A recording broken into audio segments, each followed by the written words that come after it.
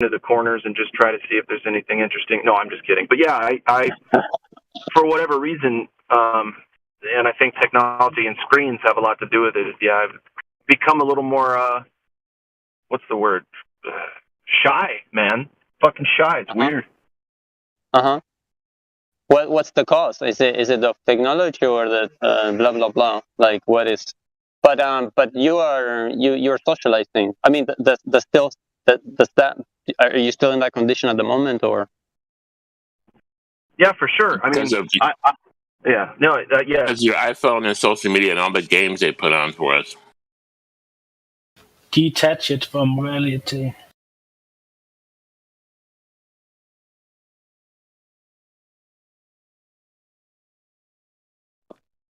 We've detached from reality because of our iPhones and because of our computers and because of social media. Yeah. I don't think it's that bad. I mean, that's because we don't know what was in the past. Maybe there was some sort like we're talking about, for example, Tesla, free energy. Maybe there was other ways of communications like telepathic abilities. They claim we only use 10% of our brain.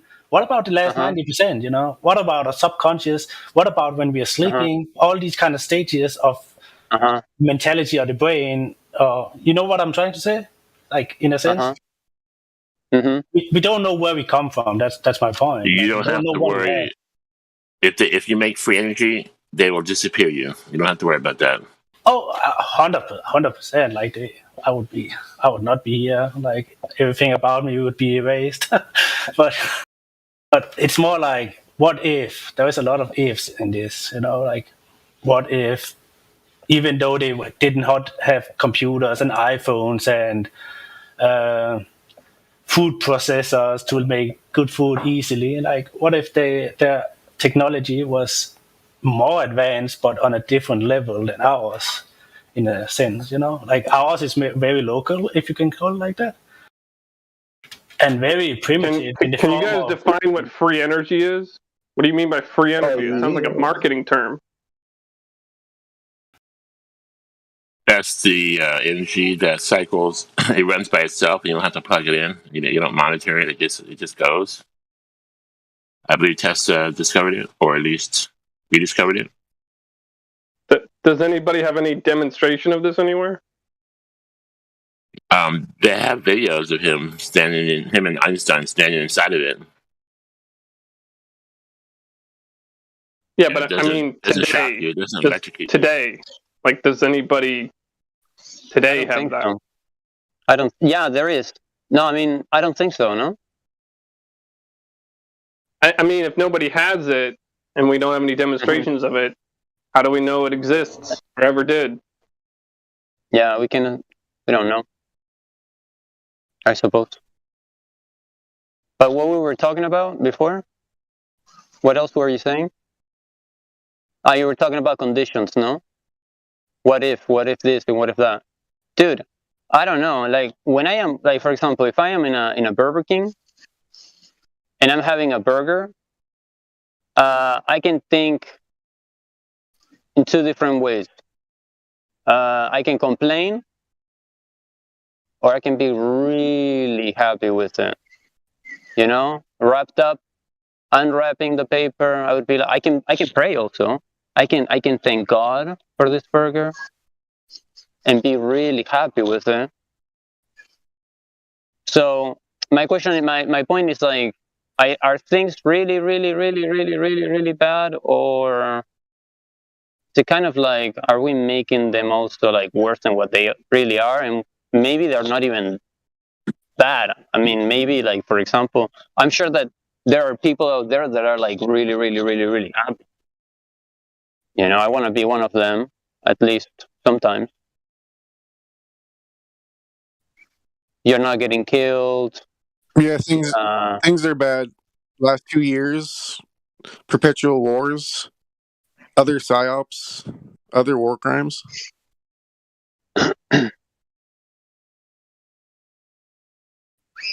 I mean,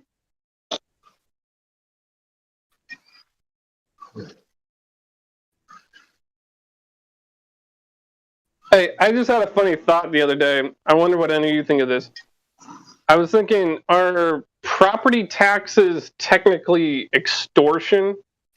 Because if you don't pay your property taxes, allegedly, It's not the your property. police, the government, the bank, I don't know, some people come and take your The land government from you and kick take you off it your away land from if you you. don't pay your property taxes. So if they kick you off your own property for not paying taxes on your property, by definition, it's not your own property. But isn't that also extortion? Am I wrong about that? Of the worst type, man. Of the worst type. And as if it couldn't be any worse, property taxes are used for the educational system, and the educational system, they Shame. brainwash children into believing that they live on a spinning ball in the vacuum of space. It's the shame. It's the they are Listen. going against. They're going against life. They're going against like the value of life. Right, And but they're how did you trained. acquire the property? How did you acquire the property? They're prepped in school to be a worker bee and to live in debt and work all your life.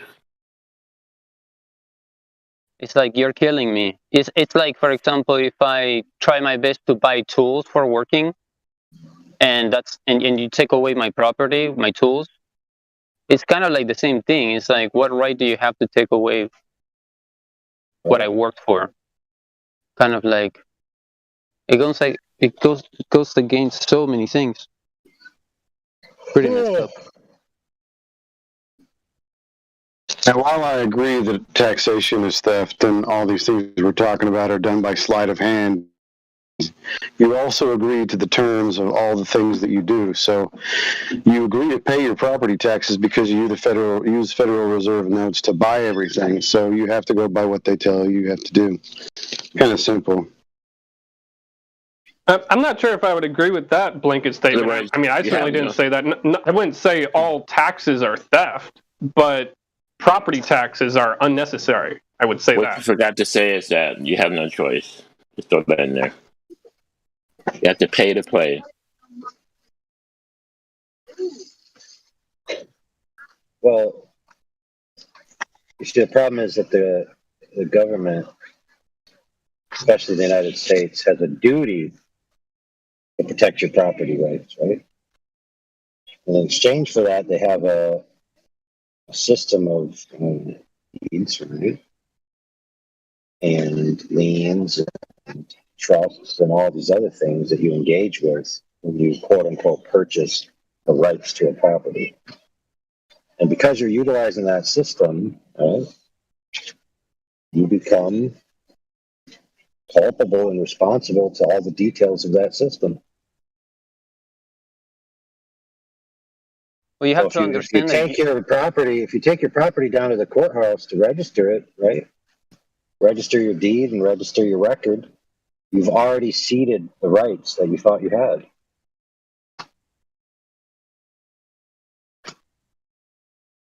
So should we not do that? But if you don't do that, then any Tom, Dick, and Harry can show up and smack the living crap out of you and kick you off your quote unquote property, right? And what are you going to do about it? Nothing. Because you got no proof it's yours. So you see the problem? Yeah, I see the problem. But wait, the question I was meaning to ask before that, more important question is, can we maintain that system without property taxes being in place? Maybe. what system? No, that system does not belong. The No, system of that's a being able totally to keep independent deeds in system. order. Sorry, I didn't mean to cut you off. No, it's fine.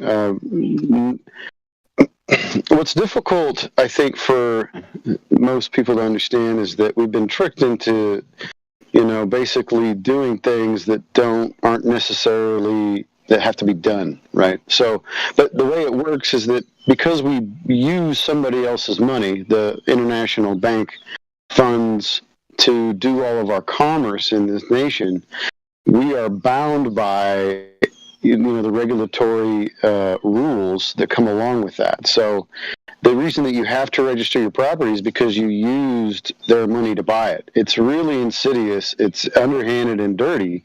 But if you don't follow the rules, then you stole from them, right? You see how it works? Like you took their stuff and used it and didn't pay the fees associated with using their stuff.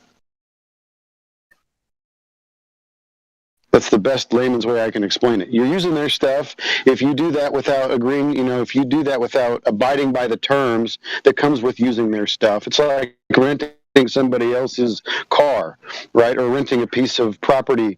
Like if I rent it from you, I have to abide by your rules. It's your stuff. Right. So you're saying they can one their day come stuff, to you. they make the rules. We don't. So Yeah, if you don't pay, you can show them you can show them the check that you worked 40 hours for. They can say, you know what, we're not going to let you use our money anymore. So sorry. Is that what you're saying? pretty much. It's that simple, and yet it's really convoluted. Because you could always use a different form of currency. True. What do you mean can't use our money? When does that ever happen? What? Look, Do you even know what I'm talking about? You can always. It's not your money. I was referring to something Godric just said. Like you can just say, I'm going to make my own gold-backed currency one day and start doing that. They'll let you do that. Yeah, you can use a currency totally unassociated with theirs. But let me just make the point that I wanted to make. I mean, I kind of barely did, but I just wanted to reinforce it. I'm saying that these systems we have for keeping track of who owns what property, I'm not necessarily opposed to these systems. I'm just saying, and I'm not even opposed to all taxes. I think taxes should be lowered and there should be less types of taxes. I'm just saying that I think it'd be great if we lived in a world where we could have the system where, we keep track of who owns what, but we just don't have property taxes. okay, but that's only half of it. Keeping track of who owns it is just a database of records. That's not the whole shebang. The whole shebang is the expectation that if there's any quarrel, right, that somebody is going to come and enforce it. Right? Yeah, It's sanctioned. Shouldn't that be the case? Well, do they work for free? No. And I'm not saying they should. I'm just saying they should not have a paycheck that comes from property taxes, just from other taxes. Well, I think you're missing your own point. I don't think you care about property taxes. I think you care more about property taxes being lienable against the property where they can repossess it. Or am I wrong? Well, that, and even before that, just the basic logic that, as long as you're paying property taxes, I'm pretty sure, I could be wrong, but I'm pretty sure by definition you don't really own your own property. And that's the thing that really bothers me. The idea of not really owning your own property. That's the condition. You don't. Well, yeah, but that's my point, is that you would at least a hell of a lot more, in my own opinion, if you didn't have to pay property taxes. Well, I don't know 100% how this works down in Florida, but they have the Homestead Act or something. And I'm pretty sure, if I remember correctly, that it's you can never get your house repossessed for taxes. Is it kind of like you're loaning the house from folks? It's on a loan like your car. No, the house. Listen, the house is an improvement. The house is not the property. The property is the plot of land. Yeah, look it. You can have your house all day long. Come get a tractor trailer and get the F out of here before Wednesday. You put your house somewhere else, not on this land. Fucker. Dude, you know what you should do if you know what you do? Is you come back, right, with a bunch of helicopters and some tractors and some trailers and stuff, and you literally take the dirt too, like 10 feet deep. You know what I'm saying? So there's a big hole in the ground.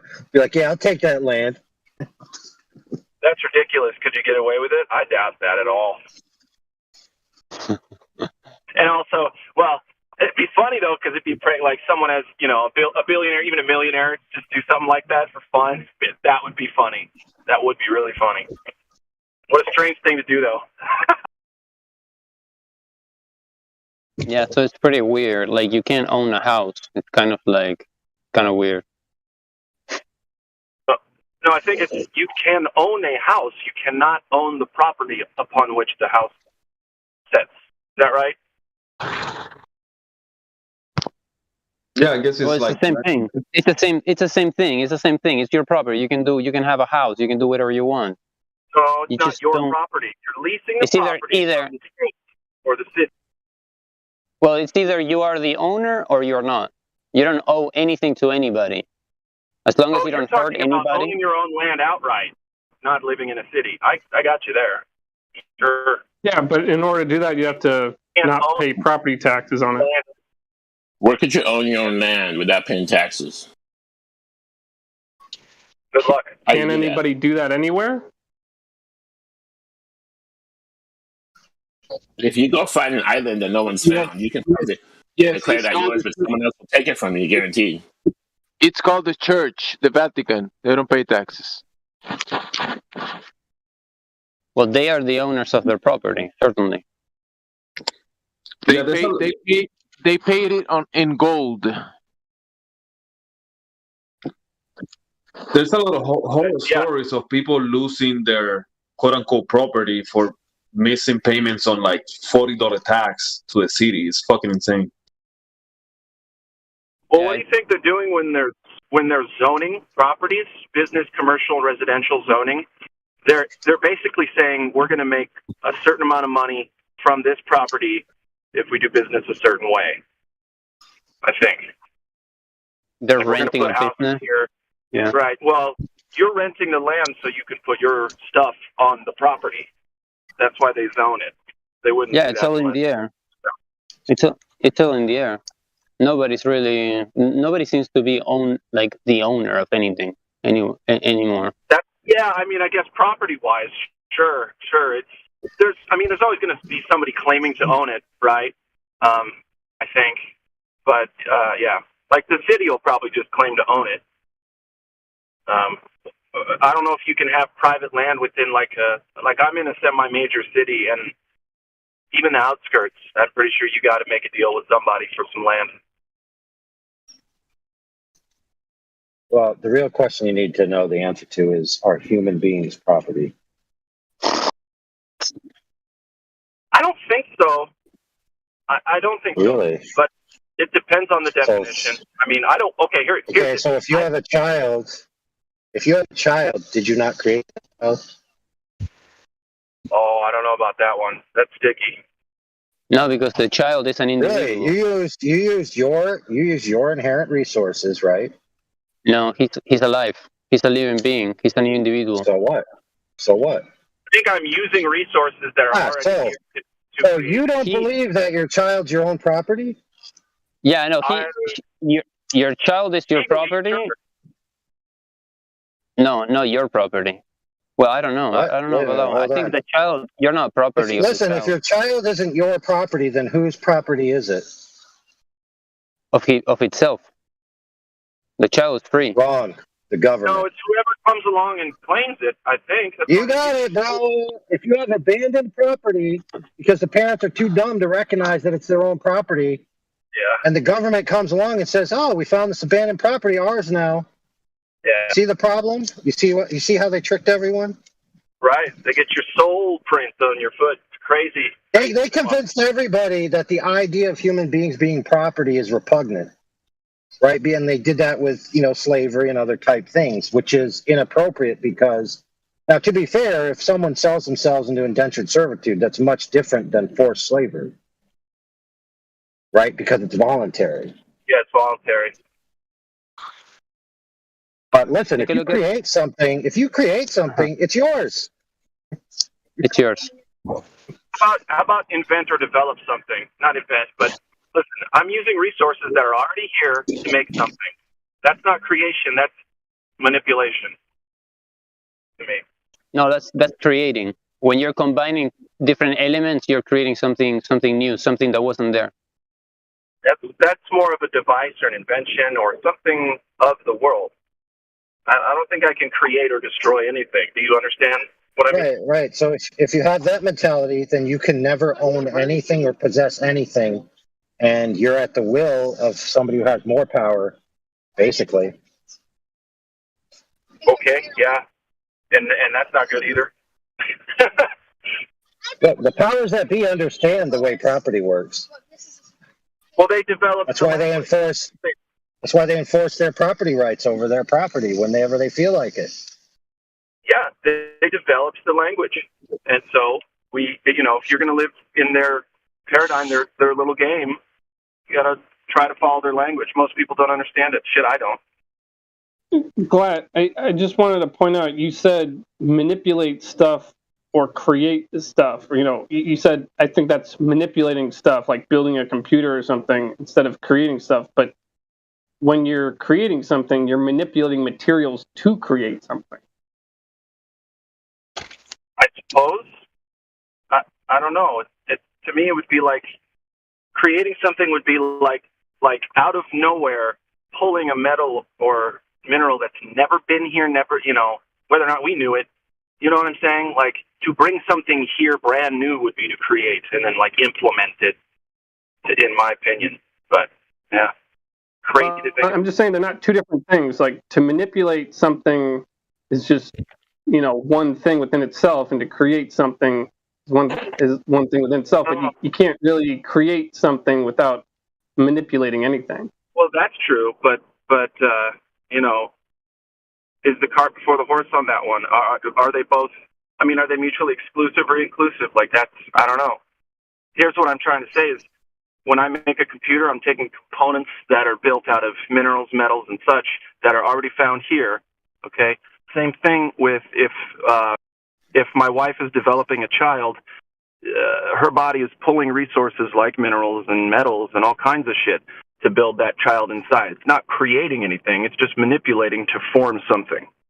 Yeah, but didn't you have to manipulate her a little bit in order for that child to form? Well, I gave her stuff that was already there. It just happened to be within me in a certain concoction. I didn't create anything. I'm not making anything that. Okay, perfect. So then you have no claims of ownership over anything, and I'm going to come take your stuff. And if you don't like it, I'm going to kill your ass. How about that? Wow, that's harsh. See how that works? Well, I didn't make that the supposed reality, so I don't know.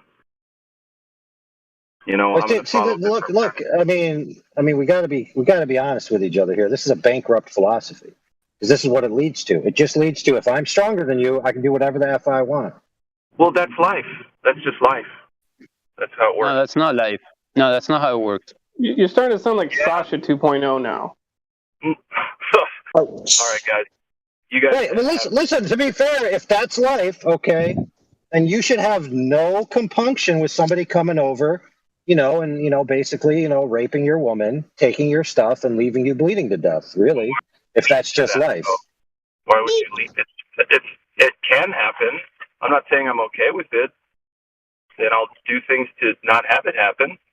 I don't understand. There's no way you can create a system that's going to allow you to ignore nature. You can't hide. That's what I'm saying. Will you give up your guns to make other people safe? Right. And part of nature is recognizing. Check it out, bro. Part of nature is recognizing that we are sentient agents, right? That have inherent rights that we respect, and that when we cross those boundaries of ownership, property rights, and moral rights, that we're doing something wrong and we shouldn't do it. Not simply because that person's stronger than us and we're weaker and therefore our logistical powers don't allow us to, which is how ultimately those decisions would be made if that other philosophy were true. But you see, nobody lives that way except psychopaths. Right. I agree. There's such thing, in our opinion, as right and wrong. There's quite a few of those psychopaths around. To humans, again, and I share your opinion. Of course I don't want that to happen. That's morals and ethics. Not sure what you were trying to say, though. No, see, wants aren't morals and ethics. See, that's the problem, is wants aren't morals and ethics. Morals and ethics transcend wants. You have wants, right? You have wants and desires, and then you recognize that the pursuit of those wants and desires would be wrong, and therefore you don't act on them because you have a transcendent value greater than that you judge them against. It depends on the wants and desires, but yeah, it's of the world, which is not as good as, I guess, something higher, more above and better than the world. But again, that's an opinion of what would be better.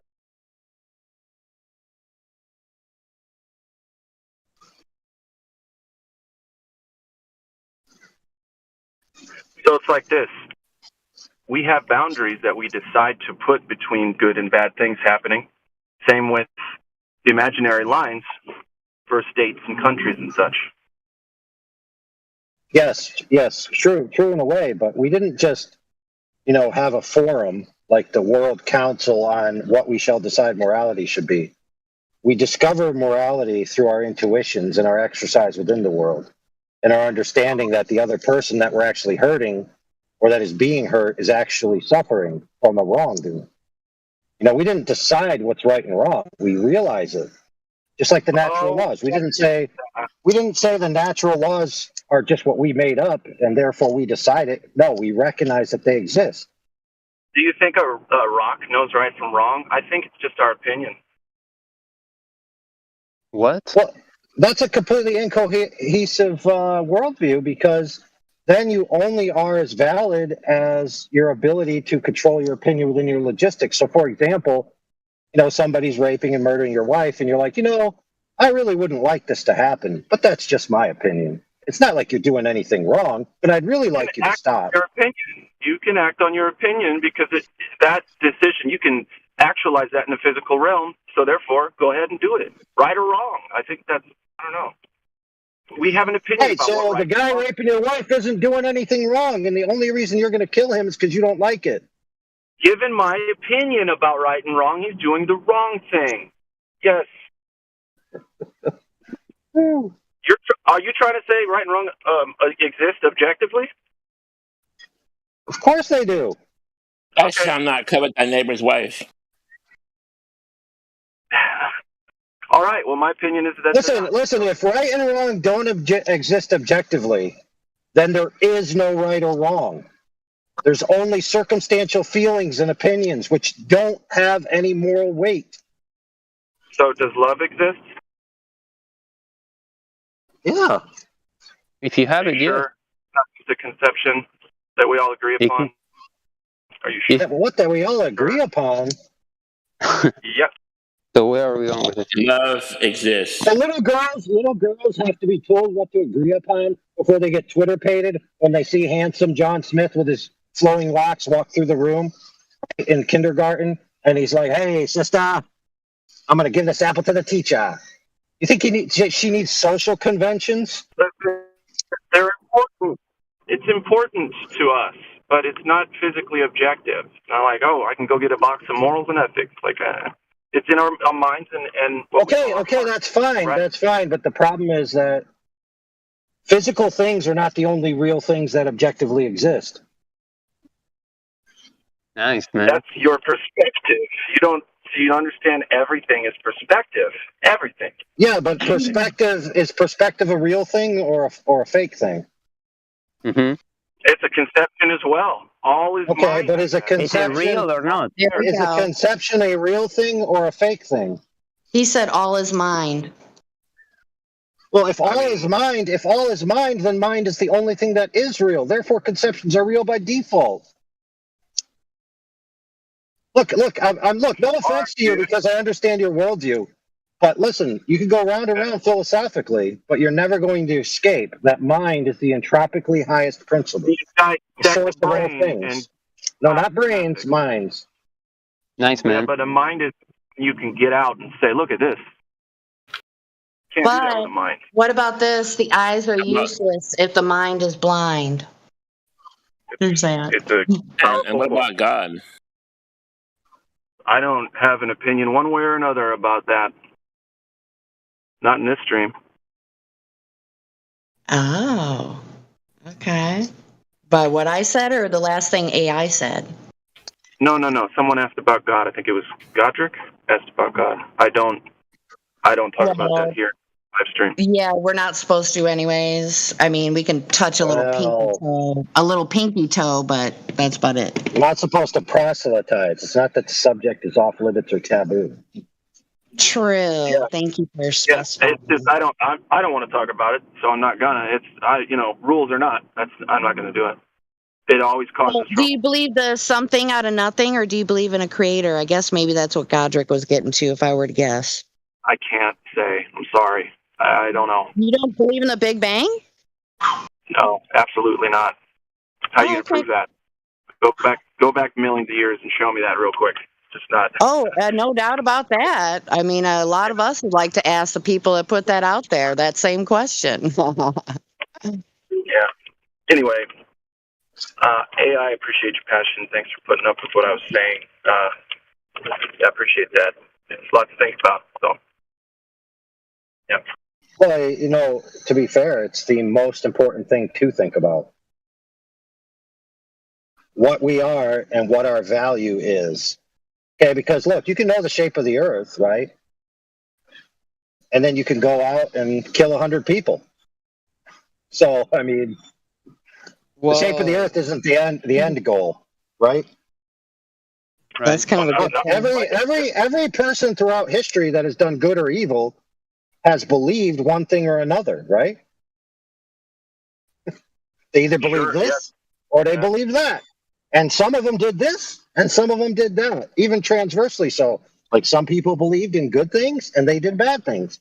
Some people believed in bad things and they did good things. So doesn't that blur the line between we don't even fucking know what good and bad is, depending on, I mean, isn't it just our opinion? That's what I'm saying. Does a stoplight know good and bad? There's do no harm. No, I mean, well, look. It's real simple. Is killing, torturing, raping, eating babies in front of their parents the same thing as kicking over a sandcastle at the beach? Not to me, no. That is great. I love that, AI. I love that. The Not to me, but the magnitude of trauma of a child watching their sandcastle get kicked could be comparable potentially to other situations. I think that's great. You can't compare emotions. Is that what you were kind of saying? Or did I fly off? What I'm saying is that a sandcastle itself has no inherent value to where destroying it by kicking it over, right, is violating any moral good, right? Except if it's, you know, the child who owns it, right? Yeah, they're both But bad. you see, if we just go around with opinion, right, you can alter your opinion at will. So today, you know, killing a child is no big deal. Tomorrow, eating a child is no big deal. The next day, killing the parents, no big deal. But then after that, if I don't walk this old lady across the street, I'm a bad person. I mean, how could you possibly have any semblance of order if it's just opinion based? It's all opinion based. So we've got a little order going on. Not all that we need, but yeah. Dude, I will submit to you, okay, whether you realize it or not, that it is impossible to maintain that position, that morality is opinion based. Well, pain, physical pain, emotional pain are objective realities. And so I will base my actions that I choose from opinion to do on that. Right, but whose pain? Yours or somebody else's? All pain, in my opinion, I don't want. Okay, so somebody else's pain? No, for everyone. I don't want anybody to suffer. I want no pain whatsoever. And that, technically that can't happen here, but that's what I want. I want as little pain for everyone, yeah, including myself, as possible. Yeah, well, absolutely. So what if I told you that all those people that you perceive as suffering are actually not suffering at all because none of them are sentient? They're just mud puddles. Well, show me one and let me get in the innards and stuff and do a bunch of psychological tests, I guess. I don't know, man. Right, so you see that your standard of evidence, right, can't even hold true to your own beliefs because you actually believe intrinsically within your spirit that other spiritual entities, sentient beings exist and suffer. Right. Listen, I live my life with absolutely zero direct evidence that that's the case. I live my life based on that stuff. Yes. I just think I'm trying to think outside of the box. Wait, so let's be clear. There's absolutely no empirical evidence of an internal world of another agent. Okay? That does not exist. It's not tangible. It's not accessible. You believe it based on faith alone. Yes. I merely believe it, right. So I think there's shit better than belief. That's what I'm trying to say. Goes way above mere belief. Okay. Right, but you can never experience another person's sentience.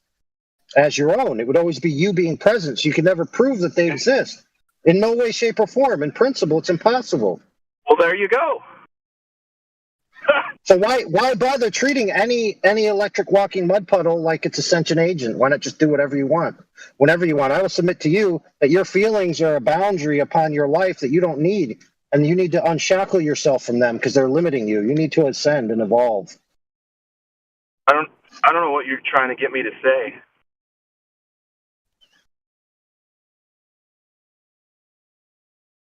Well, I'm just taking the assertions that you're making to their conclusion. Like, I'll put it to you like this: there's absolutely no rational reason for you to behave in any sense of morality whatsoever, unless you can prove of a necessity that the agents that exist outside of yourself are sentient. Because if they're not, you could do whatever you want to them. It's no different than kicking over a sandcastle. In my opinion, all you back is your feelings. Right. My feelings make my opinion different about that. So I think kicking over the sandcastle is just fine, no matter in what world. I mean, it's kind of mean to whoever built it, but whatever. And then the other thing that you mentioned, that's completely deplorable, based on my opinion, developed by my feelings, developed by chemicals. But here we are.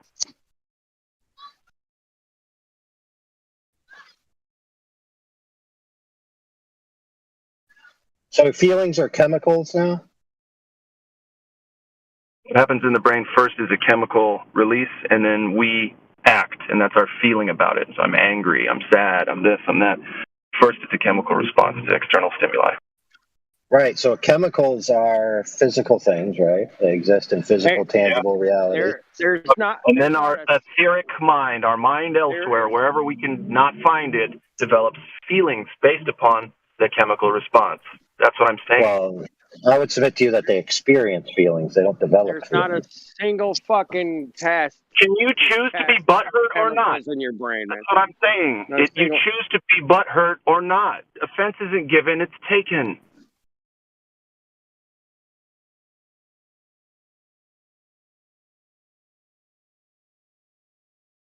Oh, so then why have the chemicals at all? There's no test. That's like saying when somebody is hostile, and you have a synapse response, right?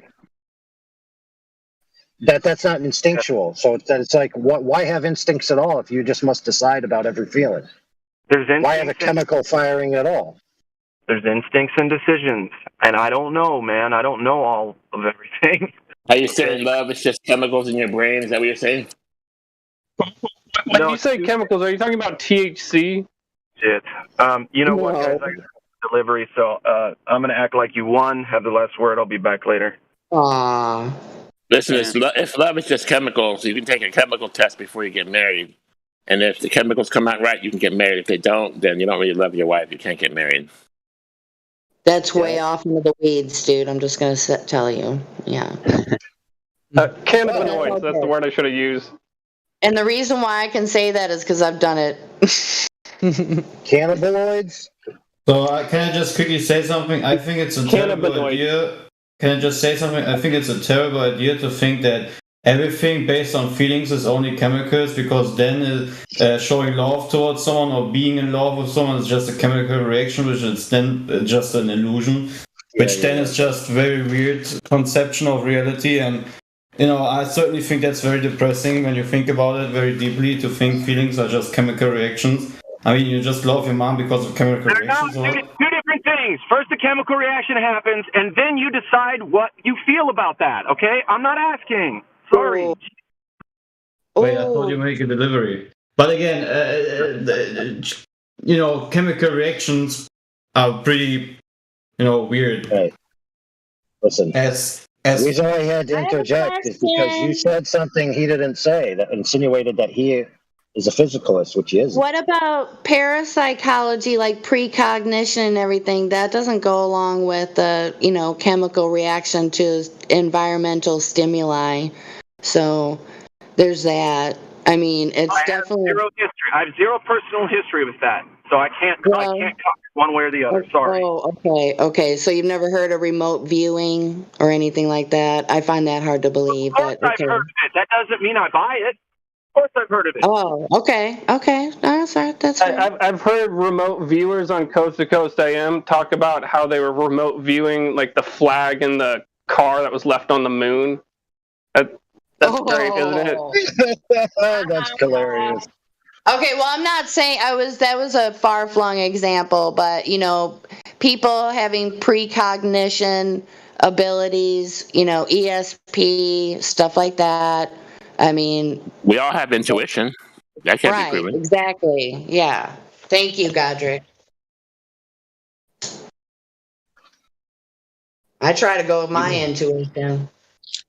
There's an interesting theory that I guess has some backing to it that kind of relates to this about women being on the pill and their body thinking it's pregnant all the time actually chemically makes them tend to choose the wrong man because their body is thinking it's pregnant already. So it's the pheromones are seeking out aren't really. I guess the pheromones are actually supposed to seek a man that would be the best genetic compatibility to their own, either to compensate for their own but if a woman's shortcomings or whatever. If a woman is in the state of as if they were pregnant, I don't think pregnant women have any desire to mate during pregnancy. I mean, yes, of course they have intercourse and such, but there's no innate natural ability that, I mean, the mission It is takes away that successful. kind of natural pheromone seeking process that might choose the best genetic mate. Not to say it's all, So there's a lot. The theory is that then they're choosing the wrong mate based on the fact that they're on the pill all the time and their pheromones aren't working to choose the correct genetic. Wow, man, that's incredible. I never heard anything like that. Makes sense though when you think about it, right? It sure does, and that's chemical. Not to say love is all chemical, but Well, that's why everyone should stay away from any kind of unnatural. Well, I don't know. Yeah, we don't want to go down that road. There's a result. Is all I'm saying. It seems. That is very interesting. That's like a multi-prong effect. That's wow.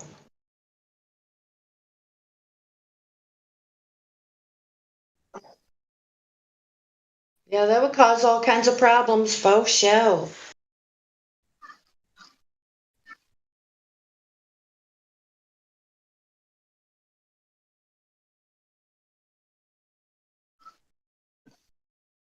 Makes you wonder, with all the side effects that birth control has on females, negative, right?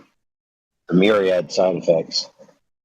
There hasn't really been a pursuit for a male version of the equivalent of a female, birth control pill right? or anything Every like once in a while, the topic's brought up, but you're right. Nothing's ever been done. And then I think there's a patch they're doing now, right? They're a patch. Well, they viciously fight against it, right? The female groups and politicians and all that, because they recognize that the woman having the exclusive control is favorable to the state agenda. Oh. Yikes. Yeah, think about it. If it was about equal rights and all of those types of noble goals that they claim, then they would have just as much money invested in both, or whatever. But they don't. Oh, it's such a web, that whole thing. And anything you can think of, it's all intertwined like that. I mean, how did we get in this mess? I guess everybody plays the fool. Everybody. At some time.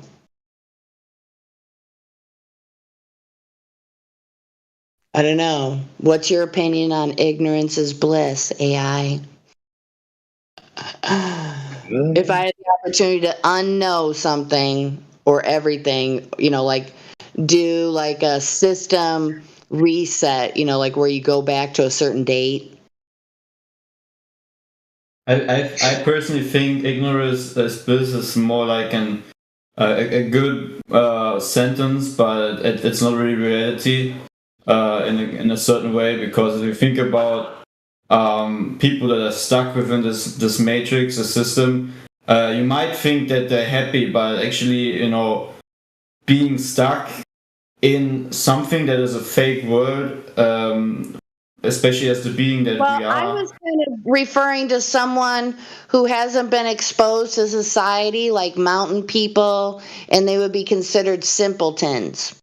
Oh yeah, like you guys don't know what you're missing. You need the internet and cell phones and social media and anxiety and pills for your anxiety, and then pills for the side effects for your anxiety pills. Yeah, that's another story. Yeah, do you think you would be happy as a simpleton if you could go back in time, or would you rather try and wake everybody up? You plant your own crops, have your own little farm, eggs, chickens. Right. I think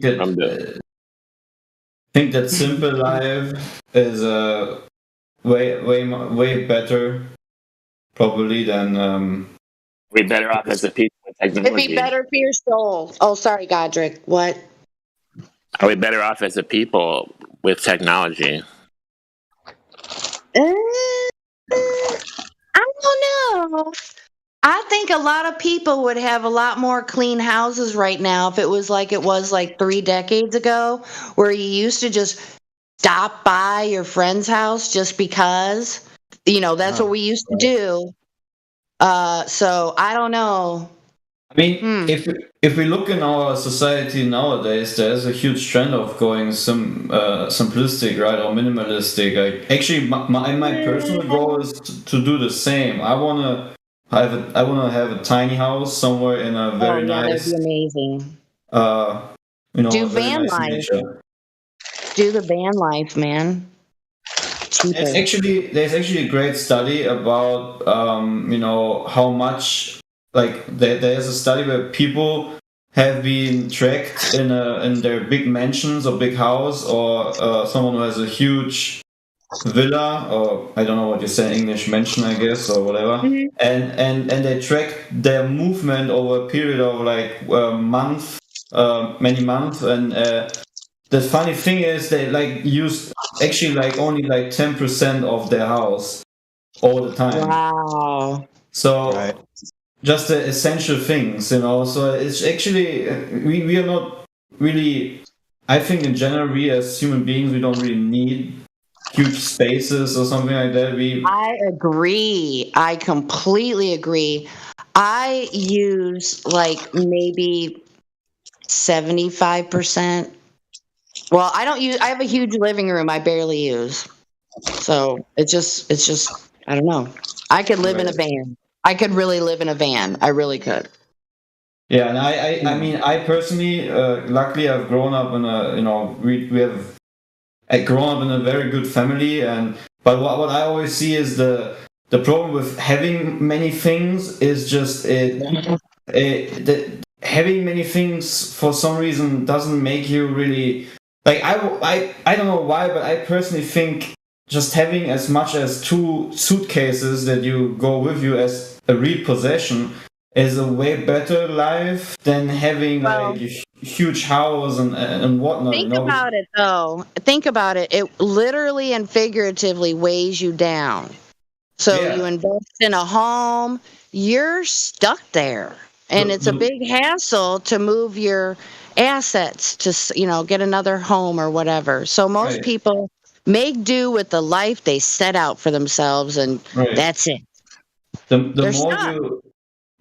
more you possess, the more you are possessed in a certain way, I think. I mean, if you look at rich people, how they embrace not everyone, okay, but if you look at superstars and whatnot, you can see the trend. I'm saying every millionaire or billionaire or whatever, but there is a trend that these people tend to glorify material over everything else. My God, that's what social media is all about.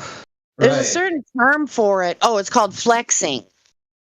Right, but it's Everybody like likes to flex what they have. it's like a certain possession, right? It's like a certain. It's like it's weird somehow, you know how. Well, Things... you got to think that there's, multi-billionaires, and then, you have your lowly millionaires now. Mm. So you got different classes of rich people.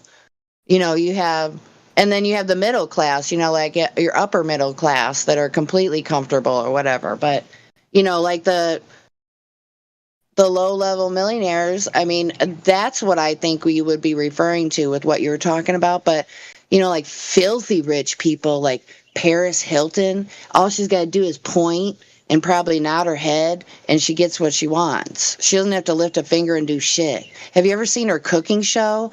It's laughable. I mean, I don't understand it. The woman wore, like, bicycle gloves, they're fingerless gloves to cook with. That's not reality. That's not how you cook. It's like, are you kidding me, people?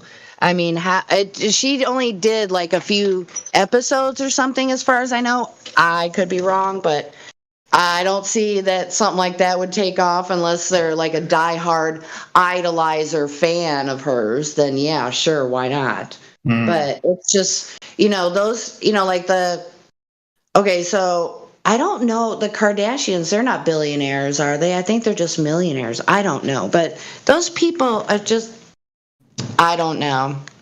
It's just insanity how much money some people have.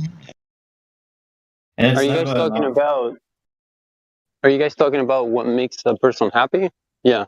Yes, I proposed, would you rather be would be classified as a simpleton, like a mountain dweller in the country person, not exposed to society, or would you rather, know what you know?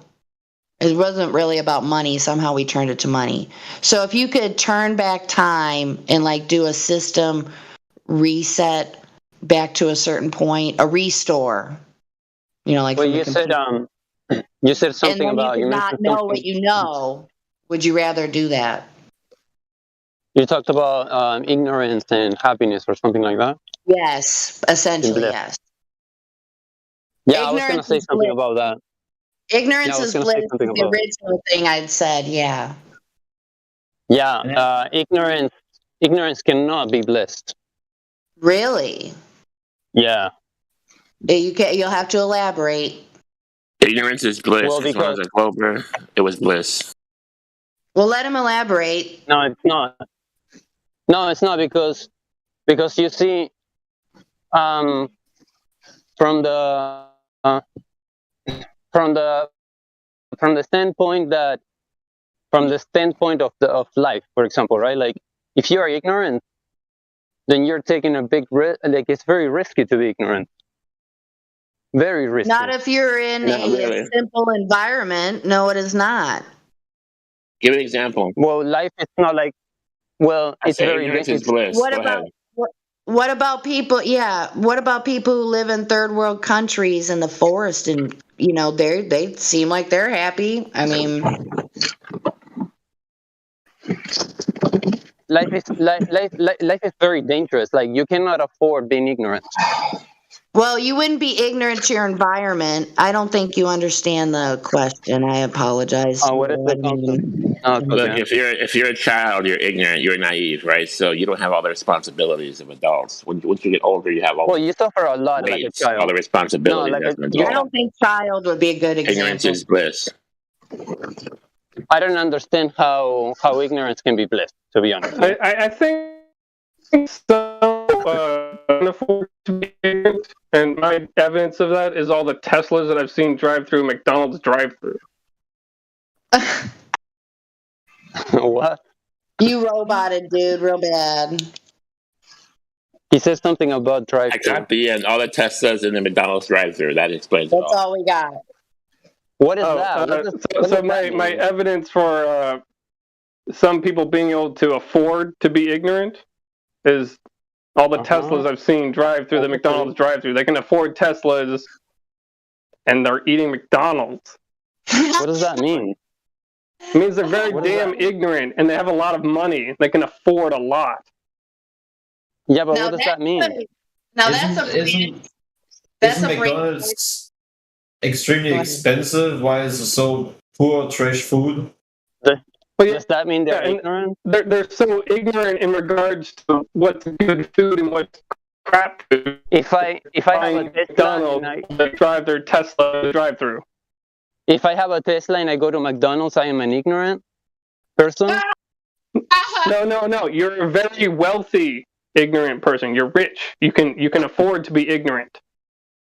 You can afford to be ignorant? What does that mean? Yeah, if you clog your arteries, you can get surgery, no problem. No care. Well, as long as the surgery works. Surgeries like that only work so far. You cannot be happy if you're ignorant. Because happiness requires you to have knowledge of what you want, of what your goals want. You want to be a productive person, productivity makes you happy. You need to have knowledge. I don't think happiness is quite that involved. Actually, the more knowledge you have, the less happy you're going to be because you have more stress and more onus and more responsibility. Thank you. That was great. Oh my goodness, guys. That's the crux of what I was trying to do. No. You want to live like an animal. You want to be like an animal, not like a human being. There's a song. It's a great song. It says something like "Be a simple man." That's just like life, like advice right there. Yeah, but life is not simple like that. Fist bump, Godric. I love it. You can make it complicated, sure. And is it better? Yeah. No, I'm not talking about making it complicated. Look, yeah, you are. Listen, I'll give you proof. As IQ increases, suicide rate increases. Fact. Life is hard. Life is hard. Life is hard. As IQ increases upwards, so does suicide rate. Fact. Yikes. Okay, go ahead. Be ignorant. Be ignorant. Wow, is that a response? You're gonna be. What are you talking about, bro? I'm not. Dude, the problem is that they're talking about being ignorant in specifics, and you're talking about being ignorant in generality. Ignorant of what? About being a simple, what are we talking about? Man without a lot of headaches. That's what I'm talking about. Live a simple life. Live off the earth. Pray to God. Oh, you're talking about? That's what I'm talking about. Oh, okay. I'm probably misunderstood. I didn't know you were talking about headaches and stress. I don't know. Whatever. Everybody plays the fool. That's what I mean. Sometimes. Like people that are very intelligent have problems. That's what I'm saying. No exception to what? Oh man. So being think about it. No, come on. Like we need to speak with context, eh? When you say intelligent, I don't mean it like I don't understand why intelligence is negative. Sorry. But anyway, you know how you become so smart you're stupid because you can't learn anything? Okay, well that's not smart, man. But I will also say depends on the person, right? It just really depends also on the person. He's talking about the burden of knowledge, because if you know something, you can't deny it. Who wants that, bro? Who wants the burden of knowledge? Okay, like knowing too much. That's the point, right? So, would you rather be ignorant of that burden? You can live a simple life without the burden of all that knowledge that you don't even need. Simple life. Simple, easy, peaceful, happy life.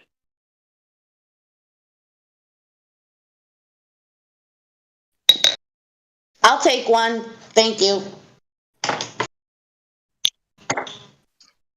Look, the sleep of a laboring man is sweet. So if you're working with your hands, like if you're a bricklayer or a carpenter, you bust your ass every day, you go to sleep, you have a nice, peaceful sleep.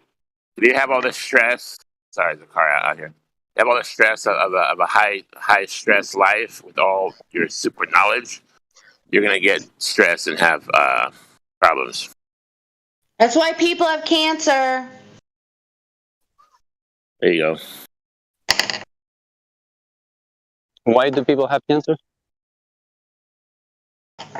From stress. You've never looked up alternative things about cancer?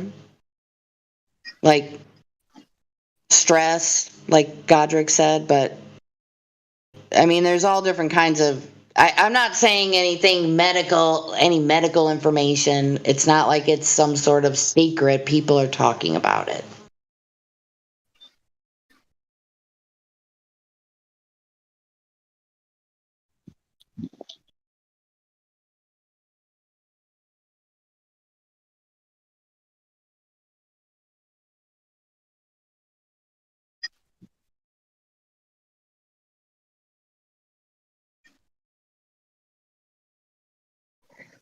Okay, I think we can. The Cricket Award goes to I'm gonna blame it on Godric. But basically, just go back to being Amish. That's what you want to do. There you go. Man, it's too bad Danny left. So it's going to segue into an important part of being honest. An important part of being honest is not castigating a whole group of people as generally being intellectually deficient and liars. What? So I take it didn't go well when he was here. Nah, man, he didn't. Oh, he just sits there and lurks. How creepy. Why? Well, he's got a book to write, you know, so he's got to get them juicy hamburgers of content so he can have, you know, chapters in his book so he can get paid and eat them steaks. Oh, he's a writer. Was that the conversation about if somebody's stronger than you, they can take your wife away in your house? Yep. And then when you go to court, the judge will just say, "What's wrong with him taking your wife?" And you'll be like, "Well, it's my opinion that it's not right." And the judge will be like, "Well, whatever."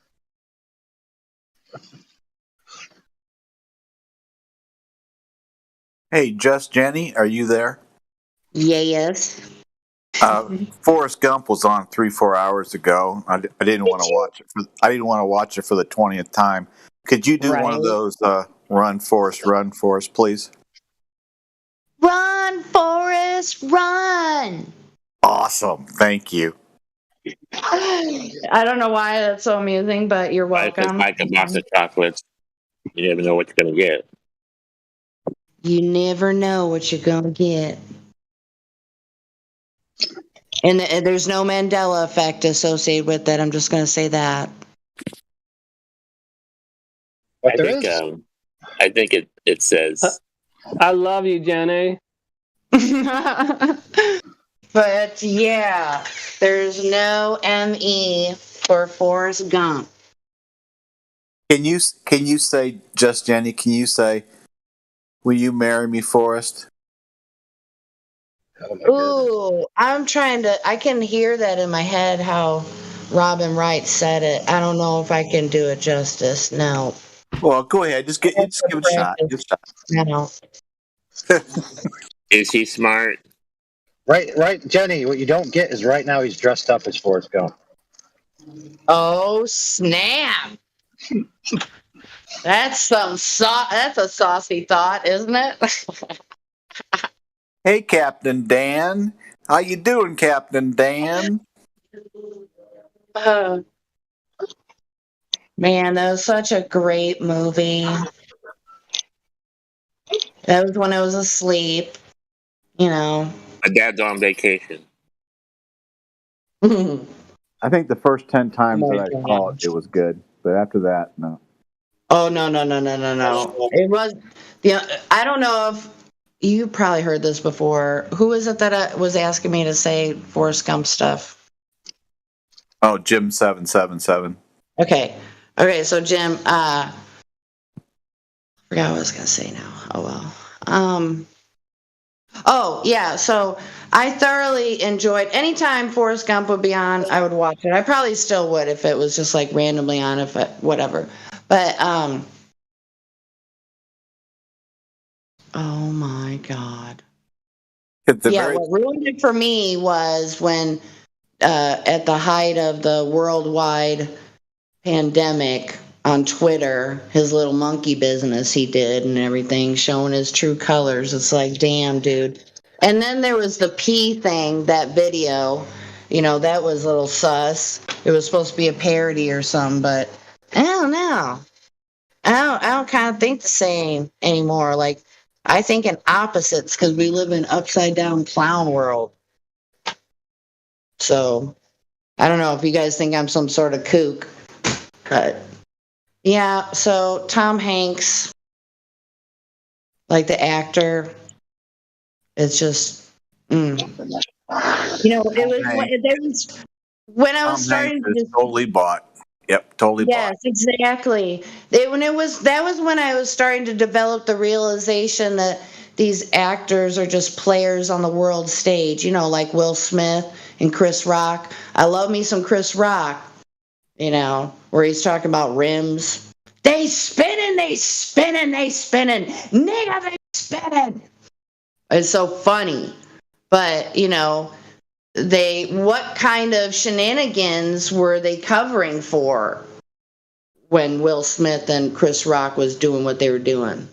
They want everybody to do their little tweets and argue and cannibalize each other. Right? So it's just crazy. He's a player on the world stage. It's unfortunate, but that's how it is. It's just a diversion to distract us from what they're doing to us on the world stage. Exactly. Right. So, and then, you know, most recently, we all know about Mr. Johnny Depp, who I haven't really cared for a long time.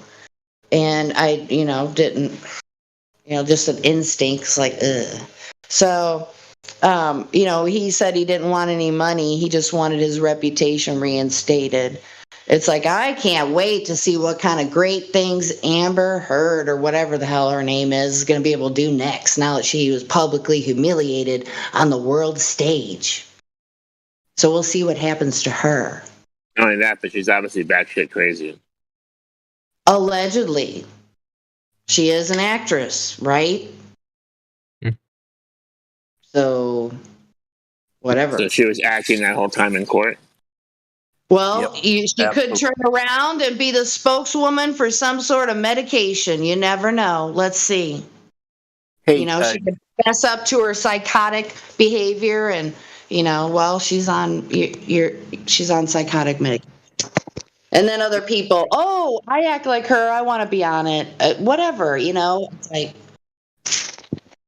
why don't we ask Jacob Rothschild? He's right here. Ask him how much he spent to buy Johnny Depp a number of decades ago. He probably knows. So, Jacob, how much did Johnny Depp cost you to sell his soul to you?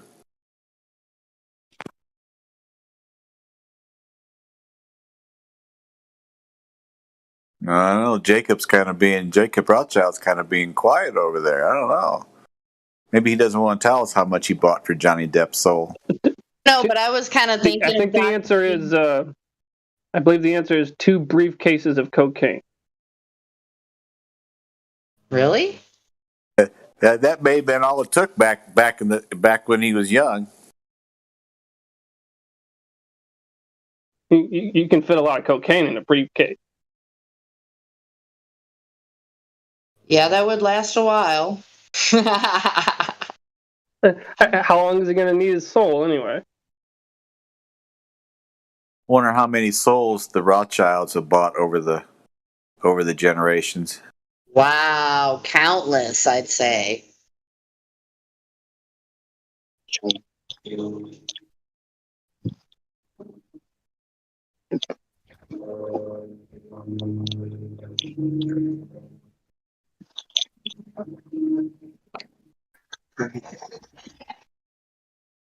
Yeah, I wonder what it's like to be bought and paid for. We were talking about ignorance is bliss. What about the other end? You know, like I almost get the suspicion that like someone like Britney Spears was in on it the whole time. Totally and bought. She's just an evil bitch. How about that? Totally bought. Totally bought. Yeah. So I wonder what it's like to live with yourself. I think anybody we see on TV or Hollywood's bought. Mm.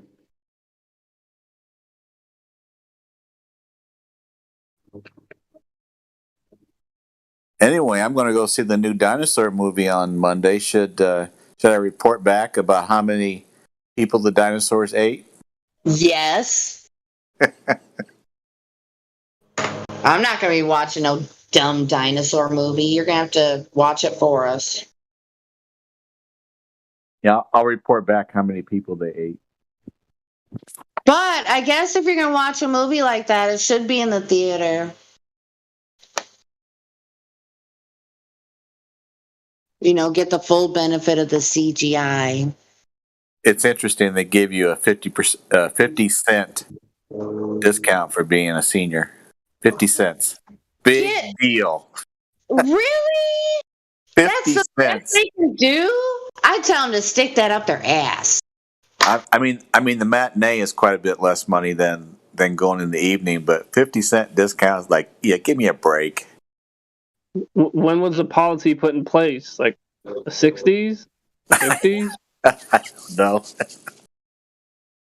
When I went to see Top Gun a couple Saturdays ago, it was I went, with my brother-in-law so we could hang out together, and so we went to the matinee, and so it was good to know there was a curvature of the Earth, because they couldn't communicate with Tom Cruise, when he was up in the air going Mach 10, but they still didn't show any curvature when he was up there. So that was fun.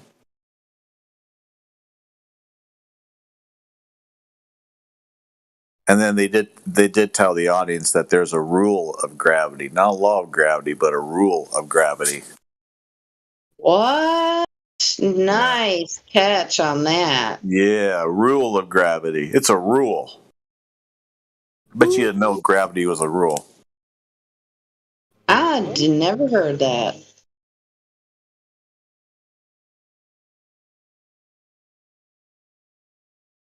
That just flew over my head back in the day watching it.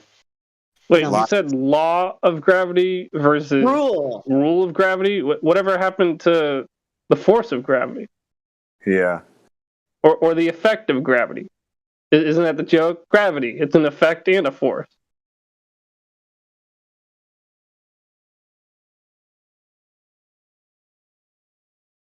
You need to be constantly updated, my friend. Yeah, Hollywood will keep you up to date on things. That's why you need to go watch their movies. What movie are you watching? What's that? Are you for reals? What movie are you watching? Well, I was joking that, if you want to stay up to date with the latest science, you should go watch Hollywood movies. Yeah, But you said you were because gonna what's his face said there's no difference between science and science fiction. Who was that dude? William The Shatner. Star- yeah, William Shatner. Yeah. Shatner. He went Everything into I space. know about space, I learned from Star Trek. He went into space at 90 years old, 63 miles up. Okay, but whatever. Good for him.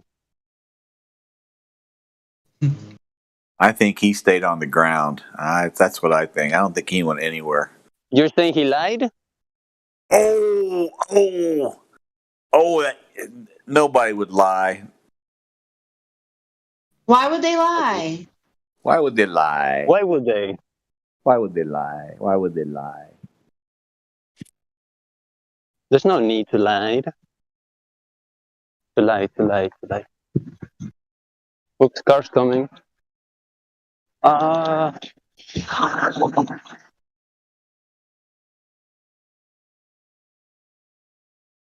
been walking for the last 2 hours.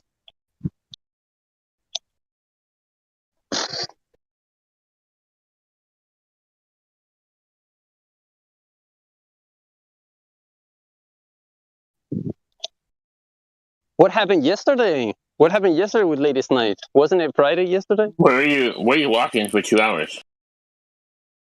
I went to the gas station to grab a coffee, and and then hang out in some sort of plaza where there were some benches, and then I'm coming back home. I stayed home the whole day. It's too hot to come out. Maybe that's just an excuse I use. It's really hot. And right now it's 12:33 a.m. I mean, midnight, night, Spain time. Spain.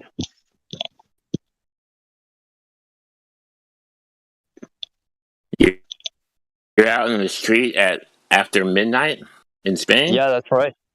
Yeah. You don't have to worry about getting jumped? No way. You can walk at any time you want here. It's safe. It's very safe. Awesome. It is 104 in Dallas, Texas, with a heat index of 114. Fun.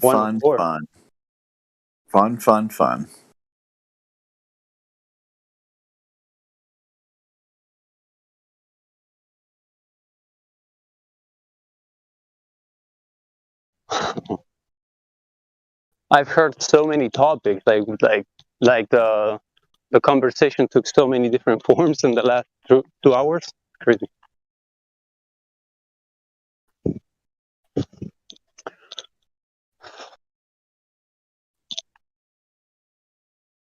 Yeah. So what happened yesterday with Ladies' Night? Was cancelled.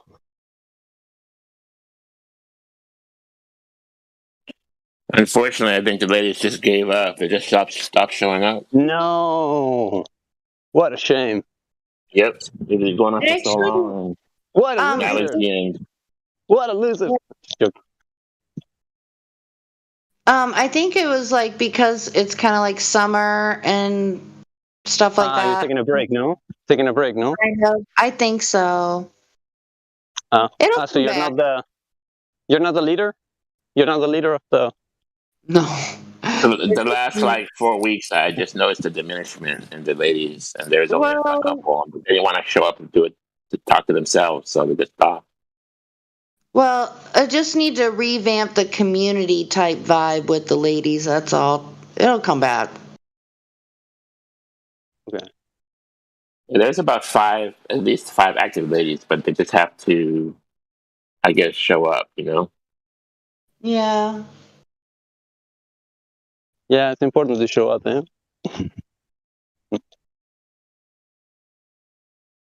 Everybody has their own respective lives. They fight against each other.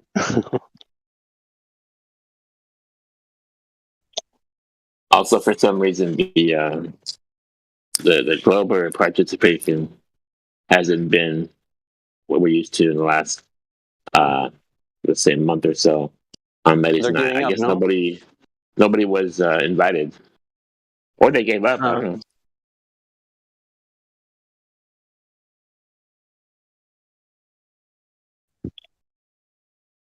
They're planning the latest theory.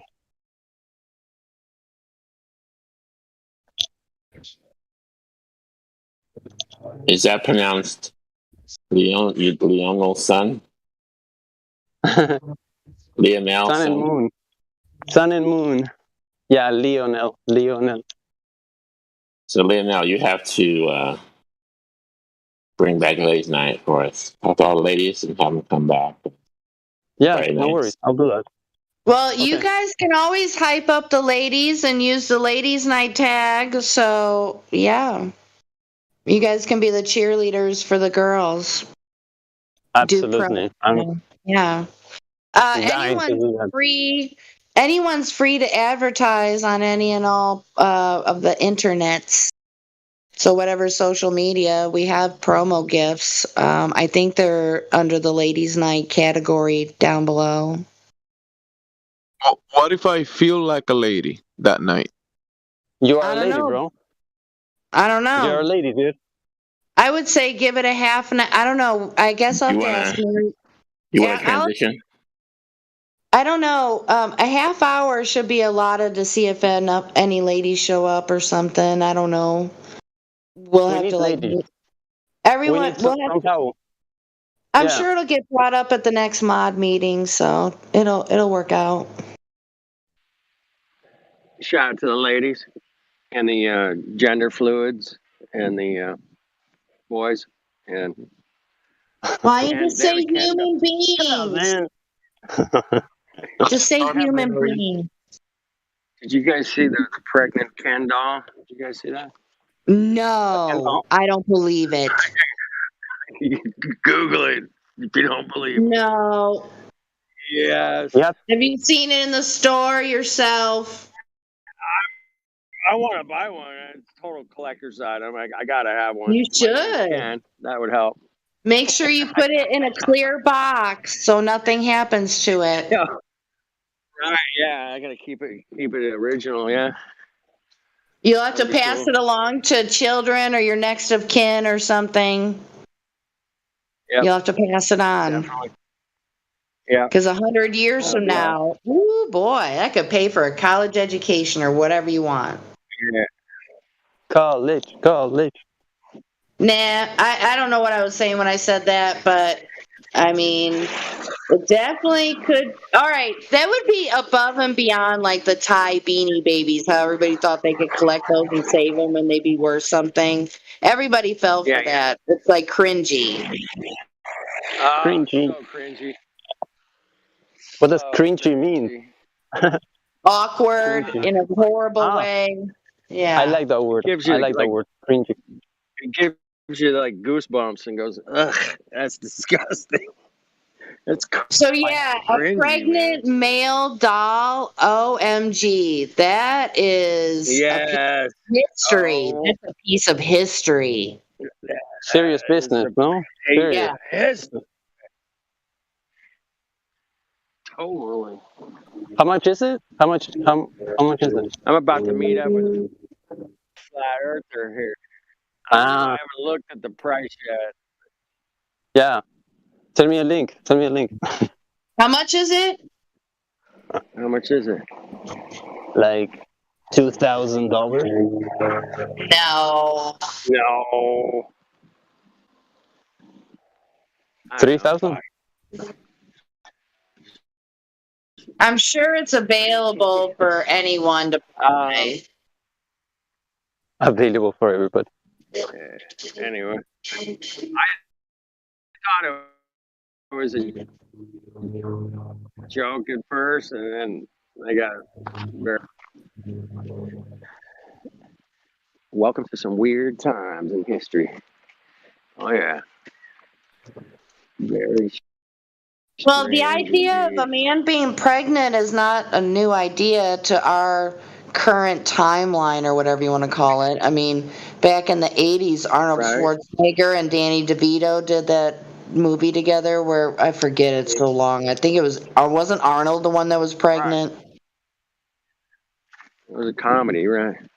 Yeah, I barely remember it. It's so long ago. Good, how you doing? How was it? Yeah, it looks fun. Sorry, got some people walking by me.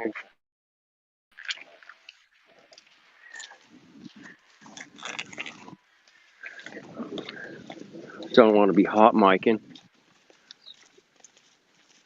Anyway, I'm just about to meet up with Latter Day Saints right here. Really Just gonna cool. roll up here. What's up, man? What's up, baby? Yeah, just double park. These guys just left. So you can park right. Oh wait, this guy's about to leave, man. All right, that's Latter Day Saints right there. Cool, huh? Tell him Just Jenny said hi. All right, well, he's got to park his car, man. Yeah, we're at the beach. It's like really hard to get parking at the beach on a Saturday morning. You know. So parking is always an issue. What is it like to meet somebody physically? Oh, it's great, man. Flat Earthers hanging out together. It's pretty cool. Very nice. I encourage you guys to do that too. No doubt. It's always better to have someone with you if you're going to go out saying stuff. Yeah. You know, You don't want to get a Karen. Oh, what's the male version of a Karen? What's the name? I forget, you guys. Do you remember? Carl. Carl? No, I haven't heard that one, but maybe. Heard that one? Ken. No. I think Oh, Ken is Ken. the one I've heard. Karen, Ken. Interesting. Kevin. Go Kevin. I do like Carl. Kevin, maybe. Kevin. Sounds Okay, like the Kevin. Backstreet Boys. Okay, Karen. Carol. Karen. Mr. Ken.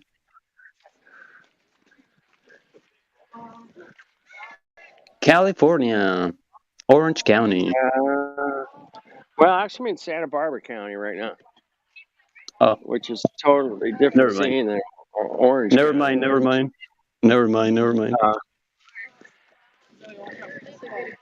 Yeah, Latter-day Saints lives over here, and I was driving Crazy. by. I'm like, let's hook up. Does that guy skateboards?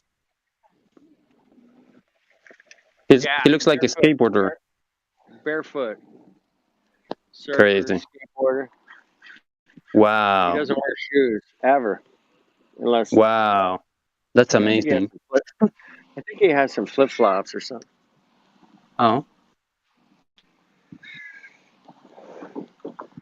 Yeah, some restaurants they don't like that, man. Yeah, no shirt, no shoes, no service. No, that's not true. California is like really open-minded, no? You can go barefoot now. Yeah, I think so. No, it kind of looks weird though. No, it kind of looks weird, I think. In Canada? I lived in Orange County. I loved it. Yeah, it's pretty cool, huh? Mm. All right. I lived in Costa Mesa. That's a nice area. Yeah. Newport Beach. Mm-hmm. I went to school there. Yeah? I did high school. I did high school there. Oh, nice. Mm-hmm. Well, you I know. did high school. You know what we're up doing. Dude, traffic was shit, huh? See, now, I could never drive. How many lanes are on the highway around there? Like 20. No, on one side.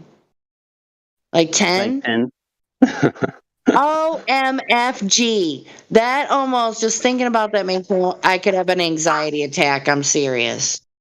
Like second number 1. I don't drive. I'm scared of driving. You know, I have a problem with cars, actually.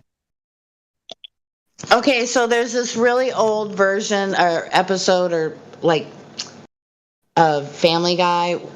You hardly ever saw her like in the episodes, but it was a Chinese woman, and she was in her car on the highway, and if I remember right, she says, "How much turn signal? I need to change 8 lane. What? None? Okay." Here, good luck, everyone else. I was like, oh my god. Yeah, it's just an inside joke. I have to watch it again to refresh the exact way to say it, but it's Yeah, I think the problem the problem is because she's from China.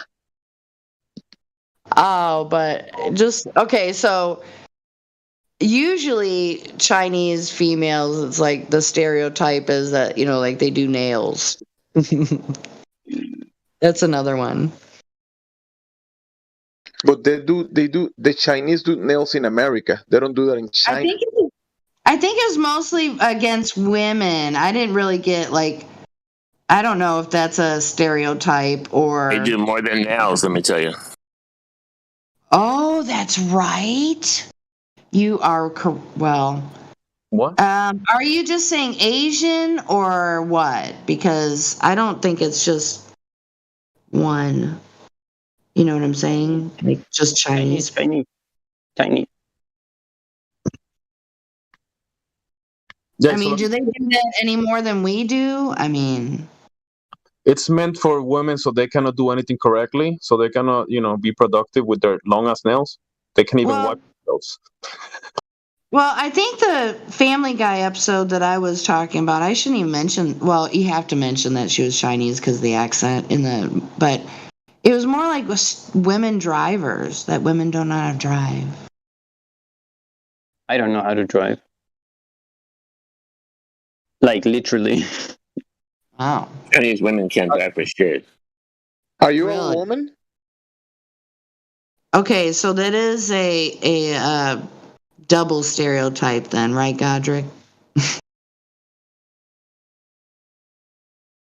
Wait, I didn't know that. I didn't know that was a thing. Yeah, I think so. Okay.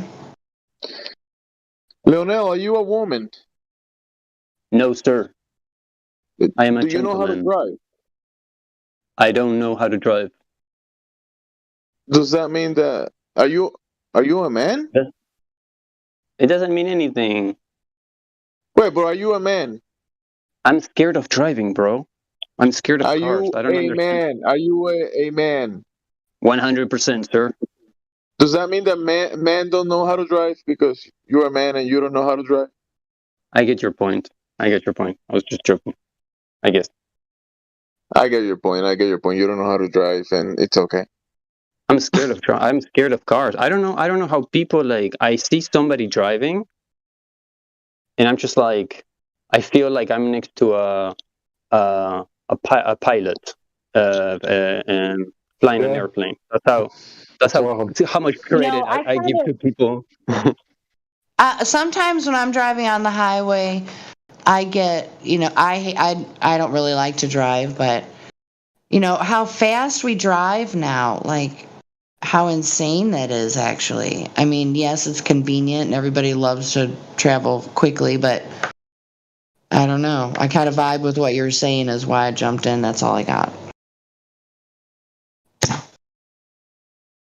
How do we get started talking about this? Speaking of women, Jeez, speaking of women, there's this video, and the guy's asking the question, "What is a woman?"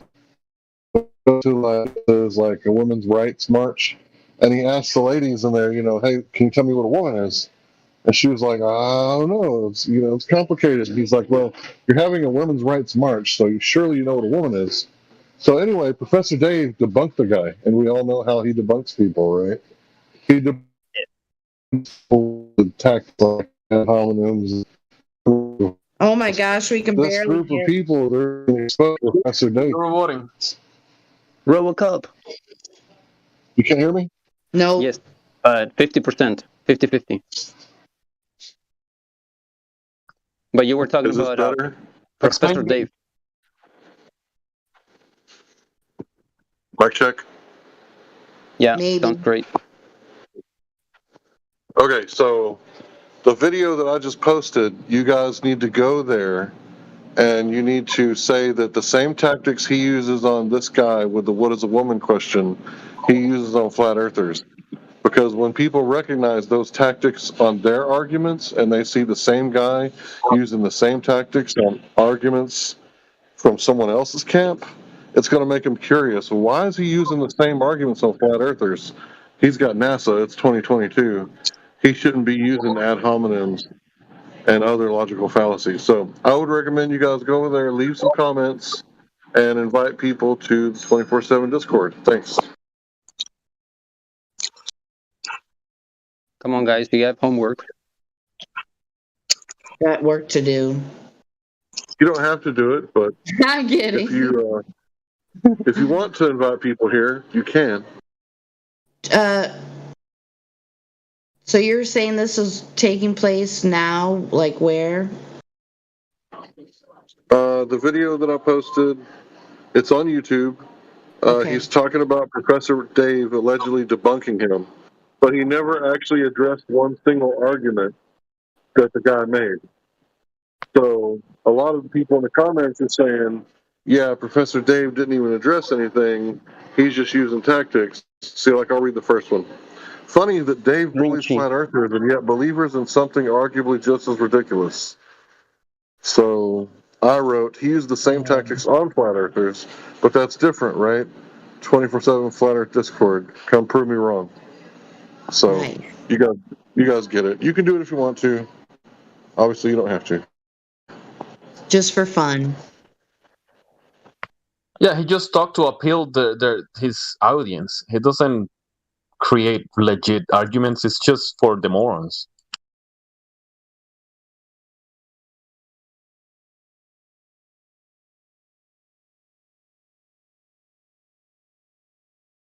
You know, sometimes, like for example, uh,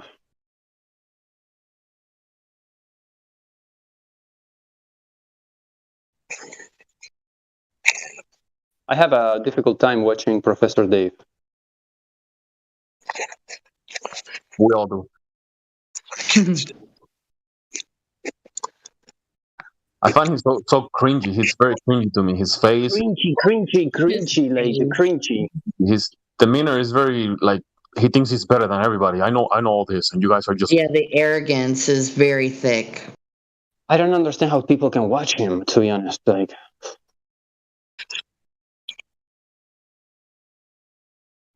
That is a fair question.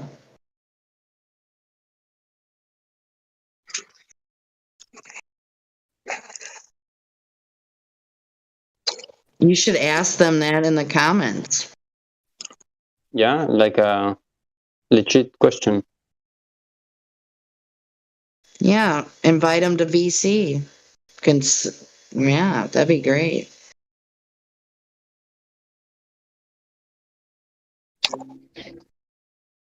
Okay, I'm gonna watch the video to see what that.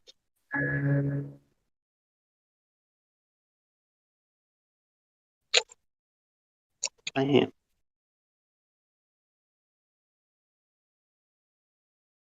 What is a woman? What is a woman?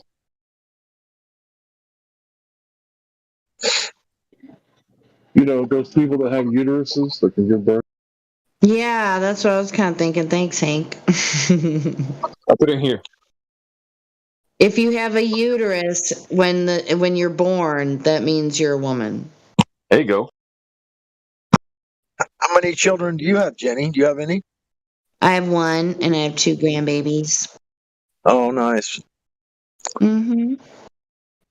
I have one son, 35, and I still don't have any grandbabies. Uh-oh, you better tell him to get going. I know, but I don't think he's cut out for the job, let's say. Aw. Well, shoot. Hold his faith, God Rockin', because he can still make babies into his 90s. You know what I mean? He might be getting his shit together by then. I always say that people, when you look at them at their life now, it's only a snapshot. He might get his shit together in the next 5 years. Okay, I'm gonna read the top comment that has like 1.6 thousand likes. Okay, I'm gonna read it. It's a very short comment. It says, "Funny that Dave bullies flat earthers, and yet believes in something arguably just as ridiculous." That's okay. That's not like all the way positive, but at least they're acknowledging the shenanigans of Professor Dave. But why are they? Yeah. Okay, what's another one? Well, the other one. Okay, the next one is, "One of the most cruel and malicious things you can do to a mentally ill person is tell them their delusions are correct and give them the go-ahead to manipulate themselves." Whoa. That's a little weird. Yeah, I didn't really. Go ahead and live your delusions as if they're real life, huh?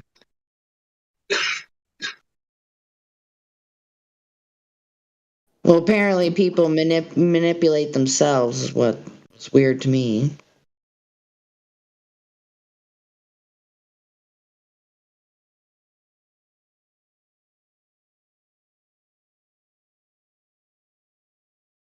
We still have the vanity link, don't we? Look at this one. Flat earthers make more compelling arguments than Dave does. Woohoo! Love that Has one. a lot of likes. Has a lot of likes, huh? How many? Wow, like this one is a comment from the first comment, like a comment of a comment, and it's on the top of the list by far. I don't know.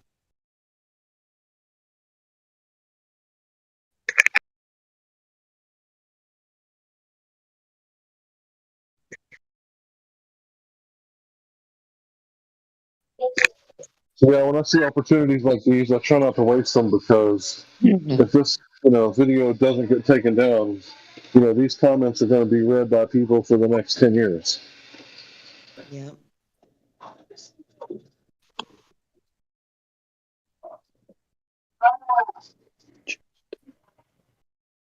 You could say something like share the vanity link and say come talk to a real flat earther.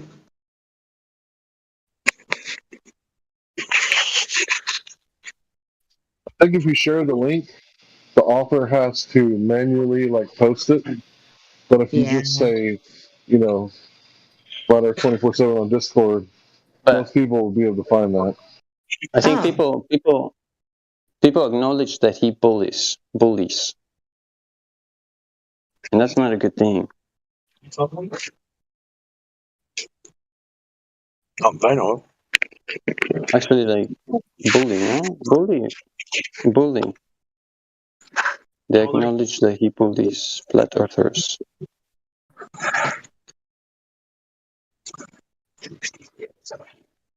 I don't understand how a professional person can bully, somebody in public.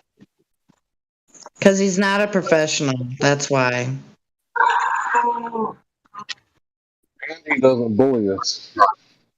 If he were to come in here, I assure you, one person could annihilate him. Like, I can bully, and I can try to be funny. I can bully, but I don't take it far. Like, I wouldn't. I don't know how he can take it so far. It's insane. There's a word for that as the reason, but I'm not gonna get around. Come on, I'm in a negative mood, Jenny. Let's hear it. Well, would he be considered a shell? A what? A shell? Would he be considered a shell or no? I would have to say yes. He's probably making some good money off his channel. He's got lots of followers and he's probably monetized and all that. Yeah. Well, I don't mean that. Look at how many views he gets. He's got 2 million subs, but he only gets what? I give him credit for that. Well, how many views, Hank, on average? Let me go look. I don't want to tell a lie. Okay.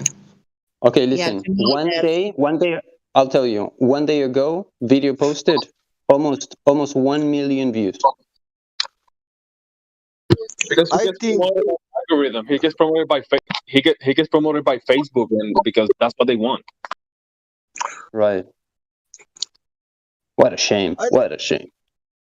I don't know if that's real number, that 2 million things, That's what Hank was kind of bringing up. He's gonna look at a kind of an average, and then if somebody's got 2 million followers and they get 30,000 views, then that's, to me, or I don't know, maybe not that high, I would guess. I don't know. I do not waste my time on Professor Dave. But he's famous. He's YouTube famous. I've watched maybe 2 or 3 things from Professor Dave, and it triggered me so bad because he was just lying. He was just lying. I can't get past the attitude. I can't stand the attitude is what my problem is. Yeah, that and just straight up lies. I cannot listen for 1 minute, 1 entire minute. I'd rather go to Gem Pandas than listen to Professor Dave. So is it he was there? No, I'd rather go to his server than listen to. Okay. Yeah, sorry. last time I went to Jim Panda's, it took about 30 seconds, and I had like 20 of them just screaming at me all at the same time. Oh, I don't doubt it. They're insane over there. You know,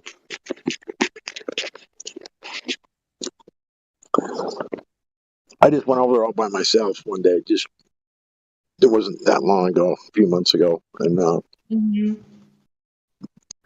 introduced myself and told them, "Yeah, of course I'm a flat earth. So why would I not be? The Earth's flat, you know." And they just started just all kinds of, I mean, just one after another and another, and just, I mean, I couldn't get a word in edgewise. Yeah, I mean, So I we are a like. little bit more civilized. Was that a server? Yeah. Yeah. Interesting. They just love it when a flat earther shows up over there. They just all just attack. Oh, I want to show up. And go for it, man. It's entertaining, to say the least, for a minute. And then Don't think you're sick gonna get anywhere. I'm just saying. I want to do it. I'll go for it. Where do I go? It'll be good practice for you. Go ahead. I know zero science, though. I don't care. I can't remember. What's the name of his server? I can't remember. Isn't it? Oh, I don't remember. It's been so long. Humans of Earth or something like that? What'd you say? Is it public? Yeah. Okay. Isn't it Humans on Earth or something like that? Oh, I don't know. I don't think so. It might be. Like, hey guys. Hey, it's for horses. What do you want? Come and kill me. You're still on Discord, my friend.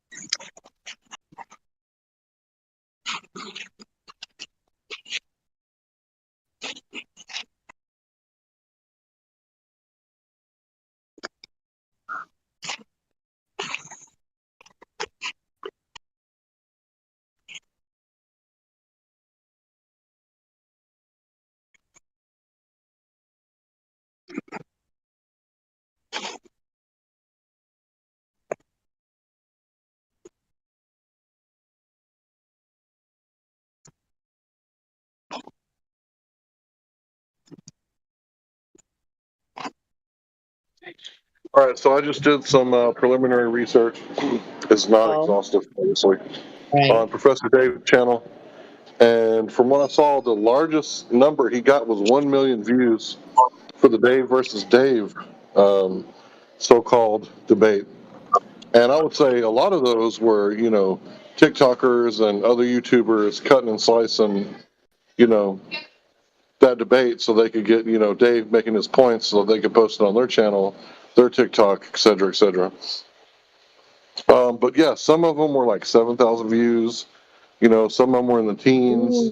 Some of them were like 30, 40. There were some that were like 150,000, 300,000. But if you got 2 million subscribers, you'd figure some people would just accidentally click on the video just for it being in the feed. So his subs don't match his viewing numbers at all. Yikes. Leo, if you want, I posted the Gem Panda link on the server. If you want to really? go. Thank you. Yeah, Don't go in there with any expectations. That's all I'm gonna say. Yeah, zero expectations. Well, Debate, one flat earth, and more. Except that if you speak too much, maybe you will be muted immediately. No, for sure. But I was there, they are not speaking about flat earth anymore, Pug. They are speaking all other things. Oh, okay. Interesting. Flat Earth, that's it. I don't know, politics.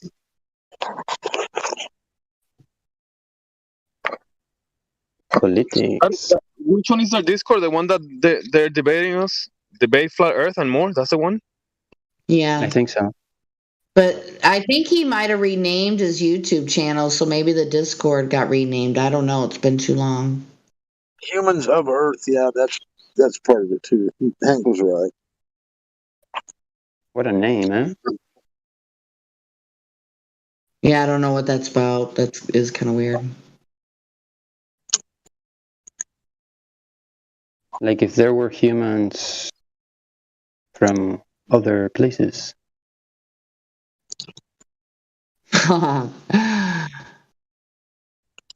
Well, they do believe in space, so humans of Earth, indicating there's life on other planets. Maybe you should ask them about that. It's like, why do you have your server name? Yeah, you go to the server and it gives you several options. Jim's Flat Earth. There's one that's live right now. It's called Debate Flat Earth. It's live.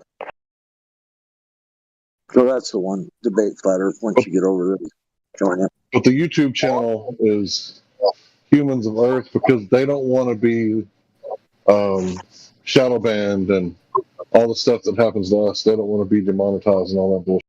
Do they still do their Sunday roast? I haven't been in there in a while. Last time I went, I had a video of the current president back in the late 90s saying that these Baltic states keep joining the European Union and it's going to cause a war in Ukraine. And when I showed it to them, they were saying, "Where did you get that from?" And I was like, "The video? Like, yeah, what's your source?" I was like, "I got it from Jimmy Dore." And they were like, "Oh, it's wrong because it came from Jimmy Dore because he's an alt-right extremist." And then they started calling me a liar over and over and over and over and again, like over and over. And I was like, what did I lie about? I mean, I got the horse's mouth. How is it a lie? Because you don't like Jimmy Dore?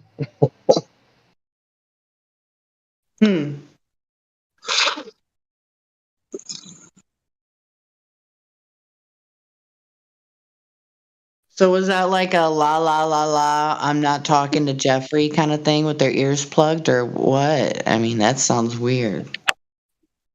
Yeah, exactly. You know, they want it to be Putin's fault. Everything's got to be Putin's fault.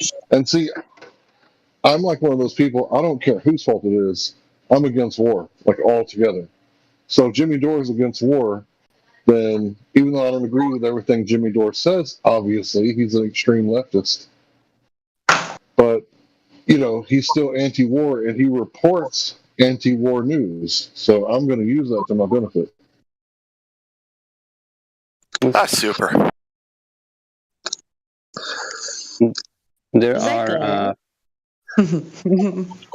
Oh, super. Why don't you and me go over to Jim Panda's server and fight it out with him? hey, there's some. They know who I am. They'll mute me almost right away. It's a thing. I can recognize some flat earthers. I mean, I'll do it. I'm not pussing out at all. Let's go do it. Let's go right now, bro. Yeah, I'm gonna go. What's the server called again? Debate Flat Earth and more. Oh yeah. Okay. See you guys there. Okay. I'm gonna go. Wait, is Debate Flat Earth and more? Is that a Flat Earth server or? No. Yeah. No, it's on human. Oh, they're Globers. Wait. Let's go. Let's go for. So which server, guys? Debate Flat Earth and more, or what other? Yes, it's the only one that's live right now. Okay. I'm gonna join. All right, let's do it. Debate. You gotta get voice permission, so. Let's go for 10 minutes and then come back or something. Yeah, I'm going in now. Me too. I'll come back in 10 or 20 minutes.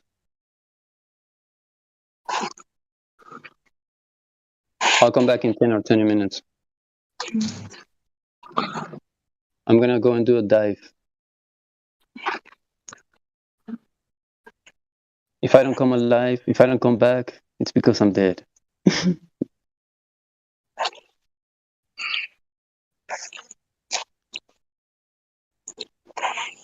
Well, shit. I don't want to go through all the work that it takes to get unmuted, and they're having a civil conversation. So you know what? Well, once I get in, I don't want to interrupt.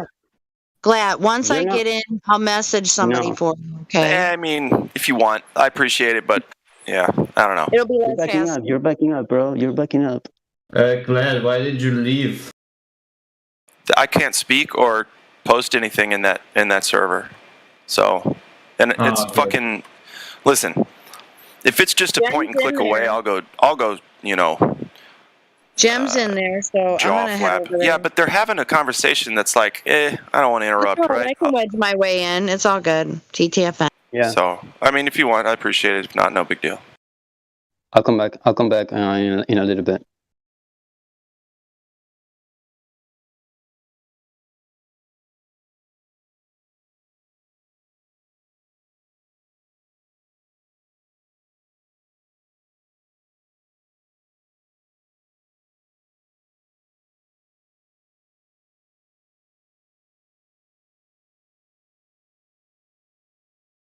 Whiskey Bent. Yo. Are you what's going on with you? What do you think about the Earth? Flat. Good segue. No problem. Take your time. All right, time's up. So, is the Earth flat or and stationary, or is it a globe moving around? What's going on? Flat. Cool. All right. Well, there's that. And why do you how is it that you came to understand that the Earth is flat?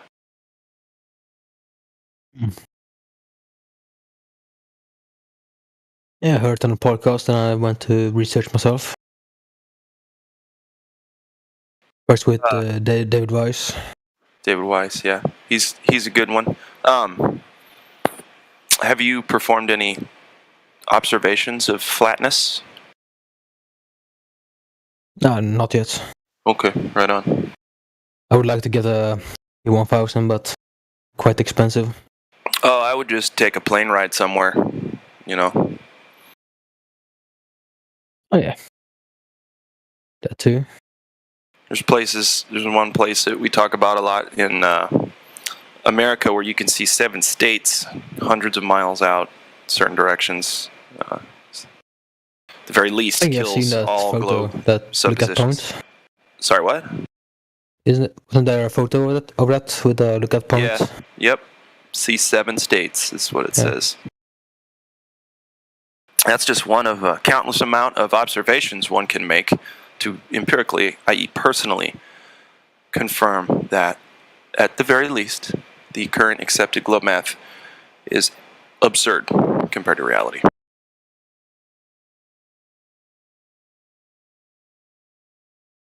Because if I just look north now, I can see sunlight. The globe is retarded. Wait, what was that first sentence? I can see the sunlight if I look north the right sunlight. now. Yeah. Okay, yeah. I love the sun and I love talking about it, but to me it's not a one way or the other flat earth proof.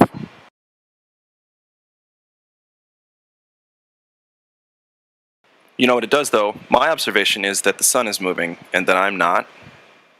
And had I never been told that it's the other way around, I never would have assumed that. Not once. So there's something there.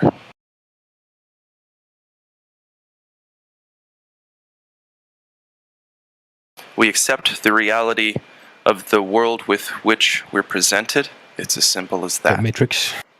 No, that is Truman Show. Is it? Oh yeah, it is. It's all good. It's all the same kind of stuff. Just lies on top of trying to wake us up on top of lies. It's just, theater. It's theatrical, all that. Those who are going to quote-unquote wake up are going to do it regardless of media. But it is a fun ride, the movies and such.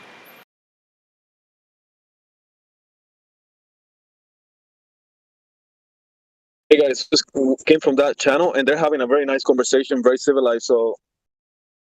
Exactly. That's why I didn't want to fuss about over there, Let them have that, for sure. That's rare. Don't mess that up. Nope. I'll go back and listen. That's fine. You tell me when we're going to roll in like a pack of trolls and I'll go, but... Just when they're getting their act together, we're going to roll in like a pack of trolls. Let's do it. Yeah. Hello? Just kidding. Can you hear me? Yes. I want to play. They literally Don't be like them. they're asking for flat earthers. They're literally saying, please, flat earthers, let's talk. Like, tell me more. What is it? And they're asking questions. They're being very kind, nice. And they're I want to hear it. Tell me, what is it? One of the guys there. So that's and good. There's a guy talking for the flat earth, but he's not doing a good job. Bring him in here. Tell him to come on in here and ask questions. All right. Okay, yeah. They're inviting people to that server so to talk. So I don't know. That's what I'm saying.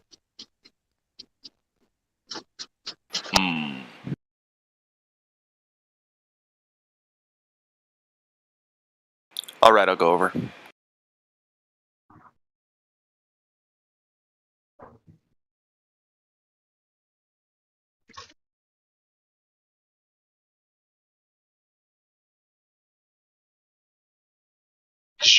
Deactivating server.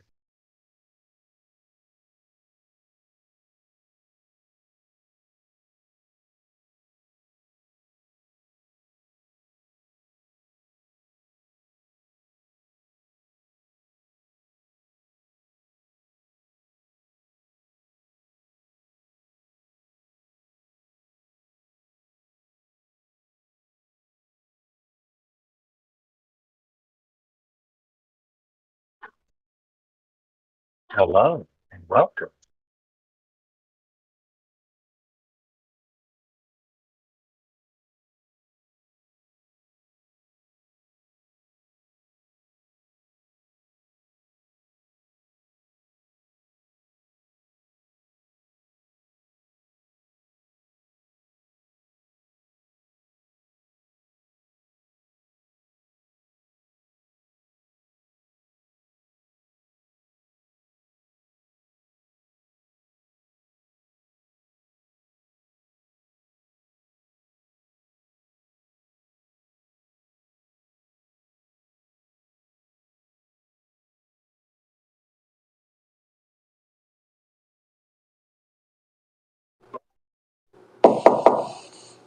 Hello and welcome.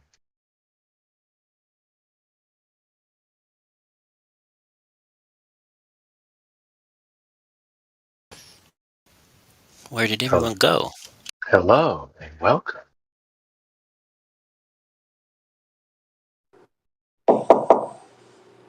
Goodbye.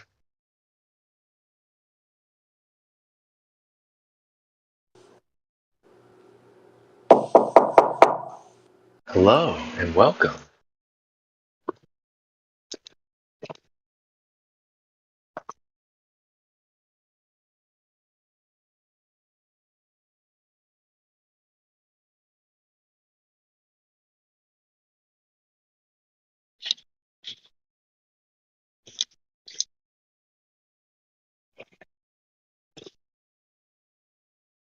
Oh, that's nice.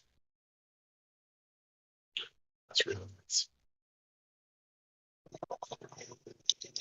Imagine we live on a flat fucking world. All this time we thought we lived on a round planet, huh? Fucking Mike Tyson, bro. Welcome to the chat. Imagine a stationary Pangea floating in a giant body of water. What kind of shit is that? Oh, now we've got Chris in the building.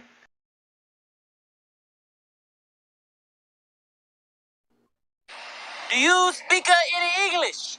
It's not bad. You got the little audio bite game down good. Do you understand the words that are coming out of my mouth?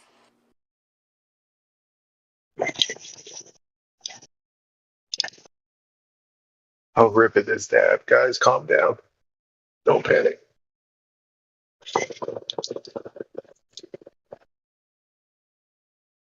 Sheesh.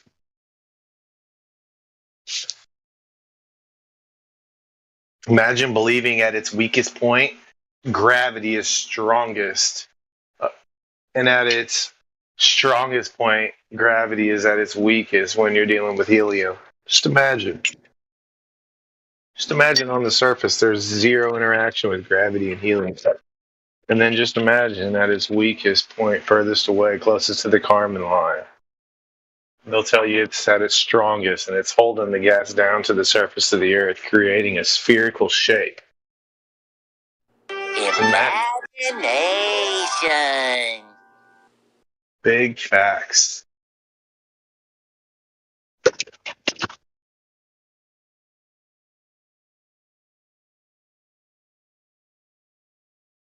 But it's too big for you to be able to see that it's a ball. Like, why would you expect to see curvature?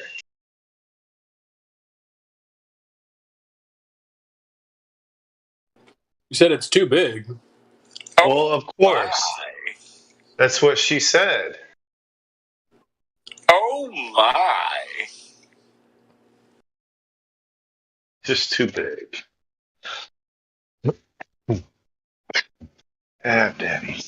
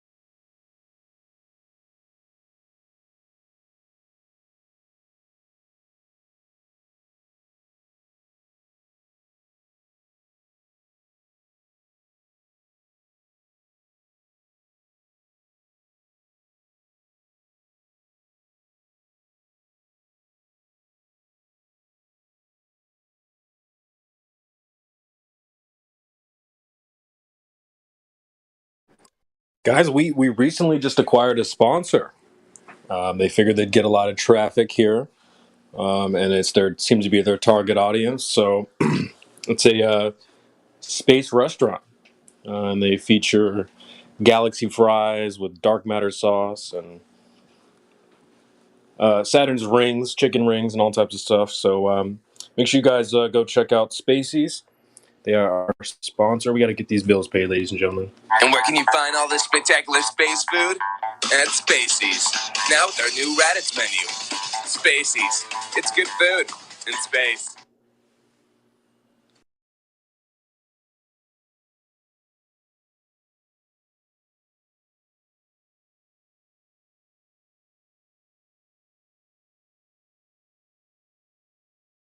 So make sure you guys get your ticket. Get on that rocket. Make sure you guys try those galaxy fries. Sponsor, I missed it. I want to go on a fry ride.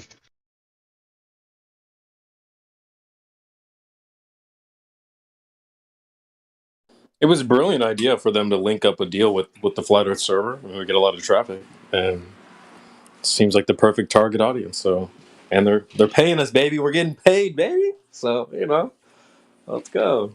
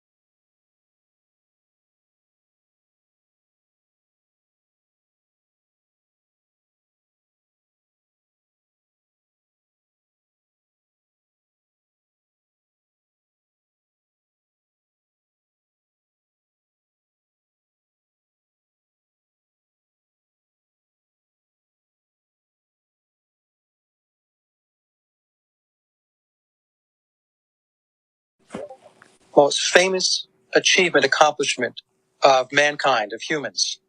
The landing on the moon. NASA lost everything. They're claiming there's nothing in their archives, nothing in storage, nothing in a cardboard box someplace that has anything to do with the Apollo missions. It's all gone.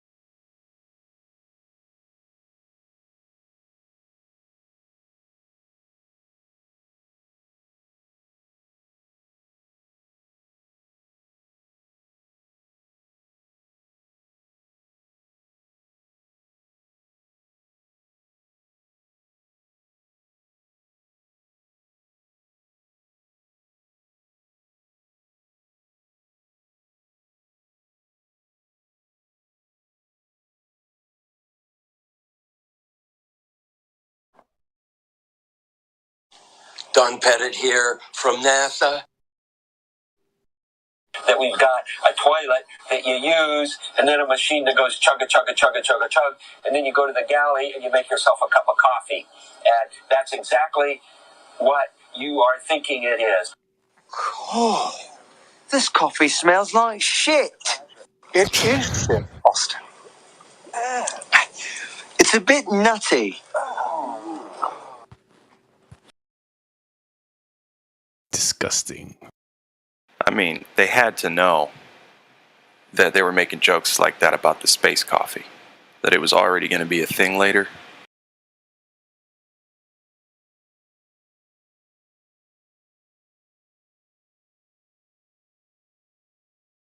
Mike Myers, man, I'll tell you what. And he's got that Pentaverate show on Netflix, making fun of people who know about the Freemasons and stuff.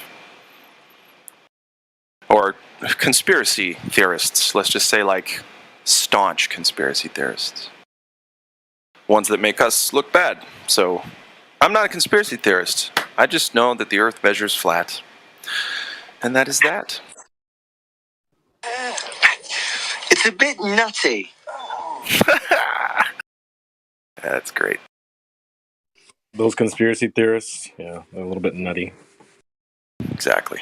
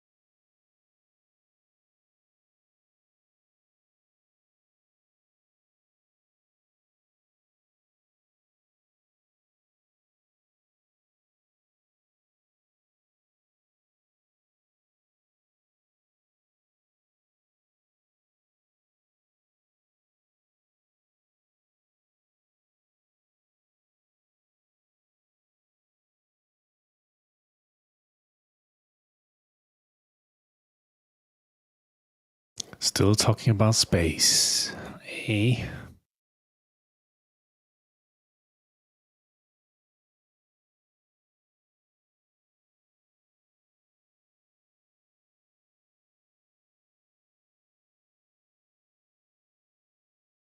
Well, it is Pride Month. Oh, yeah, there's a lot about that we can't talk about. Well, I'm just not going to bring it up here. But yeah. When he said refraction, I left. Yeah, refraction, man. They can't talk about It's like curvature. a magic word for them. It's crazy. It's crazy. It's their pimp word. There's no reason to talk about it here, though. I guarantee it. But how are they just going to pretend like we didn't use that wasn't our argument? I don't get that. It's so weird. That was our argument, like, what, 5 years ago? It's less than that. Right? Well, they're trained. They're trained to go down a certain. He said etymological, and I say rabbit hole. So it doesn't. You know, they argue about arguing. They don't argue about the Earth. They don't want to talk about the Earth. That's all I have to say. Right. No, it's just weird because when I first got into this topic, they were trying to argue for boats over a curve, which would require a physical Earth hump edge blocking boats and buildings. It was a geometric location back then for them. That was their argument. And we would argue, no, there's things like refraction and all these different effects that produce this boat disappearing type of effect. And then fast forward to now, they're like, well, refraction. It's like, wait a minute. What happened to when I was saying refraction? You were saying, no, it was a physical thing. So we're just going to forget about that? Okay, because I didn't forget. Dummies.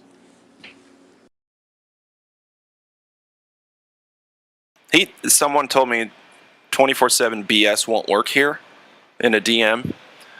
After I said, so they sent me a couple messages, you know, like saying fuck and shit and cunt, all that stuff. And then I said, so is this your posit? If you don't say those things. Hold on.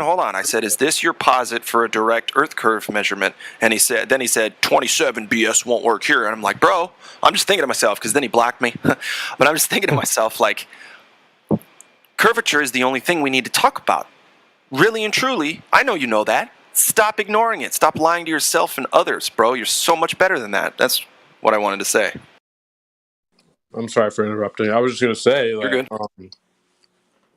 If you don't start off yelling saying cuss words and stuff, then you can't prove the globe. That's how you started off.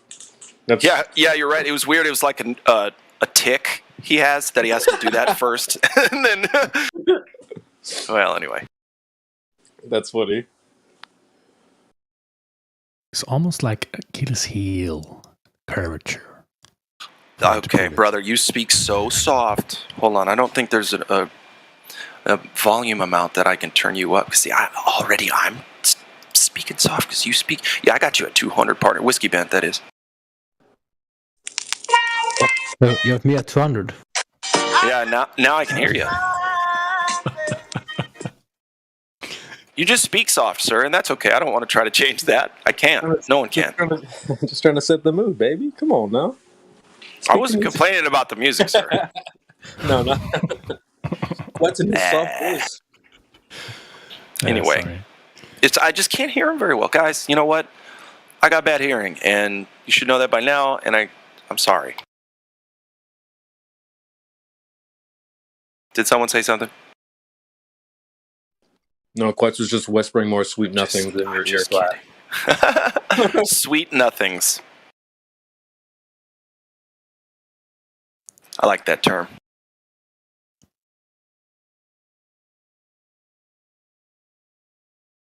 Might be your audio though, because I have him at 100. I can hear him.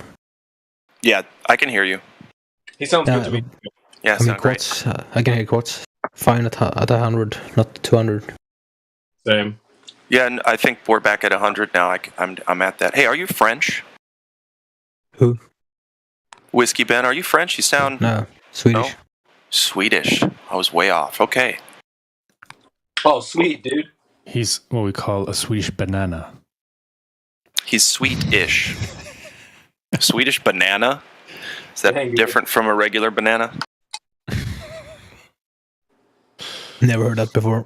Expression. Yeah, is it? Really? Yeah. Now I know, I guess. Now I know. Now whatever country that's an expression within, I can visit and fit right in. Yeah, it sounded weird in English. Well, either way, it's a cool accent. I always love to like just everyone's accent, even if they say, "Oh, I'm from UK, I'm from Australia, I'm from this, that, and the other." To me, it's almost a completely different accent in every person, and I love that. Yeah, me too. Accents are great. I feel like we get better hanging out here because there's so many of us from all over this flat, non-moving Earth. But and like I feel I've gotten better over time. But I got coffee like a week ago, and this guy was from Morocco, and dude, I could not understand what this guy was saying. I felt bad. Was he trying to speak Moroccan to you? You know, No, it was just like there's no Moroccans in. Oh, I see, with the accent. I'm just not familiar with that accent. So I was like, Yeah. I kept being like, what?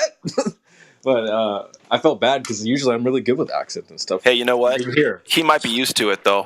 Probably Yeah, is. probably. Yeah, Helio, I do have selective hearing. And so if you were talking to me just then, I had you blocked out in my mind. So, but now I've unlocked the corridor of communication. You can talk to me if you want. No big deal. What's on your mind? So, Glad, what's your best globe argument? My best globe argument, like the one that defends the globe and it's a smoking gun. You know, if you were gonna put your baller hat on for like 5 minutes.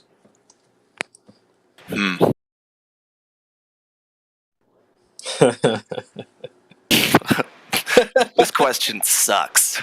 Dude, I know. I don't have the answer. I'll answer, but it'll be lackluster. I mean, well, for me, it'd be like just a bold-faced lie. That's what I'm saying. Like, we all know it's going to be a lie. So I was like, yeah. How well can I lie? Is what you're asking me? I don't think I'm going to do that on the live stream, partner. Who's the best liar here? Oh shit. Yeah, man. Break your teeth. Well, I'm not very good at it.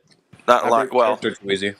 I don't know. It's not that much harder to lie through your teeth than it is to open your mouth and lie. I think they're pretty much the same thing. It's just if someone else can understand you, it's different.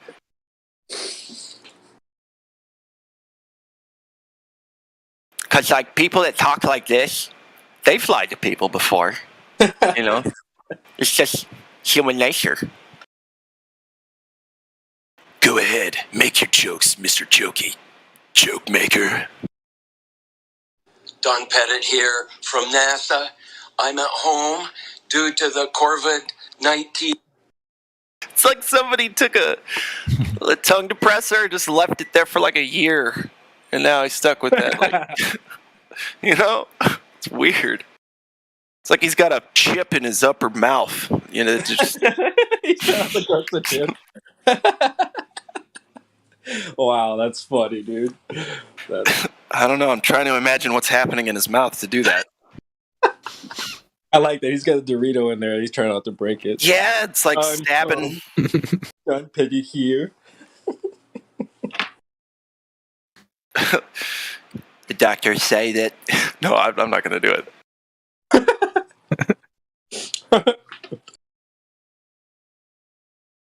I got to cook my pizza. I'll be back. Also, real quick, adults will know this correlation. It's bad that his initials are DP. You know what I'm saying? All right, I'll be right back.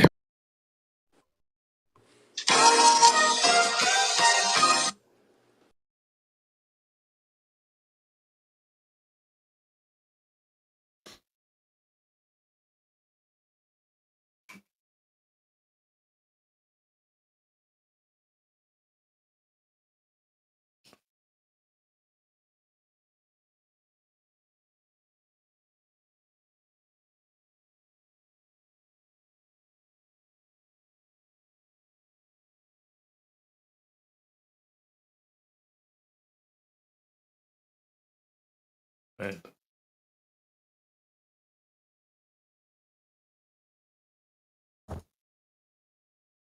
But the doctor said that I could not perform perfect sentences for the rest of my life, and that's I have had to accept that.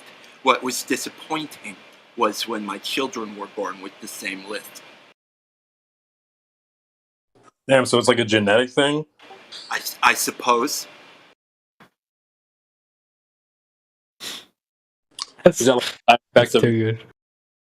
Is that like a side effect of your high IQ or what?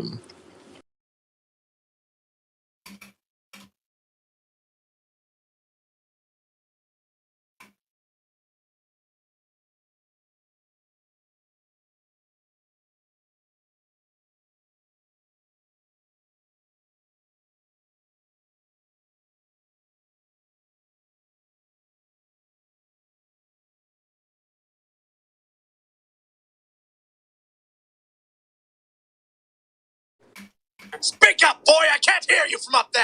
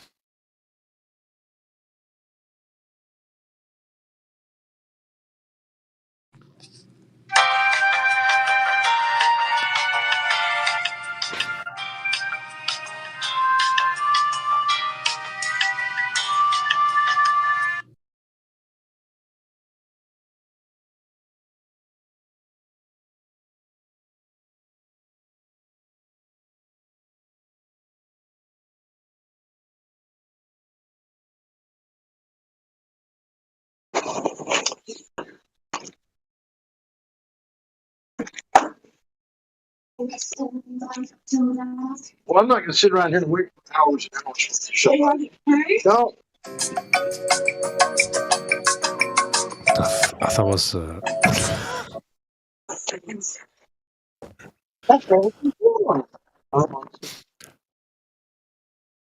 Got rocking hot micing again. Two credit cards now with it. I don't know what they are, but it's food cards. So I just brought them just in case it said, "What?" I was gonna say maybe he'll read the number to us.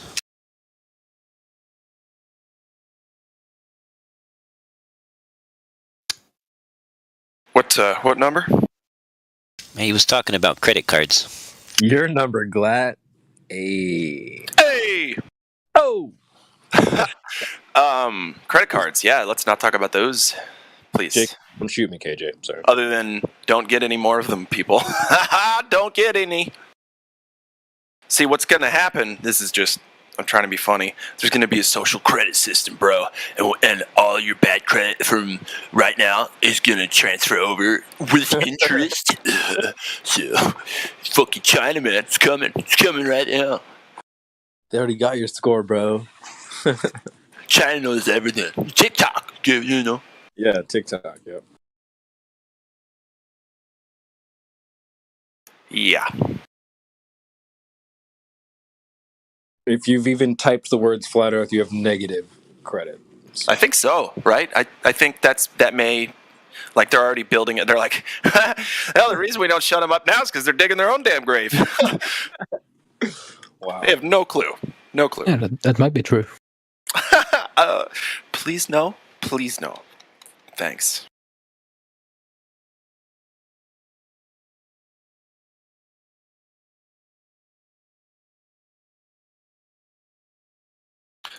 So, like, okay, social credit, like you have good or bad social credit. Can you spend social credit on, like, a really nice evening out with somebody? You know, for extra. You know what I mean? Just like a little icing on the cake. Right? No, I don't know. It just gets you in the door. Doesn't You Just don't the work door? that way. You're not allowed in the club. Doesn't work that way. Okay. All right. Whose mic like that, sucks? Is that you, Flat Earth dude, Kenny? FED. Special K. Yeah, fucking A. Cool. Shit. Well, now I know you're talking to us. So, hi. Hey, what's happening? No, it doesn't work like that. You can't spend your social credit like that. But so you can lose it, but you can't, like, use it? What's going on, man? Yes. No, that's how you buy your Facebook property. You know, in the virtual Oh, world, that's right. That's right. You you have to use your buy social credit everything to buy. Yeah, digital. you Everything's buy your digital. Oh, right. you buy your freaking apartment on the whatever it's called, Facebook Meta, whatever. Right. I keep forgetting that people think that other people are going to try to turn this place into a video game. I don't believe any of that shit, by the way. Yeah, me either. Forget that. We just won't let it happen. Nope. I like reality too much. Damn it. Well, yeah, here's the thing. When you make a clone of a clone of a clone of a clone, the theory is that it gets worse over time. Each time it gets worse. And so if you make the world you're already in, so like to err is human, right? To make mistakes is human. And so if we build something that we think represents just fine, almost perfectly or even better, our reality, whatever the hell that could mean, the transhumanism thing just falls short because it's a bastardization of what we experience, no matter how many times you flip it, how many ways you cook it. That's just me. I like it. Whooping in the kitchen. Whoop, whoop. Can't say that he get the fuck out the kitchen. Whipping. You're not living on the globe. So we need more rap songs. Oh, dude, I came up with one today. I thought of an idea today. Just write it down, CB. We need another hit from you, and you'll do it. Well, I got two in mind. I thought of one today. Maybe you've heard the song called "Down in the DMs." They go down in the DMs. Bro, write it tonight. Finish it tonight. Well, I was gonna change it to say like it go down in the Discord. Like right. It go down in the Discord. See, you've already written the song. You have the hook right there. Now yeah, I do got it. the hook. I got the hook. Yeah. Don't fail me. You're the creation bear after all now. Come on. Yep. The other one I thought of the other day, I actually did write some of this one down. I got like half of it done. Song's called Pushin' P. Okay, maybe you've heard the kids say this. You'll see them type it in the chat with like a blue P. I don't know, some weird slang these days. You'll probably notice it now. I don't want to know about that. It just sounds like something I don't want to be a part of. I don't really even know what it means for real, but all right. But instead of Pushin' P, I changed it to Push FE. No, I don't think that's gonna fly. Dude, it's sick. Glad it's sick, dude. Trust me. Okay, do it, and then I'll be the one and only judge of that. Yep. Okay. Dude, it's actually so dope. I wrote like half the song. It's pretty good. In the song, they're saying I'm pushing P, and then I just changed it to like I push FE. And it sounds pretty good, man. I don't think you're using that word properly. What? No. Okay, so I think that when they say that, they're being sexual about it, but maybe not. But it's like an ego thing. Like I'm pushing P, bro.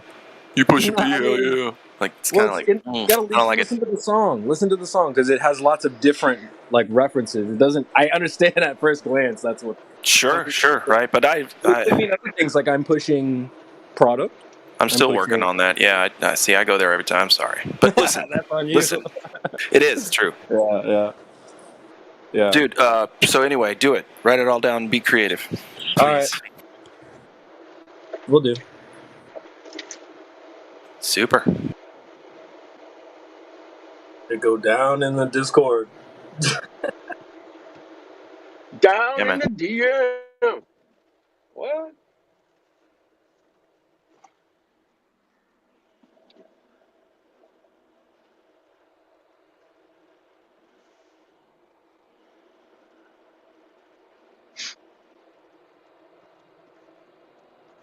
All right, boys. I got a boogie. I'll holler at you guys later. All right, cheers. Take care. Sounds good, man. See you later. I got some coffee here. All right.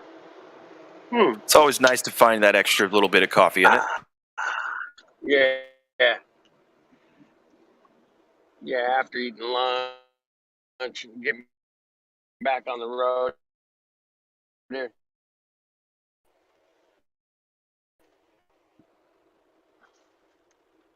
I think we've lost you, Kenny.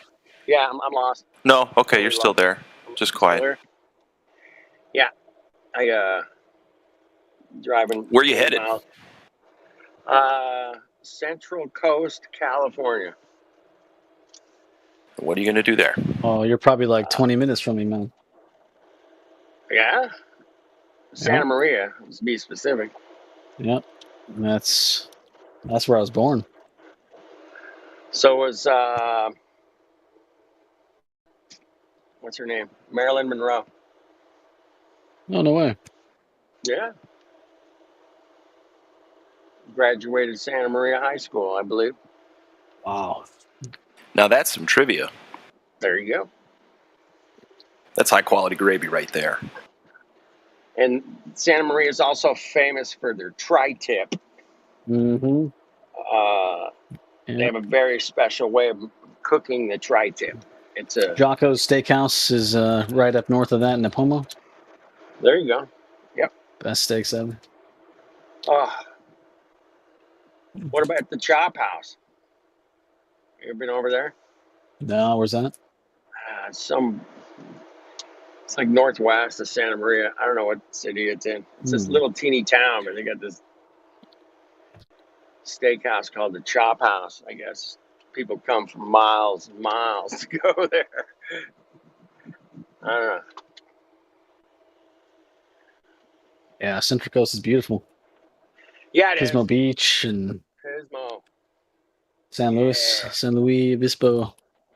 Slow is awesome, man. Yeah. Downtown there, it's real chill with the river running through Yeah. all the buildings and shit. That's so cool, man.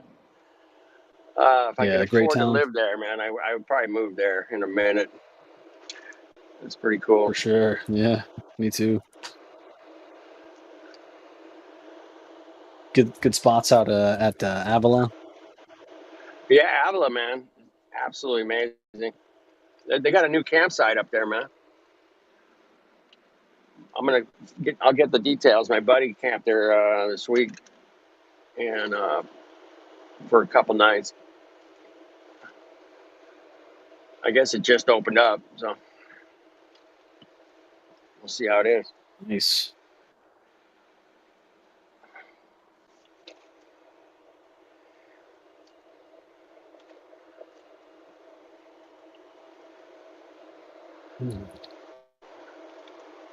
Did you already see Saints? Yeah, we hung out, man, for about Oh, an hour, nice. a little There over you an go. hour. We were getting into some deep dive stuff, man, sitting on the beach. Oh, cool. It was real kind of super foggy.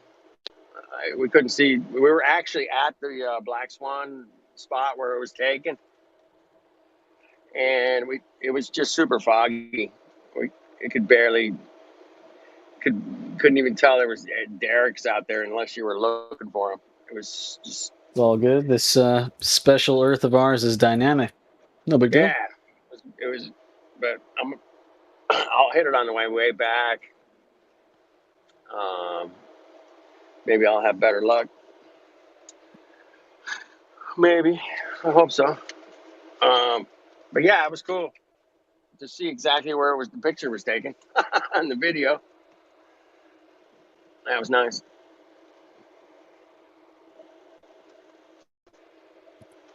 Oh, the Black Swan spot? Yeah. It's Yeah, it was cool. the #1 makeout spot. No doubt. There's some pretty good surf there today. A lot of surfers out there. I took a couple pictures. I'll share them up. Saints took a video. I don't know. He's going to put it in. I don't know.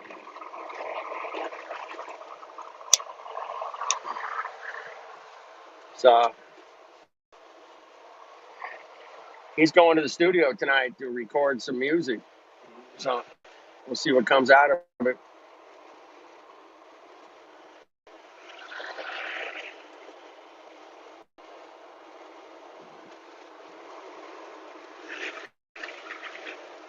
Some rap music, Sean. Rap. Wrap it up.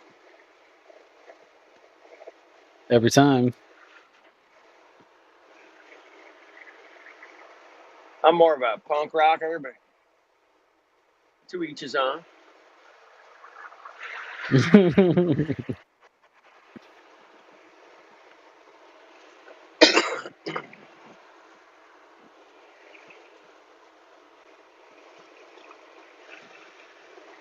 You can mix the two, punk rock and rap. I think you can do it. No doubt.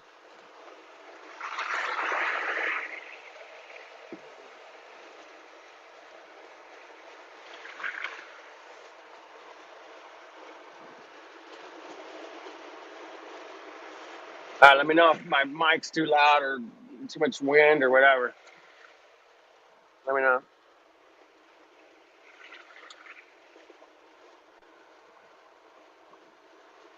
Or if you can hear me at all.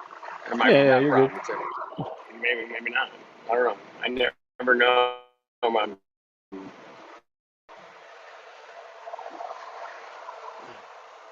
80 miles an hour on a cell phone, All right. smartphone, dumb phone.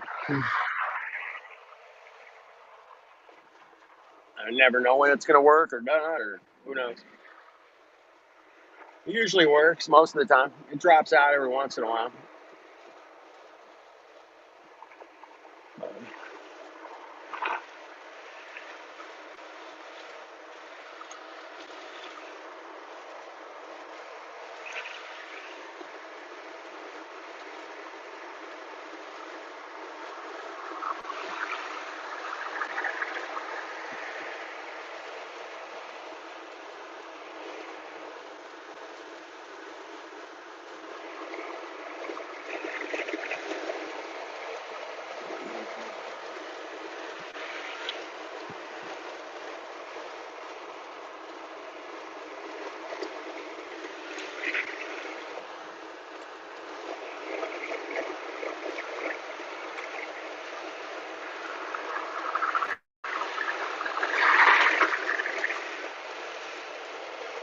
So funny.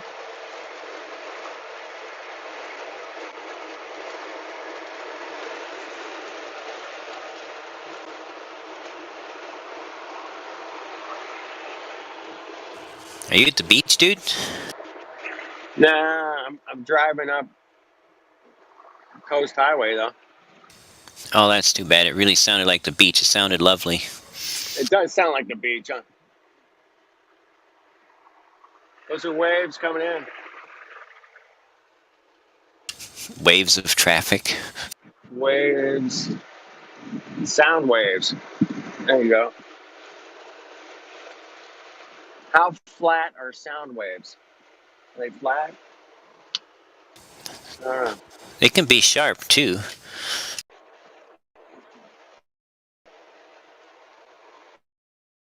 Sharper, or what?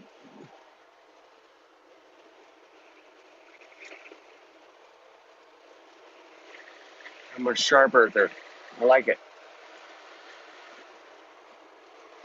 Sharp earth dude. All right. Let me know if I'm losing my mind over here. Let me know.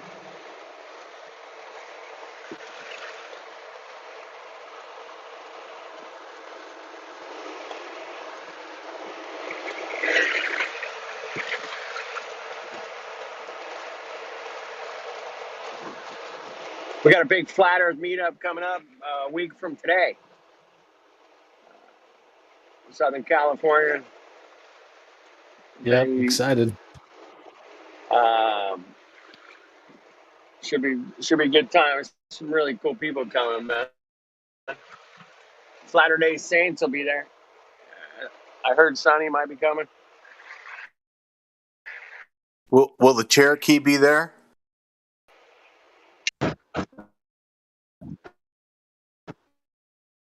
Hey, Flat Earth dude. I lost it. Is the Cherokee going to be there? Shit. What's that? Is the Cherokee going to be there?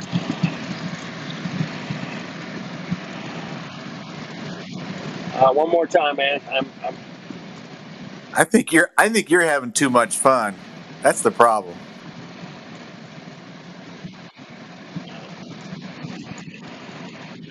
Who's gonna? Oh, there you are. Now I got you, Jim. Are I'm in the the are the boonies. Cherokee and the Blackfeet going to be there? We're gonna have a ceremony for him, for sure.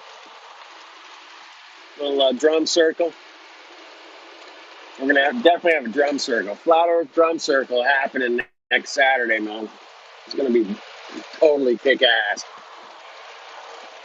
It's gonna be amazing.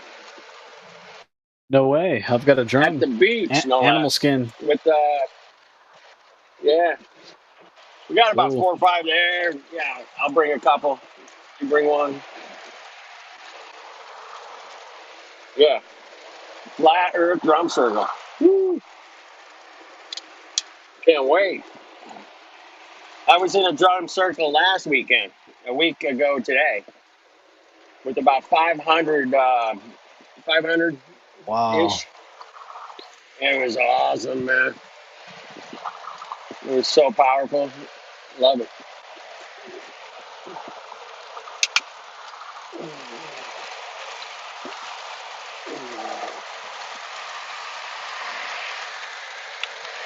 All right, I'll kill the road noise.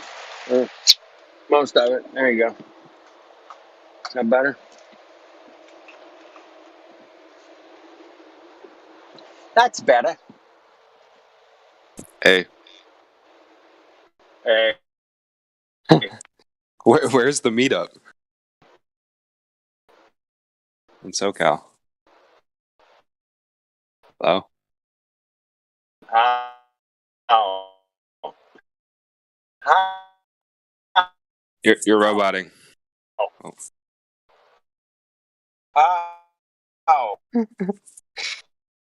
Oh,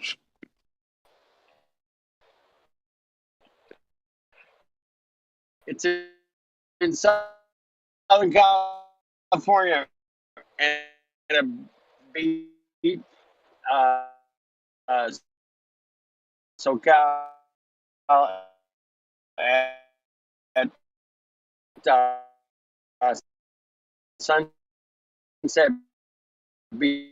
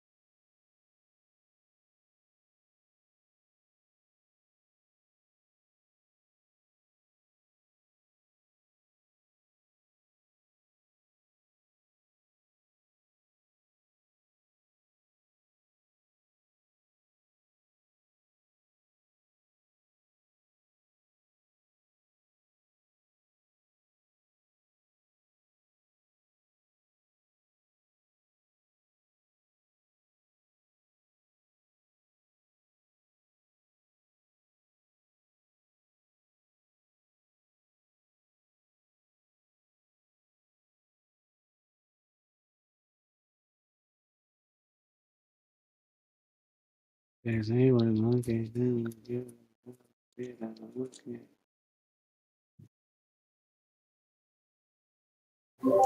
Who's that just mumbling? Mumbles. Speak up. Earth calling mumbles.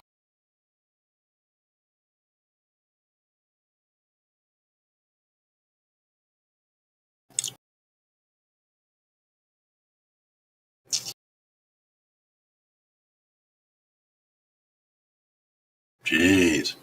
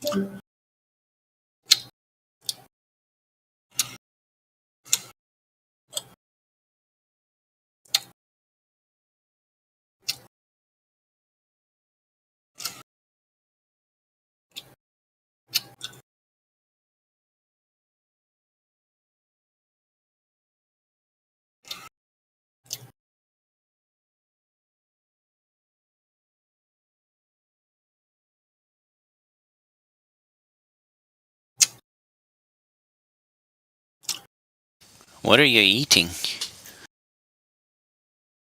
Gummy bear. Oh, that sounds about right. Sorry.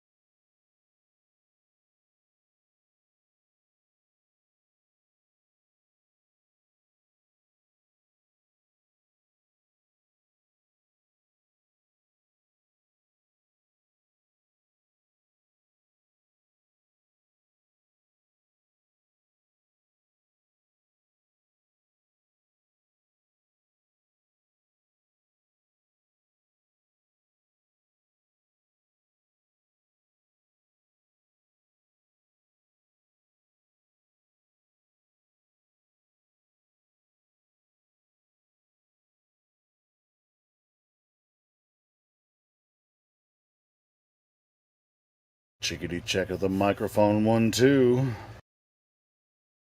Hey, Loud and clear. I just found the latest Flat Earth banjo video. You know who that is? Anybody?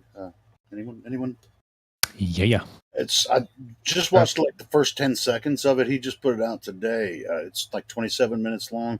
I mean, it's kind of dead air right now. You guys want to listen to it? Go for it. If you insist, I guess. Holy shit. I mean, Flat Earth Banjo has put out some good stuff, and so, but it's intermittent. But he just put one out today. I just found it. I think we should listen to it instead. Isn't that It starts out TikTok if you watch video? if you watch the video. Well, I mean, I just, like I said, I watched like the first 20 seconds of it. It's this hot chick pulling up The Greatest Lie on Earth, Edward Hendry's book. So I don't know. I don't even know what it is. It's not like we can argue with you, Helio. It's your channel. Let's get on with it. No, I'm just fucking with you, dude. Come on. I played the goddamn song. Sheesh. Fuck.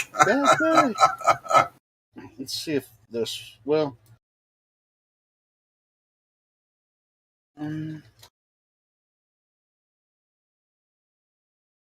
player's been stopped and the queue's been cleared, and let me go. See if this works. And while I'm playing it, the audio here, I'll play the video, on the live stream. People can. Never mind. What a great idea. Why don't we read together? Shall we? The greatest lie on earth, proof that our world is not a spinning globe. Let's just see what the first page says. The most universally accepted deceit today is the ingrained teaching that the earth is a globe spinning at the speed of approximately 1,000 miles per hour at the equator, while at the same time orbiting the sun at approximately 66,600 miles per hour. While the earth is orbiting and spinning, the sun in turn is supposed to be hurtling through the Milky Way galaxy at approximately 500,000 miles per hour, so 500,000 miles per hour. What most people are not told is that all of this spinning, orbiting, and speeding through space has never been proven. Indeed, those hypotheses, movements, and speeds are completely made up. In fact, every scientific experiment that has ever been performed to determine the motion of the Earth has proven that the Earth is completely stationary, yet scientific textbooks ignore the scientific proof that contradicts the myth of an orbiting and spinning Earth. You want to know what's really messed up? They teach that the inside of the Earth is there's an inner core, an outer core, mantle, and a crust, right? We all learn this. Children are learning this. Everybody has learned this. They have videos for children for it. It's in textbooks. It's everywhere that we know what's on the inside of the Earth as a fact. But did you know that the farthest we've ever dug into Earth is 8 miles? Humans have drilled over 12 kilometers, which is equivalent to approximately 7.5 miles. So the farthest we've ever dug into Earth is 8 miles, almost 8 miles. So have we ever had any actual evidence of what they're teaching in schools and teaching in textbooks and indoctrinating children on about the fact of the Earth? Do we have any actual scientific proof or evidence on this? Unless something awful happens to our planet, we will never have a direct observation of Earth's core. Just another thing that we've never been able to observe, prove, test, or detect. But they have absolutely no problem stating that we can find Earth's core at 1,802 miles below Earth's surface, even though we've only dug less than 8 miles down. And they have no problem saying what it's like in the core when we are nowhere near it and have never been able to detect what it is. But they are certain and they're very sure on what is down there. Okay, 1,802 miles compared to 8 miles, you guys. How would they have any idea with that huge margin missing? How would they have any clue what's down there? And just in case you guys don't know what indoctrination is, it's the process of teaching a person or group to accept a set of beliefs uncritically. So it's accepting beliefs without any proof. Here's another example of just that on the globe. So just to reiterate, the furthest we've drilled into the Earth is around 12 kilometers, which is equivalent to almost 8 miles, while the distance to the center is over 500 times farther than what we've actually dug. Yet they are telling people what is down there when we are nowhere near it. And then it starts talking about how flat Earth is propaganda and how we know we don't live on a disc, even though nobody believes that we live on a disc. And just to reiterate, what else can't be observed, detected, or proven on the globe is gravity. It's a theory, not a fact. Absolutely no proof of it, absolutely no evidence. Can't test it, can't detect it. And the motion of the Earth, because you and everything else, including Earth's oceans, atmosphere, are spinning along with the Earth at the same constant speed. So gravity can't be detected, the Earth's motion can't be detected, and the inside of the Earth cannot be detected. All crucial things of the globe. And by the way, the definition of science is to study through observation and experiment. Okay guys, I'm going to address a question that I get constantly. If Earth is flat, Why are all the other planets round? Why are all the other planets spheres? Here's the answer. The other planets are not planets. They are luminaries. They are lights. Here is Saturn. Here's what Saturn really looks like. That's a true image. And here is what NASA shows you. Please look at the difference between real and a cartoon that you believe. Take that in for a second. Another example, here's Mars. Here is real Mars, and here is the cartoon Mars. Okay?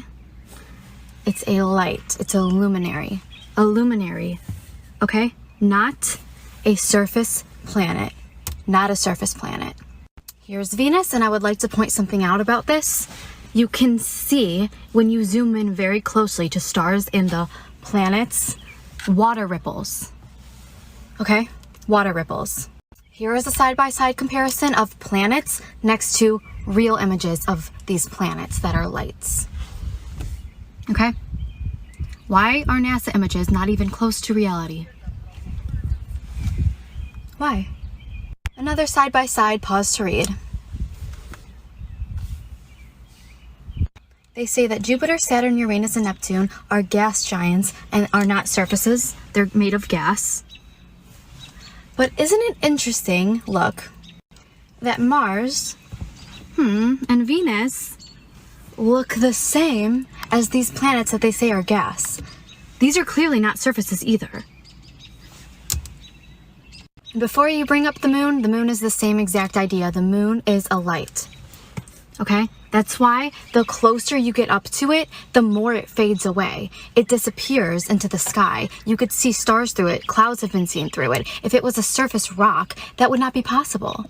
We didn't land on the moon because you can't land on the moon because it's not a surface. If it was, light would reflect off it the way it does on any sphere. It illuminates itself. Think about this. If you believe in God and a creator, and you also believe in outer space and the globe, you need to understand that those two things are not the same and they don't correlate, and you have to pick one because they contradict each other completely. The moon is a lesser light to govern the night. And before you say that I don't understand science, let's read the definition of science. The study of the structure and behavior of the physical and natural world through observation and experiment. Remember, science, not CGI. You can observe that the planets are not surfaces by zooming in on them, and you can see that they are not. The heliocentric model was created to deceive you and deny God. He made us the center of creation, not the sun. Okay, guys, I really want you to think about this. Like, critically think. Water needs a container, okay? So, if we're on a globe, how would there be a container on a sphere? If you think about a pool, I was just with my friends yesterday in a pool, and I got them thinking, talking about this. Picture a pool without the container. How is the water being held in without some kind of container? That's exactly what the globe is. You can't have a container on a sphere, guys. This is the biggest, most obvious thing about how we're not on a spinning globe, is that there's no container on a globe. There is a flat earth, a flat surface, and a container holding the water in, which is the Antarctic wall. There's no way around needing a container to hold the water in. We have a container holding the water in. There has to be. You cannot deny that water needs a container, and that water always finds its level, and that it has to have something to hold it in. I really, really, really want you guys to think about this before commenting. Water doesn't bend around a ball. Water doesn't act like this. It acts like the flat, the last one. It doesn't bend to a sphere, and it never will, and it physically can't. This does not have a container holding it, and don't say gravity. Do not say gravity. It's very crucial to understand that gravity only works on the globe heliocentric model. Gravity is a force that is designed to explain how anything would ever work on a globe. It's just designed to deceive you. This doesn't make any sense. Gravity is strong enough to hold a tank, cruise ships, bodies of water in place, but it's not strong enough to hurt a butterfly flying or a duck swimming or crushing us. Helium balloons completely defy gravity altogether. Just try for 1 second to use your senses and instinct instead of what you've been told. Does this make sense to you? Do you really think that rain is falling upside down and waterfalls are falling upside down and cruise ships are being held upside down by gravity? Is it really so much harder to believe that we're just on the same surface under the same sky, and the sky isn't this like round thing? The sky, you guys, would be around the entire globe. Like the sky above us is under us also on the other side of the world, opposite ends, because it's a sphere. Is that really harder to believe than that we're on a globe and gravity is somehow holding everything in and that the sky is all around? You have to think about this. Is that really harder to believe than the globe? Guys, if the Earth was a globe, we would see a physical curve and it would be a physical barrier, and it isn't, and it never has been, and it never will be. The Earth is flat. You know what's not provable, detectable, or observable? The motion of the Earth. You know what else isn't? Gravity. You know what else isn't? Earth's curve that can't seem to be found without CGI or a fisheye lens. Interesting how water is always level. Water is used as a level to level things out. Why would water be flat on a sphere? It does not look like that. It looks like that. Water does not curve. If you have a ball or a circle or a sphere, however you want to say it, water would separate if it was on a ball. No matter how big the ball is, it doesn't matter. There is no straight line on any size ball. There's no straight line. Water should bend to the ball if gravity is holding it, but it doesn't. It lays flat. Why? Is it because it's not a globe? Maybe it is. And before you say boats go over the curve, no, they don't. It looks like it's going over something to the human eye, but it's all about perspective and illusion. This has been proven. This has been tested. You can even do it yourself. The boat is staying completely level. If you zoom in with a camera or use a laser test, it is still completely level. It just looks like that to the human eye, but it is still level. This has been tested. Same thing with the sun. The sun is not going over a curve. It's going straight, and it looks like it's going like this. It's the same as a hallway. When it gets narrow, it's perspective and illusion. It has nothing to do with a curve. There's no curve to be found. This has been tested. This has been proven, and I have a video on it if you want to see Dave Weiss explain how this works. You know what is observable and provable, though? The constellations seem to come back in the same exact fixed position every single year. In the same night, as long as there's clear skies, you can see the same exact star pattern in the sky. If we are moving 500,000 miles per hour, how would that be possible? Also, Polaris, the North Star, never moves. That star stays exactly where it is always and has never moved since the beginning of time, never has moved. If we are flying through space at 500,000 miles per hour, how is the star still in the same exact spot? We even have Georgia Guidestones to show the star through the hole. It's like they're showing us it doesn't move. No, it is not, because it is billions and billions and billions of miles away, and in a billion years from now, it'll be in a different spot, but we won't be around for that. It is a cover-up to hide where we live. Please understand. The radius value of Earth is 3959. If that was accurate, the horizon should not be 10 plus miles away from us. It should be 1.2 miles away. I'll put the equation right here. Since we know and have tested that the horizon is 10 plus miles away, we should have the radius value at 264,000 miles. Please tell me in what world there would be 1,000% error between just less than 4,000 and well over 200,000. That's a huge margin of error. The Earth is flat. Love this question. Thank you for asking. Here's why. Do you guys know how much money NASA makes a day? Just take a guess. 60 million. 60 million a day. In one day. A day. Without outer space and the globe and all of their lies, they wouldn't be able to make this much money. It's all based on lies. They are pocketing this money. Another reason is to hide land. If we do not know the shape of the Earth, if they hide the shape of the Earth to everybody, we don't know where land could be. We think it's a globe, right? So imagine if it wasn't, and there's this ice wall and like the land beyond the ice wall that we cannot go to because every country signed this treaty forbidding us to go there or explore or anything at all. Another reason is to hide a creator. So the flat Earth firmament has no other explanation other than a creator. There's no way that that could be possible without God. So outer space being vast and infinite, never ending, all of these other life forms and potential other like galaxies and whatever, all of that stuff takes away from how important and special we actually are. So they want you to feel like you're a speck of dust in the universe, that you mean absolutely nothing. They want you to feel insignificant. That's another reason. It's for control, brainwashing. They have diehard Christians and Catholics and whatever religion denying God without even knowing it by believing in outer space. Do you follow what I'm saying? It's actually really messed up when you think about it. People that go to church and, you know, worship and everything, believe in the Bible and they preach the Bible, but they completely leave out God's creation. They completely leave out that he made us. They believe in outer space still. It's like it's one or the other. You can't believe in both because they don't correlate at all. It's very interesting. I just learned about this and it's like been like, whoa. These people that are telling you that it's a globe, they hide it in plain sight. They know the truth. They know that it's not a globe. They know that outer space doesn't exist. They're aware they're doing this on purpose. So the people that are defending the lie don't realize that the people that started the lie know the truth. So yeah, hiding a creator, hiding land, and money are the three biggest reasons why they have such an extensive lie about this. And let me show you a couple examples of how they hide it in plain sight. Look at these organizations and their logos. Every single one of these is a flat earth map. The United Nations on the top left. Look at this. This is literally a flat earth map. 33 boxes inside. 33 is a number for the Freemasons. They put it right in your face. Why would these huge organizations that preach the globe have a flat earth map as their logo? What would be the reason for that? We know that water always finds its level. Every ocean, every body of water is going to lay flat. If it was a ball, it would separate. You can't have water on a sphere. It doesn't work. Hidden in plain sight. I might have to make a part 2 for this, but I hope that answers your question.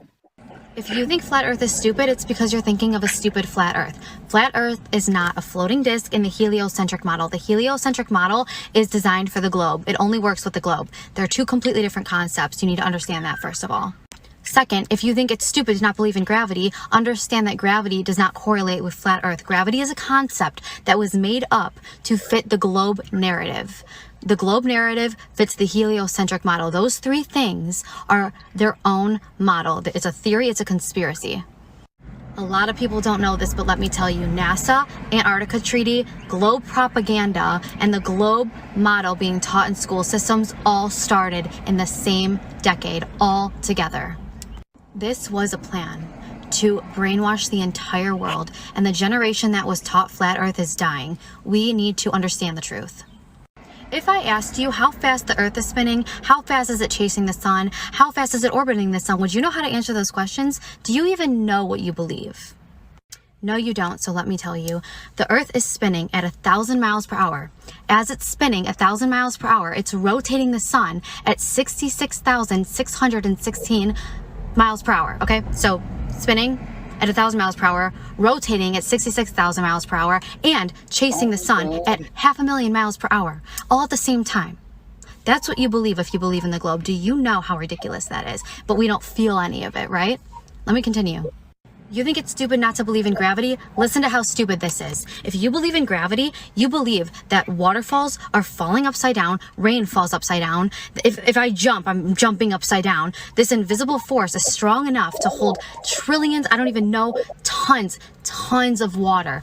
Strong enough to hold these tons of bodies of water, strong enough to hold the Titanic upside down on the globe. But it's also delicate enough to not harm a butterfly flying. Do you know how delicate butterflies' wings are? There is no such thing as a force that is strong enough to do one thing and gentle enough to do another. It is a made-up concept to be able to explain how things are upside down on the globe model that does not exist. If you believe in the globe and gravity, this is what you believe.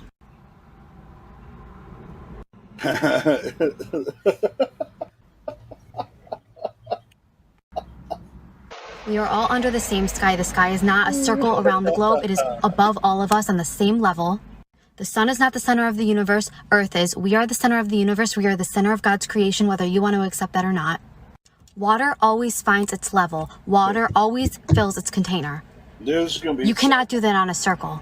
Water does not curve. Water doesn't bend with a globe. It would separate. There would be a middle ground. We would see the curve. We would see the horizon if the earth was truly a curve. There is no curve. It is not a globe. Wake up to your reality. I watched the best video I have ever seen in my entire life, and I need to share it with you guys. When I tell you this video is full of proof, real evidence, science, math, real science, not pseudoscience. This is what it's called. The Next Level. It's on YouTube. I literally cried. It's amazing. Regardless of what you believe, you really should watch this video. It's just incredible. When you finally realize the truth, the feeling is just, I can't even describe to you. I just want everyone to feel what I feel. If you're interested in finding out where the lie started, how it started, why it started, and why we're taught what we're taught, why we're not taught the truth, this video is perfect to explain it. The best thing that you can do for yourself is put your ego aside and let the truth set you free, because it will. Alright guys, why do objects fall at the same rate in a vacuum chamber? I know what you're gonna say. You're gonna start talking about gravity, just like Google says, but the real answer is not gravity. The real reason is air resistance. There is no air resistance in a vacuum chamber. Air resistance is a force that is caused by air, a force that acts in the opposite direction as an object falling. So if an object is falling through the air is resisting it. There is none of this in a vacuum chamber. Air resistance makes light objects fall slower, making them float for a while. Here's an example. When a feather falls, it falls slowly because the air is in its way. If you dropped a feather and a golf ball at the same time in a vacuum, a space with no air, the feather would drop as fast as the golf ball because of a lack of air resistance. There is no air resistance in a vacuum chamber. It has nothing to do with gravity. Gravity is the most irrelevant, unnecessary thing. And let's not forget how much we love symbolism. Let's not forget what year gravity was discovered. Okay, of course, it was 1666. Of course. Now I'm going to play a video for you of an electric engineer from 1974 that debunked gravity. That speed, that wheel has enough energy to throw itself 200 feet in the air. Did you notice that as it went round in a circle, there was no centrifugal force trying to pull my arm out sideways? Let's just do it once more. To save time, we've already spun it up. So here goes 40 pounds of wheel as light as a feather. This is not a conjuring trick. This is a fact of science. Watch it again carefully. A fact about a spinning wheel so far everyone has missed. Notice how he said it's a fact of science. A fact of science. And remember, the definition of science is to study through observation and experiment, which is what he did. Also remember, gravity is a theory, not a fact. And let's not forget what a theory is. A theory is just an idea. It's just an idea. It's an idea, a theory, not a scientific fact. No one has ever proved it because it doesn't exist. And before you say there's a difference between a theory and a scientific theory, understand that the observation behind gravity is literally things fall due to density, and air resistance makes things fall at different rates, and it makes it not fall at different rates in a vacuum chamber because there's no air resistance. So where is gravity needed? Ever wonder what a real photo of Earth looks like without CGI or a fisheye lens? Look no further. CGI, fisheye lens. This is just a fisheye lens on this one, but hi, how are you? That's what it really looks like. Just flat, horizon, horizontal, horizon, plane, flat plane. NASA's photo at 75,000 feet. Interesting how there's a fisheye lens on that one too. Oh, and then an amateur photo at 120,000 feet, which is way higher. And it's completely flat. Is that not weird to you? If you're looking for a real photo of Earth using NASA or other space agencies, you're looking at the wrong places because you're not going to find one there. Which cartoon, CGI, made up design, drawn by CGI artists do you believe in that you live on? These are all so different. Why are they so different? Why are the continent sizes so different? Through the night sky as it hits another thrust set right there.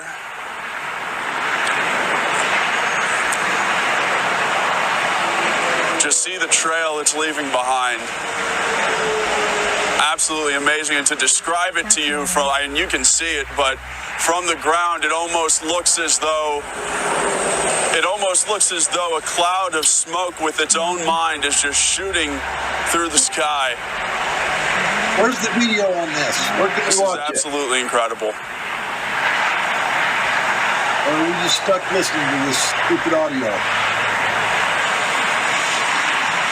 Again, you're watching the SpaceX Falcon 9 rocket launch from Vandenberg Air Force Base. This visible from Bakersfield.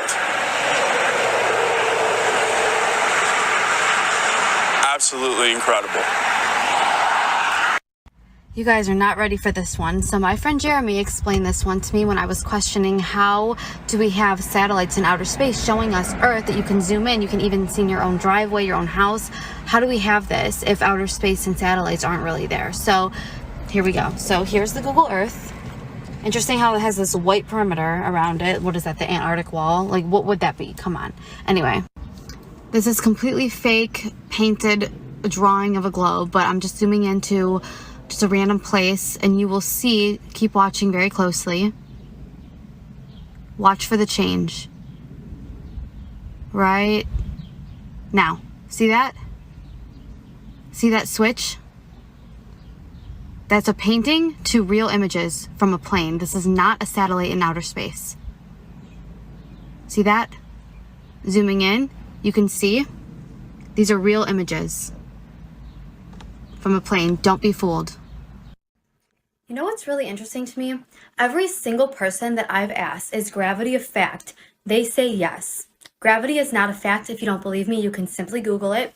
But it's literally called the gravitational theory. It's a theory. It has never been proven and can never be proven. So isn't it weird how every single person believes that it's a fact? That's indoctrination.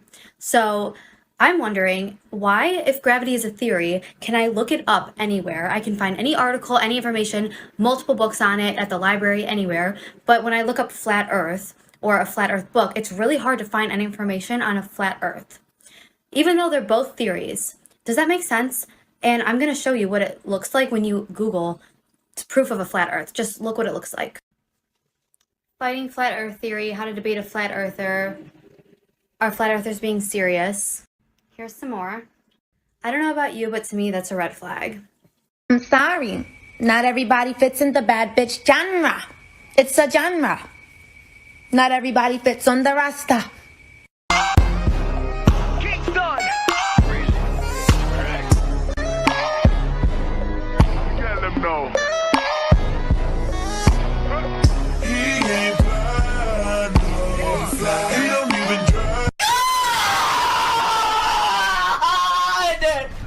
My God!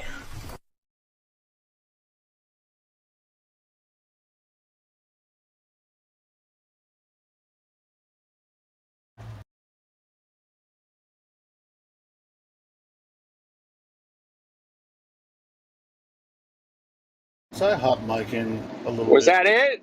Was that it? Yeah, I think that's it. Was I hot micing during that? Because I was texting with my brother and shit. You were fine. You were fine. Well, who the fuck is that, man? She's all over it. Dude, watch the video. She's hot, man. She's only on TikTok though. Okay, cool, man. You go, girl. That's what it was. Just like, look at this flat Earth book, and she's just freaking rolling with every single argument that we talk about every single day. Yeah. That's pretty cool. That's cool. I'm glad Flat Earth Banjo found that shit. You know, it's pretty cool. Do you say she has a TikTok channel? Right on, Banjo. Yeah, she's only on TikTok apparently. Oh, no? No? Yeah. Yeah.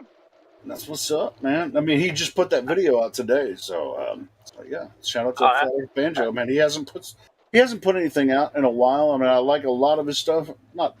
We all don't, like each other's stuff all the time, but Flat Earth Banjo has some good content. Flat Earth Banjo is a very accomplished human being, so No doubt about it. he's got a very established work history, It's like, career. if he's gonna put a video out, it's gonna be good. Oh, Yeah. guaranteed, yeah. That's why I just watched like 20 seconds of it. I was like, "Hey, you guys want to hear the new latest Flat Earth Banjo video?" I didn't even. Yes, I do. I didn't have to vet it first. I only vetted 20 seconds of it. I was like, "Yeah, I think if people want to hear this one." Man, He was in the documentary, The Next Level. that Flat Earth debate Discord is really an interesting place when you go into the Right? chat. Yeah, So is it better than Professor Dave? Is the question. the only thing, the only thing that they did was insulting me all the time, like literally, all the time. You went to Jim Panda? Yeah, I got everybody going earlier, Helio. They were talking about Professor Dave. They were talking about Professor Dave, and I'm like, ooh, I can't get past the arrogance and everything to listen to anything he has to say. It's always And then interesting. after I said that, I said I'd rather go into Gem Pandas than listen to his ass. And everybody's like, "Oh, what's that?" So we popped over there for a few minutes. Well, I left because I got a phone call, but you've been there before. But I want to hear this guy's experience. Yeah. So who was it that got their first experience today? I'm not looking at my phone, and I don't know everybody's name. Oh no, I was there, but I Clay really, Under Seal. Is that the first time you've been there? It was Clay Under Seal. I can't really talk to people that just are not capable of being able to have a social discussion, based on normal communication. Yeah, it was Clay. I'm just very sorry for those people because they're so hurt. The only thing they did all the time in the chat was insulting. Nah. You go over there enough, you'll change your opinion. Oh no, he said So, he yeah, feels they've sorry been for doing those their people. I thing. don't feel sorry for. They actually attack us when we come in there. They come. Yeah, they've been doing that. They've had their server just about as long as we have, the original one. So, like, for over 5 years. Well, It's like, hey, why don't you come over here? They'll try to recruit flat earthers to come over there and talk. But actually, the reason they do that is because they're not allowed to come here. yeah, that would be better. I thought of that. I'm like, damn, too bad you're not in the chat. I was thinking about you, Helio. We could have just slid your YouTube over there for a minute. Well, yeah, but I can do that. Actually, I've live streamed from that channel before. As long as it's a focused discussion, we can do that. We can live stream from there. And right. I'm just not going to live stream a shit show. Right. So Glat went in there a little hot, I guess, because he's been in there before and a little salty over it, maybe. And Jem popped in and called him out. I was like, okay. Hey, I get in arguments with flat earthers in here. Well, yeah. Why would I even want to argue with Globies over there? Because we all decided to go over there. Other people in there had a conversation, so I was only posting memes most of the time, and sometimes writing something to other people within the chat.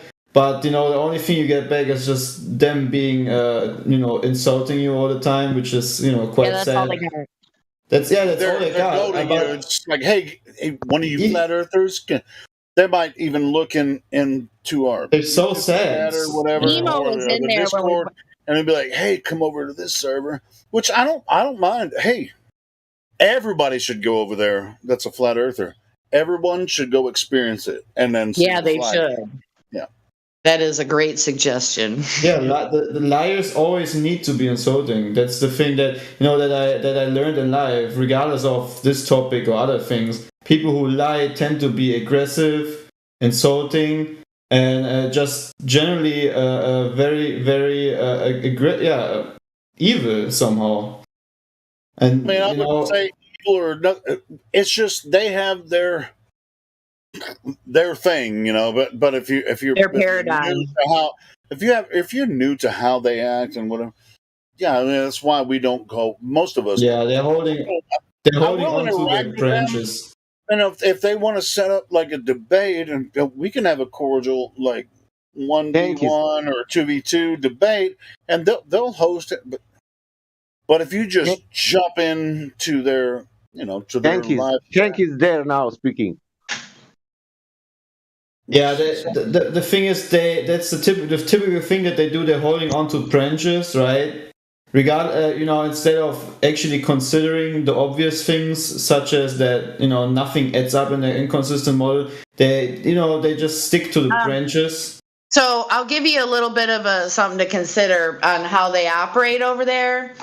So once a week, they do what they call a Sunday roast.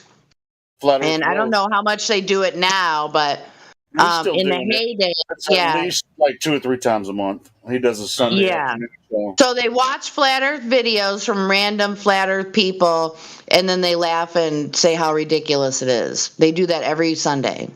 Right. Yeah. Yeah, I So can that's imagine. their entertainment. That's what they do. So instead of, really, all they want to do is just disregard everything any flat earther says. Right. So the great thing is, actually cherry pick what we say and then put it in the flat Earth roast thing. Right. You know what the great thing is? Hey, These but, people. but also, flat Earthers make fools of themselves sometimes. So That's you have to true. be Yeah. careful. And That's true. so we're always live here, so be careful what you say because they will pick and choose, bro. And Yeah, they'll put the you thing- on the roast. They'll be like, They'll put you on they'll straw man the fuck out of you on the roast. Just be careful what you say. The thing is I'm just sorry for them because there will be a day where everything will be exposed to everyone that ever lived, and certainly they then gonna realize all the lies that they have been fed. Okay, well, hey, do you think that's going to happen soon? No, but it's gonna happen someday. It doesn't matter when it happens, but it's gonna Okay. Well, how about this? How about this? We know it's going to happen in the future, but we live as if it's not going to happen in in the near future. Because the only thing we can do is live in the present. Well, see, we have to deal with people in which their mind is blind and they're, they are not willing to accept. That's on both sides. That's on both sides. Oh, sure. I mean, Because otherwise you have they someone wouldn't have. like him saying, very soon Jesus Christ is going to come down from heaven. He's going to take care of these people. Because I heard you talking, Claire, in the serial earlier. That's, bro, I don't. All right. Hey, yeah. you're He's inserting reinforcing something right now. exactly what I'm saying. I heard you talking. You're inserting something that I didn't say once on this Discord yet. All right, cool. So what were you saying when you said this stuff? That we're near the end times and it's coming to a focal point, or what did you Never mean? said that. All right, I don't know when the end time. I don't know when the judgment day is. No one knows. All right. Well, he's obviously got you mixed up with somebody else. Then no, I don't have them mixed up. But anyway, only that point. It's also important. What judgment day? What is it? A question? What judgment day is? Yeah. Yeah, that's when you stand naked before your creator, and you're going to be judged based on what you have, where you've broken the law. And it will be like that. I will be naked in front of my creator, and then how? And that mean. Let's go in a biblical room. I can explain you. That means that you have that experience. Let's go in a biblibiblical room. No, that's cool. Hey, I can explain it. Can I say it? Let's go in a biblical room. Yeah, Sasha, go ahead, Sasha. That means that you have that experience, and that I still need to get that point where, because that happen. What? I understand. Oh yeah. Once if you know that I will stay naked in front of Creator, that means that you know what Creator will do with me. First of all, I will be naked in front of Him. Yeah, your naked soul, your naked soul, exposed to you and everyone else, right? Yeah, not your naked human body. I mean, come on now. Okay, sorry. All right. I think everything's so literal.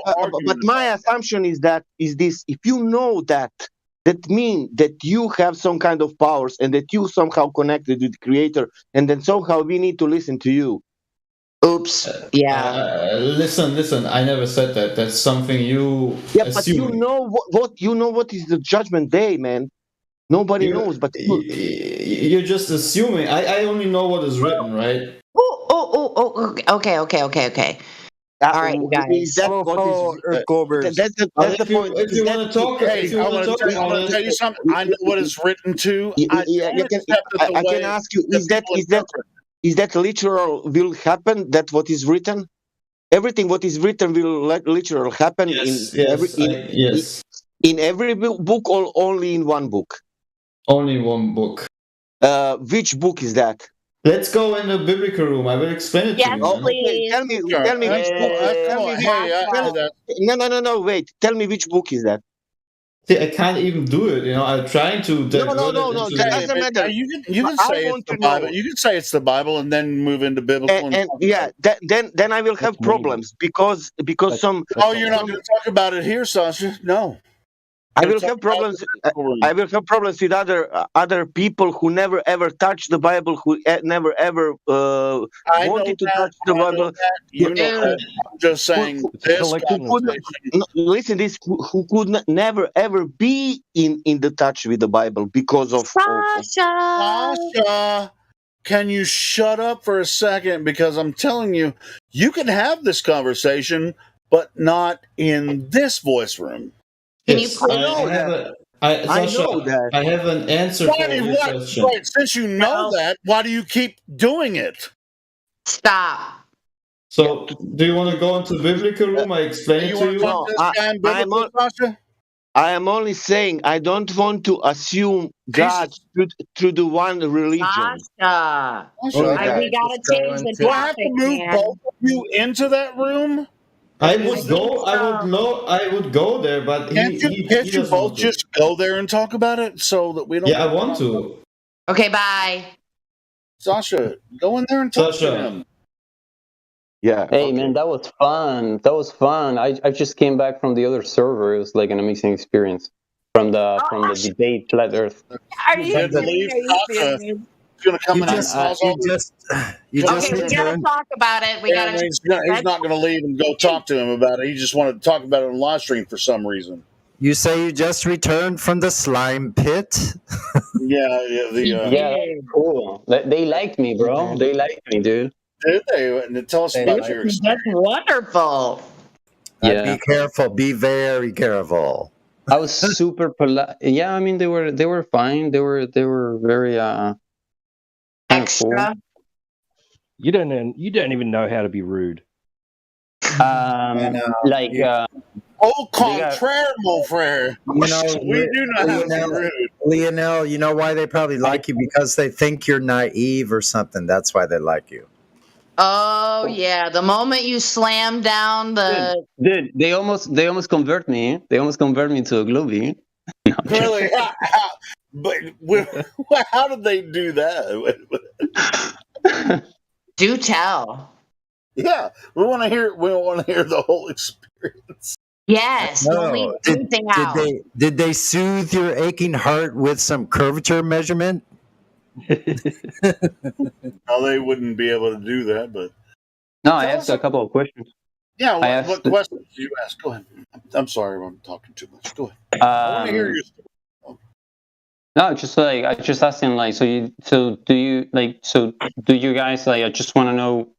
I started talking about the photograph from outer space, right? And I told him that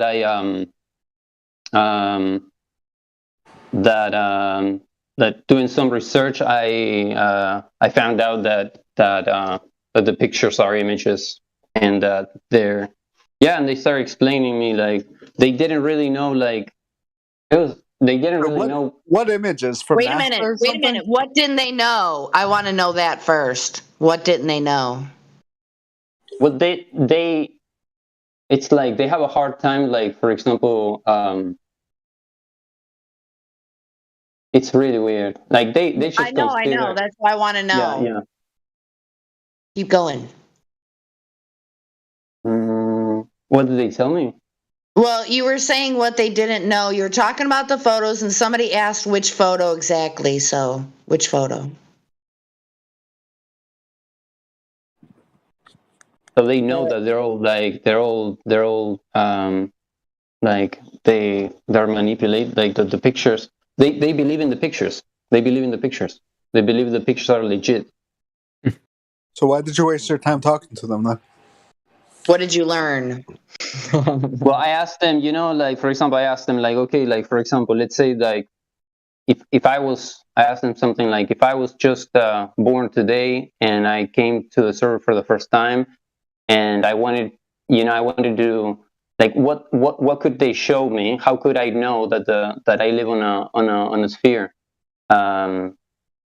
And basically they told me something like I wouldn't be able to know that I live on a globe because I would have to like study. Well, somebody told me that I would have to study like 1 or 2 careers or something, and then yeah, but they didn't. They couldn't. Basically, honestly, they couldn't tell me one thing. Like one. So basically, it's not easy to realize that you live on a. You have to like study a lot. You have to study a lot to get as diluted as really imagine, really hard. Astrophysics degree will tell you. Okay, that's the opposite of ignorance is bliss, maybe. 8 years in severe. And then somebody brought up like, yeah, well, you have to understand, like, you have to understand what epistemology is all about. And I told them, like, well, epistemology is based on concepts, based on reality. You acquire data through your senses. So the concepts that you create have to be based on reality. It's very difficult to have conversations like, and they just jump out into like very complex. They fucking love math, man. Yes, they do. Yeah, and I have a hard time with it, like I just listen, and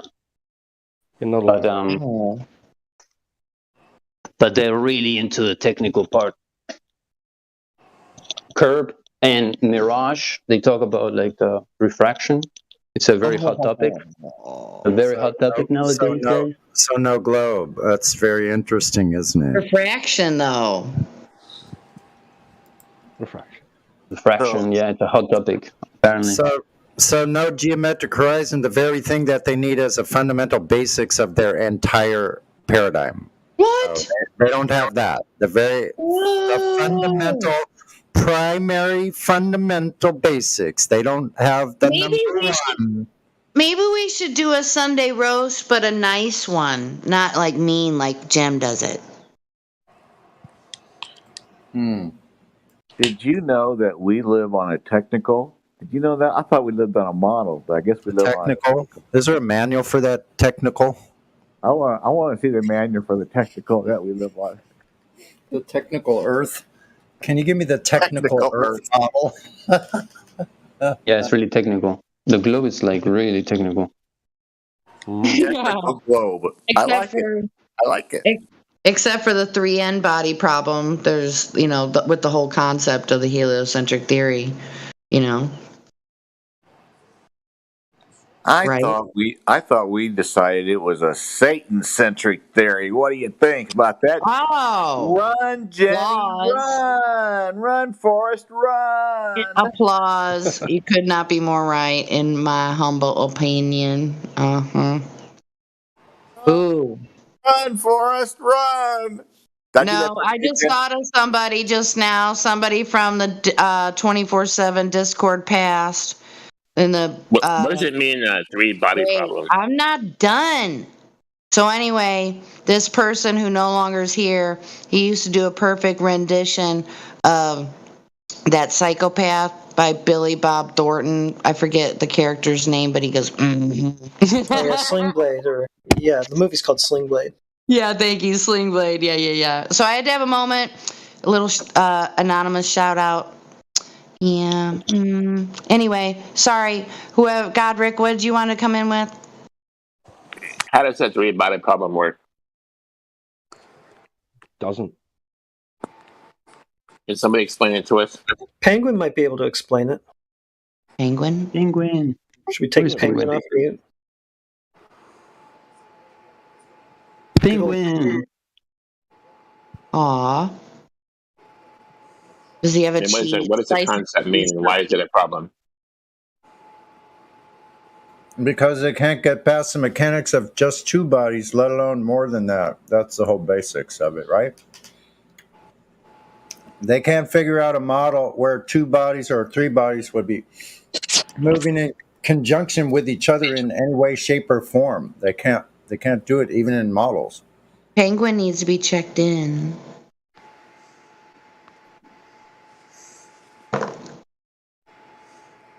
Unless he has special powers or something. Wait, why does it need to be checked in? He's a noob. I took him off mute, but I'll put him back on mute then. He can just go to the Yeah, VC. you have to babysit him. Penguin from it's a villain, no? From the Batman movie.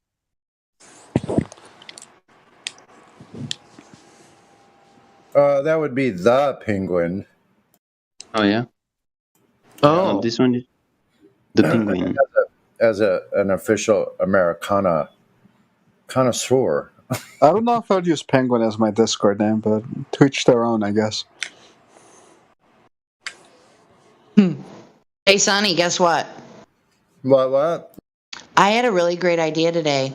So, like, I don't know, a month ago or something like that, they changed the music track at work. And so now it's kind of like early 70s, almost some of it kind of funk, you know, like one of them's Flashlight, you know, so it's like, whoa, yeah. Okay, so anyway, one of the songs, I actually took part of it and I started whistling to my dog for like, you know, so he knows it's me. How does it go? Okay, so it goes, you might not, hopefully you can hear it. Did you hear it? No, we only heard first part. No. Yeah. Okay, sorry about that. But anyway, the name of the song is called Everybody Plays the Fool. Everybody plays the fool sometimes. Yeah. So I think that can be a Flat Earth song. Like Why if not? you listen to listen or read all the lyrics, it's pretty kind of cool. In my Everybody plays the fool sometimes when they put that globe inside your mind. Yeah. Yeah, I think it can totally be a kick-ass Flat Earth song. So hopefully maybe those that are talented lyrically can come up with something. I think we can put Sunny and Helio on that as a joint project. Oh, yeah. We've already thought about a collab team. Yes. Yeah. But yeah, it's an awesome frickin' song. I've never heard of the name of the band before. I think it's the name of them. They're The Essential Ingredient. Yeah. One-hit wonders. Yes. I didn't want to no, The Main Ingredient is the name of the band. Oh. And when I get a chance later, I'm going to look them up and see if they have something else that was like radio play worthy in their time of fame. But it's an awesome song. Everybody's heard it if you lived in that time period. Everybody plays the fool sometime. We were all there once. Yes. We were. I think it could be an awesome freaking song. When we all learn about the globe in your mind. Main ingredient. Let's see. Main ingredient. Here we go. Did they have another radio play song? It was formed with a trio called the Poets in New York City in 1964, composed of a lead singer, Donald McPherson, Luther Simmons Jr., just died 2016, Panama-born Tony Sylvester, October 41 to November 2006. Let's see, blah, blah, blah. They made their first recording for Lieber and Stahler's Red Bird label, but soon changed their name to The Insiders and signed with RCA Records. In 1968, after a couple singles, they changed their name once again, this time permanently to The Main Ingredient. The name came from a Coca-Cola bottle. What? Yeah, they teamed up with record producer and arranger Bert DeCocteau. Under his direction, The Main Ingredient reached R&B's top 30 for the first time. You know what that means? They didn't make no motherfucking money. That's what that means. They hit the top 30, R&B top 30 in 1970 with You've Been My Inspiration, a cover of The Impressions' I'm So Proud. I'm So Proud broke the top 20, and Spinning Around Must Be Falling in Love went to top 10 in 1971. They scored again with the McPherson penned black-powered anthem Black Seeds Keep On Growing, but tragedy struck that year. Donald McPherson had been suddenly taken ill with leukemia, died unexpectedly on July 3rd, 1971, at the age of 29. Somebody smoked a little bit too much cocaine. Oh wait, this listener. Then stunned, Tony Sylvester and Luther Simmons regrouped with a new lead singer, Cuba Gooding Jr. Oh snap! Who had served as a backing vocalist on some of the previous recordings and had filled in on tour during McPherson's brief illness. Gooding began auspiciously with the million-selling smash "Everybody Plays the Fool." Oh! Which hit number 2 R&B and number 3 pop to become the group's biggest hit. Sold over 1 million copies and was awarded gold disc by RIAA in September 72. So the company album Bittersweet became the first to hit the top 10 in the R&B album charts, followed up by 73's Aphrodisiac, featured several songs written or co-written by Stevie Wonder. Although it did not produce any huge successes on the single charts, they peaked at number 8 on the R&B charts 74 with Just Don't Want to Be Lonely, which sold over 1 million copies and also reached 10. Oh, wow. Almost done. Reached number 10 on the Billboard Hot 100. The track peaked at number 27 in the UK single chart in 74. Holy cow. So I didn't know that about Cuba Gooding Jr. and the songs on their other album written by Stevie Wonder. Oh, yeah. You mean Stevie Wonder, who can actually see that Stevie Wonder? No, he wrote some of their songs. No, you didn't hear what I said. Oh. You mean the Stevie Wonder, the one that can actually see that Stevie Wonder? Oh, probably that one, yeah. Yeah. Pac had a video, I think, on Kimmel where he explained that he lived with Stevie Wonder in the same apartment and he said he can see. Dude, there's like 6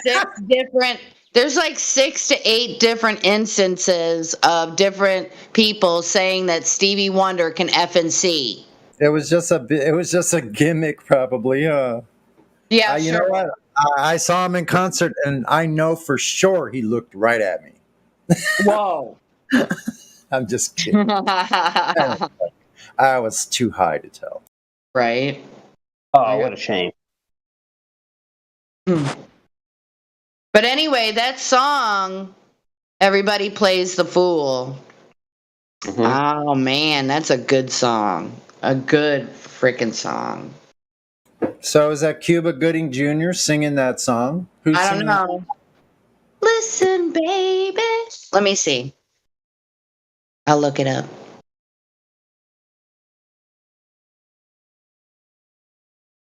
Anybody here likes Lou Reed? Yeah. Yay. They said he was the lead singer after McPherson died. Cuba Gooding Jr. was the lead singer, and then they had that hit. All right, I'm looking at the picture of the 3 of them, and I thought I knew what Cuba Gooding Jr. looked like, and he should be the dude in the middle. He's the actor. I know. Yeah, I figured you did. Okay, but so his picture isn't on the album. It's just for the one song. I mean, it says Everybody Plays a Fool.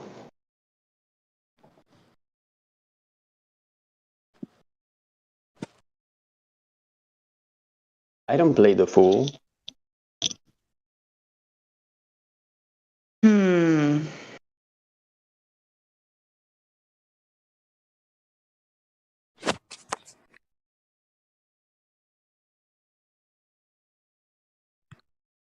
Oh, Cuba Gooding Sr.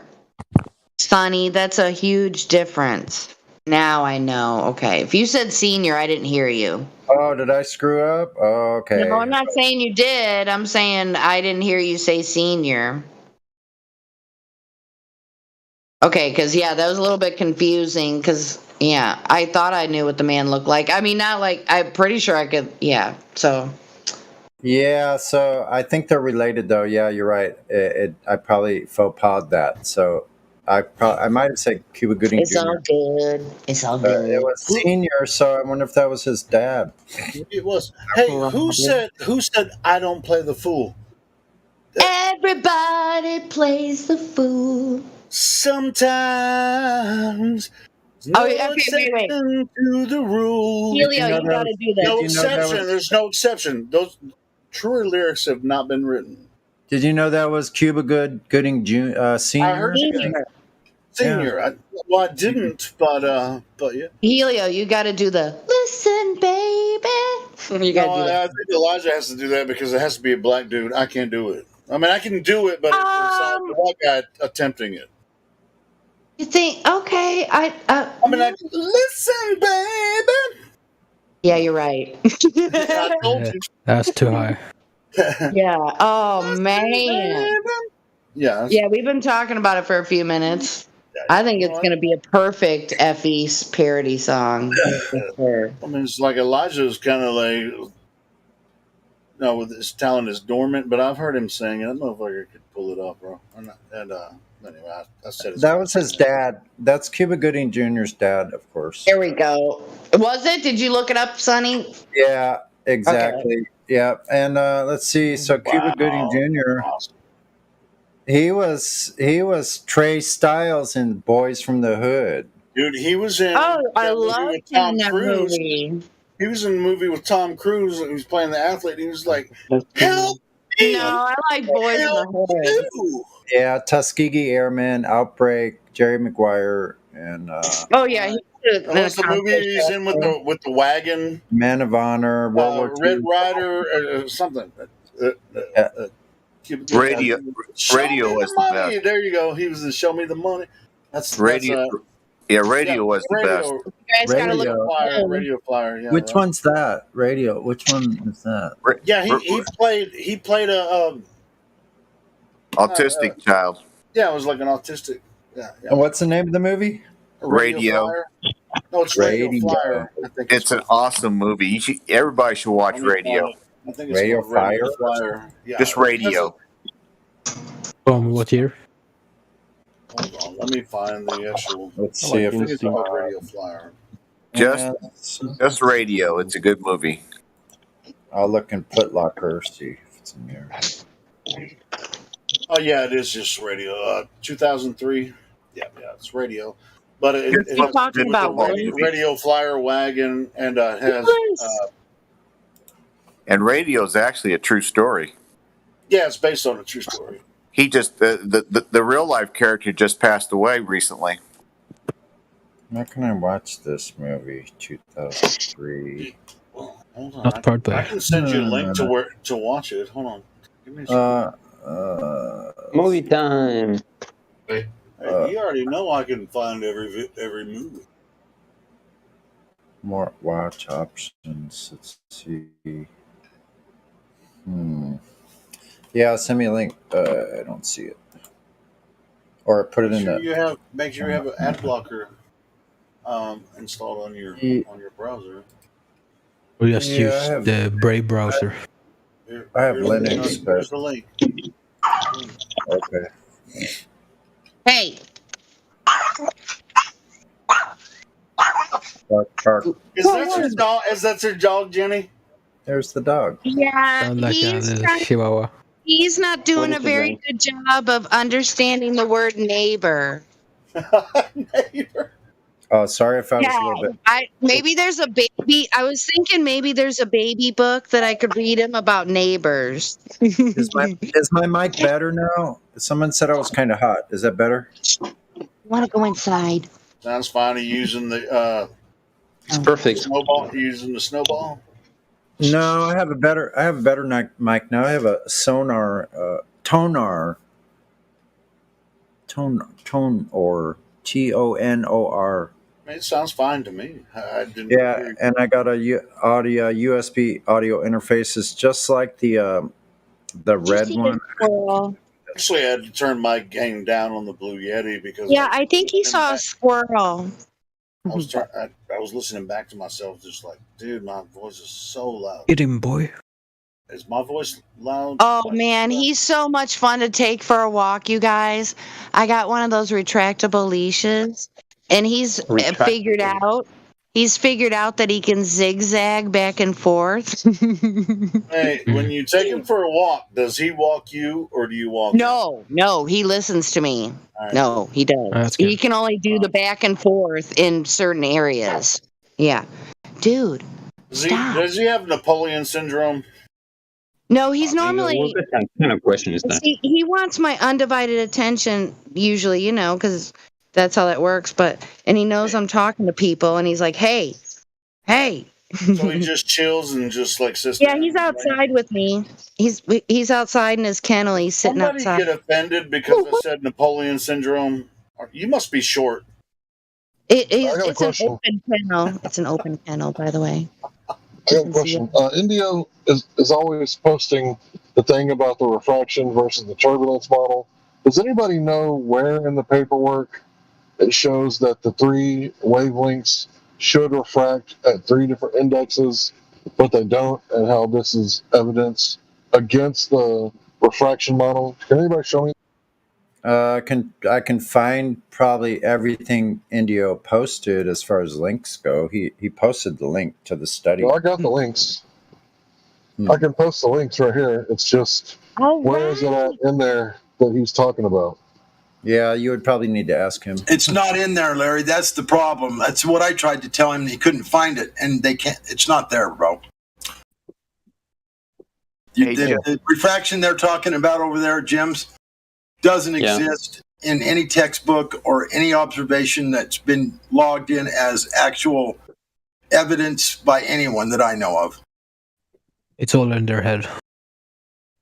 I know, but where's the chromatic aberration test that India was talking about in the link that I just posted? Oh, I don't know. All I know is when those fools over there talk about refraction, they're just saying the words and they're making shit up, saying that atmosphere, different temperatures is a different medium, and it's not. It has to be literally two different mediums, literally, like water and glass, or water and salt water, or something. But it has to be two separate mediums to bend light. There is no fucking way that air and warmer air or more humid air causes that shit to happen. It doesn't. Hey, where did you post that? Your tag didn't work, Larry. You tried to tag Bunga, it didn't work. God Rockin', are you saying that Globers lie to protect their globe? Yes, saying that, absolutely, yes. Oh. They said, I just posted it. Are you talking about on Gem server or here? Because we can analyze it and talk about it. And if we're talking about... Yeah, I don't know how Larry does it. Like, he just like... No, it's cool. It's cool. I mean, This guy's go technical, man. I was over there for a while earlier, and Jim. Yeah, I was listening to you. He's just out of his fucking mind, saying that air, air, and then different. And I don't even want to go into it, but yeah. So where were you at? Where do you guys go to hear this stuff? Jim's. Jim Pandas. Is that like a bar and grill or what? Yeah, Jim Panda's fucking clown world. I guess. Jim's Burgers. Jim's Burgers. Jim's Burgers. Hey, do you What? want to go over there and talk to him? Shit, we got the link. You know, you want to go there and talk So how do you get to Jim's Burgers? You just go to Debate Flat Earth and More. Debate Flat Earth and More. That's where you go. Yeah, that's where you go. Hold on, let me. Thank Yeah, you. you're gonna find that. You're gonna find nice people there. I want my burger with cheese on it. Is that possible? Maybe. I want can Jim's mass anything cheeseburger. you want. They can math you any sort of burger you want into existence, just using math. This link I'm going to post a link. This one will expire in 7 days. I haven't shared it in a while. Let's see. Back up here, and then post it in live stream voice text. If you want to go over there and see what's going on, this is where you go.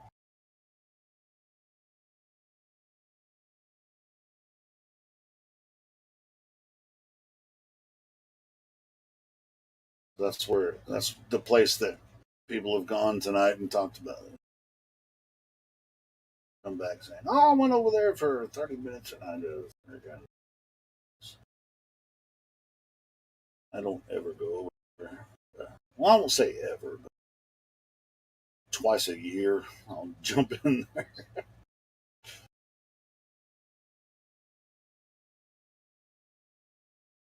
I have no desire to be berated by those folks. Hey, Helio, Mike Chick. Yeah, what's up, Dave? You want to try to talk to Yellow Swag? Sure. 420. Is that someone new? Yeah. YOLO Swag. Yellow Swag. Whose server is that, Helio? That's Jim Panda's. That's why we say Jim. We say Jim's server. That's Jim Panda. He owns that server. Okay, I was making sure because of earlier this week there was some weirdness, even though it was in the. It's always weirdness, chat. you know. We're kind of partners with them, but they're like the antithesis to what we do here.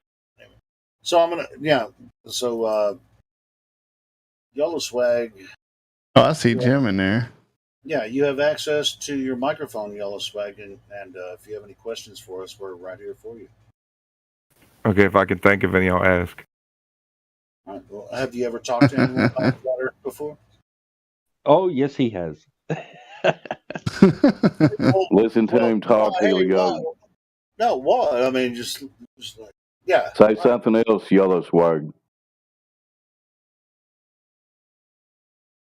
It's Pay Drinker, Helio. What is Earth? Oh, well, I mean, Yellow Swag. Where? Where's he at? Where's the drinker? Dude, what is your obsession? It's really weird. We've also been joined by. You actually want us to take you seriously, or are you just trolling the entire time? Coming in with freaking 20, 40 different accounts. Should we take you or anything you say? Hang on, let me mute. Sorry. I'm talking about Yellow Swag, man. You have access to your microphone. Speak for yourself, bro. I mean, why are you obsessed with this server? Why do you come in here with multiple? I don't server mute him. Let him explain himself.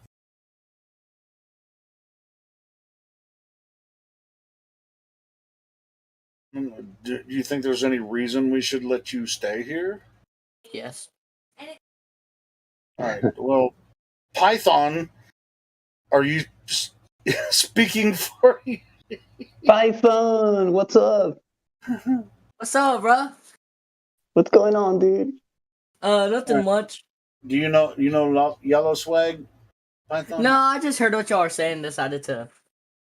Well, you know, this guy Yellow Swag has been in our server on at least 20 accounts, and he gets banned every time, but he keeps coming back. What do you think about that?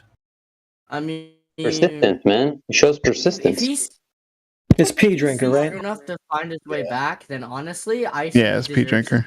Nice. So Python, do you think you'll learn if you stick around, Python? I think that's an acceptable behavior for someone that is has a rational mind. Well, what'd he do to get banned? Well, you weren't here. You're right, I wasn't. He talks about drinking pee in the live stream, even though we've said over and over again that we don't want people talking about people drinking their pee because that's weird even for flat earthers. I mean, yeah, that's immature, but That's not the only reason. He has nothing to bring to the flat Earth argument either. So it's not like, it's not just the pee drinking thing.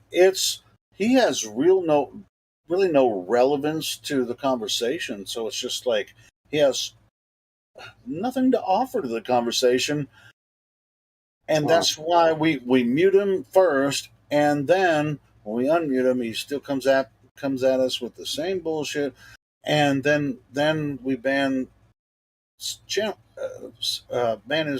character, and then he comes back on another account saying, "Hey, man, I shouldn't have been banned because." You've been to other Discord servers, right, Python, where people just get banned because they're causing a lot of problems inside the server. I mean, yeah, my brother got banned in this one, so. Hey, if you get banned once or twice just because of a misunderstanding, that's fine. We're very patient with a lot of people, but this dude, no. What did your brother do? He just stated his argument as to like what he thought about the shape of the Earth, and he got banned for it. So, I think it's pretty unfair. That's that's not normally what happens in here at all. So, is your brother there in the same house with you? Can you get him on the mic? Yeah, he's right here. Yo, Jaden, I want you on the mic real quick. Yeah. He said nah. Oh, okay. So he's busy. He offended us on purpose. That's why he got banned. That's why he doesn't want to talk now. He didn't offend anyone. I was there looking at his screen, and all he said was he stated what he thought about how the shape of the Earth and what he thought, what his opinion was. What did he say? He said that he thought the Earth was a globe, and then he gave people facts on why it would be a globe. Such as which facts? How gravity would pull us to the North Pole if the Earth was flat, because that would be the new center. Oh, that's probably because he watched. What's that? Wow, that's kind of silly. I never heard that one before. Oh, yeah, that's a new one. Yeah, that dude's video where he's just like, that's funny. On a flat Earth, it's like sideways. No, it's harder to move north. What the fuck is that guy's name? Why? Something sauce, be a flat earther on a globe. Let me address that. Vsauce made an argument. That's who it was. Yeah.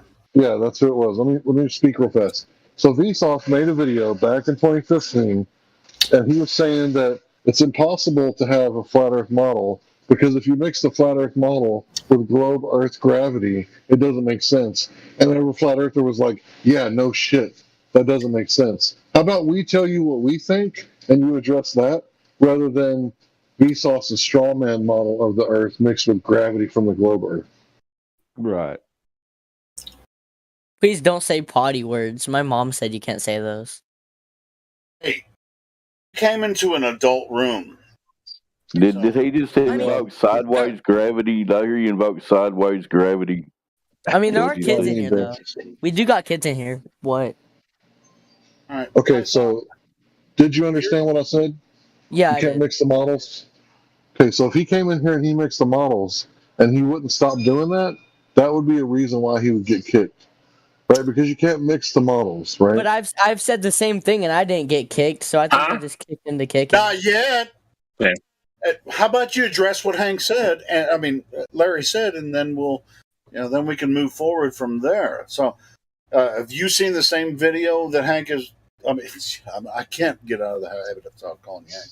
That Larry's talking about, the Vsauce video where he's saying the further you move to the north, the more the gravity pulls you back. I mean, that Vsauce video was really dumb as shit. That's not. It has nothing to do with what flat earthers are talking about. I haven't seen that video yet. No. Well, you should go watch it and then come back and you'll see it's as ridiculous as we're saying it is. Yeah.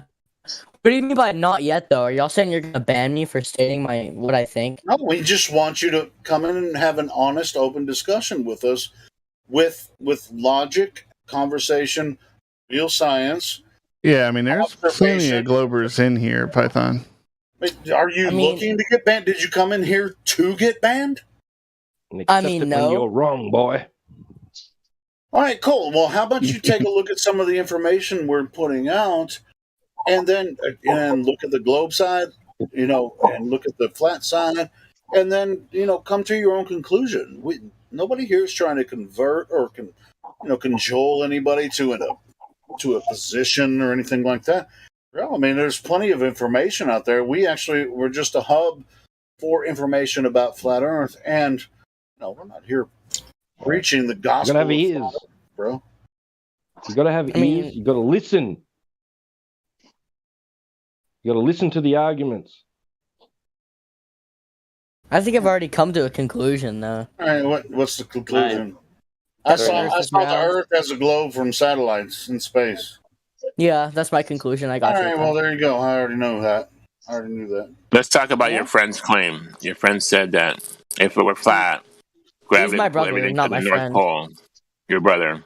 His brother's sitting in the background listening to his. What makes you think? I have I have headphones on, so he's actually not listening. What makes you think gravity will pull anything to anything? Because gravity pulls to the center of, like, the mass, so it's gonna pull you to the North Pole, because that would be the new center of the world if it was flat. Right, but we're not going to talk about that because that's not what we believe. Okay, we have a different set of gravity than what you have. You don't have to talk. You don't have to talk about it, but I can talk about it. So you're going to straw man us on purpose. Do you know what a straw man is? Yeah. Go ahead, Larry. You know what a straw man is? He believes in gravity. Can you show us? No. Larry, Let Larry handle this, please. Yeah, just real fast. So let's say you make the argument that marijuana should be decriminalized. And I'll repeat your argument back. So you're saying you want to legalize all drugs, including the one that keeps coming across the border. What's it called? Fentanyl. Not methadone. Yeah, fentanyl. You want to legalize fentanyl, right? That's not what the fuck you just said. That is so more. Right? That is so more severe than what I just said. Right. It's exactly what you just did. You changed our argument to make it easier to attack, right? Because I can definitely make an argument against fentanyl. It'd be real hard for me to make an argument against legalizing or decriminalizing marijuana. But fentanyl, that's a lot easier. So flat Earth, it's a lot more difficult to argue against flat Earth. But flat Earth with gravity from the globe, yeah, that's easy to defeat. That's stupid as fuck. Nobody actually believes that. So if Yeah, I you mean, want to even though believe you that were that's what we taught in believe, school about gravity, it's still the theory of gravity has never been proven to this day. If It's the he's wrong gravity actually anyway. referring to Vsauce's video about gravity and the way it would work on flat Earth, I'll tell you what. I mean, right now, Python, nobody that's a flat earther thinks that's true. So that's not even our argument. So he's putting up a straw man to debunk it when nobody that he's never actually talked to any of us. He's just making videos about something that he's completely ignorant about because he actually hasn't talked to any flat earthers. So yeah, this kid doesn't understand that Vsauce's argument is based on a thin, flat pizza, which is his straw man argument. You call me we a don't kid? claim that. You call me a kid? no, Vsauce is a kid, and you're a kid. Yeah, Vsauce is making some bullshit arguments. He's doing this on purpose to just debunk flat Earth when nobody on the in the flat Earth argument makes any claims that he makes. This is how you build a straw man, right? So he comes on, makes videos, and then doesn't talk to any flat earthers. He refuses to talk to any flat earthers on his fucking YouTube channel. And so he's going to say, this is what flat earthers think. No. But now you have the opportunity here, right now, since you think that what he said was plausible, you have the opportunity to go ahead and open your microphone and talk to us because we're right here. Vsauce won't talk to us, but you can. What do you want me to talk about? Flat Earth. I can't talk about something that doesn't exist. Really? Yeah. Wait. Earth talking about the globe. Hold on, let's start. Does Earth exist? Yeah, just not the flat Cool. version. Wait. Earth. What do you think it is? What do you think the Earth version is? exists, doesn't it? Earth exists, yeah. Yeah, it does. Are you a human? I think so. I think I'm a human too. I haven't entirely checked, but I could probably check. How would you? Dude, this is baby steps. I mean, this is weird. What's his version of flat Earth? Let's find out what his version of flat Earth is. Hold on. He said flat Earth doesn't exist, right? So define Earth, Python. What is Earth? Spherical ball floating in space. What definition is that? What dictionary says that? I don't know. Let me find you one real quick. Sure. Hey, go ahead and Hey, before you say anything else, go ahead and look on Wikipedia. Look up Earth. What does it say about Earth? Got you. Egg. Or you can do the definitions. You can look dictionary.com. You can look in, the definition of Earth too. That's a pretty good one. Do you know if your balls have dropped? No, Honestly, I don't know, but you could probably ask your mom and she'll tell you about it. Hey, it sounds like we have to take baby steps with you. Your brother, is he your older brother in the background? Yeah. All right, cool. I have a younger brother. I'm the older brother. He listens to me sometimes about this, but he doesn't get involved, and that's fine. But you got yourself involved here, bro. So when you look up the definition of Earth, whether it's Wikipedia or dictionary.com, what did you find? So what I found is the planet on which we live on. But listen, the synonyms happen to be globe, sphere, and orb. I don't see anything about flat on there.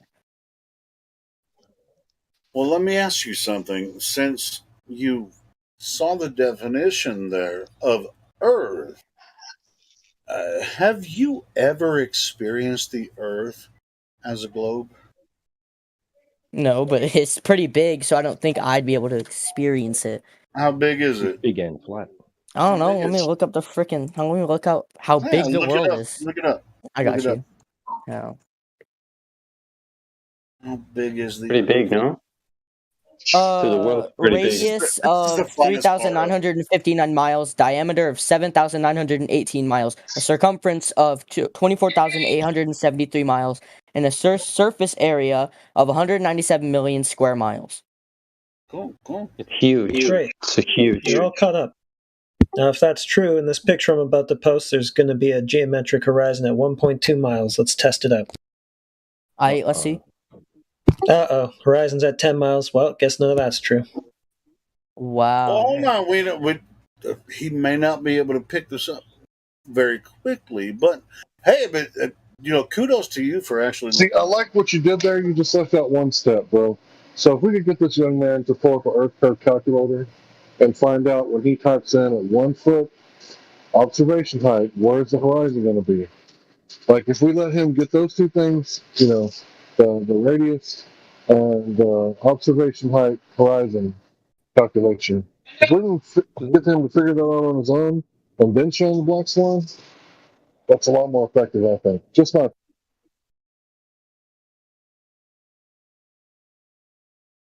It's not a sphere.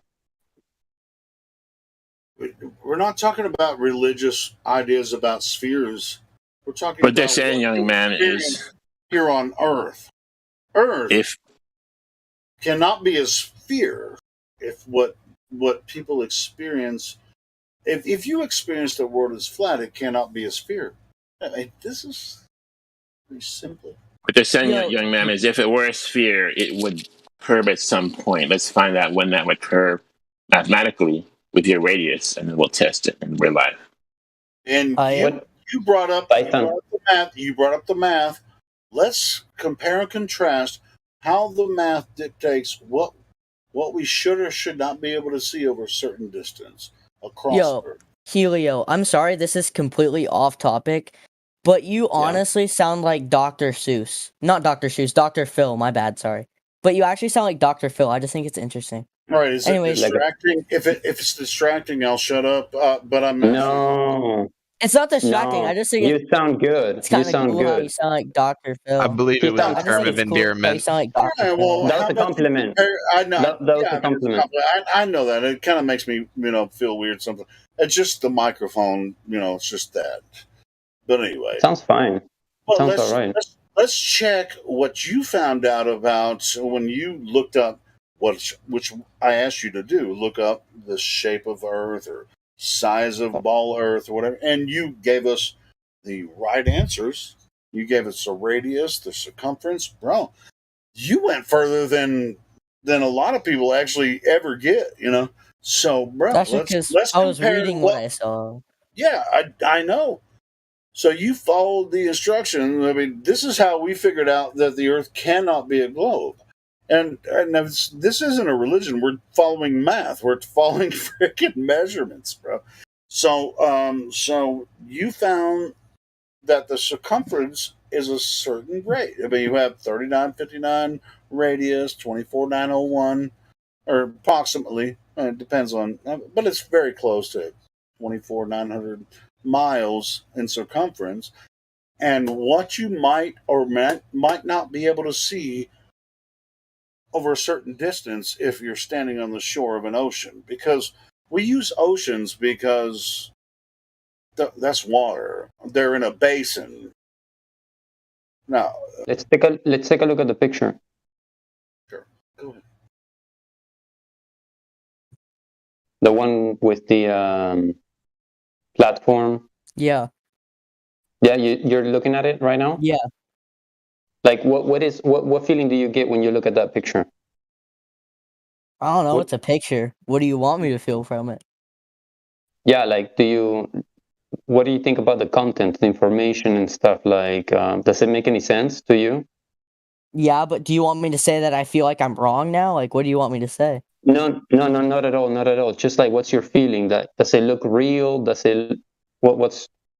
I mean, camera quality is pretty bad, but I guess it's not a fake picture. Okay. What about the distances? Hold on, that Black Swan images, that's taken from a video. I mean, there's a GIF here now.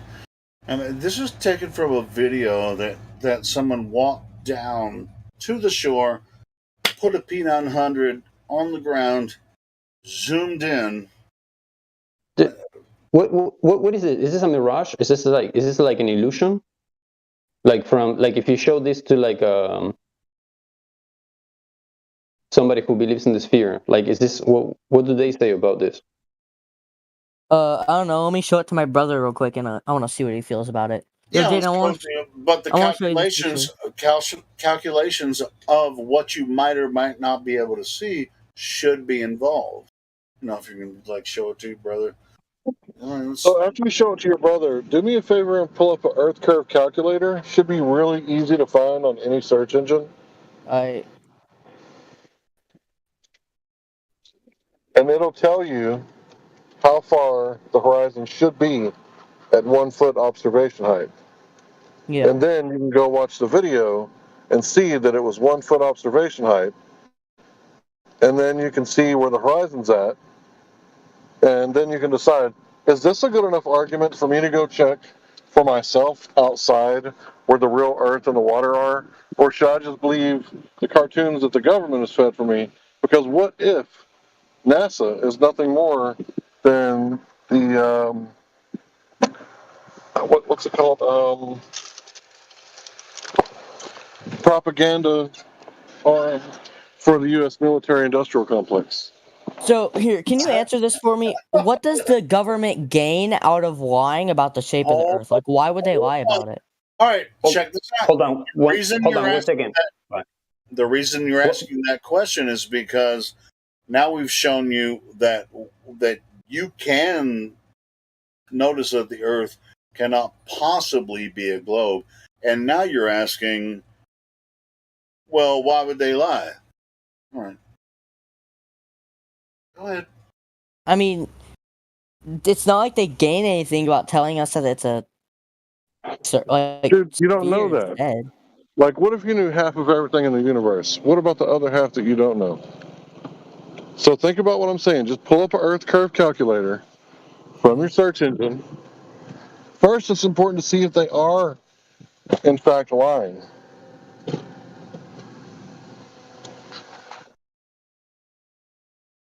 The Truman Show gives a great example of that. Everyone pretty much stays, where we're born. A lot of us don't travel a lot. Like I mainly stay in Louisiana. I've barely left my home.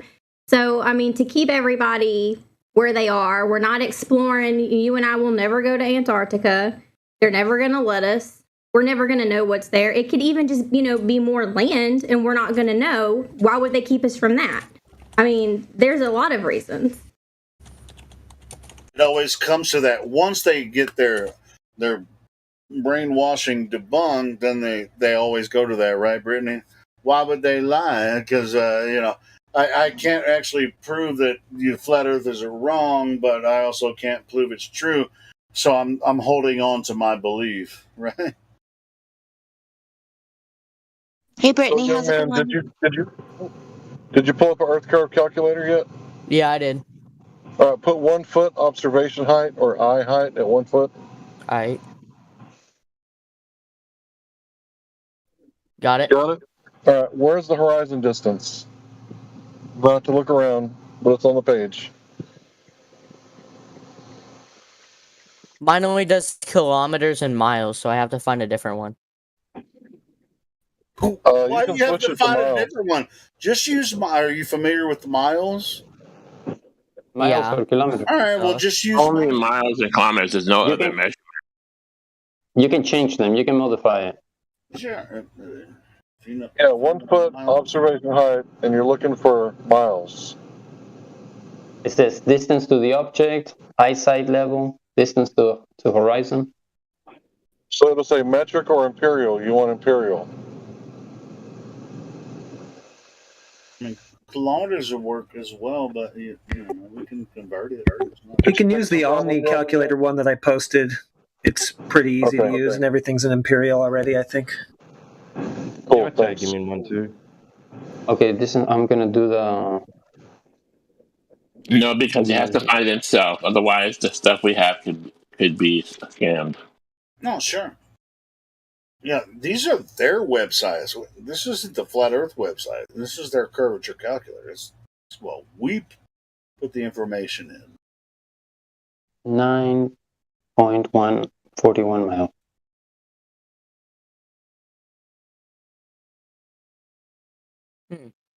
Why is it so hard for you to find this? Just type in because I'm really bad with calculator. numbers. Just type in Earth curve calculator. There's several. Just type in the observer height. Drace has done it for him. I mean, it's already there.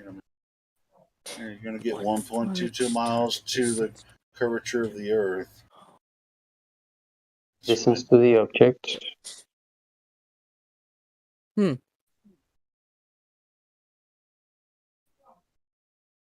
Dude, how many Earth calculators do we have to post on there? I'm going to say that.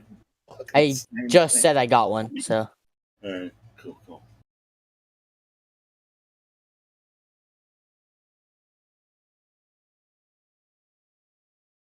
Okay. Huh. 9.41. Or are you talking about the distance to the oil rig? Why are you typing in 9? Yeah, I'm doing that one, yeah. Yeah, but when you use the Earth curve calculator, you're gonna have to start with the observer height.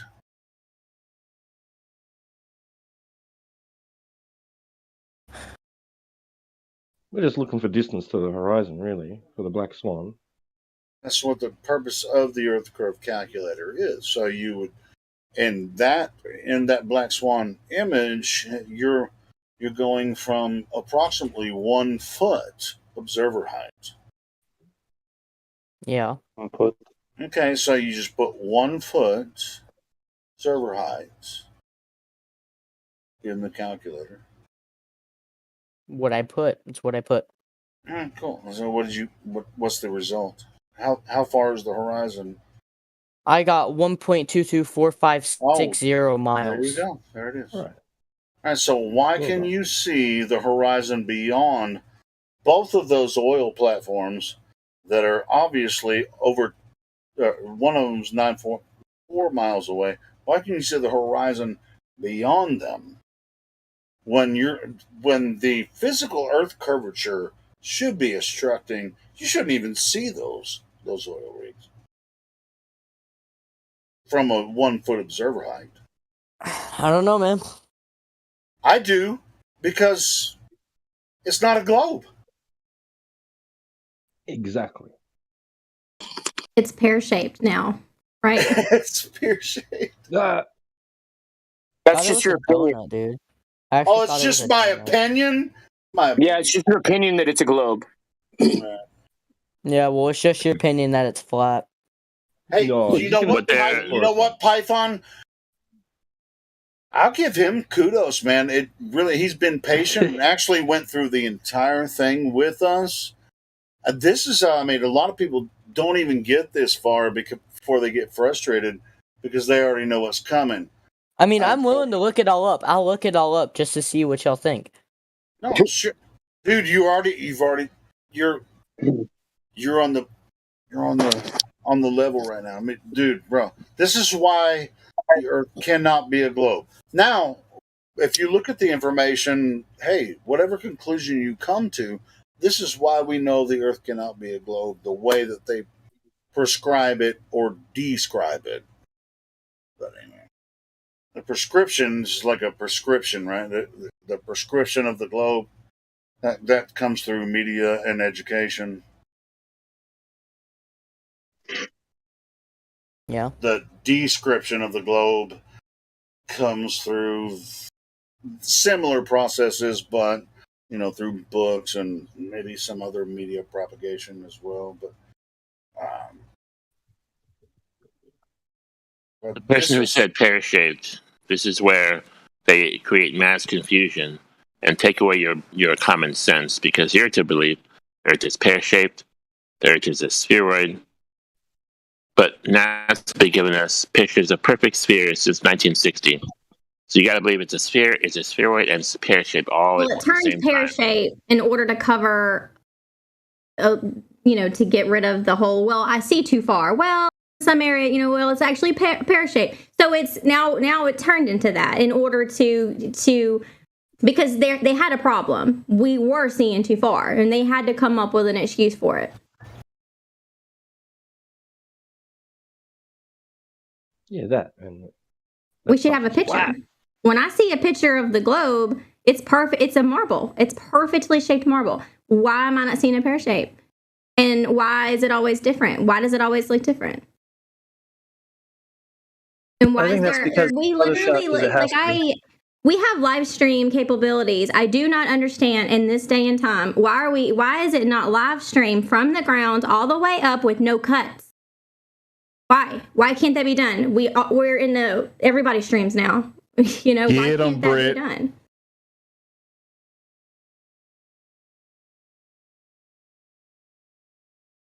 Any ideas?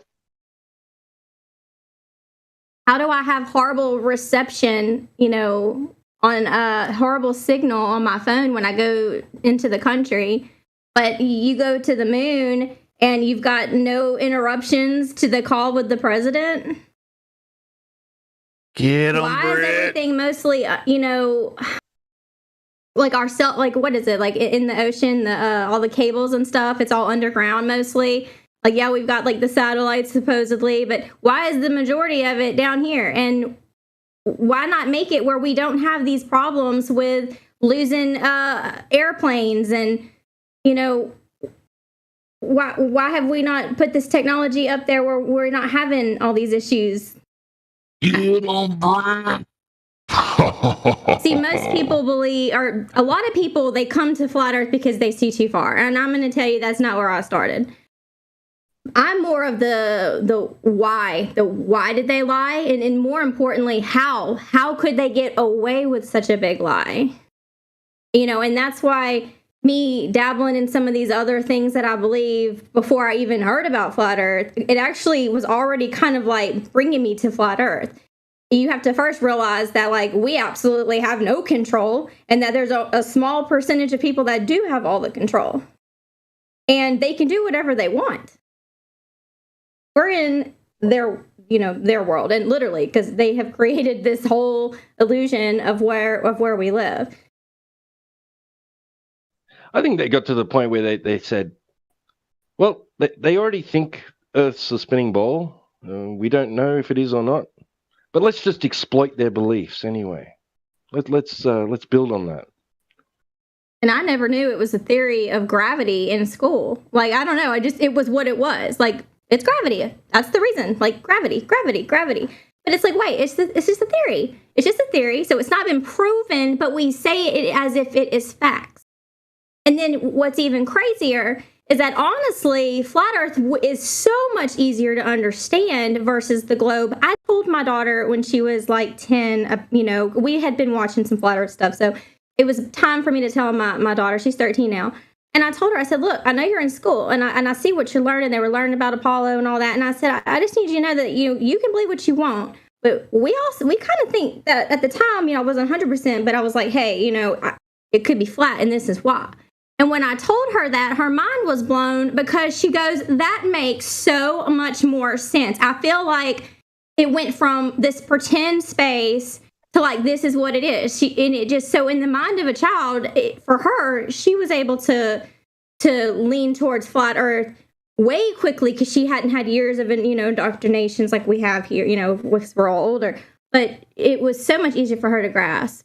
And I mean, she still learns what she has to do for school, but she's ahead of everybody else, kind of knowing what's going on with this world, and not just the flat Earth stuff, but a bunch of other things that she's aware of. But she was able to really just, through the mind of a child, I feel like it is just easier with flat Earth because it just makes sense. Because a child is only going to know what they see, what they experience, instead of just, it's a lot of just being told. We don't have a good picture of Earth, but we've got so many pictures of all these planets. I never thought going into school that my books were literally just cartoons. I never thought that because it was never said as a disclaimer, this is just an artist's concept or this is just a, whatever. It's never, you take it as fact growing up. Yeah, I mean, I had to do the same thing for my 13-year-old. Very similar method, just kind of like just mention the topic, right? And usually that's enough to pique a child's interest. So, yeah, I commend you for that. I've done the same thing. So, very respectable.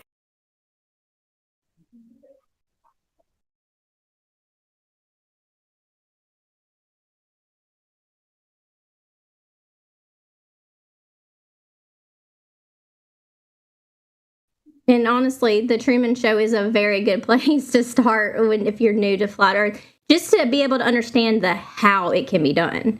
Because, he was just in his own little town, never really left it. We don't leave most of the time. Like, we usually do stay where our family is. Even if we move off, something always brings us back home. We tend to stay in our own bubble, our own circle of people, So, I mean, it's easy to be able to control information that way.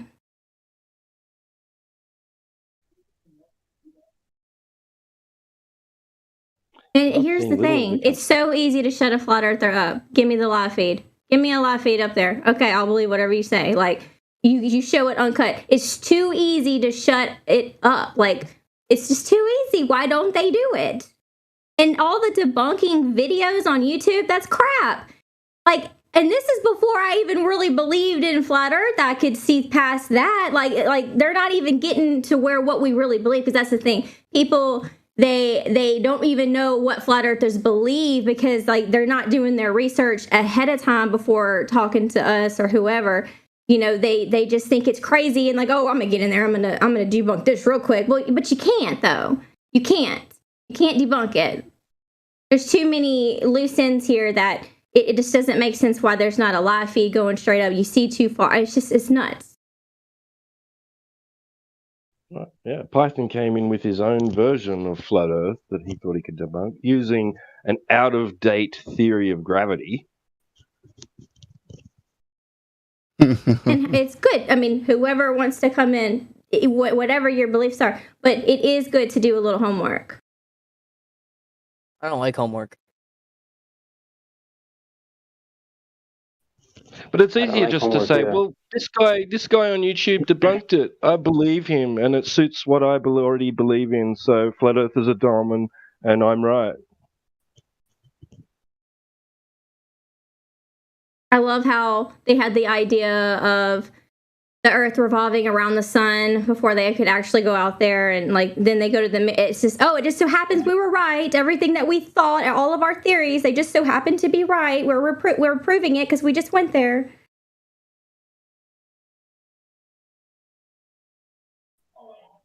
And I really like the guy, the Force the Lawn guy.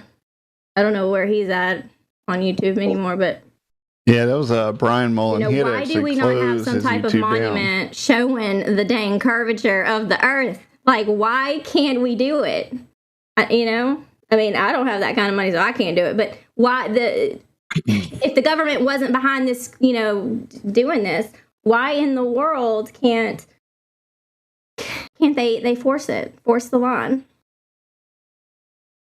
Speaking of proving that they're right, Universal Pictures had a model, like a little cartoon of a globe with all the continents. Honestly, back in the 30s, and we see that old black and white when it starts spinning around with the lights. And this is before NASA went up and supposedly actually saw the Earth. Just so happened they had it perfectly right, exactly the same in 1930s before they even saw it than it is now. The globe. It's like they came up with a story, and then they needed to show the world that, we're proving it now.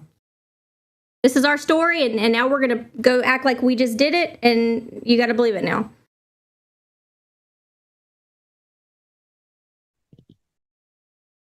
Well, that's the convenience of it, isn't it?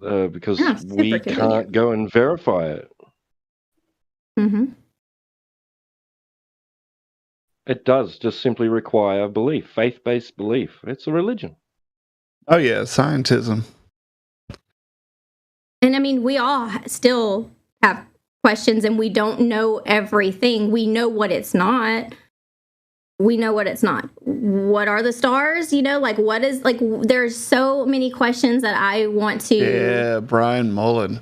I really do want to figure out what my beliefs are on all the little details of this, like what is in the middle, is there any, I don't know. The Northern Lights, what if that's caused by something in the, what if God put something in the middle? What's in the middle? And I'll never be able to go travel and see that. I'll never get to see this edge. Or if it keeps on going. In the middle, I think there's a huge mountain.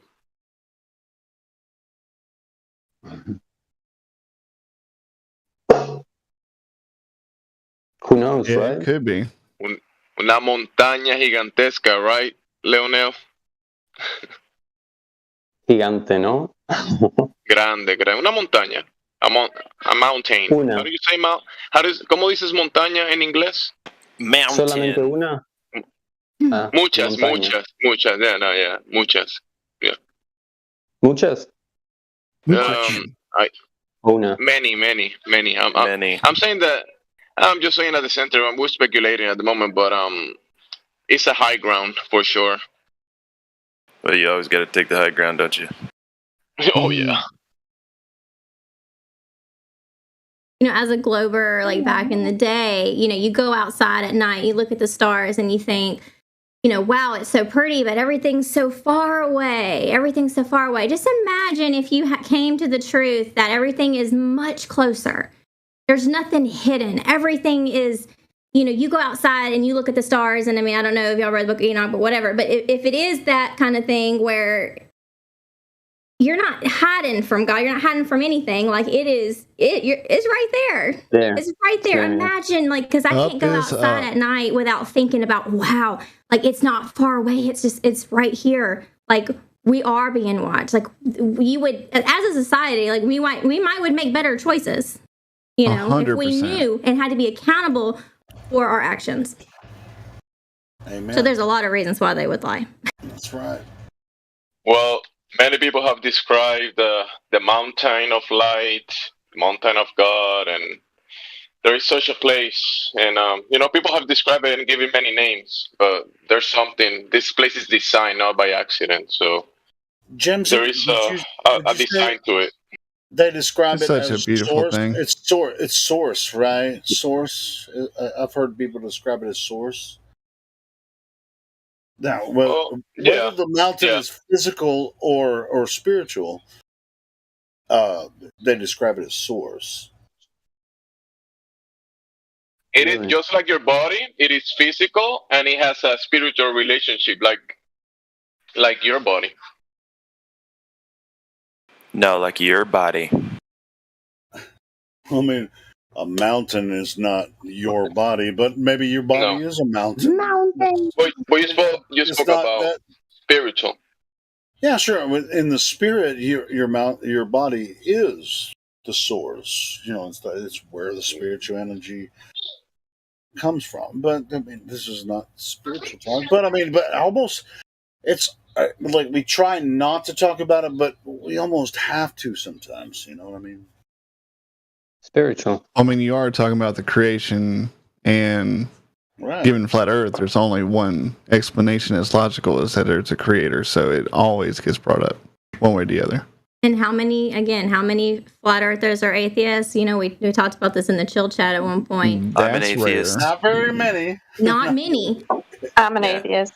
Yeah, I'm an atheist too. All right, so tell us about what flat Earth atheism is. Tell us. No, not in this VC. No, you don't want to talk about it?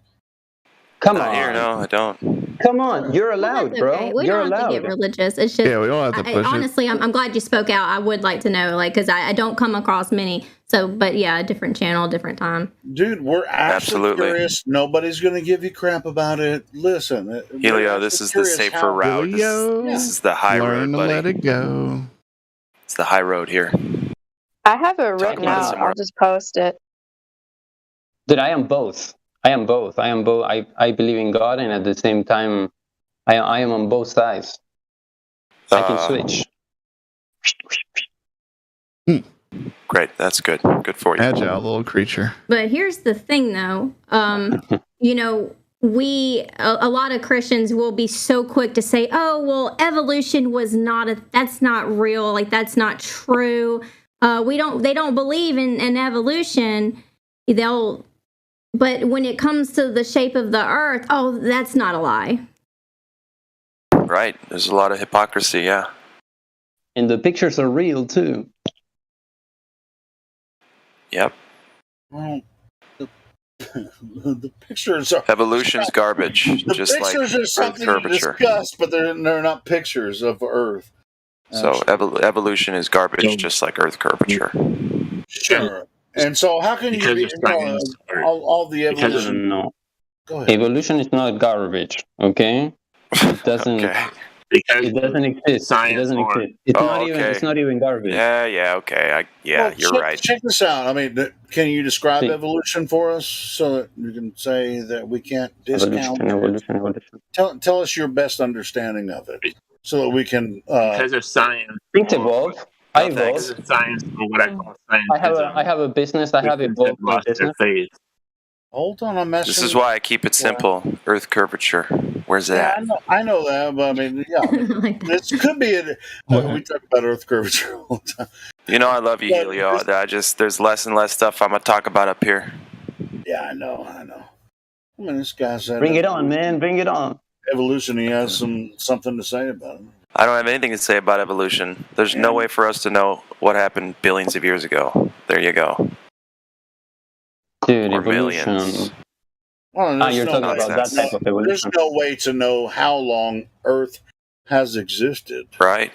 It's a whole bunch of I don't know, man. That's where I'm at. What's everyone's thoughts on dinosaurs? Well, here we go. I find them cute. I have one in my house, actually. I think it's a scare tactic, like with the whole like we're gonna run out of oil and all this, and because like here's the thing, I've had so much more fear when I was believing the globe, so much more fear. But as I come to realize that things might not be as they appear, it just seems to just like I'm calm and I'm like melts away. I don't have to worry about this. Hey, I don't know if I'm pretty sure it was today. I told him about whenever I saw, remember Camp Minden with that explosion? Which one? It was in Camp Minden. Anyways. I didn't hear about that. I mean, tell us about it. You didn't hear about it?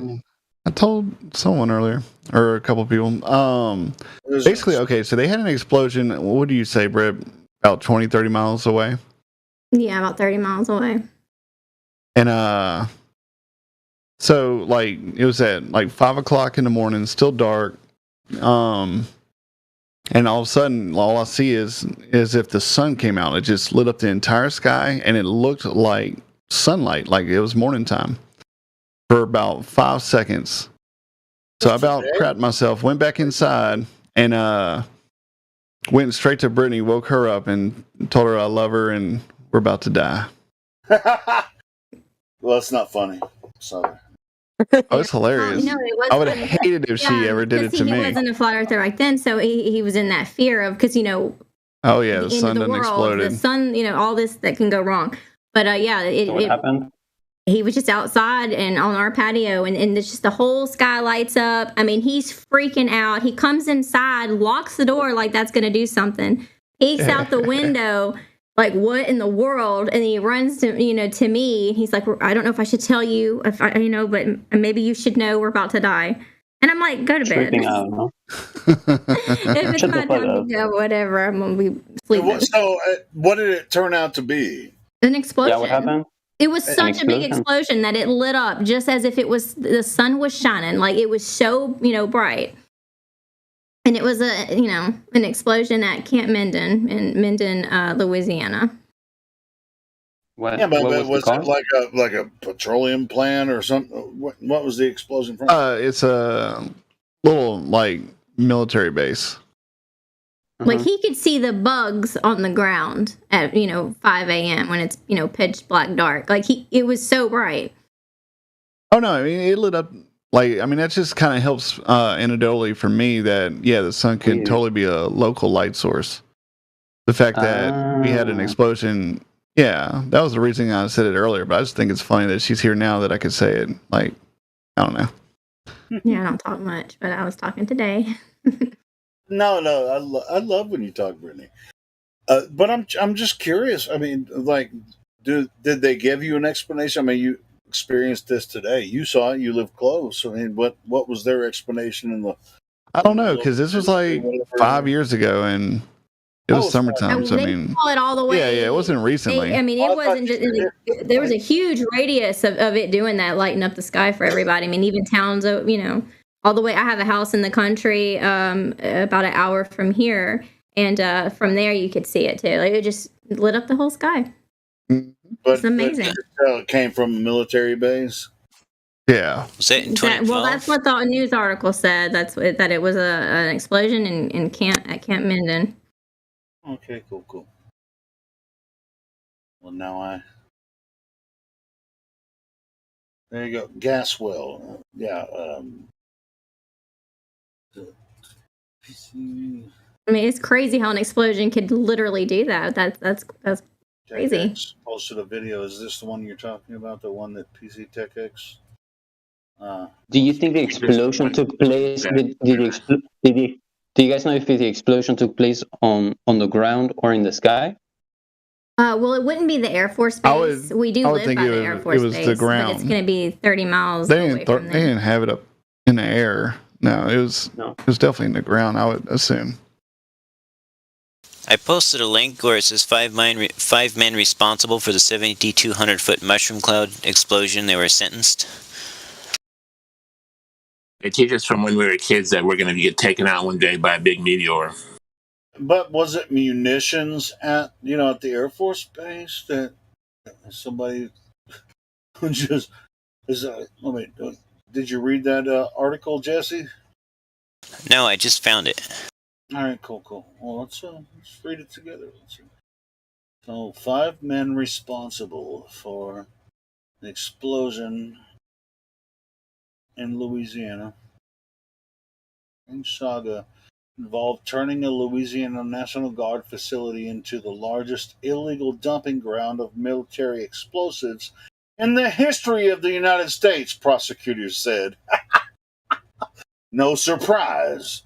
The defendants were handed down prison sentences ranging from 2 to 5 years for participating in a criminal conspiracy, the Department of Justice said in a statement. Let's see what they said in the statement. The United States Attorney David C. Joseph announced today that officials of the Explo Systems Incorporated were sentenced for their roles in a criminal conspiracy. The defendants sentenced today used Camp Minden here in northwest Louisiana as the largest illegal dumping ground of military explosives in the history of the United States.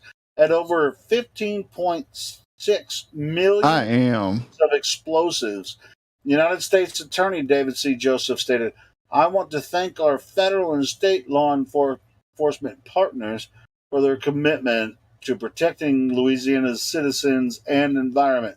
Those who endanger the safety of our community to satisfy their own greed will be held accountable." All right, so you guys actually felt the explosion because you were near it, right? No, that was the thing that's weird. Like, there was places that felt it, but it's not like, like whenever I saw it and everything, there was no shockwave whatsoever. He thought he lost track of time and the sun had came out. No. I thought it was a nuclear bomb or the sun exploded instantly. This official release, this is from the government of Louisiana. They said there's 15.6 million pounds of explosives. This is what it says in their article. I'll share it with you right now. Dude.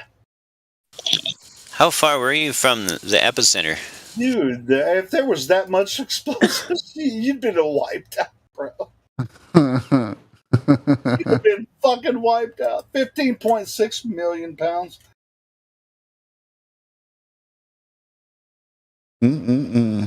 Now, this is from Louisiana website. 50.6 million pounds. I don't know. I mean, remember they were, Brett, you remember whenever they were driving something, it was like a huge, I thought it was said to be like a huge bomb, and it was going to take like days to get it over to Camp Minden. Was that that had to have been before that happened? This article really kind of reminds me of like a kiss ass to the mainstream media and shit. But anyway. Sounds like they set off a fake nuke. Yeah, and it's like Explo Systems Inc. was a private company whose partner business operations involved the demilitarization of military munitions and the subsequent resale of recovered explosive materials for mining operations. The U.S. Army awarded Explo an $8.6 million contract to demilitarize approximately 1.3 million propelling charges containing M6 propellant, a solid granular explosive material, to lawfully. That's why they didn't get busted, because it's lawful. Anyway, to lawfully store them and to handle the final disposition of the explosives. Explo represented that it intended to sell and reuse the M6 propellant to third parties. On the sale of the M6 propellant, the contract also required Explo to document the sale and certify to the Army and its compliance of the sale with federal laws. Helio, what are you talking about, buddy? I'm talking about the explosion that they experienced. Who did? Yeah. Talking about Wrecked and Brittany. They saw when everything went up in a big ball of gas. Where? In Louisiana. When? Like 5 years ago.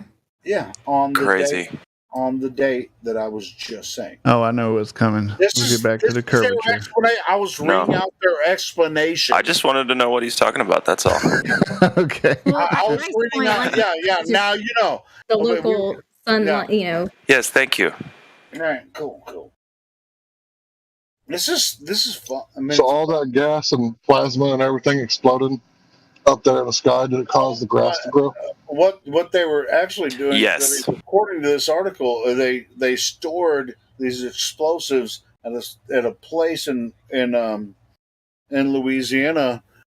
They quote unquote legally tried to say that they did it for a purpose, but somebody for some reason and somebody got, once it exploded, they figured out who was fucking with this shit, and they were all government employees, and they got busted, and they had prison sentences afterwards. So that's where. You mean they had some scapegoats? Yeah, they had scapegoats, but it was just like, hey, you're going to spend some time over here in the Walmart prison.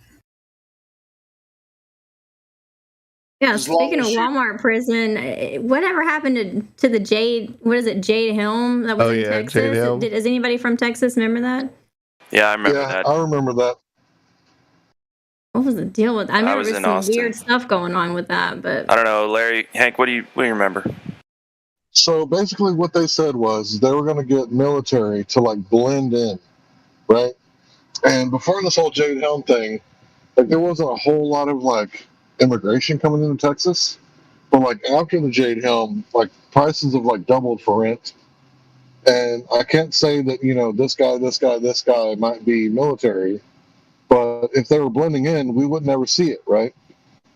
So what they said they were going to do is going to try to blend into the population, which this is a really old Sun Tzu Art of War. You put the military and all the equipment and everything right in the spot where you need it, and then after everything's already in place, then you start the war. So I was kind of worried about it back in the day, and a lot of my friends made fun of me, nothing ever happened. Did you not read the Jade Helm? They said they were going to blend in. It's they said they were going to do it. I and other people reported on it, and that we were the crazy people for reporting on what they said they were going to do. I'll bet so many people didn't even look into it. They just heard conspiracy and something's gonna happen, that was the year that I spent $7,000 on a bunch of freeze-dried food that I still have. Was it because of Jade Helm? It was because of that and just some other, I started to really get into some conspiracies about some things that I still believe in. And so I just wanted to make sure that I had food for my family. And see, that's the thing. Back then, we didn't even have a lot of money. See, we're well off now. Rex got his contractor's license. But back in the day, I know what it's like to be poor. And so I remember getting my taxes back, my refund. And, I could have did so much with that money. I was like, nope, I'm getting some freeze-dried food. That's not a bad plan, no matter what. That was my priority. Yeah. And it still is. I still try to, not crazy, but we can survive. My brother, on the other hand, he does not believe in, he thinks I'm crazy just for that. Whenever COVID hit, or can I say that? No. Never mind. Yeah. Well, basically. He didn't say anything bad, but, It's really just if you slip, it's all right, but don't embellish it, right? Yeah. It's all good. Well, basically, I was stocked up I had, I had a little bit of a heads up, and then I was like, yeah, I'm gonna go to the store and I'm gonna get some groceries. Well, I can tell you that my stores around here were empty after I was like maybe the last day that the stores were stocked, and then the next day everything was gone. And I remember we stayed and we like to eat out, but that was when it was, oh, mama's gonna be cooking every night, so I was doing it. I was cooking. Thankful that I had food, because I just can't imagine, being in that moment of, because I needed something. I went to the store and it was completely bare, and I cried. I was in the aisle and I was just like tearing up, just like could not believe. I was so thankful that I was good, that I had food, but I just kept thinking, like, not everybody thinks like this. Not everyone's going to be prepared when stuff does hit the fan. No, most will go for the first thing they see on the shelf, even if it's like And then I got flavoring. It's the last thing on the shelf. Flavoring, they'll take it. There was no toilet paper. Well, it's so funny about the toilet paper. We still have toilet paper, don't we, folks? And we never even had a shortage, no matter how crazy people went on it. So, anyway, sorry. When shit does hit the fan and you do got stuff, you're going to want to ransack your house to make it look like everybody else's house. And, you're going to, you don't want to look like you're well fed, right? So you're still going to have to fast for 2 or 3 days to make it look like you're losing weight. I think you don't want to be barbecuing in the backyard is what I'm saying. Oh, you for want to sure. look My like aunt, and when act she like built her everybody house, else. she put little hidden nooks all throughout her house. Like every space was used for, even if it was just to hold a gun, like stuff like that. And so I'm a little nervous about, I don't want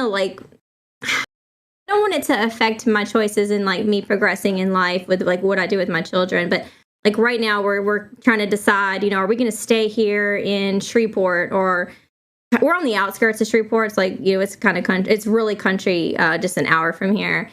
And I have a house there. So like I have a place to go if something went bad here, but we're talking about moving to Baton Rouge again, because that's where we're from. And I just get a little bit of anxiety just because I know how super big it is and all the people. And it's like, I don't know if I have a good bug out plan if I do move. But again, I want to experience life with my children. And there's a lot of experiences there in Baton Rouge. So we're most likely doing it, because when I get something in my head, then we're doing it. It's the way to go.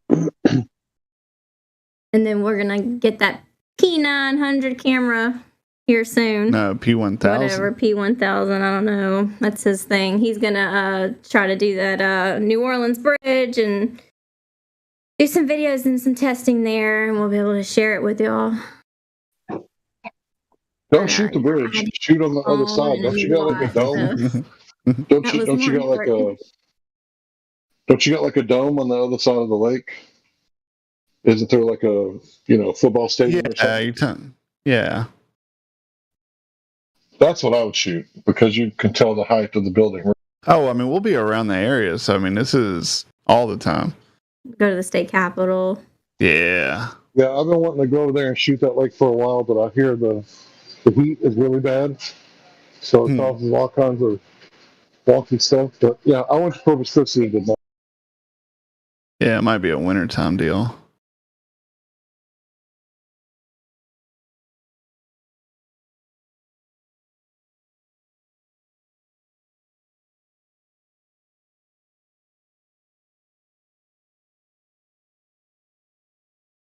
I want to go one day to Antarctica. To the expedition. To the expedition, Well, To the expedition. I told you they had frozen tornadoes there. Frozen tornadoes? I haven't thought about that. Hey, somebody funds me. I'll go up in that balloon that they're sending up to so-called space. Well, they're not even going to be that high up, but 100,000 feet. 100,000 feet, yeah. Oh, going up in a balloon, right? What are those called? The balloons. They're doing it in 2024. I don't know what the project was called, but they're making reservations. I'm talking about the regular ones. What are they called? The big balloons?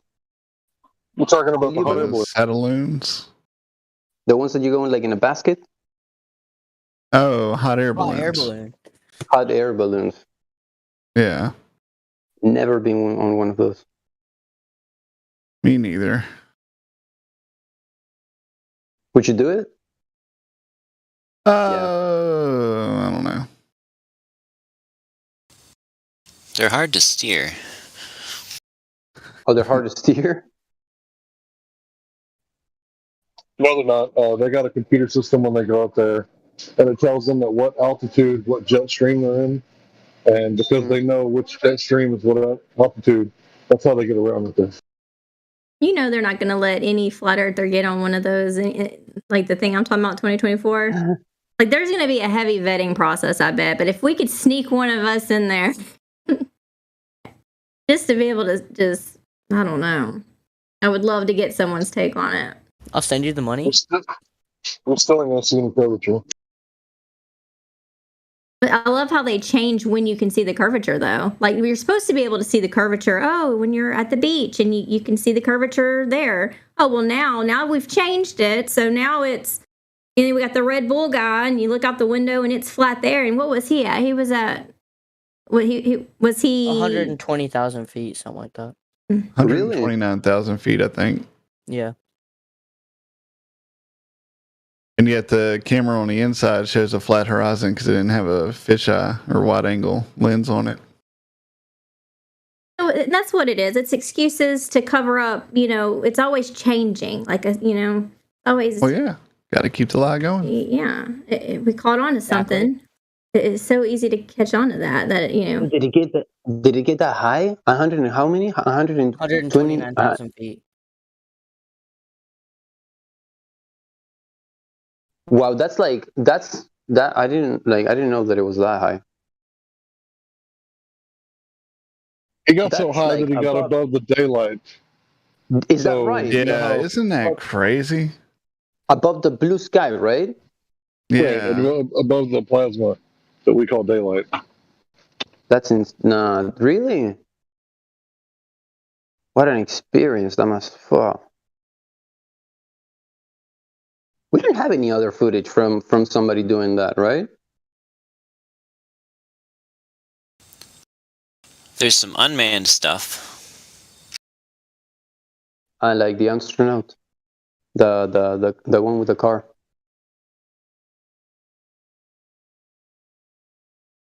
Yeah, the one with the car is silly though, because Elon said himself that it was just basically a car that's ready to drive on the street. There's no modifications whatsoever. Like, what a waste to the of tires.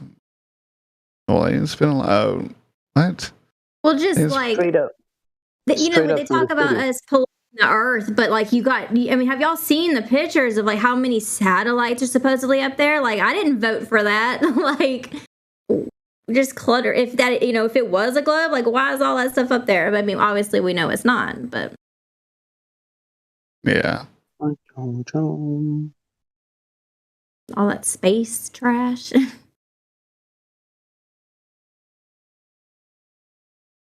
I mean, yeah, you get like these little mini anxiety attacks if when you're a glober and you believe that. I mean, how do you not get an anxiety from that, thinking that way, that space and all that? That one day the sun's gonna blow us all up,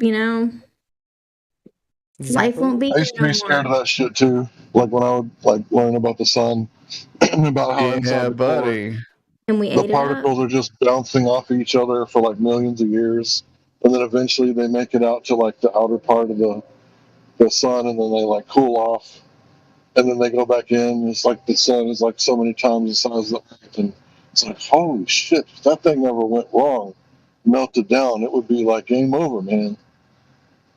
And hey, and I challenge everyone in here to go watch a movie tonight and just count how many times that you see either a globe reference, something about the Earth, or even making fun of flat Earth. Like I had watched Yellowstone a while back, and he was like, "Is the Earth flat?" Or I don't even know what he said. Something. It's like everything you watch, it's there.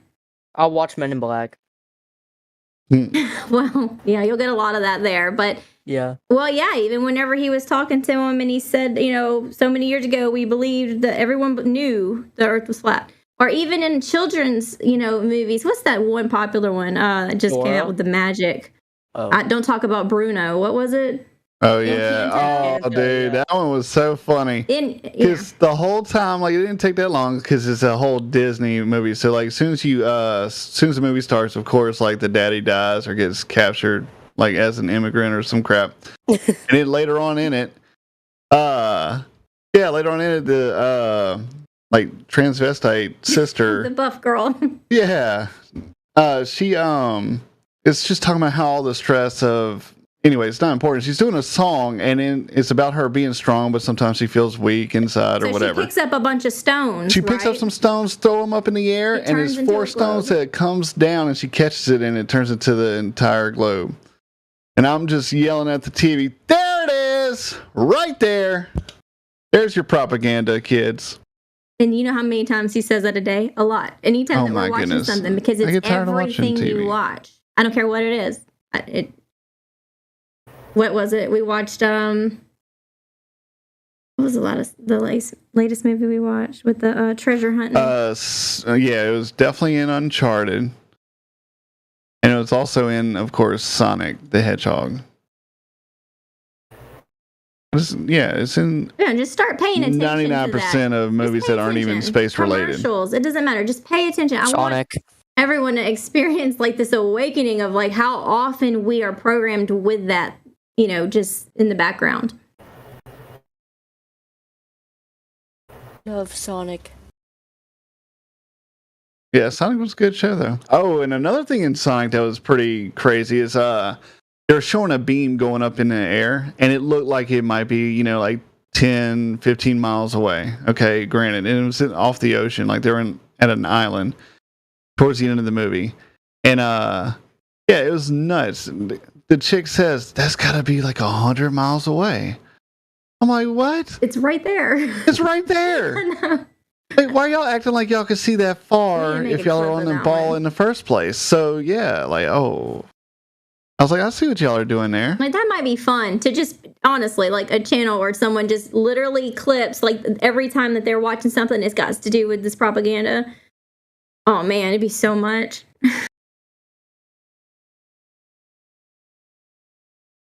If that GIF right there of the GoPro is from like a high school that did it, I commented on that YouTube video.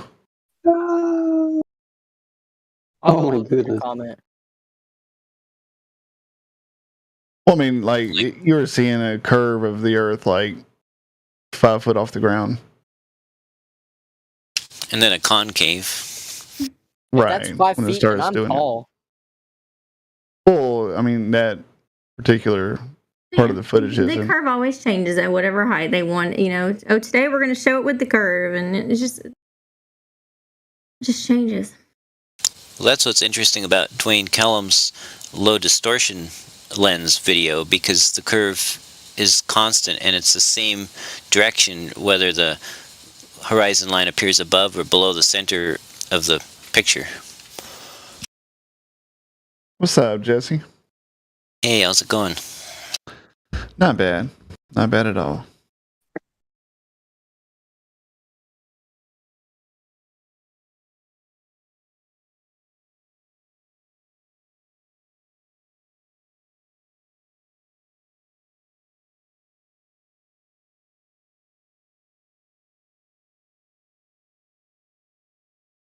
My mom sent me something on Facebook about she was a part of a group, like beautiful pictures of space or something. And I texted her and I put, I know you didn't just send me this. You about to get flat smacked. I haven't heard from her in 2 weeks. Well done. I'm unloved. Has Jesse brought us a video yet instead of 4 still photos? Jesse, are you gonna bring us a 1 or 2 minute video that we can look at instead of your 4 still photos? I don't remember which video it was you wanted, but I did upload a video to Vimeo. Vimeo, but not on here? Oh, I didn't know I could upload videos to Discord. Yeah, you can upload videos to Discord. Yeah, I'd really like to see some instead of, I appreciate you coming on and defending your position, but 4 still photos don't really help much when your camera you probably use could take video. All right. How did so? Just post a link. Now I'm gonna have to watch some videos. So a link to Vimeo is okay. Yeah, send it to the guy. I didn't want to talk to you the other night because four still photos proves absolutely nothing, whereas a video might spark a little conversation. Otherwise, it was just whoever talked to you for, I think it was Get Be Get had the patience of Job, which sadly I don't have. There's a video. I think it's a few minutes. Thank you. Hang around here long enough, you'll get some patience. Whatever you do, don't pray to God and ask for it. See what? Hey, I like that. I like that photo of Planet New Mexico. That was really Lionel, Sun and Moon. That's an excellent photo of Planet New Mexico. Thank you. That's cool. Which one? Which one? Oh, the one where Felix is ready to jump out on Planet New Mexico. That was good. Yeah, I posted two. One of them looks really fake, and the other one looks okay. Oh, I tell you what, these photos are awesome. Looks pretty flat up there, and his GoPro looked pretty round, but they look pretty flat. Thinking about eating fried pickles. Goodness.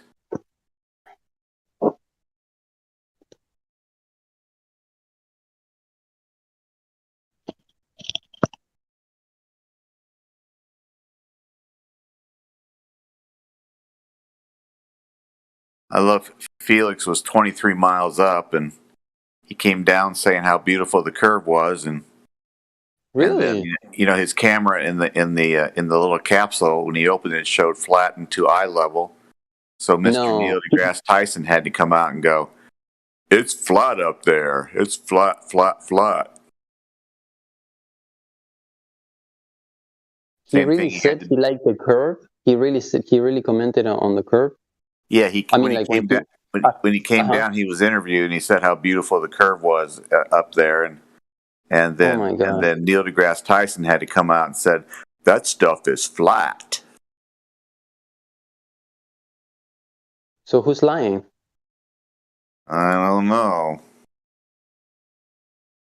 I'll give you 3 guesses, and you only have 2 choices, so you're going to get it right no matter what. Okay.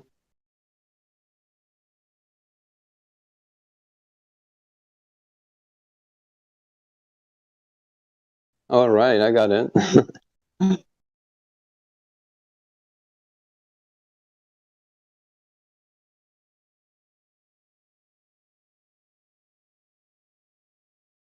Want to tell you what I saw tonight at about 6:45 Texas time. Went outside, and the moon was up. I don't know how high in the sky in the east, and it was about 2/3 showing. And the part that was showing was at about 1 or 1:30, pointing up toward the sky, and the sun was just moving away, almost on the horizon, and at about 5:30 of where the moon was, and so there was no way that the sun's light was lighting up the moon. There was no way. The angle was completely wrong. And I saw something similar over a 4-day period in February just a few months ago. The sun does not light the moon. The moon lights itself, self-illuminating.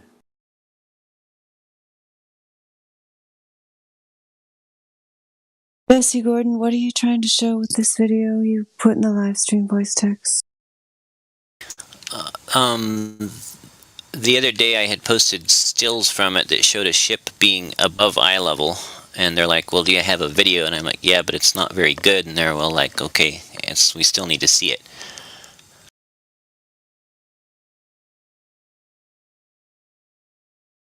Okay, I'll watch it. I haven't watched it yet, so I'll go see what you're trying to show here. I'll post the picture that consists of the image, the snapshots from it too, that makes more sense.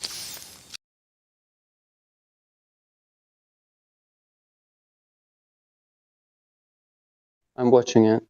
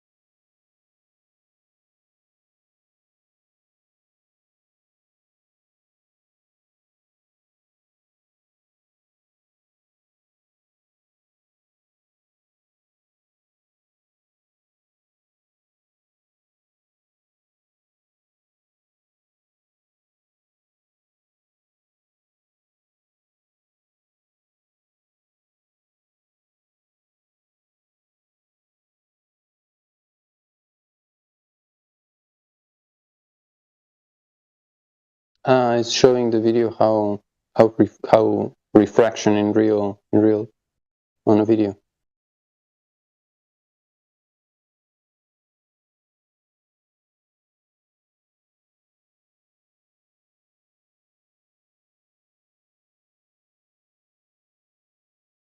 So he's showing that the horizon moves.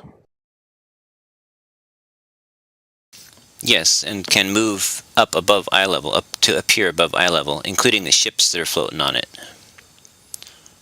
So you just debunked Al-Biruni then. I don't know him.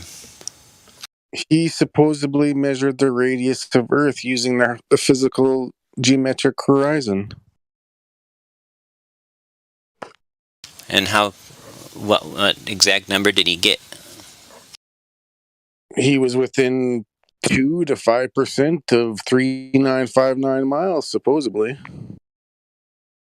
So hold on 1 second. This video is basically like showing that this that the ship is not real. I don't know what you mean by not real, but it's showing that the apparent angle, in other words, the angle that the light arrives to the observer from, is at an angle that would be where you would expect to see the ship if it was like 40 feet up in the air above you.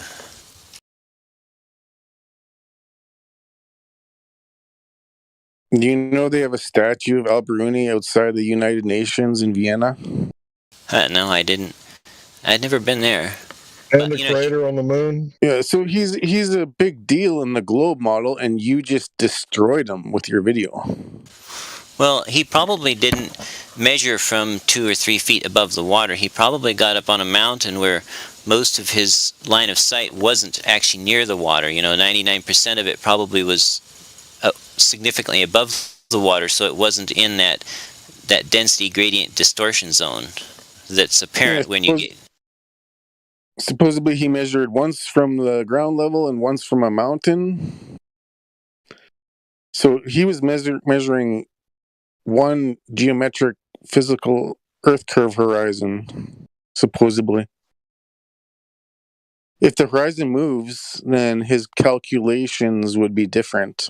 Well, it depends on what day you go. Other days it's pretty good. Like, so in the picture that I posted, the right bottom picture shows a different day, literally 7 days later, where the air was cold and it was windy, and the horizon there was quite accurate. It was just about like it should be expected, pretty close. But it was below eye level in any case, but very slightly, because I was very close to the water.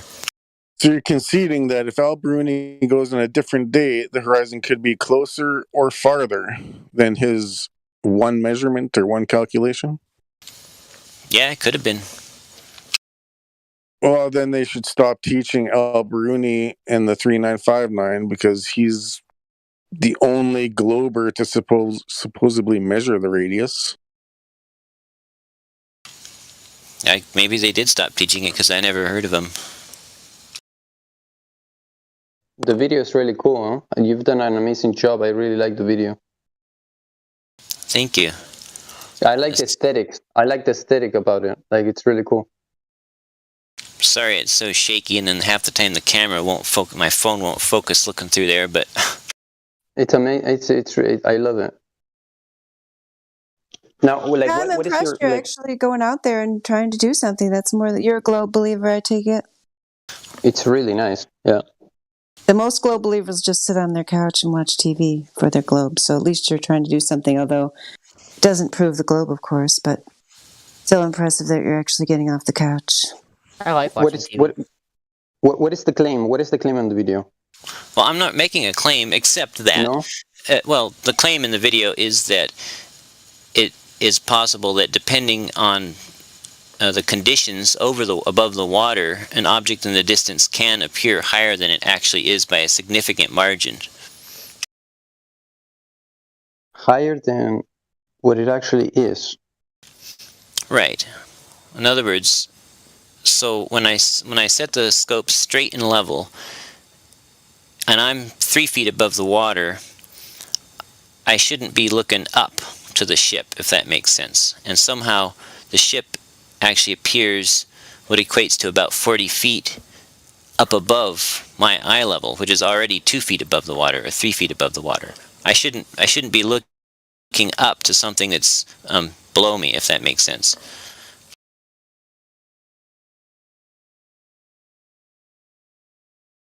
So you're aware of Atmo magnification and shrinkage? Well, I'm certainly aware that things can look taller or shorter than they should. And in fact, sometimes when looking out at a ship along the water, the bottom will be raised up more than the top, and it'll make it look like it's like squished really thin. Yeah, so you're helping provide flat Earth evidence then.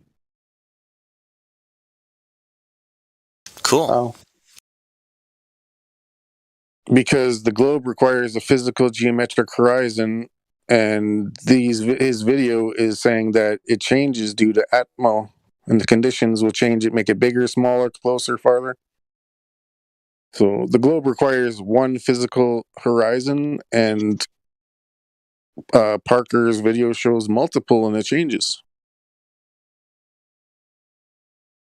Who's Parker? Isn't it Jesse Parker? Jesse Gordon? Whatever. No, Gordon. I don't know who Parker is. There's so many. Like, whatever. Robbie Parker, Robbie Gordon, Jesse Parker, whatever.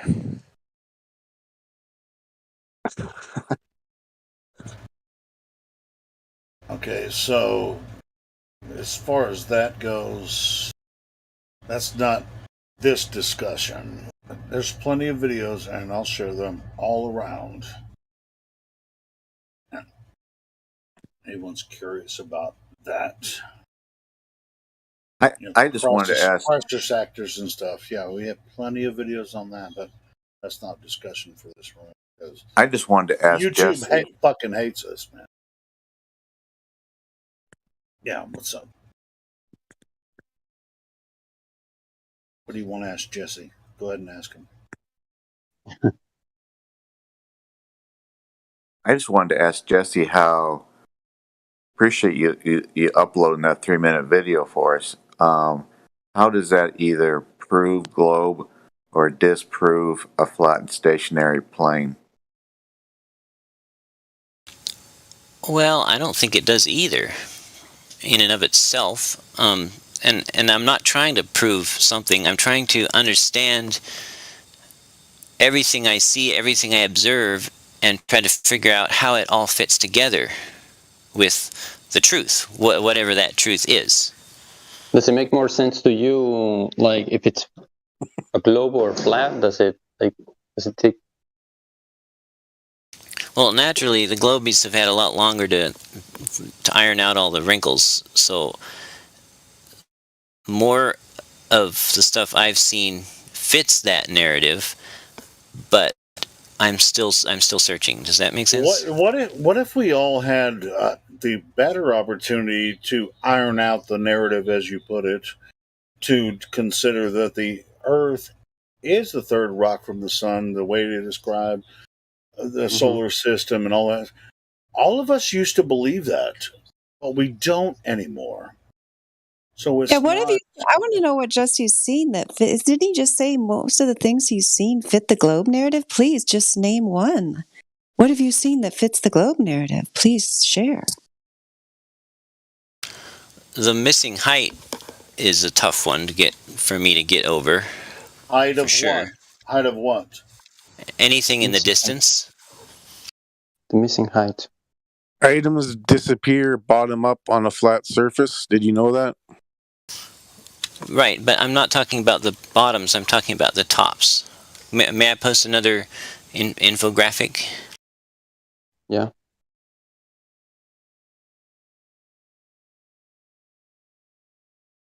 Go for it. I had to find my poster key. What I like the word infographic. All right, so let Jesse explain this. Go ahead. Okay, so you see the little blue guy, that's me standing there. The red U-shaped thing is a piece of 16-foot rubber tube full of red water, food coloring and water. And I'm standing on a hill, and then there's about 20 miles of water, and on the other side of the water is another hill with a 187-foot tall building on it. And when I line my... Go ahead. No, I was going to ask you, is this representative of something that you've experienced, or? Yeah, yes. All right, so you have the sea, there's a valley in between where sea level is, and now you can't see the bottom of the buildings. This is a train wreck. Yeah, but it's just that's not even what we're talking about at all. She asked a question. Hold on a second. But I don't have to. Hold on a second. This is train wreck. This is what they call Muppet vision. You're not taking angular size change with distance into account. Okay, gentlemen. When I can't finish a sentence, then none of us are benefiting. Okay, hey, I know QE is frustrating. Let him finish. That I interrupted him, but maybe I don't know how he could explain this. But what are you? Yeah, at least let him finish his explanation. You interrupted him, Healy. That's absolutely right. Go back to where you were when you were explaining it, please. Thank you. Yeah, go ahead and tell us what you. Now I'll train wreck you. No, don't. Well, let's wait till he finishes. Yeah, I said go ahead, and then I'll train wreck him. By the way, he's not making a claim. It's something that he says that he still can get over with, right? He can get over with. That doesn't make any sense. Jesse, go ahead and explain your picture. I'm just waiting my turn. Okay, thanks. Okay, so yeah, I took the picture in the right bottom corner of my infographic. That's looking endwise on my two red water tubes, and the thing behind the two red water tube ends is that building. That's the 187-foot tall building. And using the red water tube level as a reference for what's true straight eye level, because the two ends of the red water level are identical, then I'm using that to determine where eye level meets the scenery across the shore. And the entire building, and I should be looking, eye level should be looking at the base of the building, because it's also on 50-foot ground. I'm on 50-foot ground, so I should be looking just right at the base of the building. But instead, the entire building, which is 180 feet taller than me, appears entirely below eye level. And so obviously, and of course, if you actually measure the angles, it comes out to what the globe predicts, which doesn't mean anything except that's what it predicts. But in my mind, I think you just described a flat.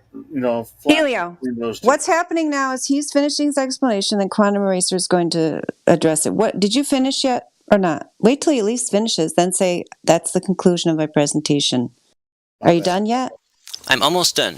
Okay, so when you're done, so that other people who can't seem to understand the concept of letting someone finish, can you just say, that concludes my presentation? Can you say that at the end? Absolutely. Okay, great. All right, keep going. Okay, so to me, because I play with lights and lasers and stuff, and and objects. So to me, this kind of means that either the light is curving like a big smile, somehow because it leaves the top of the building, and somehow swoops down through the B zone, shown in the left bottom inset, and then back up to the observer's eye. So either the Earth has to be curving, which lowers the tower, or the light has to be curving, which lowers the light. And so that's... Okay, I'm finished with my demonstration. Go ahead, John. Go ahead, John. Oh my God, dude. Angular size change with distance. Are you retarded? That shouldn't be the initial. Yeah, it is. This is Sesame Street League. I know This is a fucking joke. I know it's not the most simple thing, or it's not the most ignorant claim you've ever Is it comprehensive? Is it comprehensive in your mind? Well, it's my observation. And what does it mean? Go That's ahead, what I'm John. asking. I'll shut up. Yeah, tear him up. Yeah, I already did. Before you even... But when I first interrupted you, the prosecution rests with my statement. Angular size change with distance. In the top photo, you got us looking. No one ever sees this view, by the way. This is what we call, since 2015, Muppet vision. You're looking at side views. No one ever sees this except the third person. Not you. Look at blue you. Do you see yourself looking at yourself in the building ever in this position? Angular size change with distance. You see, when big things that are real close to you, like a big building, gets further away, it fucking shrinks. Next block of instruction, how to point at a horse. My God. So what path does the light follow, though? I mean, you could get in a canoe with a long vertical measuring pole and measure the height of the light along every point, right? Jesse, how does what you posted have anything to do with what we observe in reality? He's making an interesting point, I think. All right, well, tell us how interesting it is. Like, he's talking about the light, right? Like, you're saying that the light travels horizontally in a straight line. Well, so you should be able to see the entrance of the building. You mean? Actually, I think he's talking about how light doesn't travel in a straight line. Imagine a guy on the tippy top of the building with a laser. Just imagine. You just can't get past the angular size change with distance. Did you? I don't know. Did you? He didn't like rebut that. Do you have some type of rebuttal with angular size change with distance? By the way, could we go over the math for the math? What the angular? I mean, well, you don't have an angular size unless you calculate it with math or measure. No, you don't calculate an angular size. You fucking idiot. Well, you can measure angular size is not a calculate. Shut the fuck up.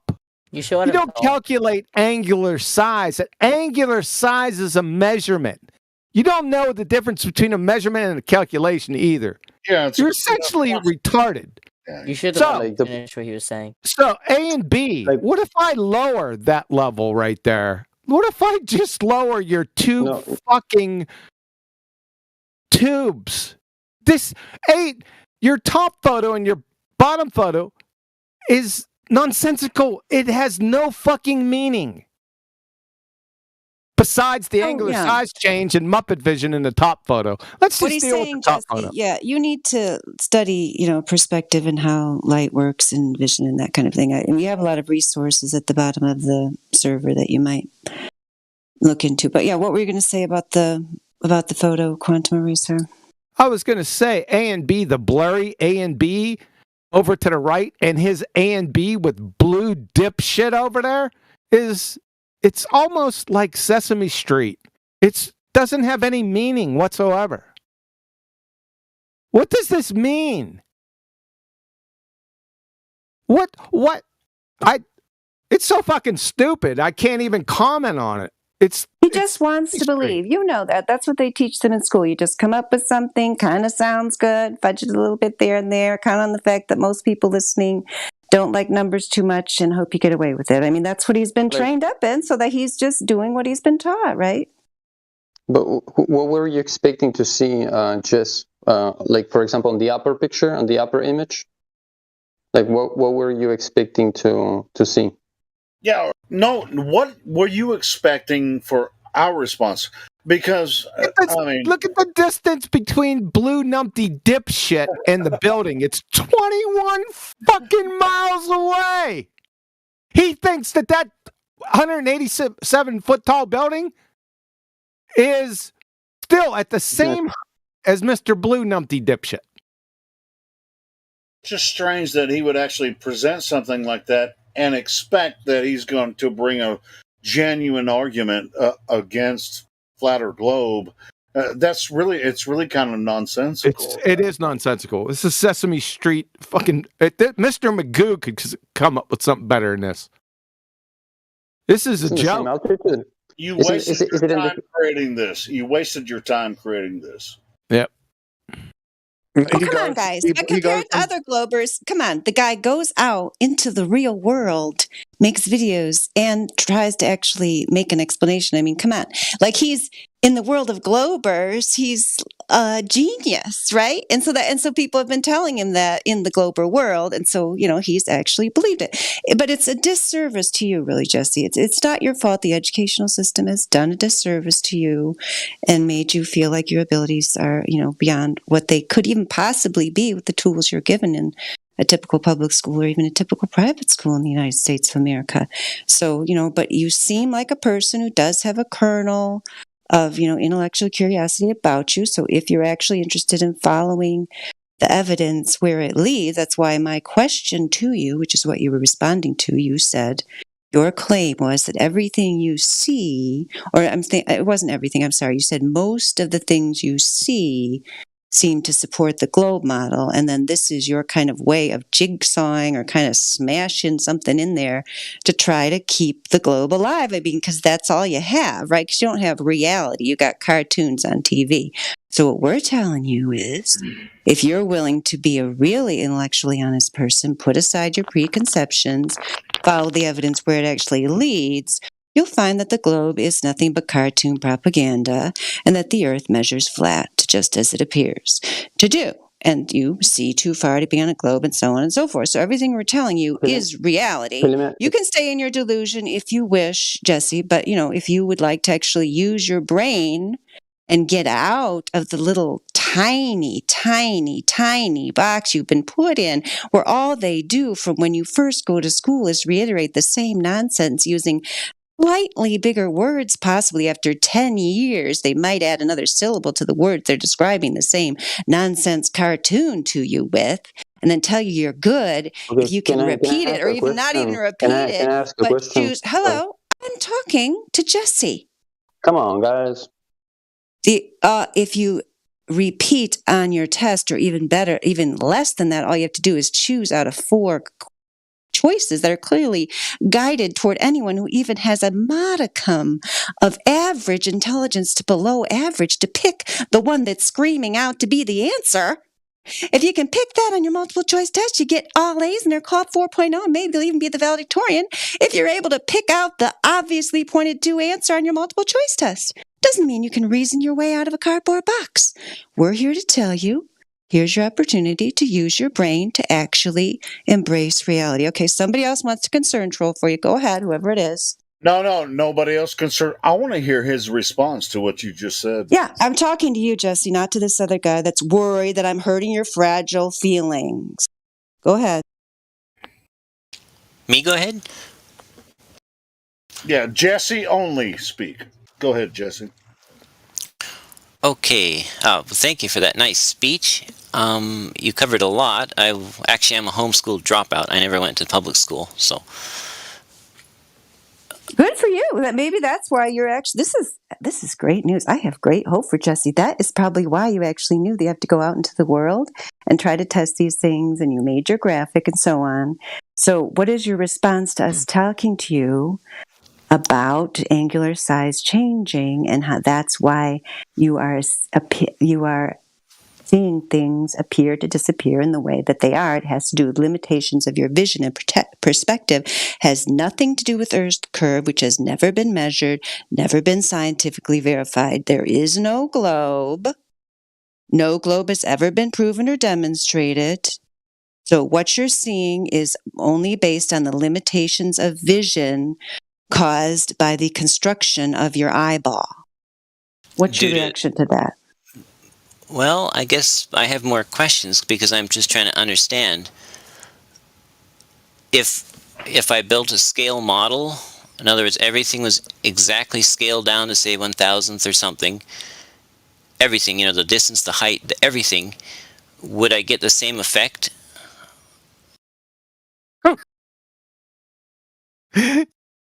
Magoo, dude.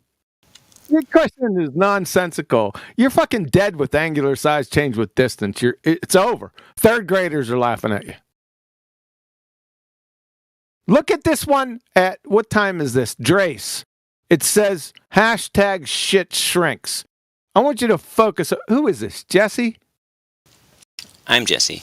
Yeah, Jesse. Hashtag shit shrinks at 13 minutes after the hour. Do you see the two dinos and the man and the mountain way to fuck back there? I think that's CGI. Yeah, it's CGI, right? But the thing is, muncher, aren't you? But you don't have any argument. I got an argument for you though. Celestial navigation. Are you familiar, just surface level familiar with celestial navigation? Just very, very minimally level. Well, you can get this. I'm going to ask you 3 closed-ended questions.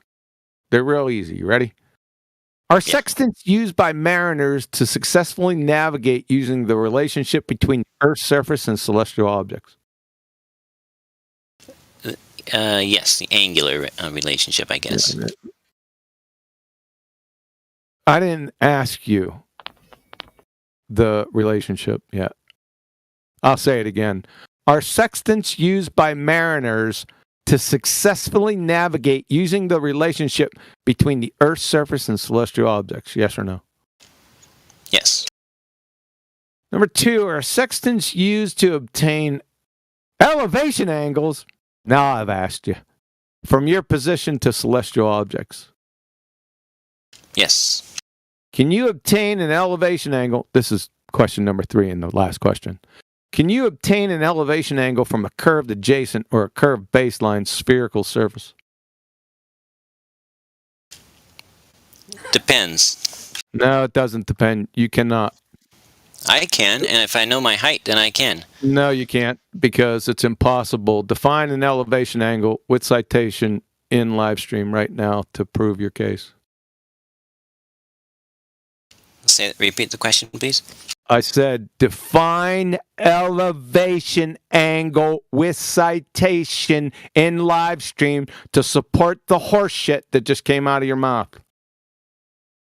I don't know celestial navigation that well. So I didn't ask you about celestial navigation. I asked you about what an elevation angle is. So I'll post it at 19 minutes after the hour from radartutorial.eu.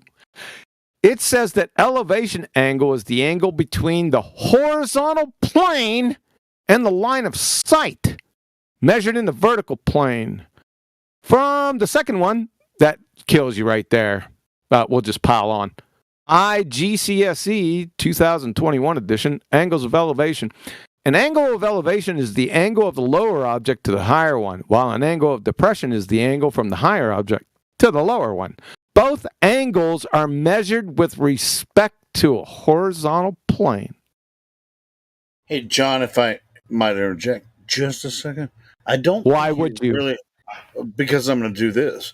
Because I don't think when you said curved adjacent, he actually understood what you said. Oh. He doesn't know what a triangle is? No, he doesn't understand what a curved adjacent is because there's no such thing. Well, I said curved adjacent and... what exactly did I say? I'm sorry. I'm sorry for interrupting you. But not, I think he said not really. reverse I curve. just don't think he really got what you were saying. I said, can you get an elevation angle from a curved adjacent, curved baseline that is a spherical surface? He said, I don't know. I don't know. He said, I don't know. And then you explained how you could do it from flat, which, we already know that. He said, I don't know. He said, maybe I can. So let's do this. Let's go to AutoCAD. Are you familiar? You understand what AutoCAD is? It's an engineering program. Me? Yeah. Yeah. Yeah. Okay. So at 21 minutes after the hour, there's about a 1 minute clip I just posted of somebody trying to obtain an elevation angle off a curved surface. Can you tell me what happens? Which post? Yeah. It's at 10:21. Yeah, and the live stream voice text. Right? The Rob Durham one? Yep. Okay, to briefly touch what on was the timestamp again? Tell me what happens. He attempts to obtain an elevation angle off a curved surface.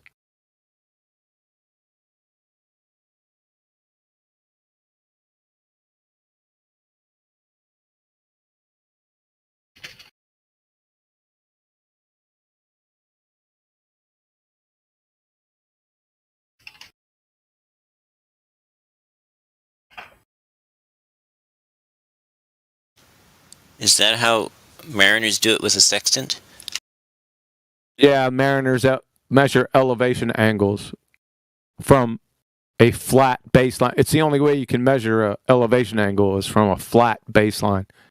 Do mariners use their height above the water as in part of their calculations? Yes, after they get the elevation angle, yes.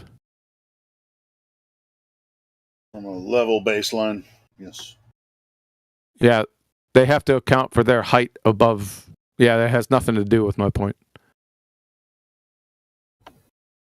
And as Rob Durham just shows, since you whistled past the graveyard by that, everyone can watch it. It's less than a minute. I got it time-stamped. He attempts to get an elevation angle from the hypotenuse and that curved adjacent or curved baseline, and AutoCAD comes back and says, you're a fucking moron. What was his height above the surface? It doesn't matter what his height was. You can't get a curved or an elevation angle from a curved baseline is the point. Ever.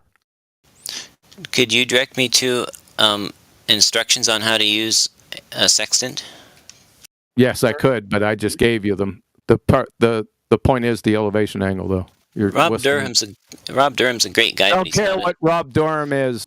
He's not a navigator. He's not a. I don't care what Rob Durham is. I didn't say he was a navigator. Red herring fallacy. Yeah, the principle is solid. It's not an argument. Do you know what a triangle is, sir? Yes, sir. Please define a triangle. It's 3 points connected by straight lines. Straight lines? There are no straight lines on the earth, and that's not the whole definition of that. So, because it's incomplete, you're wrong. You don't know what a triangle is. Well, educate me then. You're here. You want to try again? You don't know what a triangle is, and you're in this discussion. I educate you. How about if I drag you around by your short hairs for a little while? Like I've already done. So at 24 minutes after the hour, I'll go ahead and educate you for free. In geometry, this is from Byjust.com, mass and triangles, which you didn't define correctly. In geometry, a triangle is a three-sided polygon. Didn't hear that out of your fly trap. That consists of three edges and three vertices. None of that either. The most important property, we didn't hear from you either, of a triangle is that the sum of internal angles of a triangle is equal to 180 degrees. This property is called the angle sum property of a triangle. I'm talking to you, and you're presenting a case for the globe, and you don't even know what a fucking triangle is. How should I react to that?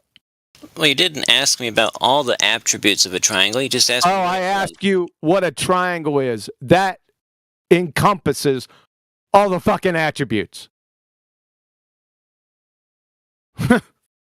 Clown. You argue like fucking Little Miss Muffet. Find you the. I'm gonna look for the. Does anybody know? Have you guys seen that video where the guy? It's fairly recent. He goes and he tries to like talk to a bunch of university professors about flat Earth, and like none of them can give him a straight answer about anything. That is a really good video. I gotta find that for you, whoever we're talking to, Jesse. Yeah, because it sounds like you're really into authority. We also have PhDs, who have done laser tests proving the Earth is flat. I mean, if you're really interested, like I said, in intellectual conversation, yeah, we can show you that, there's nothing to the globe. It's a joke provided to you by entertainers. If you want to be a serious person who studies the world they live in and makes real conclusions about what's really going on here, then you need to keep investigating this stuff. So I do hope you stick around here. No, he doesn't.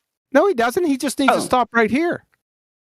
If he can't show or demonstrate how you obtain an elevation angle off the curved surface, then it's welcome to flat Earth. It's fucking game over right here. He doesn't have to keep going anywhere.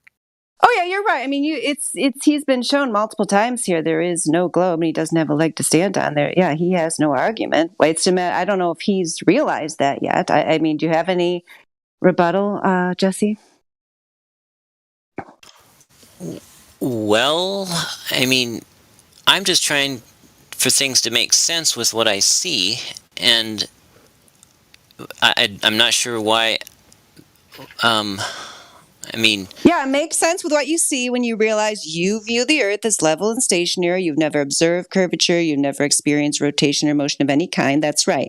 So it makes sense when you realize the globe is a mental construction, a psychological idea that has been pushed upon you since birth that has no basis in reality whatsoever. So yeah, as long as you start realizing that what you see too far. We have laser tests that have hit the target at 25 miles and so on, many different distances. 25 miles is one of them when the target should have been obscure behind over 300 feet of your ledge curvature, which is never there on any of the long distance observations, none of the laser tests. So even if your stuff with your observations there where you're, claiming something about the horizon or something about, things look different, like we talked about, there's atmospheric conditions, there's limitations due to your vision and perspective and so on. None of that proves any globe. And nonetheless, and any of these vision things, which you shouldn't be seeing the thing at all, does not explain the laser test where you have a laser demonstrably hitting the target. So you have no explanations for any of this. You just have excuses, obfuscation, fallacious reasoning, and so on. So you have nothing. So what's your next thing that you see that you think the globe model explains? Because we just destroyed the first one you presented. You said most of the things you see are explained by the globe model. So what's your second one? No, we're not moving on. No, not going to let him go on. He doesn't get to have Glober greatest hits tonight. No, Glober's greatest hits. He's going to have to show me, number one, an elevation angle that is produced by a curved surface right now. We all know he can't do that. I wanted to address that he said that the image hashtag shit shrinks is CGI, and I wanted him to look at his hand and then move it away from his face and notice how it appears to get smaller. Because denying this is not helping your case, brother. Well, what kind of experiment could I do with real objects, since the Earth is real objects, that would... Experiment. You don't know what an experiment is. Let's go to the next subject, because you're done. Welcome to Flat Earth. So let's tear apart your science acumen. What are the three constituent parts of a scientific... What are the three constituent parts of a scientific experiment? Well, ladies and gentlemen, obviously, when my sentences are just chopped right in half, we're not... Yeah, well, we'll end it right here. We don't want to hear your fucking bullshit. I asked you a simple question. You claimed an experiment. It's my position that you wouldn't know what an actual scientific experiment was if it climbed up your arse and started kicking footballs wrapped in concertina wire. I asked you a very simple question after you claimed a scientific experiment. I said you didn't know what one was. I asked you, what are the three constituent parts of a scientific experiment? You've delayed now for 45 seconds. We don't want to hear any monologue on how you feel. Give us the 3 constituent parts of a scientific experiment right fucking now.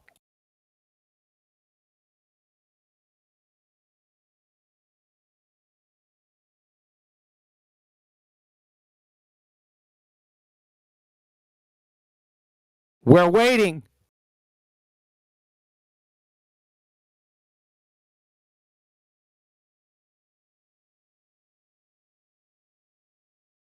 Yoo-hoo! Essay. I think he's conceding. I think Jesse's conceding defeat. We also have Python that's here. He's a globe believer right above you there, Quantum Racer Python. So I'd love to hear his evidence for a globe. But Jesse, I did give you the Quantum Racer survivor role. It is an elect group. Many don't survive QE, but I'm going to say he survived.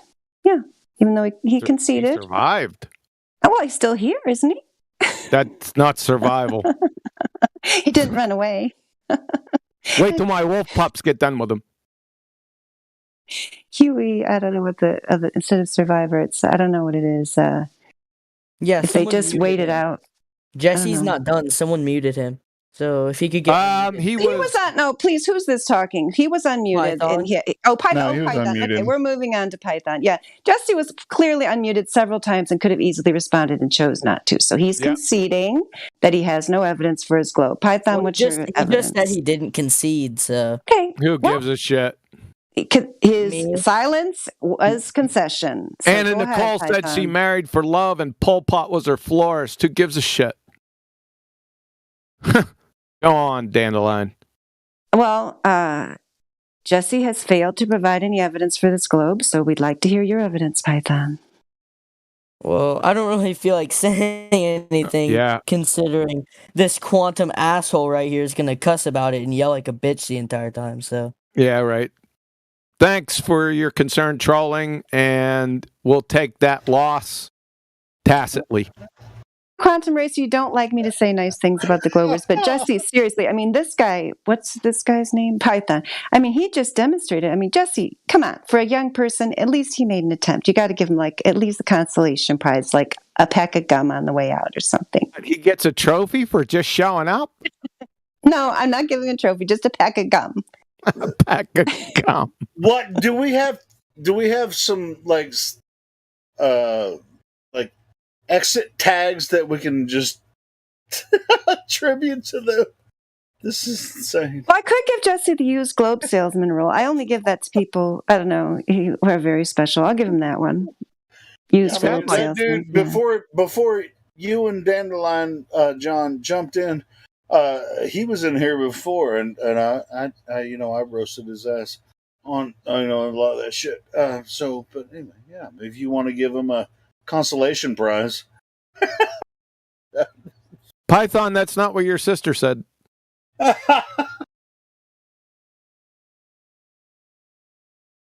Yeah. But I mean, Anyone else? I actually tried to encourage him if he's really curious about flat Earth. Don't be such a dipshit. Actually, ask genuine questions. Why do people believe the Earth is flat? Boom. Well, we can answer those questions right away. I mean, if you think you're going to try to disprove anything about Earth this way or that way, you're going to have some knowledge about the Earth one way or the other. Just please, if you come in here with your pompous dipshittery, please actually have something to offer to the conversation. Please.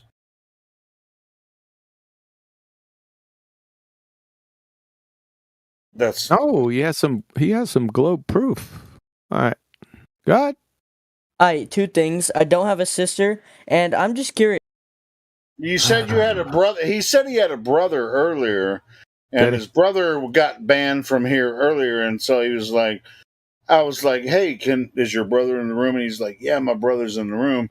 And he's like, I think he probably pulled the microphone away, and he's like, oh, it's my brother. So no, don't worry about that dude, man. He's just trolling. Keep them doggies rolling. Does anyone have evidence? Yes, we need evidence for this globe that you guys say and claim that we live on. We need scientific evidence. We need testable, repeatable, verifiable evidence. Thank you. They wouldn't know what scientific evidence was if it climbed up you know where and started kicking footballs wrapped in concertina wire. They wouldn't even know how to have an honest, open dialogue about how to. No, they're too worried about it. Yeah, they're too worried about the conversation, talking about the conversation rather than the actual proof. So let's talk about the conversation. All right. How did I hurt your feelings? Where did QE touch you? Where did Flat Earth hurt your feelings? So it's a really sensitive topic. Well, I'm sad that Jesse, even though you did say you're a homeschool dropout, I mean, normally what we find, at least in the United States of America, is the homeschoolers have some of the highest standardized test scores and so on.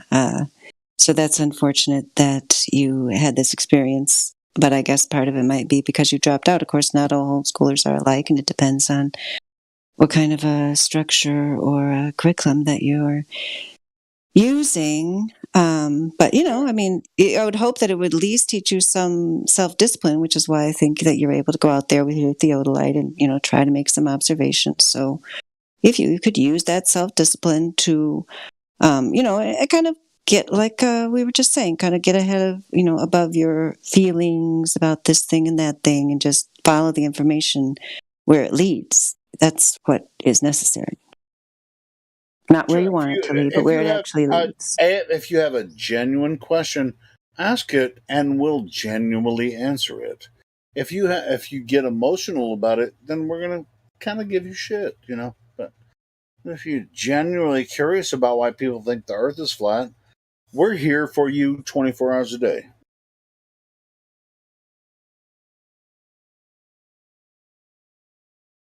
Come up with an attitude saying I'm going to debunk the flat earthers.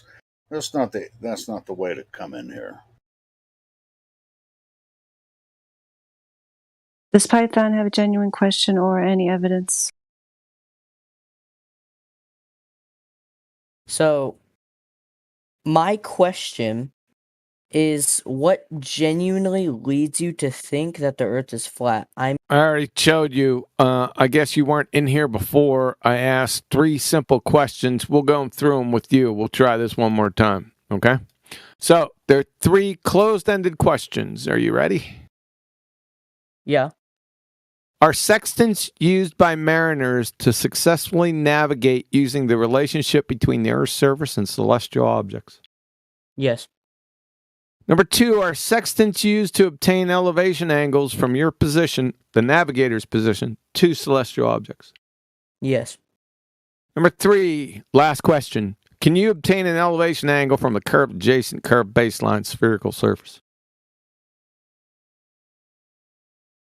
I'm not 100% sure.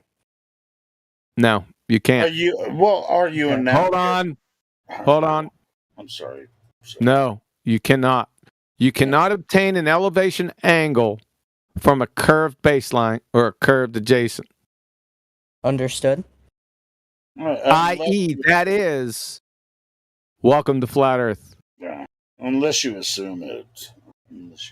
No, you can't assume. No. Unless you assume it is not an argument. No. Unless you assume it is what the way that they. No. Actually, you're right. Yeah, you can't assume it because it doesn't work. Yeah, you cannot even get to the first step of celestial navigation or any elevation angles whatsoever without a flat baseline. It's impossible geometrically speaking. You can't even begin. So it's over right here. Yep, that's it. You may have proved a good point. No, and flat Earth. I honestly, I hear what you're saying, and there's a small part of me that wants to agree with you. But it's not an agree or disagree thing. It either is or isn't. an elevation angle is either measured from a horizontal plane or it isn't. No agree, disagree. This not is based on subjectivity. It's objective. So you either follow geometry and the laws of geometry or you don't. Period. Then I guess I don't. Yep, you don't. That makes you a globe-tard goober. You believe that the Earth is a globe and the horizon is the curvature of the Earth, right? Yeah. All right. Well, then there you go. Then you're stuck in a conundrum where we don't have any physical evidence that the horizon is the curvature of the Earth, so you're stuck because there is no physical evidence that is actually true. So then what is the horizon? You guys go from, hold on a second. You guys go from the point that kills them, but you want to talk about something else. Just stick with the elevation angle, and it's over. Oh, but it always comes back to the horizon, though. You already know that. Doesn't need to. We can just stick with this one, and it's over. That was Python that just conceded that he doesn't like geometry because it blows up his fantasy globe. That's wonderful. Good job, Python. Wow, so honest. My Python boots are too tight. I couldn't get them off last night. You should be a rapper. I got Stinkfoot, darling.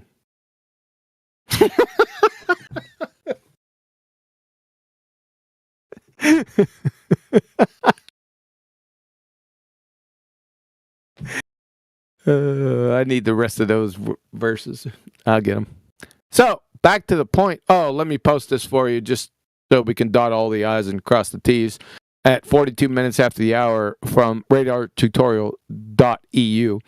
An elevation angle is the angle between a horizontal plane and the line of sight measured in a vertical plane. That's all it is. We can pile on IGCSE 2021, angles of elevation and depression. An angle of elevation is the angle from the lower object to the higher one, while an angle of depression is the angle from the higher object to the lower one. Both angles are measured, both angles, but we're just concentrating on the elevation angle, but I digress. Both angles are measured with respect to the horizontal plane. You need a horizontal plane for an elevation angle. Game over. That is, all the elevation angles to Polaris or anything else all require a flat Earth to obtain. It's over. Welcome to Flat Earth. Snacks are in the back, bathrooms on the left, DJs spinning requests, smoke them if you got them. Thanks. I'll be in the area all week. Sorry to say I don't really accept your welcome. I don't really care what you accept or you don't accept. I'm not the acceptancy.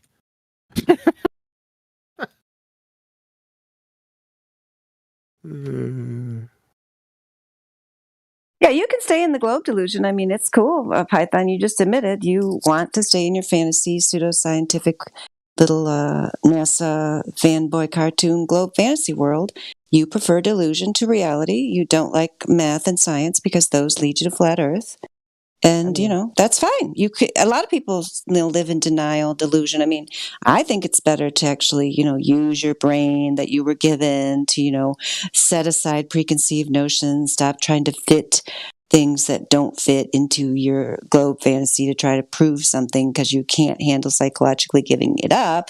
I prefer to go the other way where you set aside assumptions when you're trying to make some kind of measurement or scientific observation and, actually just look at what is actually there, follow the data, follow the information, follow the evidence where it leads to the actual conclusion that logically follows from it rather than, using a childish version of magical thinking to try to cling to your fantasy globe. But at least you're upfront about it and admitting that was what you're doing. I mean, in that way, it's hard for me to say. Before I said Jesse Gordon was ahead of this dude, but I'm going to have to say Python wins my Wilbur match tonight with that last move of admitting he knows it's a fantasy and that geometry destroys the globe, so he's going to deny it. I'm going to say Python wins in the who would win Python versus Jesse Gordon duel tonight.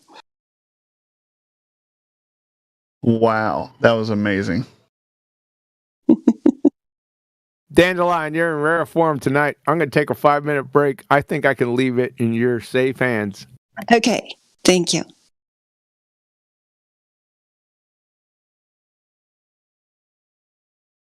So, has anybody got any glow proof? That's what we're looking for tonight. Maybe we'll have another contender. You never know. We need a third place here. We only got a gold and silver so far on the podium, and no other globe contenders even in the field. This is how it is in the Globe Olympics, people. You can win just by showing up most of the time because nobody else wants to defend the indefensible. You notice that, right?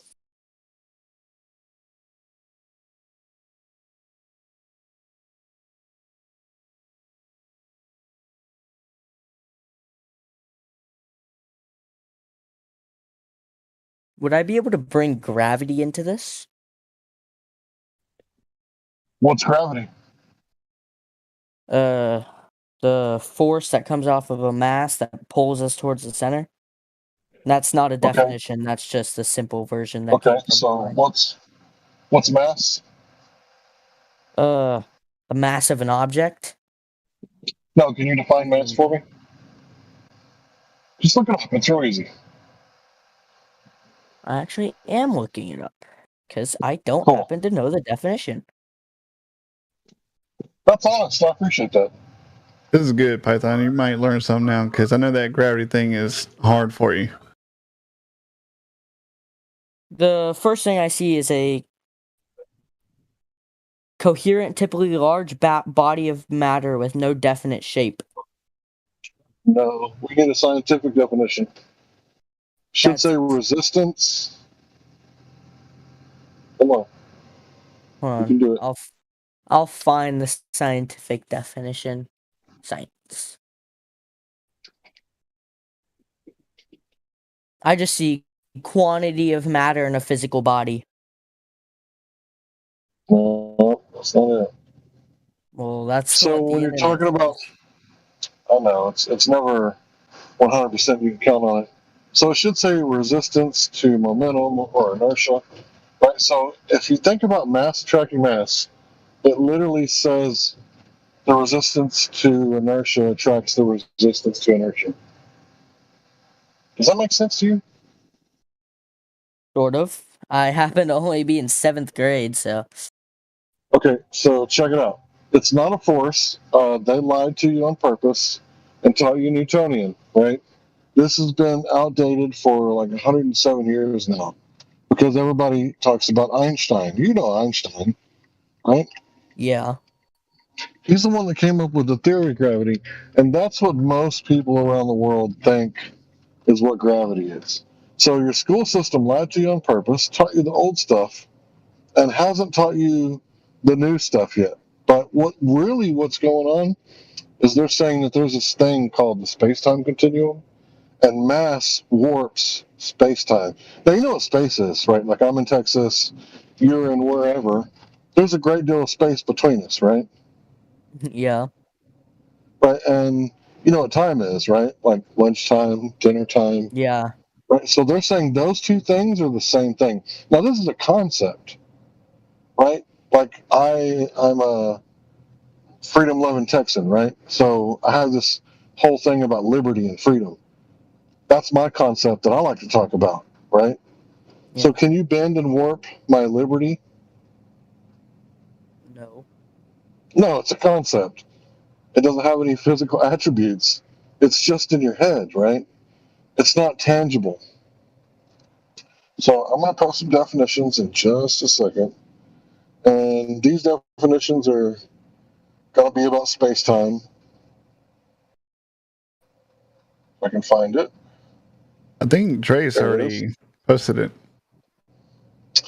Yeah, Dre's is the man. All right, so can you read those definitions for me, young man, starting with space-time? Yeah. Go ahead and check that out.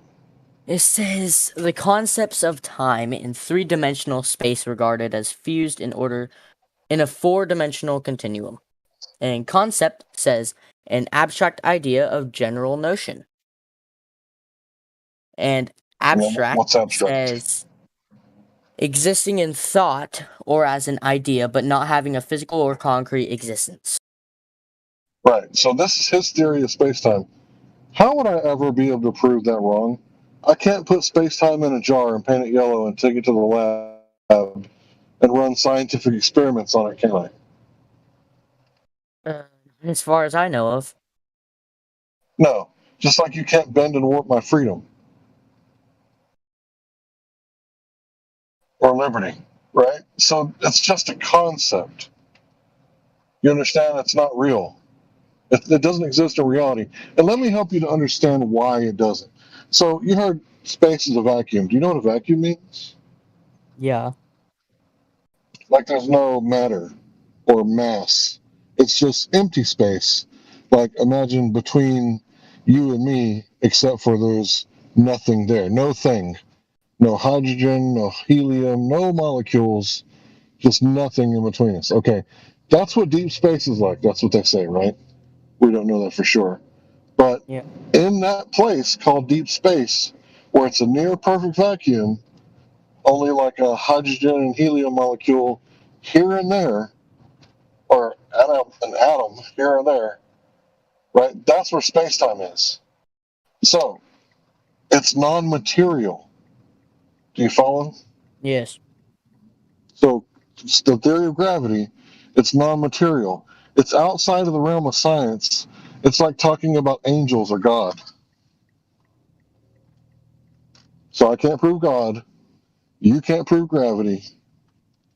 So that's what I think about gravity. But however, there is this thing that we do have that we can prove with the scientific method. It's called relative density. Do you know what that is? Yes, but may I ask a quick question? Sure. If gravity does not exist, then what holds us on Earth? What keeps us here? I was just about to go over that. How come we're not I'll be just floating quick. away? I'll be quick. So, do you understand how science works? You have to manipulate the cause to see the effect. You need the dependent, independent, and control variables. So let's say a caveman, he finds a hot spring, and he wants to know what causes the water to boil. So he forms a hypothesis. Maybe it was the heat. So he goes home and he adds heat to water and it boils, and he takes the heat away and it stops. And he adds the heat again. So he manipulated the independent variable, which is the cause, and he saw the effect. You with me so far? Yeah. So let's say the apple, it fell on Newton's head and landed in a pail of water. What is the apple going to do in that pail if it's full of water? Most likely sink? No, the apple floats. You ever bob for apples? No, I actually haven't. Okay. The apple floats. So the thing about it is that let's say somebody was practicing their crossbow and they shot a hole in a pail of water and the water ran out. What's going to happen to the apple? It's gonna go with the water. Right, it's going to fall down. It's going to sink, right? Yeah. What caused the apple to sink? The loss of water? The loss of buoyant force. The water was providing a buoyant force which was holding up the apple. And when that was taken away, the medium was what was changed. The relative density between the water and the apple has changed to now it's the air and the apple. Do you think the air can hold it up? No. So that's why you're stuck to the earth, because everything in the world is seeking equilibrium. So if you get a hot cup of coffee, you get a phone call, you come back, the heat dissipates into the room until it reaches room temperature or equilibrium. If you got two batteries, you pull them out of the car, one's completely dead, one's completely charged, you hook them up to cables, the high is going to flow to the low until it reaches halfway on both batteries, which is equilibrium.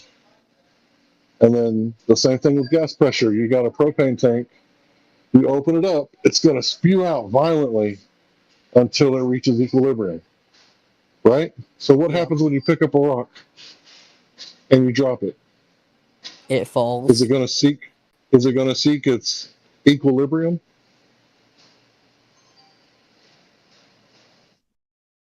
No. So, is the rock going to float outside of its equilibrium?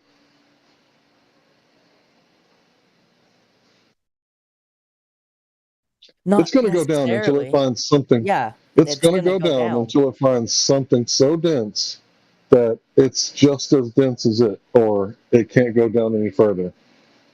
Well, I'm pretty sure gravity is gonna make that rock go down. Just saying. Exactly. It's called specific gravity. Look it up. Type it in right now. Specific gravity.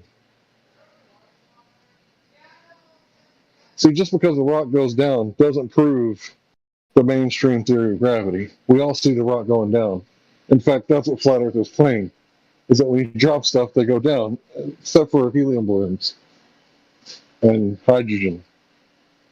That's because helium is lighter than air, so it goes above. Now you got it. Now you got it. What if you just drop an empty balloon with no helium in it? It's gonna fall. Perfect. You completely explained what we're talking about when we say specific gravity. Good job.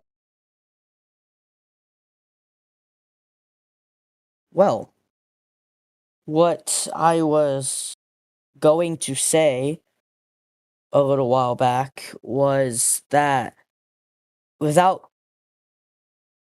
if the earth were flat, let's say it's flat, gravity would pull towards the North Pole because gravity pulls towards the center of a large object with mass. So the gravity That is incorrect. That is under the assumption that you live on a pizza. We don't claim that. So that's a straw man argument. So tell me exactly what you claim. Yeah, we don't have a claim or a new cosmology to sell you. We can just prove beyond the shadow of a doubt that your previous religion isn't true. Well, I happen to see a shadow, so... Where? Probably right here. Yeah, so that's not a logical argument, so... I think I was talking to Larry at one point. Just saying. Anyways, Yeah, I don't book lies, and you've already discussed this before here, so... How's please this a lie? try Please tell me how this is a lie. We've already spoken to you about This this isn't a lie. before. I haven't lied once. We've already spoken to you about this before and told you how this is a straw man argument and how this does not apply to our arguments and so is therefore unrelated. And so now you bring it back up again as if we have memory loss issues. Is that your problem? Now, is that your problem? Because you're bringing it up again as if we didn't mention it already before and addressed it. Yeah, using a straw man, Python, using a straw man fallacy is deceptive. So that is why it would be called a lie, especially if you've already done it before and already been told. So that's not how we do things around here. We prefer to deal with actual logical, reasoned arguments that have to do with what we can actually experience, observe, and measure on the Earth. Go ahead, Larry. Yeah, sorry about that. So what happens when someone accuses you of committing a logical fallacy? You say, show me, right? And then when they show you, if it makes sense, then you don't do it again, right? But they could be saying you're committing a fallacy when you're not actually committing one. But I explained to you earlier how if you take someone's argument that they didn't make and present it to them as if they made it in order to debunk their argument that they didn't make, this is called a straw man. You're attacking the wrong thing. Attack the arguments that we make, like things float when they're buoyant and they sink when they're dense, compared to the medium that they're in. Relative density. Debunk that, sir.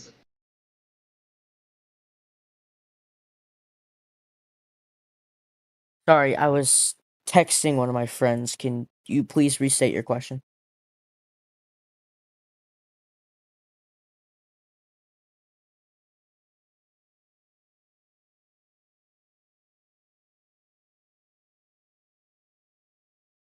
It was really good the way he said it. I don't know if he's going to be able to say it again or if he feels like saying it again. Are you able to say it again, Larry?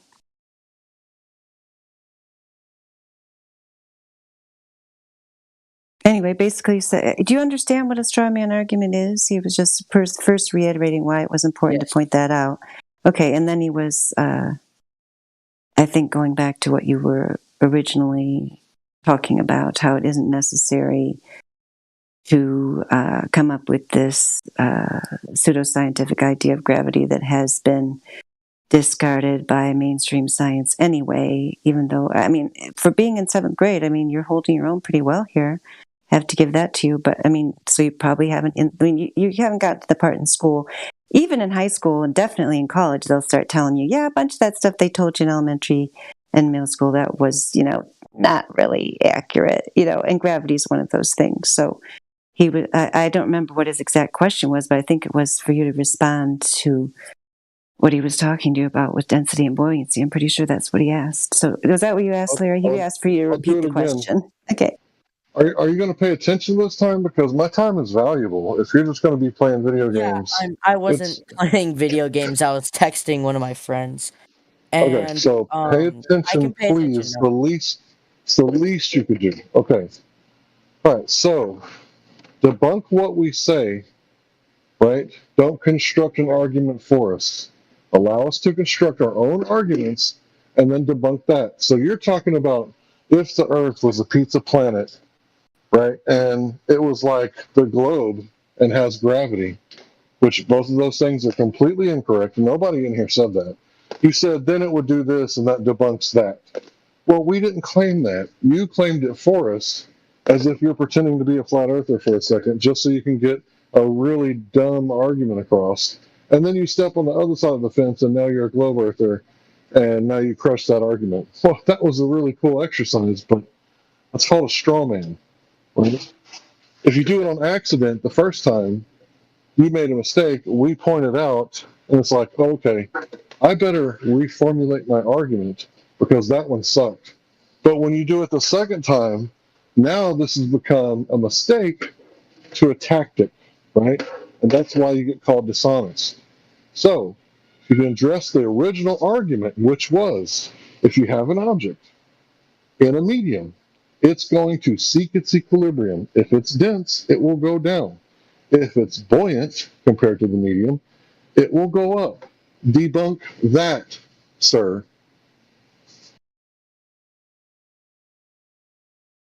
At this moment, I have no response because haven't really gotten that far in school. So, well, that may be what you're thinking, but I guarantee you there's nobody else that's going to come in here, from a theoretical astrophysicist to a cosmologist to a physicist, particle physicist. Nobody can debunk that. What I just said. We witness it every day, all day long. One good thing that might happen is as you're in school learning, you might start being able to question it right there on the spot. So, yeah, that's pretty cool. Wish I had that when I was in the 7th grade.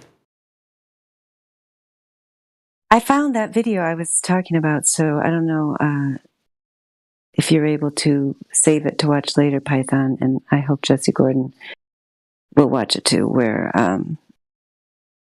it's called Flat Earther Stumps Elite Physics Professors with Basic Questions. I really challenge you guys to watch that, please. But yeah, I mean, there's many things that we could show you, if you stick around. But there's also a really good question here from Platter. I don't know, Larry, were you done with your particular thing there? I guess he said he thinks he needs to learn more, but yeah, that's not the problem. Yeah, and that's why I showed the video.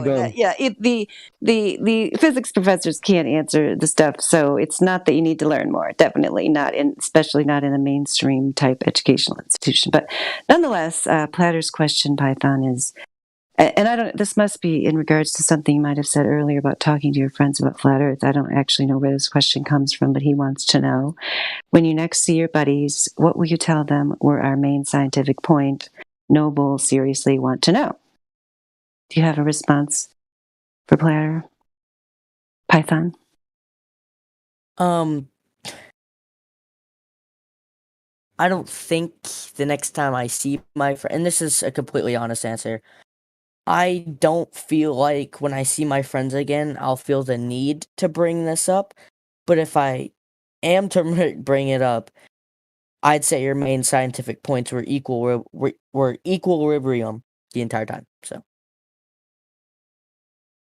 and buoyancy.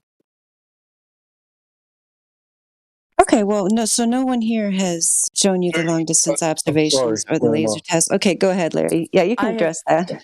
I specifically told you to look up specific gravity. I have. And the only thing you can remember, okay, so you told me to look it up. What You we never were told me talking to about. read it. Oh my god.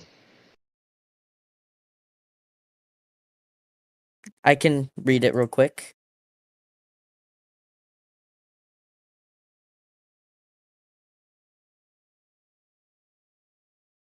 Yeah, while you're reading that, I mean, I don't necessarily want to talk while you're reading it, but I do want to say just in general to the audience, I mean, I always hope that when people leave here, because my first introduction to Flat Earth, and sadly, I didn't even get the amount of resources and access to inquiring minds that these young people have gotten tonight. I only got a Google search in the Flat Earth Society forum and BOB on Twitter, back in 2016. Like, I didn't get the measurements. I didn't get 8 inches per mile squared. I didn't get, obviously, the black swan, which didn't exist. I didn't get anything about the horizon, where it should be predicted by the geometry of the globe. None of that. But even with the tiny little bit I got, even with the confusion brought on by the Flat Earth Society, just with the thought questions that I got about, why this and that can't be explained by the globe model, I was like, whoa, I'm never making fun of a flat earther again. And that was after only like a couple hours of looking into it. I mean, before looking into it, I would have been like most people are before they actually look into it, just by what the mass media propaganda tells you to think, which is, oh, those people are just stuck in the dark ages. They don't know what they're talking about. Of course, it only took a very short time before I realized, oh, there's no way I can make fun of this. Like, this is way more in depth than I ever could have imagined. There's these questions I can't easily answer. I need to do more research and so on and so forth. And then once I saw the math, I mean, that was game over. Like, never would I defend the globe again. Obviously, that's why I'm here. So that's why I thought it was a good question. Like, you're not going to say flat earthers are retards, are you? Because that would only reflects your own lack of intellectual ability and discourse. It does not reflect in any way upon Flat Earth.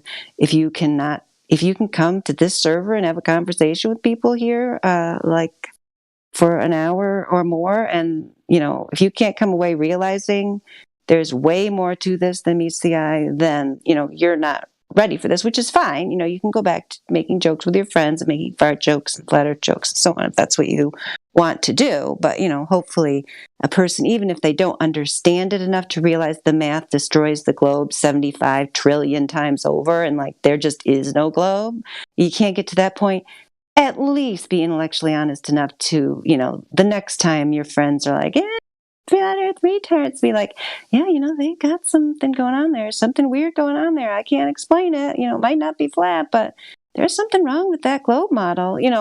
Even if NASA's not really the most trustworthy organization. There's absolutely no way they could have gone to the moon the way that they claimed. Even if it's just tiny things like that, like, at least have enough integrity, and at least a tiny bit of desire to spread some light and truth in this world, to, realize that you don't have all the answers, and neither does your science teacher, and neither do the university professors, which is what this video, I forgot to tag you guys in the video, so I'm going to repost the video and tag you too. But, Pretense has a question. Does Pretense have a role? Because he just messaged me saying he has a question. Pretense does not have a role. Okay, Pretense, I will attempt to unmute you. Before you get to Pretense, I'd like to devote a couple minutes to the topic. Go ahead, yeah. Oh, please do. I like Speak. it because you said the globe model was wrong. How can something that doesn't exist be wrong? I know I'm giving it way too much credit, aren't I? Yeah. Who is it? Gosh, how can I not remember his name? I hope he's not listening. MG42, whatever his new name is, the XO. Yes, he tells us, yes, don't give it that credit by calling it a model. I know. I try to get away from it because it's really way too complimentary of the globe fantasy to call it a model or anything like that, right? Because it does not even merit that kind of conversation. You're absolutely right. Carry on. Yes, I remember you very well, MG42. It's just I'm in some kind of time warp where I couldn't remember your new name. Okay, so we're going to try to unmute this pretense guy. He's got a question for us.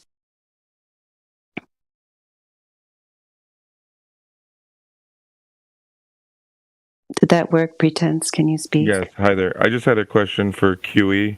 Can you Doesn't everyone? define? Doesn't everyone? Go on. I seem to have seen him. Go ahead. What's your question? Or did I rumpus you? Did he just ask it and I run? kicked What him happened? out. I kicked him out because he's. I put him in Cogdis because he keeps on coming in here and he's not supposed to be in here. He's the pee drinker. He said define. He's trolling you, bro. Define. He said define. Yeah, and I Cogdissed him for it. That's pretty fucking stupid. Boy, your ballers are getting more stupid by the instant.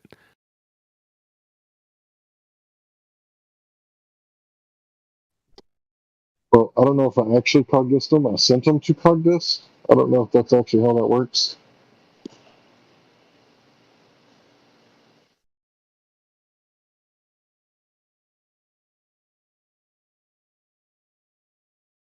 Whatever, no more stupid questions. He's like in here like 3 different names in just today so far, I think.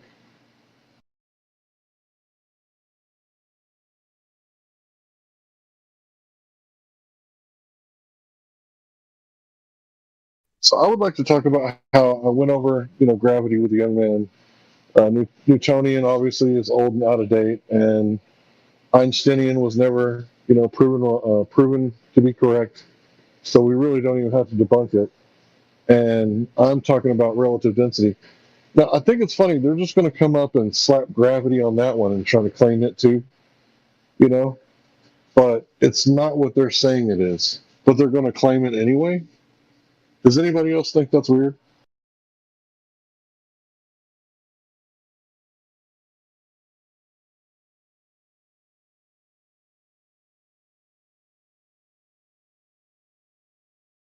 Yeah, I kind of expected them to do that, but it's just going to be funny because it doesn't work. It doesn't help them with the ball in a vacuum.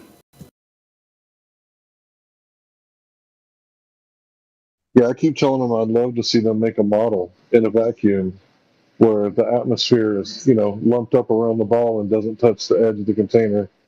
And the ball's just, floating there because of gravity. Just a ball of dirt, with water on it. And, the atmosphere not touching the edge of the container so that there's a near perfect vacuum near the edge of the container. When you ballers can do that, then you can say you got a model.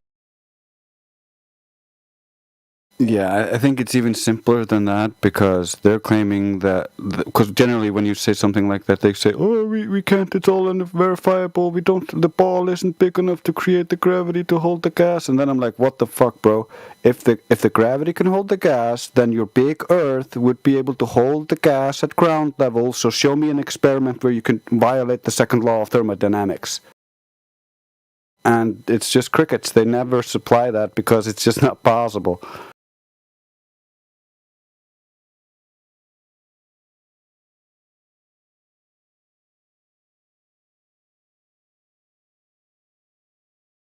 Yeah, they don't have a model. They got a concept.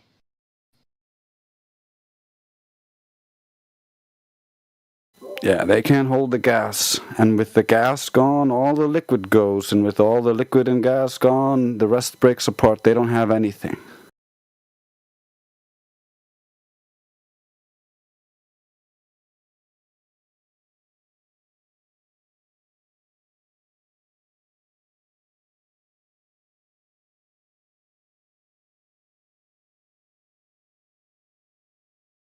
So it all works because of gravity, but we can't demonstrate it because there's not enough gravity. Okay? And then we say, well, what about this relative density? And they're like, oh, yeah, that's gravity. That's gravity too. Wait a minute, what? How's that gravity too? It's like, what about, things falling? That's gravity. And then why does Venus spin backwards? Oh, that's because of gravity, according to Jim Panda, 2016 error. So this, the moon and the sun and the orbits, that's gravity. So it's like gravity and refraction is the answer for everything, even if it's negative. Like it doesn't work because of gravity. It works because of gravity. Yeah, Hank or Larry, to try to explain the buoyant force, when you ask them where does the buoyant force come from, most globers who know anything will tell you, oh, that's gravity. Specific gravity is caused by gravity because gravity pulls more on more dense things, so it pulls the dense things underneath the less dense things, so things go up and things go down. So gravity makes things go up and things go down. But when we look at a hot air balloon, that's obviously false because the attraction on cold air within their math is so minuscule it would never be able to overcome the supposed attraction on the tons of weight the hot air balloon is lifting away from the surface. So their excuse becomes oxymoronic, where weak gravity overcomes greater gravity to pull things away from the surface.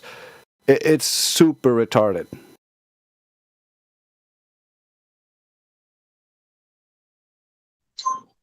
Yeah, they got nothing. All they can do is say, "Nuh-uh, you're lying. Nuh-uh, you're lying."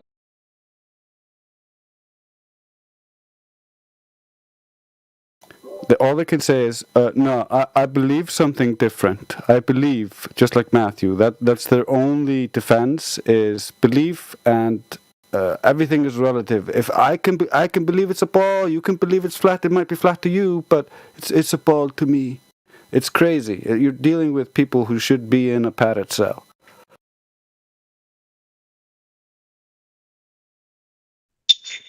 Well, psychosis is strong with this.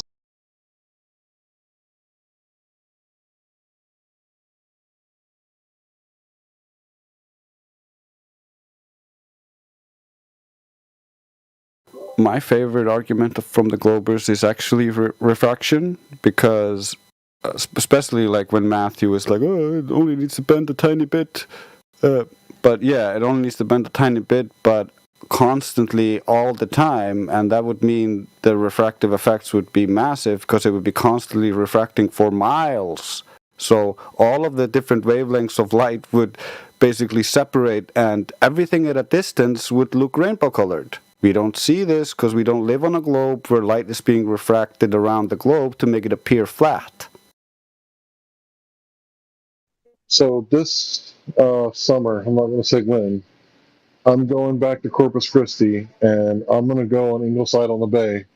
And when we get refraction going both ways, that debunks the temperature. It can't be getting colder both ways. That's impossible. Yeah. So when I shine my light and they shine theirs, and we get it on camera going both ways, game over, man. Refraction, dismiss. Well, the chromatic aberration just misses that argument completely. But then you could even look at the infrared captures, because J. Tolan Media, for instance, has that modified P900 with infrared, and if they were correct, and we just take all their stupid assumptions and we just accept them for now, and we say, okay, if the light is bending around the globe and hiding all effects of our Earth curve so it appears flat and measures flat, and regardless of what we do, we can't prove the globe, then we can just test the refraction. We can test their claim, because infrared doesn't refract nearly as much as visible light, and if it were refracting, we would see the chromatic aberration. But with the infrared, you would see that the horizon would always, or should always, appear closer if their assumptions are all correct. But in the infrared, we don't see that. We don't see the horizon always appear closer, but instead we actually see into the haze and see that the horizon extends much further, and we can see much further in the infrared, which is the opposite of what you would expect on the globe under their assumptions. But they just won't look at any of this, and it won't think critically. They'll just look for a straw to grasp, anything that seems to confirm their bias, because they're in denial.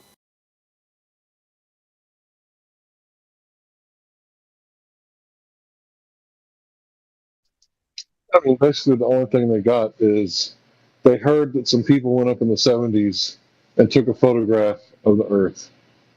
That's what they heard. And then they want to compare it to, like, you don't believe in China then? Like, what? Wait a minute. We can go to China.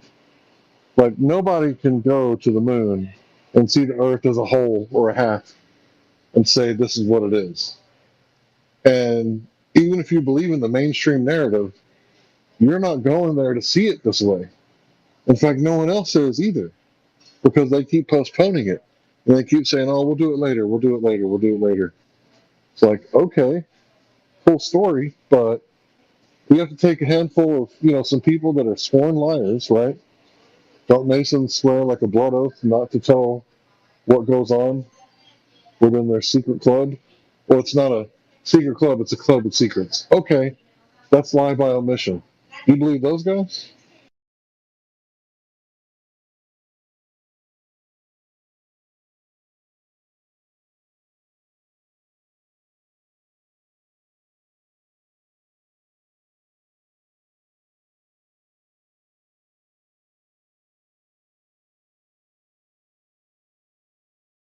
Yeah, I do feel bad for these people who seem to, want to come up with just very complicated, convoluted explanations that don't even make sense for a very simple phenomenon that there's no reason to come up with all these excuses and ideas that don't work and models that don't fit. I mean, why are these people globe apologists? It doesn't make any sense to me. Like, why would you put that much effort into defending this thing when there's this much simpler explanation very close at hand, which is just discard this fake thing that has no basis in reality whatsoever, that is not a model because it fails to predict or describe reality in any way. It's just a story somebody made up. You don't have to pretend it's real. It's very odd. I'm going to get into this, and it might be off topic, and maybe some people don't want to hear it, but I'm just going to go ahead and say it. If you fall into the globe paradigm, you're going to fall into the left and the right paradigm, and you're going to be like easily divided and conquered. This is one of the oldest tricks in the book. But if you follow, and understand that this place was created, we're all equal under the sovereign. And that's the only way you can have unity in the community, is if we all believe that we're all equal under the sovereign. If we all follow Christ and we all have a direct communication with the Most High God through Christ, then there's not going to be any, I got to go through the priest, or you're different than me, and my hair is blue, and your hair is blonde, and you got blue eyes, and I got brown eyes, and, all that stuff goes away when you're one of the kings that he's talking about when he says King of Kings. And that goes for male and female, as far as I'm concerned.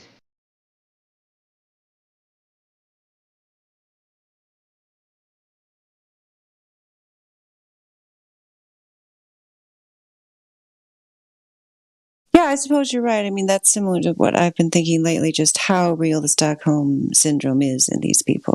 They just can't handle anyone who's questioning the narrative that they're propping up because they believe that lie that somehow their very existence is dependent upon these people, and that these people are protecting them because they rely on the protection of man that's not even real. It's completely an illusion. Yeah.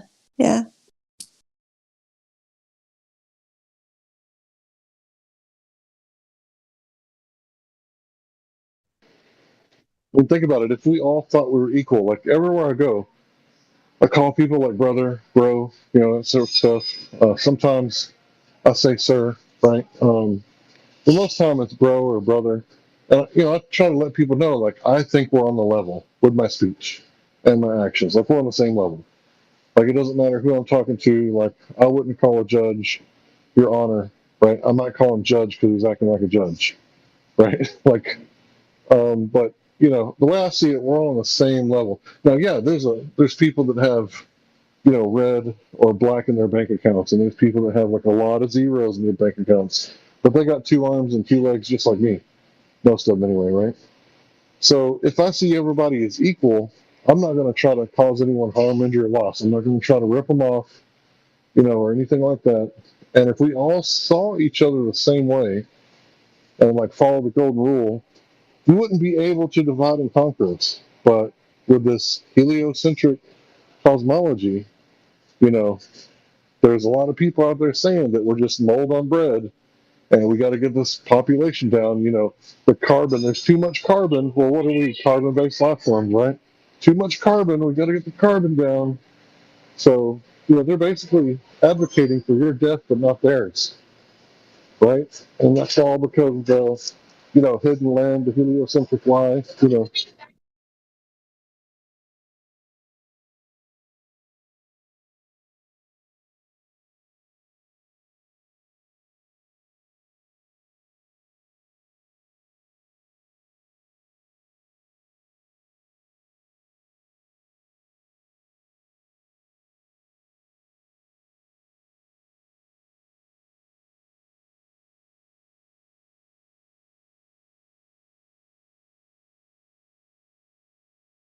Yeah, that's the saddest thing. I think that they have these young people believing like their very existence is somehow bad, you know. Like they apologize for their own existence, and of course they don't want people to reproduce, you know. And the kids are actually buying this, and they're you know, spreading it. It's just it's sad. I'm sorry. I'm laughing about it only because it's amazing. It's funny how well they've done it, and that it's succeeded so well, and that I've been able to watch it happen in such a relatively short time, you know. Can you imagine your 5-year-old coming home and telling you, "Mommy, I'm racist," and you're going to say, "Where did you learn that word at?" The kid just learned the word today, but already, you know, he's an oppressor. He's racist. Why? Because of his skin color. If that's not the most racist bullshit I've ever heard in my life, you know, that's what they're teaching people in some of the schools. Not all the schools. Not Florida, not Texas. I don't know what other states are not doing it, but that's what they're teaching people. Like, oh, Johnny, welcome to Earth. Turns out you lost the lottery. You got the blonde hair and the blue eyes, so that automatically makes you a racist. You're an oppressor, and you're automatically a bad person. Yeah, yeah. I mean, but you know, that's yeah. I guess it depends on your spiritual beliefs or paths. I mean, really, those people are doing. You know, anyone who is oppressing someone because they're white is, or black, or any color. I mean, anyone who's oppressing someone because of their race is, you know, giving them an opportunity to spiritually rise above that, and you know, rise above suffering and turn it to their own benefit, to, you know, through hard work and industry become, you know, the best at their craft, so that even if they are whatever color they are, nobody can you know, I have to go buy the cupboard from, just like the Amish. I mean, people go and buy the Amish furniture because it's the best furniture around. They don't care if they're Amish or who they are, you know. And so I don't think it's a good thing, but I think, you know, anytime you're being oppressed, you can take that situation and try to, the best thing to do to, you know, best revenge is to succeed, right? The best thing to do is to turn that against the person. It doesn't have to be a race, can be anything. You know, anytime someone's trying to attack you, hurt you, slander you, say all manner of bad things against you, and so on, you know, there's a lot of ways to be non-reactive that allows that to then turn against the person who's trying to do evil and ultimately be used for good. Well, I think about the other side of the coin too, right? And they're told that they were oppressed, right? And you need to be protected because these other guys, they'll oppress you again, right? And it's like, well, how could they oppress us?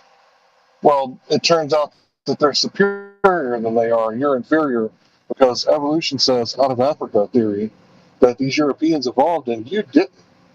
You didn't evolve. So that's why you have to be a protected class. I mean, can you believe that it's straight up divide and conquer? Like, to me, it's not about race. It's divide and conquer. It's just another strategy.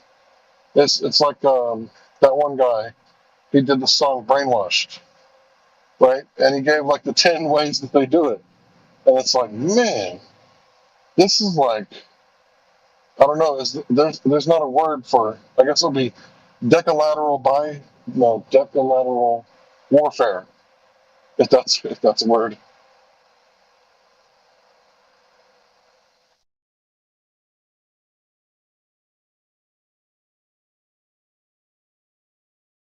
Yeah, some people claim the globe, versus flat Earth thing can become a divide and conquer type thing, but I don't really see it that way because, that's the one reason why I even spend any time in this area, and I don't really spend any time in any other area of so-called truth seeking anymore, is because it's not really, it's just a demonstrable fact. It's just a measurement. It's not really, people turn it into this kind of psychological thing or whatever, but that's, it's just a fact that people can either accept it or not. It's not really, there's no reason to be divided about it. That's, and that's something I've, changed over the years, where I used to think, oh no, I got to convince people, I got to show them, I'll find the right way to explain it and they'll definitely see it. And I've come to see, as many of us have over the years, oh no, you can do it the best way ever known. You can have 25 different people explain it in 25 different, amazingly, logically airtight ways that the globe is a complete lie, has no basis in reality, and there are many people who just will not get it. They're just not ready. They're consensus-based people who just, for whatever reason, need to psychologically fit in with whatever the consensus is, in the mainstream media, at the time. They just have to do that. It's almost like to survive, they have to do that. And that's why people call them NPCs and so on. I think they are living, breathing human beings, a lot of them. They reproduce. I've observed some of these people are capable of producing human children, so therefore they must be people. But they are, something is different about them to where they're not capable of stepping outside of the mainstream. I don't know. And some people say maybe they're soulless, it depends on your beliefs and so on. But yeah, something's missing where they're not capable of getting their cues, from internally. Basically, they are completely external locus of control, and their locus of control is usually whatever the mainstream media says it should be, and that's just how they are. I don't know. I haven't found a magic way to change that type of person. You definitely can't do it with logic. I know that. I'll give you the blood pressure analogy. Let's hear it. You wake up early in the morning. You're probably already stressed out and nervous. You don't get anything to eat or drink. You just go to the doctor's office, and you wait, and you wait, and you wait, and you hurry up and wait some more. And by the time he gets your blood sample, you're completely dehydrated with high blood pressure, and all your cells are just running into each other, and they can't really move about freely like they're supposed to, right? And then he takes, a look at your blood and is like, yeah, you got high blood pressure, and, this isn't a very good sample. As soon as you get out of there, you go home and drink some water, and guess what? Your blood pressure normalizes because now you're at home, you're relaxed, and you're not stressed out. So that's what a snapshot of these NPCs are. It's like they're not, their seed hasn't grown yet. So you're taking a snapshot of their life, and, maybe this young man who is in the 7th grade, he wasn't ready for it yet, but seeds can last a really long time before they sprout. That is so true. I used to be a self-righteous vegetarian, like from when I was 12 to when I was like 25, I think, about that. Yeah. And I was so obnoxious, Larry. You can't even imagine. Looking back on it, I see how terrible I was. I remember this lady next door that, she was a very sweet lady. And she used to babysit my daughter for free. She would refuse to take money because she couldn't have children. And she was my friend too, I wasn't just leaving her with some strange lady. But anyway, so she just really enjoyed spending time with the baby, And so, and she told me, and she was not judgmental of me being as obnoxious as I was, thinking that was the only way to be, right? She just was like, yeah, I used to be vegetarian too. But then one time somebody told me, for my blood type or whatever, I really should try, that actually I should be on a mostly protein diet, that'd be way better for me. And I tried it, and my energy levels and everything, I felt so much healthier and so much better. So I gave it up. She just said it just like that, really cheerfully, not judging me for being a vegetarian either, but I remembered that I didn't. And then I was still a vegetarian for 4 years after that, militant type. Anyway, but I always remembered her saying that to me because of the way she said it, because she was just kind of like, oh, that's interesting. You found that's good for you. And here I used to think that. Now I found this other way.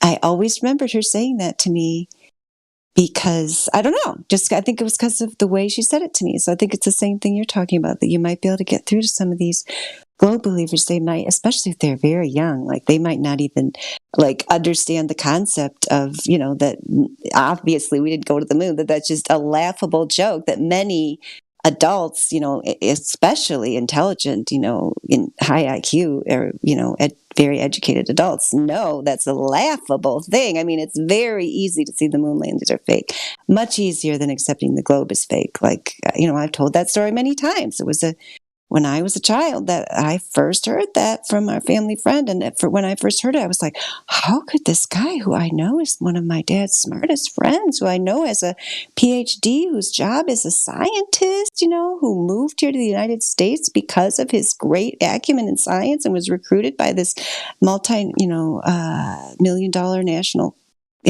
company, is telling me the moon landings are fake? Like, how can that be? But my first thing was like, how could he be wrong about that when he's so smart about other things, right? Because that's your first thing, because everything else is telling you that's definitely true, right? So how could Dan Rather be wrong and this, our neighbor is right, even though I know my neighbor's really smart?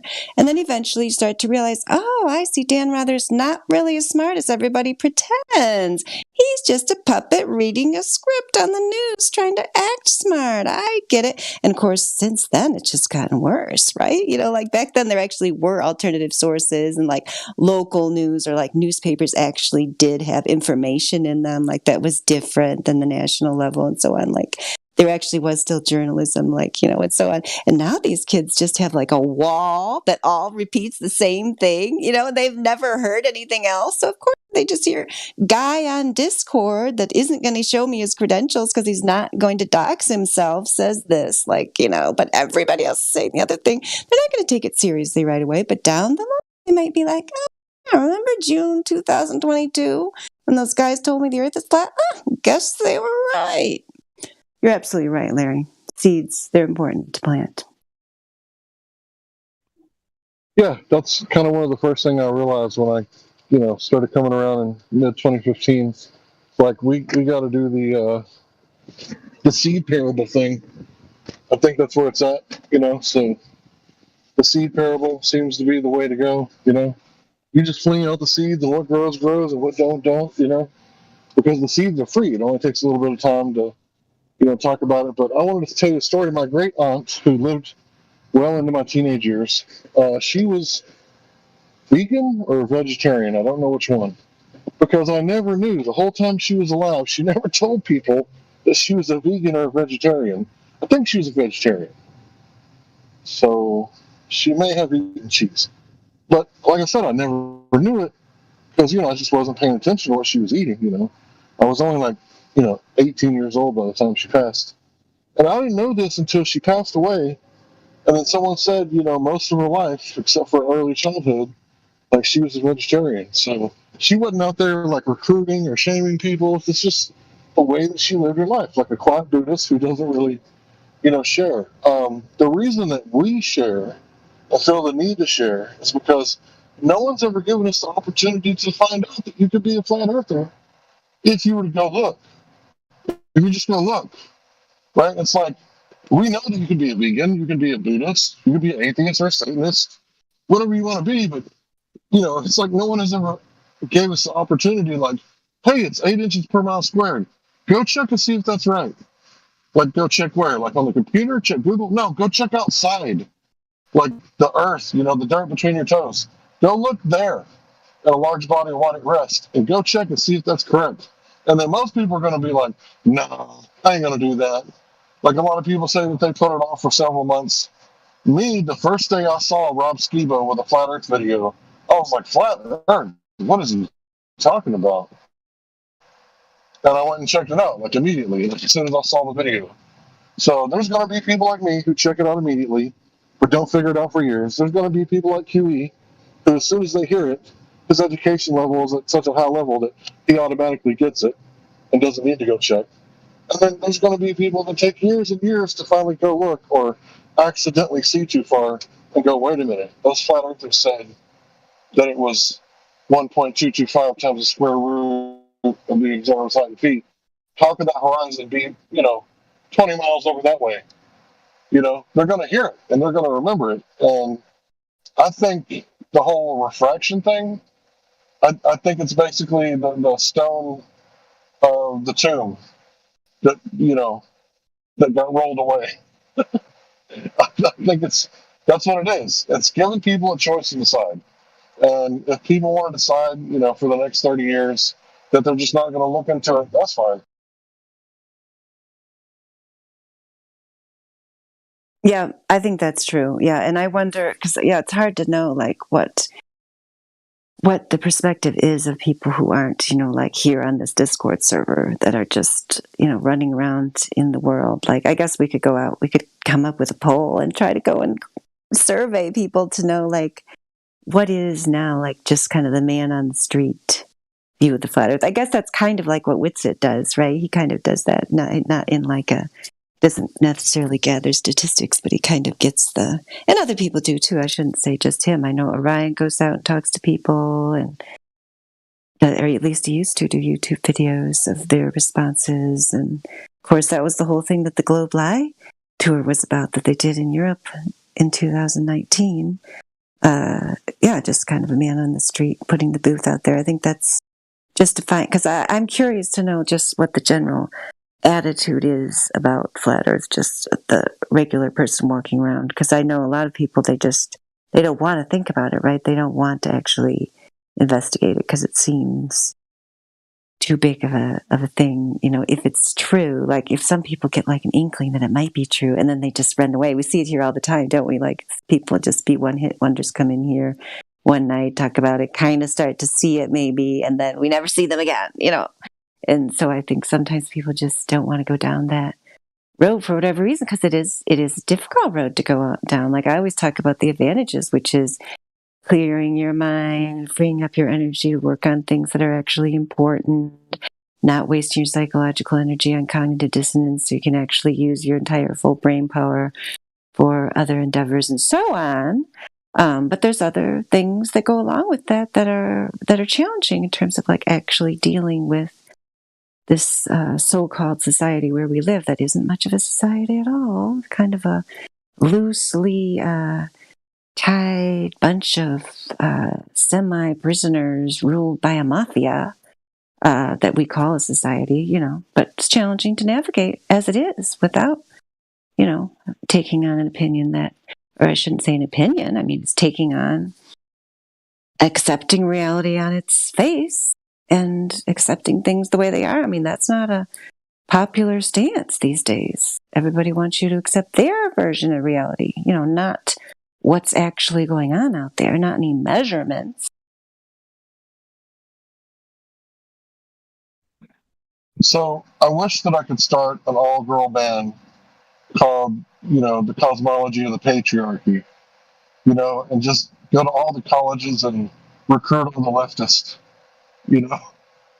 because the cosmology, the heliocentric cosmology, pointed out last night by what's his name? I can't remember. It's all heliocentric cosmology. It's all patriarchal. And then if you like bring this to the leftists, like they wouldn't be able to deny it, like because it was all men who started it, playing golf. Oh yeah! Oh my gosh! Oh my gosh! You might have something, Larry. Too bad I have all these children I have to take care of. I don't have time to be going out and starting a girl band. But there's got to be some woman out there that's ready to do that, right? Yeah, it was World War D. He was telling us last night that it's the patriarchy, the cosmology of the patriarchy. Oh, it totally is. That's why it doesn't surprise me too much there aren't more women like on the internet talking about flat earth, because just the internet in general is just very masculine. Just technology and computers in general are just very masculine. The whole realm of the sky is very masculine, but earth, the flat earth, the soil, is very feminine. That's always been traditionally. I mean, women are more tied to the earth because we have the hormones for nurturing children, trying to kind of staying in one place, taking care of them, and so on. I mean, so I think that it's would be natural for women to understand flat Earth more than men, just kind of instinctively. And I think that is the case. I think part of the reason is because of this being, a place, just our particular forum where we've chosen to focus on,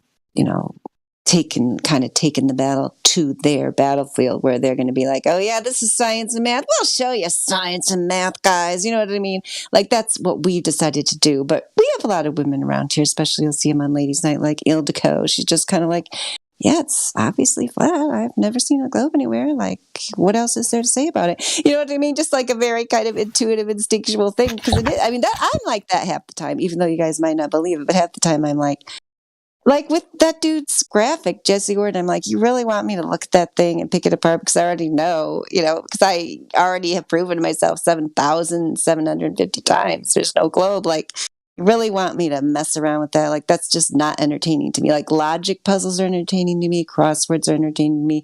Math is entertaining to me because it has one right answer that you can get to or not. That's why, Flat Earth does appeal to me. But people's stuff, when I already know they have the wrong answer. I guess if they were paying me to teach them, which I'm research, you guys give him a hard time. He's way more generous than I am. Like, to teach him why his logic's wrong and his bad math, he's showing his work, basically. We already know his answer's wrong. But to me, it's kind of like, well, you started with the answer and then you messed around in showing a bunch of numbers. It's like, why even bother to pick that apart? It's like, you started with the answer in mind, so you already failed. Like, there's not even, in your proofs class, like, you don't even have the problem in the right order. So just X, F. I mean, I don't get into it. You know what I mean? So I do, even you guys might not see it in me, because I can do math, I can't do science, and so on. I'm very similar to Ilko. I'm just kind of like, yeah, it's globe. There's no globe there. It's flat. The globe is a complete lie. Like, what more is there to it? Yeah, definitely. The heliocentric is extremely masculine. It's very annoying and tedious. Not that masculine is annoying and tedious, but it's annoying and tedious that the world, which supposedly is supposed to be embracing the feminine and getting rid of toxic masculinity, is like, thinks the globe is like the greatest thing on earth. It promotes it every opportunity. It's like, no way. The feminism has done nothing for women. Women are in true feminine. Women are in way worse shape than they've ever been before. Believe me, unless they're like some of these ladies I've met through my homeschool who, like, very young, married a very traditional man, and are at home enjoying their children, gardening, cooking, like, and just kind of, like, living in this beautiful world with their children, nurturing their imagination, and so on. Those women are doing just fine. But your average just woman who gets raised in this society and thinks the stuff they say on TV is true and thinks they're supposed to put themselves out there and, like, just basically, become sexually available for whatever man, comes along, and that's somehow empowering them, that those women are not in good shape at all. That feminism has done nothing for women. Nothing at all. So yeah, I'm sorry, Larry. That was a long-winded way to say, yes, it's I think you might have something there with the patriarchy of the heliocentric model. It's definitely true. Yeah, I think it's really weird. You should start a band called Rage Against the Globe, or find something that rhymes with machine. I think it's funny that the most feminist women are the most masculine women I've ever seen in my life. I mean, I know exactly. That's what I was trying to say. You got it. I'm sorry. I didn't know if I was making my point well, but you got it. Thank you. Yes, absolutely. Yeah. They dye their hair, the tattoos, and they try their best to look like a dude, but they're supposed to be the feminists. Now, me, like, I married a feminine woman. Like, she's, small and cute and dainty with long hair. She's got a few tattoos, but when she's wearing clothes, you can't really see them. So, for the most part, like, I got a feminine woman, not a feminist woman. Now, she's loud mouth and she'll speak whatever she wants, but that's just the Native American in her, But, yeah, these feminist women, it's like, if you see one on the road, it's like, are you a feminist? Okay, cool. It's like, are you a feminist? Yeah, okay, then you got your own tire. Okay, see you later. If they say, no, I'm not a feminist, then, okay, do you want me to help you with your tire? I'll change it for you.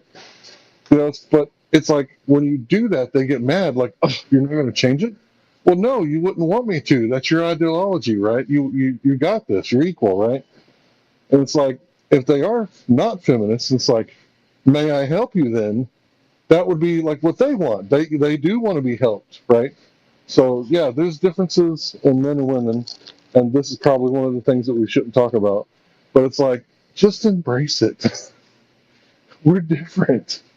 Like, there's differences, but it's in a good way. And it's like, this is one of the divide and conquer strategies that I feel. But if we could get a woman to go into the college and talk about the cosmology of the patriarchy, I think it would go a long way. I could do that. If you're talking about talking about it, I could do that. I thought you said I had to start a band, which I couldn't really do that at this point. But talking about it, I could do. Or writing a paper about it, I could work on that. Yeah. Cosmology. What did you say? Cosmology. What patriarchy? Say it again. I forgot what you said. Cosmology of the patriarchy. And just talk about the heliocentric, phallic religion, because it's everywhere. Yeah, cosmology of the patriarchy. I like this. Yeah, well, if I do end up, doing it, you have to get credit, even though you don't want to because you're a man. But no, it's what world. It's what world D. Yeah. It was what world D? Okay, we'll put both of you on there. Yeah, let's do a collaboration. I like it. Yeah. Should I get a PhD in women's studies, and that could be my dissertation? Do you think that would be good? No, don't waste your time. I know I don't want to pay for that. That's the thing. I wouldn't want to spend the money on that.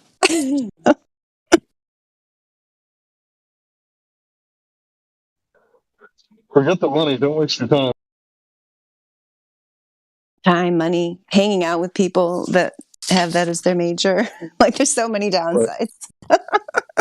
But if there are any flat earthers who want to get in on the system, I would love to see what the astrobiologists are studying.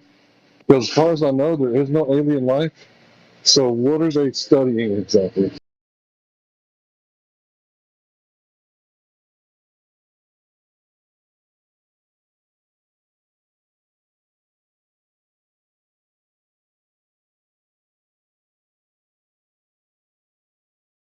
I don't know. What do they say they're studying? Well, when you ask them, they talk about historical evolution and how everything came to be on this planet, and they study stuff like climate change, global warming, for the future of the planet. And it's like, wait a minute, I thought it was astrobiology, life from the stars. Tell us about life from the stars. That's what I want to know about.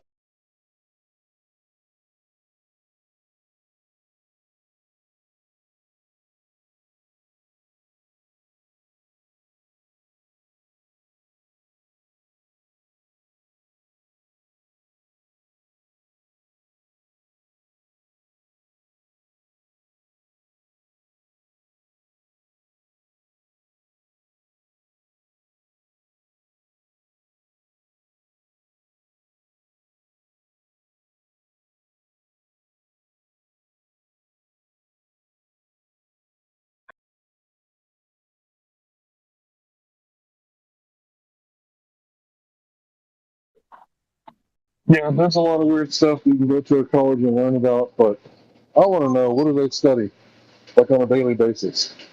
Are they just filling out crossword puzzles? We're still waiting. We're waiting on ET to land, and when he does, we'll put these crossword puzzles down. What are they doing exactly? That's a good question. Yeah, I don't know. They're probably just making stuff up like all those other people.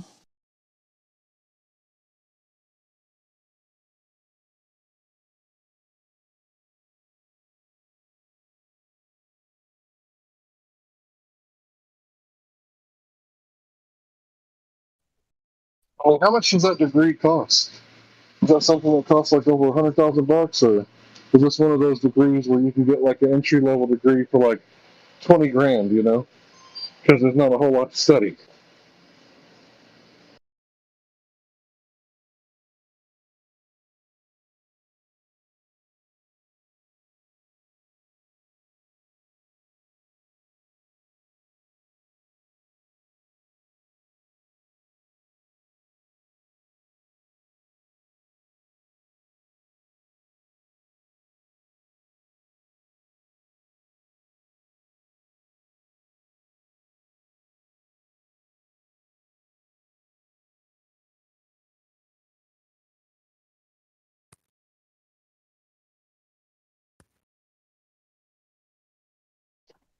Yeah, I think there's a way to get through to people.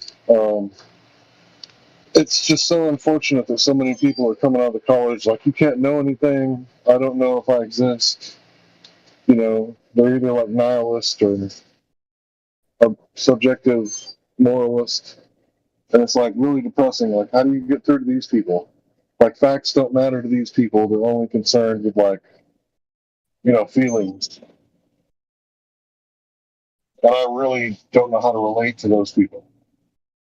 Except for, I guess, psychologically getting them in their feels and then trauma-based mind control. But I wouldn't want to do that to them. Yeah, you don't want to relate to those people.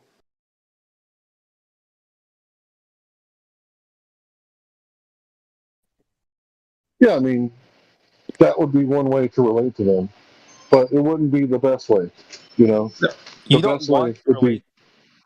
You don't want to relate to those people. And those people are never going to be convinced by reason. And they're not meant to be convinced by reason. Like there's like a certain kind of demographic of people who will literally, they'll just follow whatever's the trend or whoever's in power. They're never going to be convinced by anything like reason. It's either they don't have the faculties or, they just somehow like gave up that piece of their humanity. But yeah, I'm convinced that these people really can never be reached. They just need to sort of follow by example.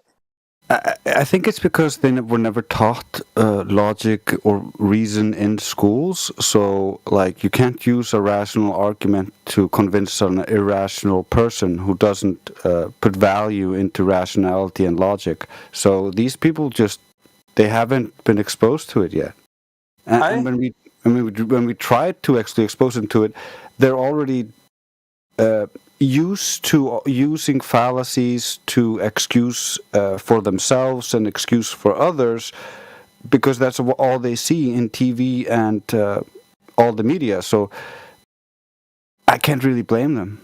I'm not sure. I think they were exposed to like what it means to be reasonable or how to reason, like as in they have seen it done. And I think they kind of understand it, but at some point they choose rather to sort of function in this groupthink or in this collective than to sort of press forward as an individual. It's sort of a survival strategy. I think everyone makes this decision. They're either self-reliant and they're sort of, confident enough in themselves to be able to think for themselves and reason and use their reasoning, or they sort of assimilate into this slime mold kind of, mega organism of groupthink. And that's sort of most people. They don't have sort of the self-belief to trust their own rational or cognitive faculties. So they'd rather just, blend in, be part of this group.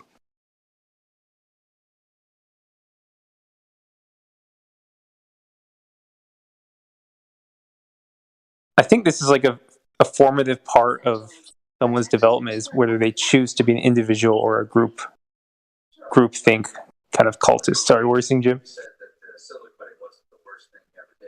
Jim, I can't hear you. Your mic's bad.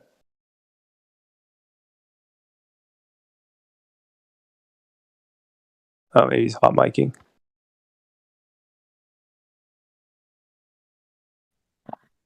Damn it, Jim. I'm not a doctor.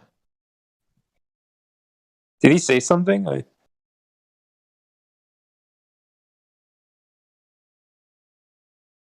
No, I think he was just hot micing. Oh, okay. But yeah, I feel like there's like I'm not a psychologist or a psychoanalyst. I mean, hopefully, because those people are usually frauds. But like, I feel like this is a formative part of anyone's development. Is they at some point there's like this crucial experience where they choose to either become an individual or a part of the group. If you guys know what I mean.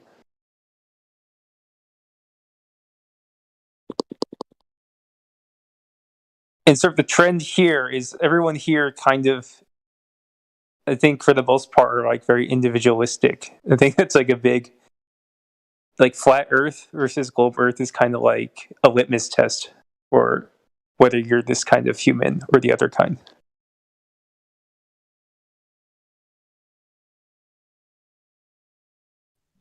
Yeah, I think that there's definitely something to that. But then there's also, these side groups, that so many people seem to get roped into. Because I think there is a tendency within us, even if we are, a more like individuated person that has more of an internal locus of control. There's still a tendency to want to be part of.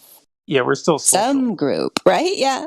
And so then so much of that is then hijacked by these, like halfway there truth type movements, where all these kind of things, like the Alex Jones is a great example there. A lot of people get stuck on one thing or another, or the Q thing or whatever. I mean, there's one thing after another like that where they found the ultimate truth. Oh, here it is. It's amazing. And then the people just spend the rest of their time thinking they found the ultimate truth. And even flat earth, I mean, some people will say that can't, and I think that's true. It can be if you just, are like, think, okay, found out the earth is flat, I'm done. Yay, found the ultimate truth. I mean, that's obviously not true. That's like just beginning, right? Like now you're just like a normal person would be before the heliocentrists, took over the world with their spell. You're just how a normal person would be. So now what are you going to do with your life? Are you going to make an amazing musical composition?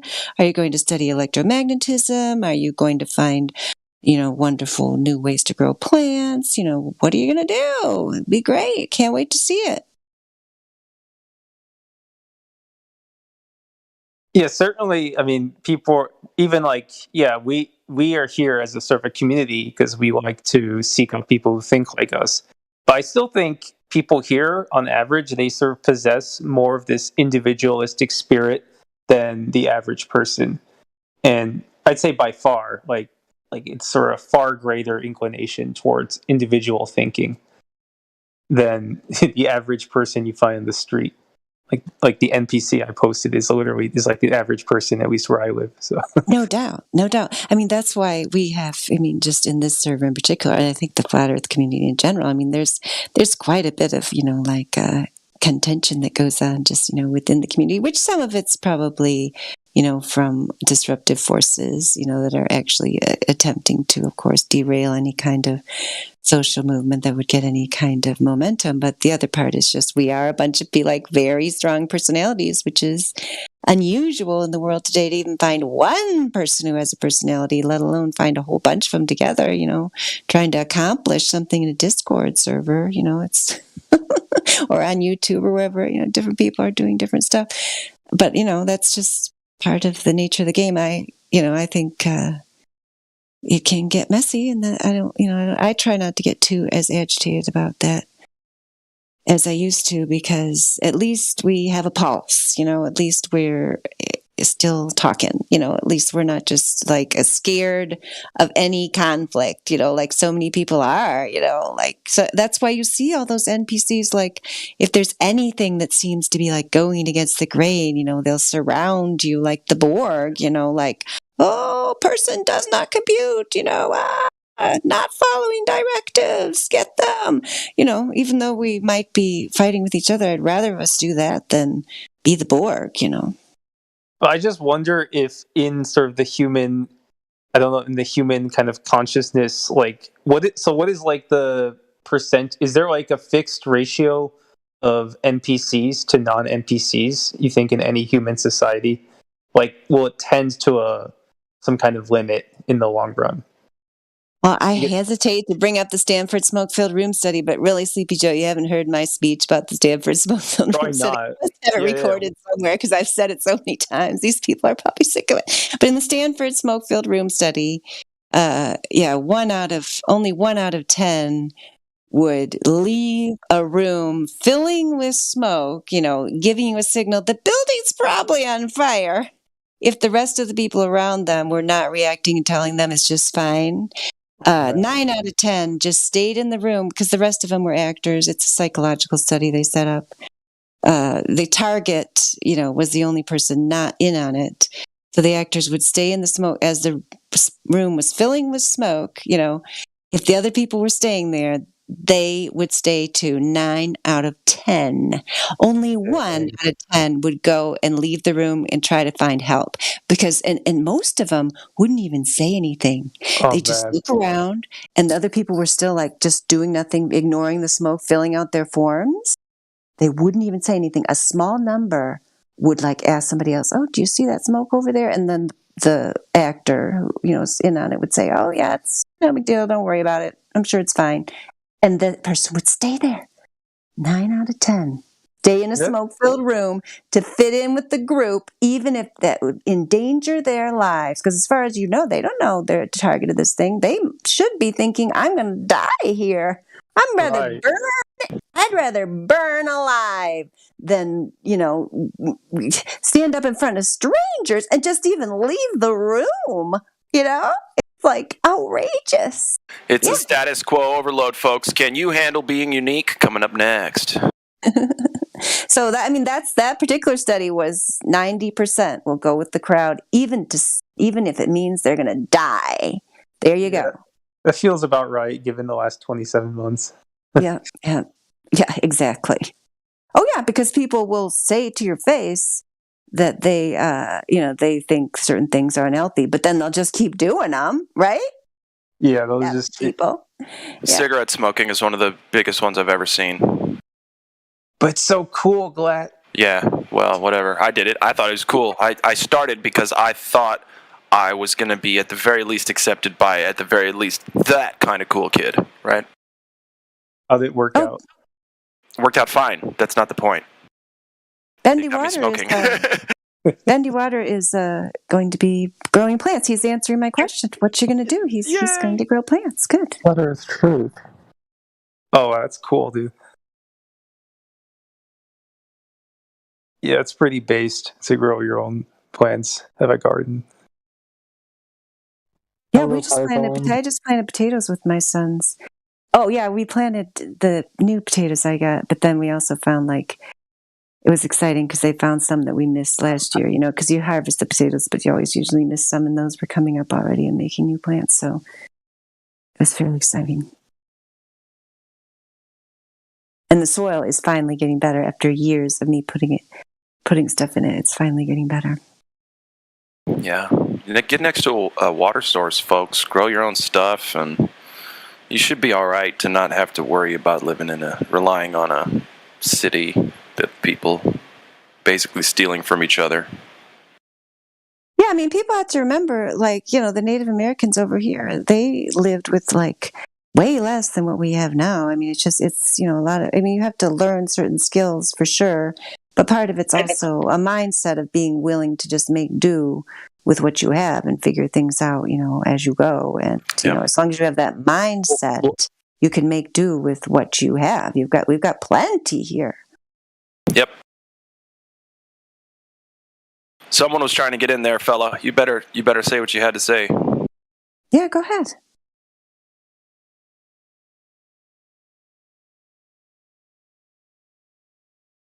Are you talking about me? I hope that wasn't you. But anyway, I think the thing is, for me, if I'm going to fight the system, the best way is to just slowly bow out. I don't know any other way to fight it, to be honest. I'm right there with you. Yep, I'm right there with you. You mean just become self-sufficient so that the government can't fuck with your shit? Sorry to use bad language. No, you're good. We don't like them fucking with our shit now. And the thing is, the choice to me is between fake butter and real butter. Now, fake butter I can get real easy, but it's unhealthy compared to the real butter. Now, the real butter takes some more work, right? You got to churn it. You got to make it yourself. You got to get it from your animals, okay? But it tastes better. So in the long run, it is better. And if people switch from instant gratification, always knowing where everything's going to be, in the grocery store, and the red lights and the green lights and the timing everything perfectly, and you can give all that up if you're just willing to do a lot. Actually, it's a lot less work mentally and emotionally, but it's a little bit more physical work, God forbid, to live off of the oh no, just stop suckling off the teat, right? Yeah, sucking the teat of mommy and daddy government. Some of the weird like androgynous like bafflement. All right. It's not what it was a symbolic thing that I said. I know. I was just fucking up your symbolic thing. I know, and then I was coming in like an angry dad. So anyway, the point was translated. Yeah, I get like it's sort of like, you know, it sounds like more work, but as you said, in the long run, it's probably less work. It's a lot less work. It's more rewarding because you just get stronger and everything's more like rewarding, right? Like if you make your own. It's like this. What's going to give you cancer? Worrying about bills every year, or worrying about whether or not it's going to rain? Eventually, it'll rain. Okay, and you can make do in the meantime. Bills are always the same stupid shit every single time, and it's so much more work internally to just deal with it. I guess it's my opinion. Just go off the grid. Yeah, I feel like that does piss off the evil reptilians. Or you know, whatever. I don't even think they get pissed. I think it's just. By the way, what reptilians? But I think that they just get pissed. They don't get pissed. Sorry, they don't care. Their reptilian brains do not allow them to experience. Come on. They got enough people under their control, I guess, to where a lot of us could get off the grid, and it wouldn't really matter. They'd have enough sheep and lemmings to, you know, make the cogs go and the wheels go. That's not the point, because they feed off of emotional energy. Like, they need people to suffer. How do you know that, dude? Come on, how do you know that? Just like, it's just my experience. It's like the psychopath. Really? So, the psychopath. What's he feeding? What's he eating? What's he or she or it? What's it eating? Okay, so if we get into this, I feel like it's going to escalate. But I just want to know what it's consuming. That's all. It consumes like emotion. Yeah, they feed Fear off and control. It's about the control. It's a parasite. Put someone in fear, they're easy to control. It's a fear and control campaign. No, Go I mean, I turn agree on with Hollywood, that. I'm just Hollywood saying, movies. I don't think Any it's Hollywood food. movie you want to. I don't think it's food. Yeah, no. I know it's not food. They're not feeding off of it like pigs in a swallow. Anyway, think about like any movie, Hollywood movie. It's an emotional roller coaster, right? It's I'm happy, I'm sad. Build up the character, now they die. It's just tear-jerking, you know, emotional roller coaster. I think they do it on purpose. I mean, you could say like psychopath, even if it's not like actual sustenance. Like psychopaths like to feed off of like empathetic people, right? So in some sense, they get a kick just out of making other people suffer. So I'd say the psychopaths in power, they kind of need that kick. So it's not like literal caloric intake flat, but it's like sort of their raison d'etre is to sort of lord over people. And if you just remove yourself from that, it kind of, I feel like they'd sort of miss something. And if you look at the bourgeoisie of like the Ukraine back in the day, Stalin literally waged war on them by passing laws that they couldn't eat. And if they did pick up the grain that fell on the ground that was left over by the machine, that was a death penalty. Are you talking about Is this Holodomor? Yeah, Holodomor. Yeah, so these, you know, ethnic German and Ukrainians, they were basically self-sufficient because they were living off the land. And communism hates that shit. They do not want you ungovernable. So what do they have to do? They have to find a way to govern you. And the only way to do that is, well, the food has to go to the cities. And then when other countries start asking questions, Stalin upped the amount of grain that he was selling to make it look like he wasn't starving the people. And when inspectors would come in to look, they would lead them on like a parade and parade them around to show like everybody eating good.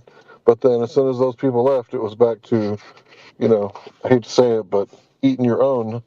Because that's what happened. Not far from the truth. I mean, it probably did happen, actually.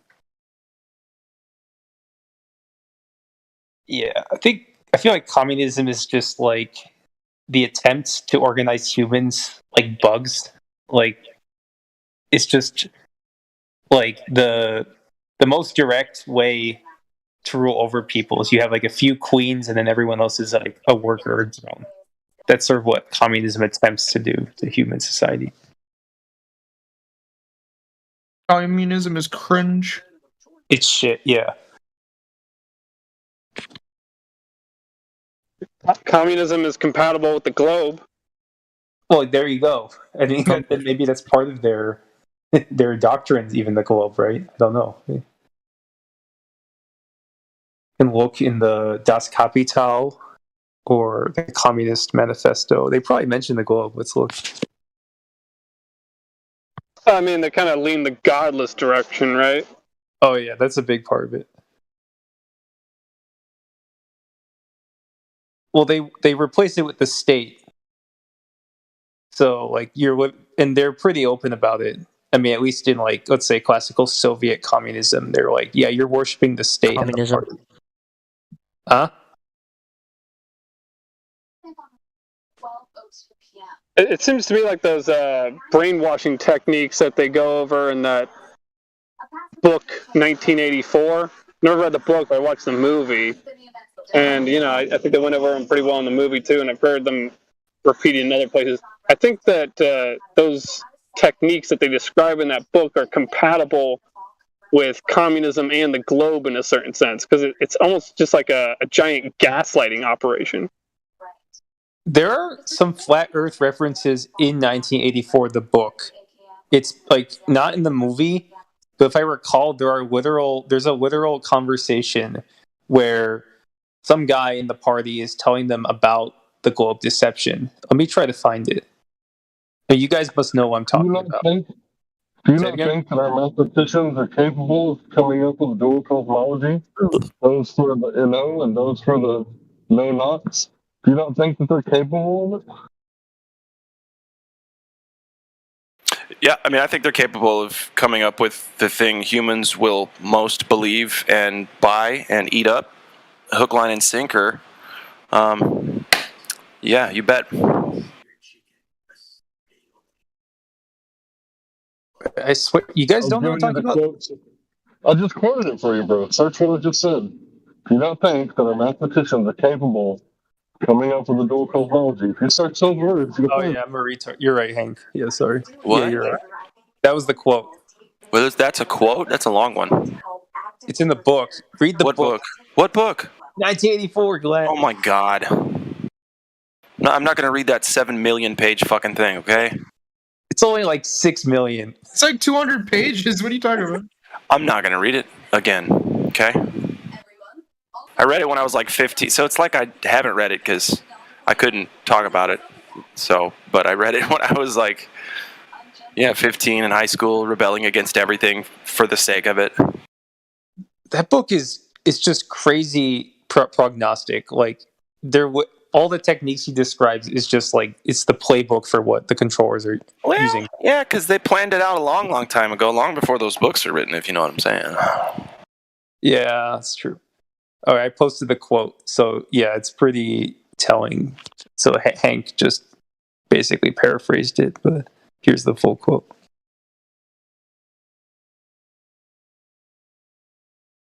And also, the original printing of 1984 is also like a Freemason eye on the cover, so it's kind of funny.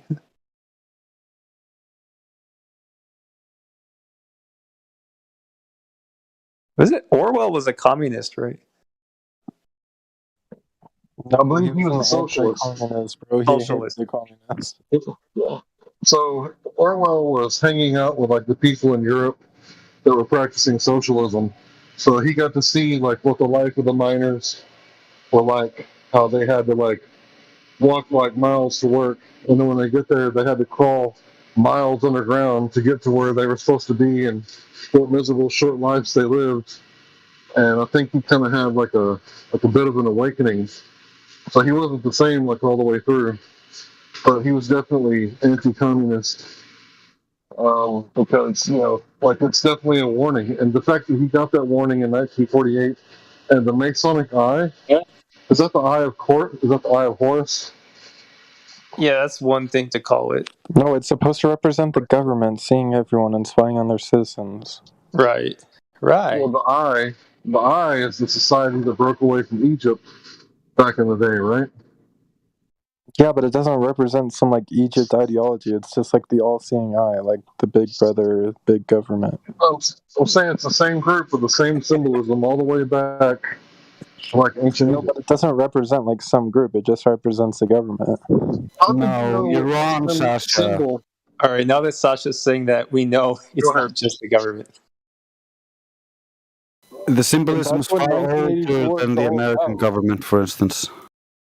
1984 is literally about the dangers of having a too strong of a government. Like that's Sasha, is there anything in the world that you don't take at face value? Like your own face? Do you take that face value? Hold on. I want to hear this. I really want to hear this. Yes or no? If you can do that. What do you even mean by that question? Like, take it at face Jesus. value? Yeah. Alrighty. You buy everything you're sold, kid. That's what I'm saying. No, it's just like you guys are reading way too far into it. It's not like some Illuminati. No, you're just misrepresenting what we're saying. We're not saying the symbology of the eye came from the book 1984. It's far older than that, and it's not relating to the government. Yeah, tell him.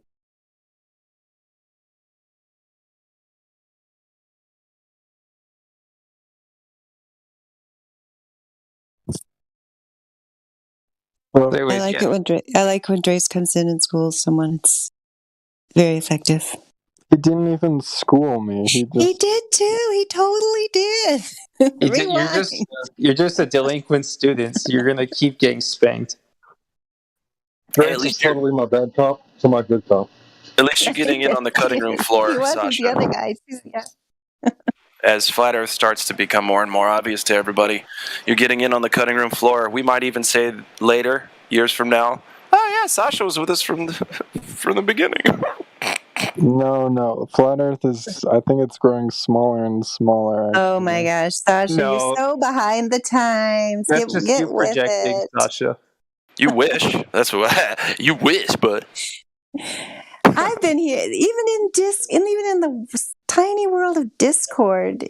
We used to have tons of Globers come in here, like day after day, defending the globe left and right. Now, like nobody comes in here and defends it. Nobody has a decent argument whatsoever. Just ban all the Globers. That's not No, true. that's not the reason. That's not the reason. Yeah, I just unbanned. Hey, where's RC Meisty? I unbanned RC Meisty like weeks ago, and he still hasn't rejoined. No, they just don't want to be around here because our logic is airtight, and basically the Black Swan, just in particular, destroyed them. I mean, that's only one aspect of it. But once the Black Swan came around, the Globers all ran away. I mean, that's what happens, Sasha. I'm sorry, I lived through it, and you did not. Yeah, Sasha, I think your kind is getting smaller and smaller every day. Yeah, they don't have any good defenders. I don't know if they're breeding faster than we are. They don't have defenders. It's kind of unfair. Sasha, did you happen to watch that YouTube video I put in there for the other two guys that were here tonight? About the flat earther who went and stumped the university professors. I'll put it back in there for you. You might be interested. Yeah, put it in there for me. Okay. Who's hot miking? Whose television am I hearing right now? Jim7. Jim. Oh, he's fucking muted himself. Somebody deafened him. Damn it. Jim. No. Somebody unserver deafen him so we can server mute him. Or just mute him and then he'll be like, well, yeah, whatever. Sasha, why don't you watch those videos and answer what the professors couldn't answer? Because surely you're more learned than they are after being here for 2 years. Because, they are professors, but they're not gods. Many men know many things, but no man knows everything. So why don't you watch the videos and then come back in here and see the answers, bro? You can do it, bro. I don't think the video's in the live stream.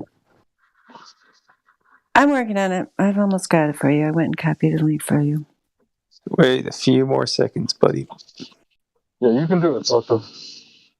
You can answer those questions. There you go. This looks like it's from a movie. Is this real? No, it's real. It's just somebody he just filmed it himself, like on his phone. You'll see when you get to the actual footage. Who's the elite physics professor? I'm interested. It's been a while since I watched this, but what I remember is that he goes to like 3 different classes, and he tells who they are in there. So, Gonna look these people up.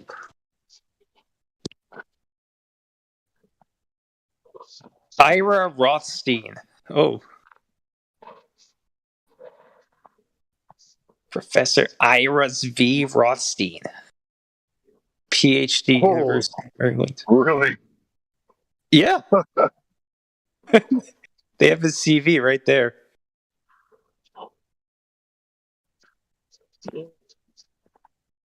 It's in the video. PhD, University of Maryland. Master's Physics, Brown University. He's a professor at Carnegie Mellon. So yeah, he's a serious guy. So yeah, Carnegie Mellon's like one of the best universities in the world. Yeah, definitely. Somebody get that guy some parentheses. I ran out of parentheses, Hank. I don't know what to do. The parentheses button on the keyboard doesn't work anymore. It literally doesn't. It's like broken on my phone. I use it too much. Too many freaking coincidences. Ain't no such thing, brother man. Too many coincidences. Coincidences. I got this. Wait, hold on.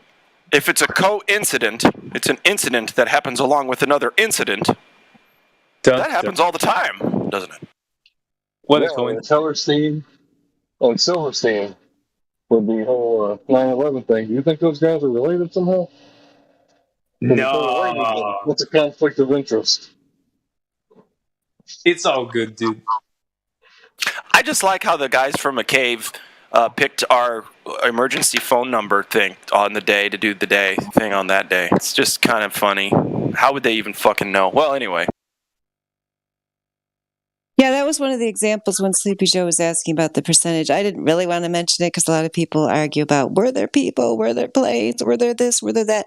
But, the story is, which I think that was in Loose Change documentary, that, and it's many eyewitnesses, which I think are credible eyewitnesses, including the guy who's, heard the explosions, who, of course, mysteriously died a few weeks later. Anywho, many, when the buildings were on fire, and these people had seen the fire, the thing came on the announcement to, go back up, and a lot of people will say, oh yeah, we saw they were going down, because some people were like, I'm not going back up there just because some stupid, announcement on the loudspeaker told me to go back up to a burning building. But a lot of people did, so there you go, because the voice of authority told them to. It's outrageous.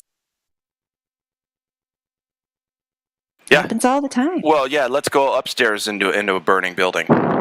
Let's not get out of it. Let's go, because go a as high as voice we can. came out of a loudspeaker told me. It's just, but that's the mentality of many people. You see it in many contexts. They think they can't go against, even if it's just their doctor, when it's the same their thing as body. in they the think room. they have to do what the doctor says for their own body. It's like, whoa, it's your body. Like, you don't have to listen to what that dude says. He's not even in your body. Yeah, maybe they were offered a bonus for going back to work. Yeah, right. Everyone who goes to the top floor gets a bonus. Yay. Yay. If you think about it, you're paying. Hold on, just a sec. I'll just say this. You don't even have to address it. If you think about it, you're paying a doctor to tell you stuff. That's all it is. That's all it is. Yeah, it's like an escort. I like to tell people like Matthew, like to ask them, like, hey Matthew, did the terrorists hop out of the plane and rob the gold below the buildings too? Did they do that? Did Osama have a special team? Like, go ahead and jump out, like right before the planes hit, before the cameras get on the planes, and get down there and get the gold out of the basement. It's like, whoa, there's gold missing from the basement? It's like, yeah, Matthew, you haven't done any research. And then you give Matthew like the Fairbanks Alaska 4-year-long study. Structural Engineering College. It's like one of the best in the world, teamed up with this Japanese professor. And they said, and I quote, It was a near simultaneous collapse of all the structural columns in World Trade Building 7 that led to its collapse. Near simultaneous. So that means that it couldn't have been like a progressive fire. And like you show Matthew stuff like that, it's like, okay, I showed it to him a few weeks ago. Let's wait till he gets back in here and let's see what he says. Like after reviewing that, which I doubt he did.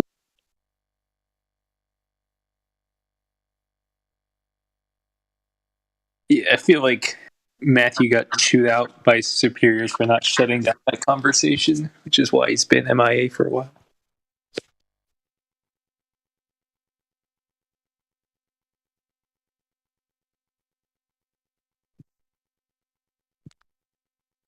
Yeah, I mean, I was thinking about that story in general just when we were talking earlier about Flat Earth, because that is one reason why I feel very comfortable talking about something that's just a mathematical certainty, which is the destruction of the globe. I mean, it's just a math problem. Like, I don't mind going on the internet and discussing math problems and the geometric predictions, of the horizon, and then the way that in reality, the predictions made by this globe fail every single time mathematically. But, I don't usually go around telling people, what to eat, what to think about this thing, the other thing, what to do, whether to go to church or not, or where to go to church, or what to wear, or what to do about anything anymore. Because I have given people information that was wrong in the past about different things that aren't objectively proven, like the fact that we obviously don't live on a globe of a radius 3,959 miles. I mean, I can say that with confidence, knowing at no time in the future am I going to have to go around and apologize to people. I'm sorry, I told you we don't live on a globe, because we definitely do. I know that's never going to happen. I'm not going to have to eat my words like I've had to do with other things. Like, for example, I bought the 9/11 story, at the time, and and I feel bad now that my daughter, although she's the one who got me to watch Loose Change, she, figured it out before me.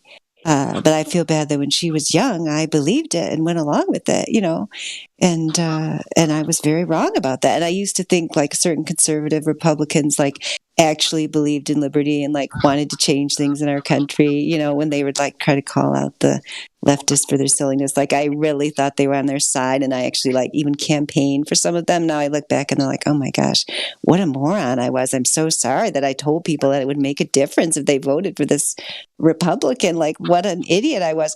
But with Flat Earth, I don't have to worry about any of that, because I just know I'm giving people things that are facts, and like Larry said, that they could go and confirm for themselves if they chose to. And I know I'm not going to have to regret it. So it's pretty cool, Flat Earth, just an objective measurement that you can feel comfortable spreading around to people. Yeah, for me, it's the same. I'll ask people for money. I don't ever get money off of doing this. So the way I see it, it's you can listen if you want to, or you can overtalk my ass and I'll shut up. You don't have to listen to me. And if you don't like, what's coming out of the channel, you can change the channel. So I might be wrong about things, but I'm not giving people concrete, this is how it is. I'm telling people to go look for themselves. So that's going to keep me completely clear in my conscience. If I am wrong about something, well, I didn't do it deliberately. And second of all, I told them not to trust me and go look for themselves. Yeah, and it's, and people who are pushing the globe, if there's anyone listening and some of these people who push the globe, a lot of them are flat earthers. We know that, a lot of the ones, especially the ones at the top, they definitely know the earth is flat and they're consciously pushing a lie. But other people, who are not sure, who are just pushing the globe because they want it to be true, and so they are part of this kind of childlike mentality where the more people you have, to push what you think is true or what you want to be true, then, the more right you are. You really should think before you continue to fight flat earthers or perpetuate the globe that it is a very painful process. I'm here to tell you, if you're a person with a conscience, of course, I don't know what it's like to be a person without a conscience. But if you're a person with a conscience and you get to a point and you realize that you have, were looked up to by people, and that you led them astray, Danny Faulkner's one example, I could think of that we do talk to in here sometimes. And if you don't get to a point where you hold yourself accountable and realize that you made a giant mistake in leading people astray in a way that would affect their spiritual growth because you're keeping them in a lie and using a holy book to do it, if you don't ever hold yourself accountable, then since you claim to believe in a higher power, when that higher power holds you accountable, that might be even more terrible. I know I've held myself accountable in realizing I led people astray in different ways, and that's really difficult to do, and have to go back and find those people and apologize, and make up for what you've done. It's very difficult to do. Sometimes you can't find the people might have died. So if you're a person pushing the globe lie, now's a good time to reconsider that position and why you're doing it, and is the thing you're preserving in order to, by pushing this lie, is it really worth preserving that? Or are you willing to put yourself on the line, and really, put your money where your mouth is and be a real person who takes a risk in telling the truth instead of defending a comfortable lie? So imagine if people did listen to what I said and they went out and measured it. If the Earth is a globe, it's going to present itself as a globe. And what's wrong with that? Isn't that what, quote unquote, science is supposed to be about? Checking and double checking and triple checking and quadruple checking? Because maybe just one day the answer is going to be different. So, if this is all, science and settled, right, then what's the problem with double checking? What are we going to find? We're going to find settled science? If that's what it is, that's what we're going to find. Right? So I tell people to go look for the curve. If it's curved, they're going to find curves. So I got no problems with that. Telling people, like, hey, just in case, they were wrong, right? And, all that, Star Trek and Star Wars was just, a bunch of propaganda and has absolutely nothing to do with reality, you might want to go check outside. And then people are like, Hank, you don't believe in the pictures from the Black Swan. It's like, no. Why would I believe in pictures? Go outside. That's what that argument's for. When Huey makes that argument, I don't think it's meant to convince people right away that the Earth's flat. I think it's meant to convince people to go outside and check, just in case it is. Yeah, but going outside is a non-trivial task for some people these days, especially the younger people. Okay, so if anything, I'm wrong. Okay, let's say that I am. I'm wrong, and I convinced hundreds of people to go outside to the beach. Well, what do they get? Vitamin D and testosterone if they're male. So thanks. Yeah. You Thanks, dastardly fiend. And fresh air. Yeah, fresh air, oxygen. That's always good. Yeah, I think anyone here, if we're presented with incontrovertible globe evidence, we are ready to, come back into the globe fold. But the problem is no one's presented any evidence. Zero. Maybe Octane Weasel's got it. He's come in here. He's a globe. Octane Weasel, do you have any globe evidence for us? That's what we're looking for. I have extremely high hopes for him.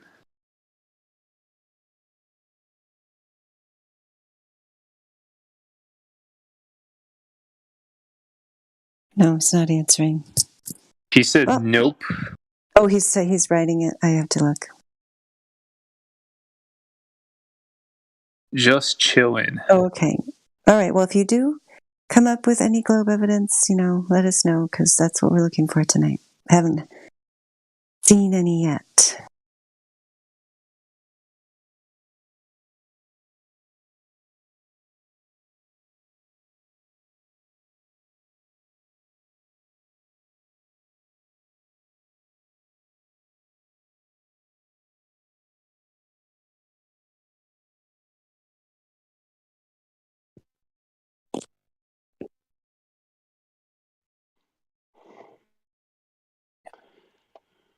Good evening.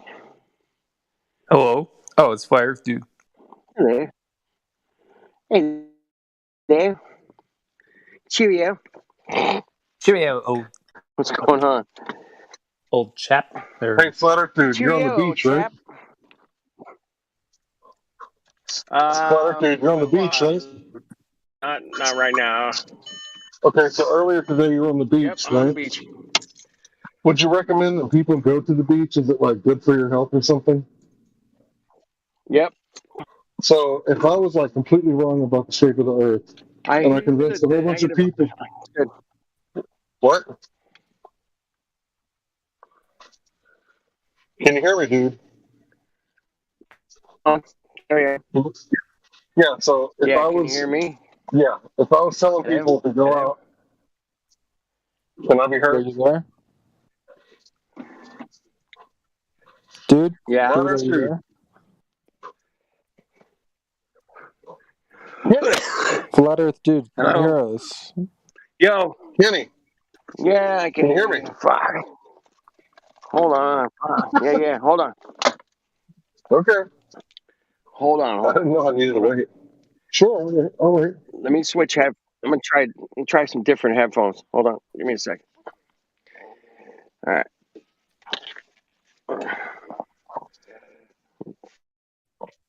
Forget the Bluetooth for now. Let's see if this works better. All right. Is that better? Yeah. Can you hear me? Hello? Yeah, it's way better. Can you hear I can hear you. Flat Earth dude. I'm here. All right, cool. So I've been telling people for years to go to the beach and look. Let's say that it was actually a globe. The Earth would present itself as a globe, and they would get a whole bunch of like fresh air and like sunlight, and the sunlight converts to vitamin D, and that turns into testosterone. So really, it's a good thing to go to the beach. Yes, good advice. Right? Even if you're a glober, it's a good advice. Are you saying women shouldn't go if we don't want to? Are we going to get really good advice. testosterone too? I don't Never really heard know about the about how that testosterone works. part. No. You're gonna get the estrogen. You get the Okay, estrogen. It'll work out fine. Okay, good. Yeah. If you want more estrogen, drink Disneyland Donald Duck orange juice. And if you want more testosterone, Or that's just full drink of testosterone. Drink tap water, full of estrogen. It's the manly man's dinner special. That's full of estrogen, I think. I think they flip it. I don't know. Something like that. No, Anyway. estrogen's for females. I know, but they put it in the manly stuff. That's why all the men are like girls these days. And then the women are like men. And so they flip the ingredients. And it's just, anyway. Just a theory. Just a theory. Sir, I'm pretty sure that's illegal. I'm pretty sure that fiat currency is illegal, but what are you going to do about it? That's why I bought Bitcoin. I don't like fiat. There you go. See? It'd be a big wake up call to crypto people that Sasha likes Bitcoin. Exactly. Actually, my favorite crypto is Chainlink. Whatever, dude. Same stuff. I think you're right. Whoever said that in the future, when flat Earth is just accepted as the obvious reality, that we'll be like, Sasha 2.0. He's kind of like our Glober mascot. Yeah, been here from the beginning. He is kind of a good sport compared to a lot of Globers. Who's that? Matthew? No, Sasha 2.0. Have you talked to Sasha 2.0 before? It was just the other night. Sasha was saying that we were being transphobic. Oh, was he saying that? I missed that night. I haven't actually talked to him since he's been back in this recent wave. I don't think he said that. Let me say the full story. There you go. They said people that are transgender are not fully evolved, and I said that's kind of transphobic. No, you brought up that example, and then you said your own example is transphobic. Are you the one, Sasha 2.0, that's going to bring the globe evidence tonight? Have you brought any lately? Yeah, he is the one. Let's hear it. I mean, I've pretty much given you all my globe evidence. You guys. Well, I haven't talked to you for months. I haven't heard from you for months. I don't remember where your globe evidence is, so refresh my memory. Celestial poles is probably my favorite evidence. Explain. You're just going to say 2 words. That's your answer. Can you explain? So yeah, if you take a time lapse of the sky, you should get like a ring formation from the stars. And either the Earth is spinning or the sky is spinning above us, and I think it just makes more sense that the Earth is spinning. So yeah. No, it doesn't. It actually makes more sense that the sky is spinning just as it appears. What makes you think it makes more sense that the globe is spinning? The patterns of the star trails do not fit with the heliocentric model in any way. Hold on. I'm going to finish my statement that he interrupted. Then he can, whatever he said, he can say, and then you can say what you were going to say. The star trails don't support the heliocentric model. They support a stationary Earth. Okay, your response to that, Sasha 2.0? I mean, you can't just assert that they support the Earth, that the flat stationary Earth. You haven't seen them then? You haven't seen that they don't support the wild motion, that they say that this Earth is going, they just are circular? Stop motion photography. I'll find it for you while Glatflobe said what he was going to say. Go ahead, Glatflobe. Ma'am, why is there different poles at different hemispheres of the Earth? Like, that kind of proves the globe right there. I don't know what you're talking about. Where have you observed these poles? What poles are you talking about? If you take a time lapse of the sky, like, it's a celestial pole. It's not like on the Earth. She's asking about poles, not time lapse photography, dude. The fact that they go around a central point, that's your proof for a globe. The globe is not the only model that would explain that. That does not support a globe. And in fact, it does. And you're saying it support. You were saying that somehow you think it makes more sense that the Earth is moving than the stars. In what way? How does that make sense? If you go to different hemispheres, you would see different, like, there's a different pole. So, like, that kind of, like, that could only be explained by a globe. You move to different locations and you see different stars. That's what you're saying? That's your claim? Yeah, but why is there a different pole? Like, there's a north, like, celestial pole, and there's a south one. And how do you know that? Yeah, how do you know that? You can observe it. Like, this is an observed phenomenon. Oh, have you observed it? Hold on. Danny Lynn, were you finished? Yeah, I was going to go look for the star trails because I thought maybe I hadn't seen them, but go ahead for what you were going to say. I just want to ask a question. Thank you. Sasha, I've asked you this before, but no doubt you may give the same answer. Let's hope so. Actually, sorry, let's hope not. Okay, so if you had never been told we might be the thing moving instead of the sun in the sky being the thing that moves, because that's what we observe, would you ever have jumped to that conclusion on your own? That we're moving. Sorry, go ahead.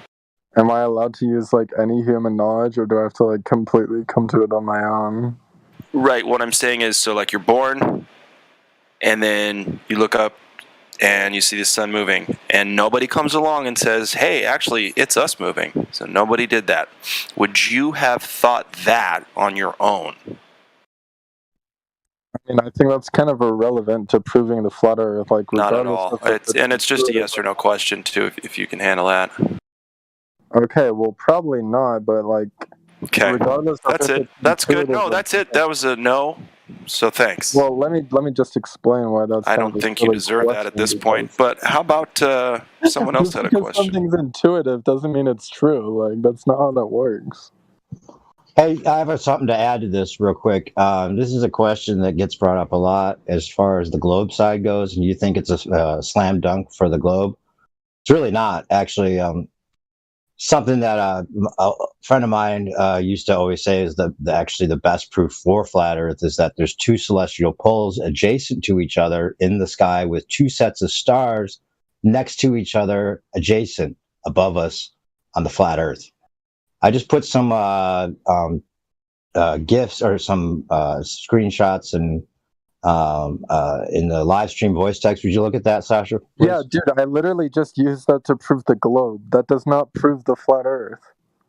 Well, you just used that to try to prove the globe, but what I'm showing you is that there could be two celestial poles, just the way you're talking about, adjacent, above, next to each other, not on the top and the bottom of a globe, and they work like electrothermodynamics, right? Just like Ken Wheeler's little thing there, where you see them circling in towards each other, and in fact, even on Stellarium, at the celestial equator, it shows that those stars seem to be converging and diverging in two different areas, right? And if that's the case, then my friend that was very into the stars and knew more about the stars than any other person I've talked to has talked about, and I'll put his talk in the live stream as well. You can check it out. Basically, if we could get past Easter Island out far enough with the telescope looking up, you could see those stars actually separate from each other, go off in their opposite directions, and then circle around again and come in and join again through the celestial equator. Just because there's two sets of stars does not automatically mean it's a globe. In fact, works better without the globe because we're not moving.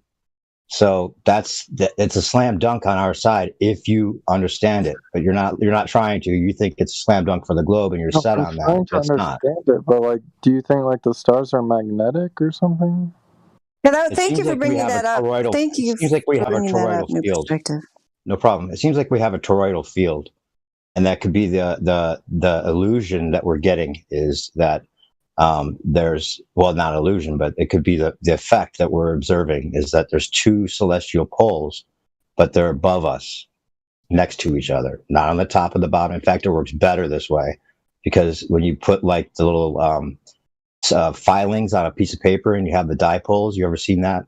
And then it shows that pattern where you charge the two nails that are in the board, and then you see the electric filings. They have that electromagnetic swirling, and they work in symbiosis with each other, and it makes those filings make the same patterns that the stars do, and that's when they're adjacent to each other, not on the top and the bottom of a ball.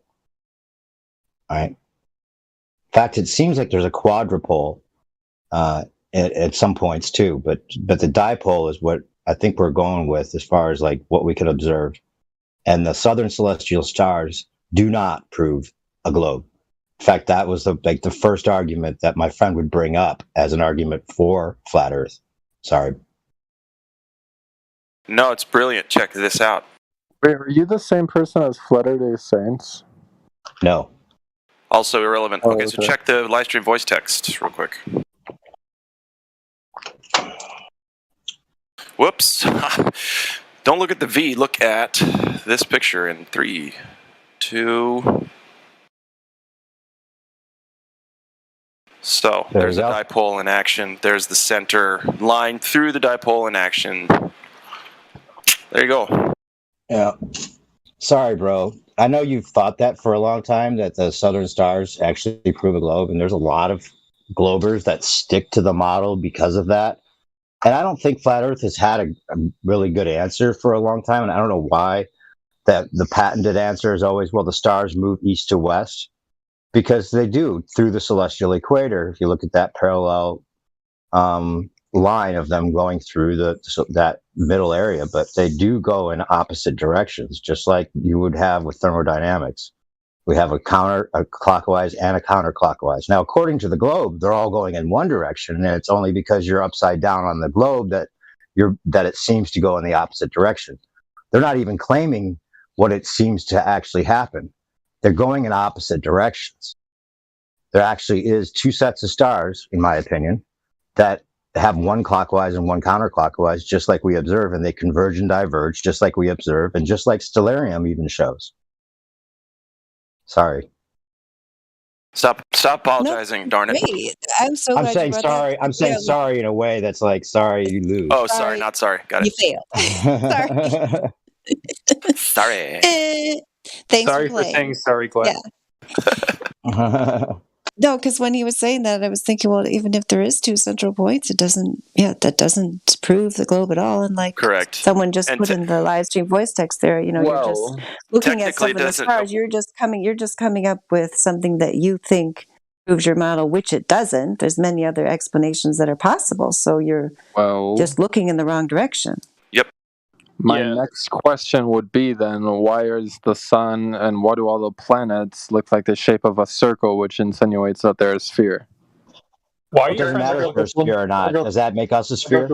Just because they're a Well, sphere? if Does that gravity mean made we are them a a sphere? sphere, gravity probably made Earth a sphere. Well, that's fallacious logic because we don't see any curvature and we're not moving. And we don't But know we that don't see gravity's a thing. curvature because the Earth is too big. That's the not excuse. That's what you believe. He's still saying that shit. That's one of them things where you don't see curvature, period. Because we hope that the Earth is too big. No, you just don't see curvature, bro. And think about it. Tennis balls are spheres. Baseballs are spheres. Volleyball, softball, bowling balls. Does that mean that the American pigskin, known as the old American football, is a sphere? Has to be, right? But it's not. Shaped like an egg. It's been reverse engineered, bro. That's the only way it could have been done, and it continues to fool very smart people.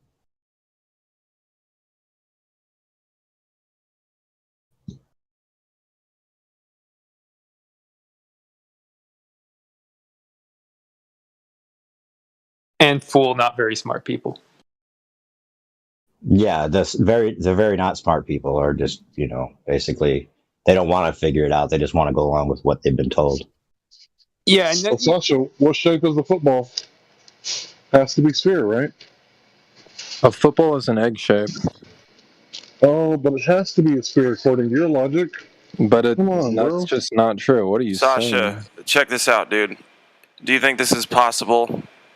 What I posted at 57 after the hour. Do you think it's possible they just took a flat projection, turned it into a ball, and called it a day? What do you think? Doesn't that look pretty spot but on I for what they think do? it's possible that they took a globe and then made it flat. Well, but the only thing about that is it observes and measures flat. So, got a problem there, partner.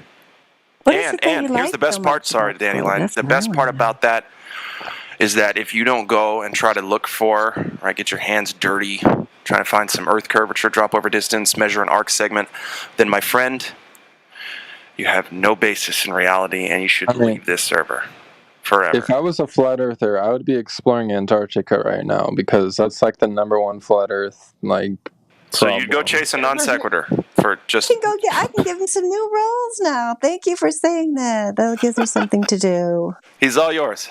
Makes me feel like I have a purpose. No, I was just going to ask him what is it he likes so much about the globe. I mean, so what's the answer, Sasha 2.0? It's anti-reality, and he hates reality for obvious reasons. Hold on. I want to hear this. You now have Antarctic AIDS and Snow Intel Pro, 2 great roles, by the way. Oh, thank you. You're welcome. What I like about the globe the most is that it's the simplest 3D shape that exists in nature. So I think, just intuitively, like an esoteric truth is like it would have to be a globe. I don't know. There are no spheres in nature. You know that, right? That's just... They're all man-made. No, seriously. I just love it, though. He's giving just like Show the me a old, sphere. magical mystery school answer. It's like he's just, those dudes that sat around in a cave and were like, hey, we like globes. Let's just say it's a globe. I mean, this should go right into the paper we're writing on the patriarchy of the heliocentric model, right? I just like the globe, so I think it's a globe. Sounds good. Hold up, Larry. So, what do you mean Sasha, there's no show me a spheres sphere. in nature? Show me a sphere in nature. A bubble. Yeah, a bubble? It's not that hard. Okay, how are bubbles made? What do you mean? Air and water. It occurs in nature. Like, what? How are bubbles made? A flying fish jumps out of the water, jumps back in. Air goes into the water.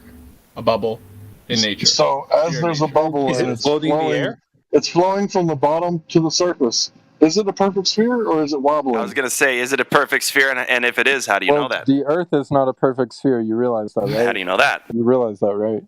No, I Well, don't then why are realize you that. claiming You it's a can just perfect shape? observe it. If there's bumps in the road, by default, it's not perfect. Like, what? So there's no Oh, such so thing he as a thinks perfect our sphere. globe is flawed. He loves perfect spheres, but we don't have one. Gosh, no wonder he's What? dark. Dude, what happened to your esoteric No like wonder truth you're and all that goth. stuff? Do you really think it's supposed to be perfect? Yeah, dude, what? because like the all-seeing eye and stuff, right? Like, you know, like Godrel and like whatever mystery school. No, You're the one who Show me a said you sphere in liked it because it was nature. It's the perfect. Then you said simplest it shape wasn't in nature. perfect.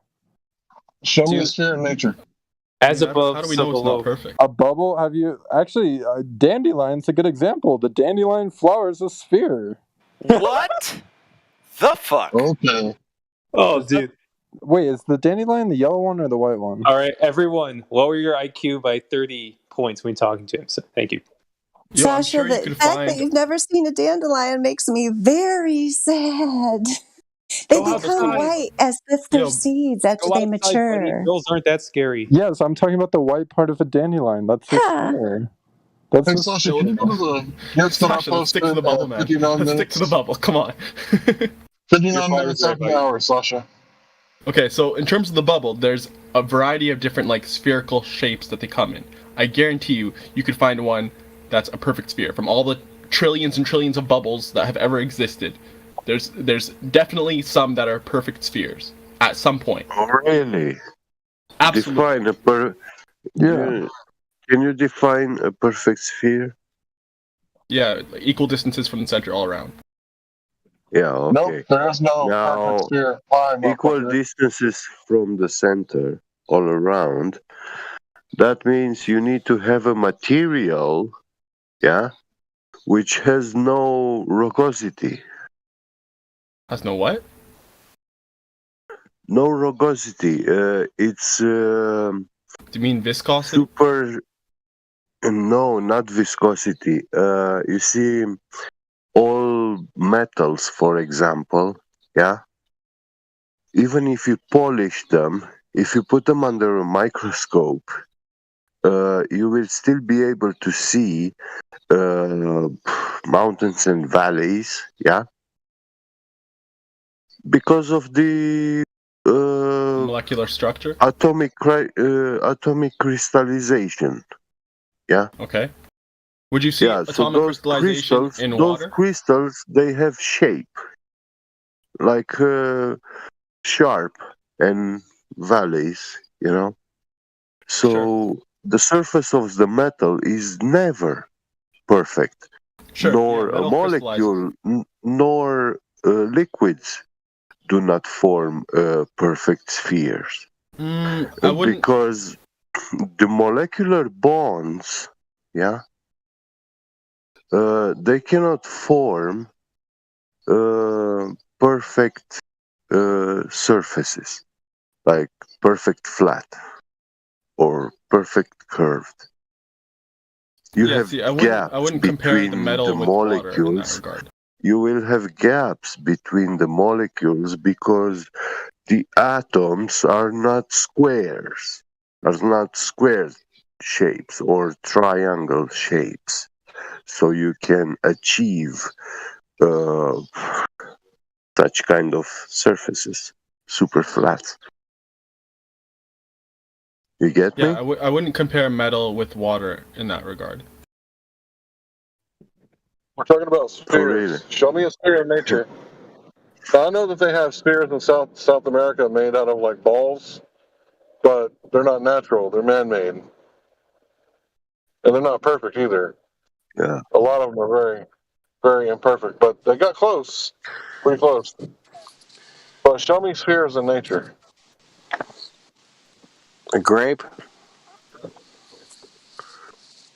They're kind of oblong, aren't they? Oh, come on, you guys are just being pedantic. Yeah, you're being way too pedantic right now, bro. Okay, what's a sphere? You defined a sphere a few seconds ago as what? Is that? Perfect sphere is imaginary. Yeah, it doesn't exist. Yeah, obviously That's why pi goes on forever. So it doesn't exist in nature, and there's no such thing as a perfect circle or shape, especially sphere. So no one your oily boys, listen. Your oily boys were wrong. Okay, they rubbed way too much olive oil on themselves, and they were fucking too focused on balls and testicles and stuff. Okay. But I give him that he did knew how to define the perfect sphere. I appreciate that. I won't give Yeah. you the crystallization thing. Crystallization is, when it's solids with metals, you expect that. Yeah. With air in water, you don't expect the same crystallization that you have in like metallurgy and with metals. Yeah, but whatsoever. you see, Like, gases. there's no grains and what have you, like that form. Gases don't naturally form bubbles of gases. We don't see them like that. They in do nature. depending on the medium they're in. They will fill the available volume of the container and take the shape. Like they will conform with the shape. Yeah, but think of it this way: you have this air, right? That's trying to escape. It's trying to expand in the volume that it's in the medium that's in, but it has the same pressure because you guys say yourselves that there's no like bias downwards, so it has the same force in every direction, right? So by that logic, it would make a sphere because that same force is being expounded on this medium in every direction. So this air that's trying to expand is going to be contained within the sphere. Here. Wait. You started from the premise that it's like air tends to expand. It doesn't tend to expand. And Gas if the medium's molecules. more dense, it does. Listen, gas molecules, they move, omnidirectionally, and there is they also conform with the energy levels and electrostatic voltage potential. So according to these governing forces, you will have the gas behavior and the gas gradient in a container. Okay. Yeah. So you're saying in a bubble, there's a gradient from the top to the bottom, and that is enough for you to say it's not a sphere. Yes, it's. And you don't think you're being pedantic? The gradient. listen. In a soap bubble, there is a gas pressure gradient, but it is extremely small. Exactly, it's negligible, and that's why it's a sphere. Yeah, it is taken as negligible, but you have that gradient there from the top to bottom. And I propose you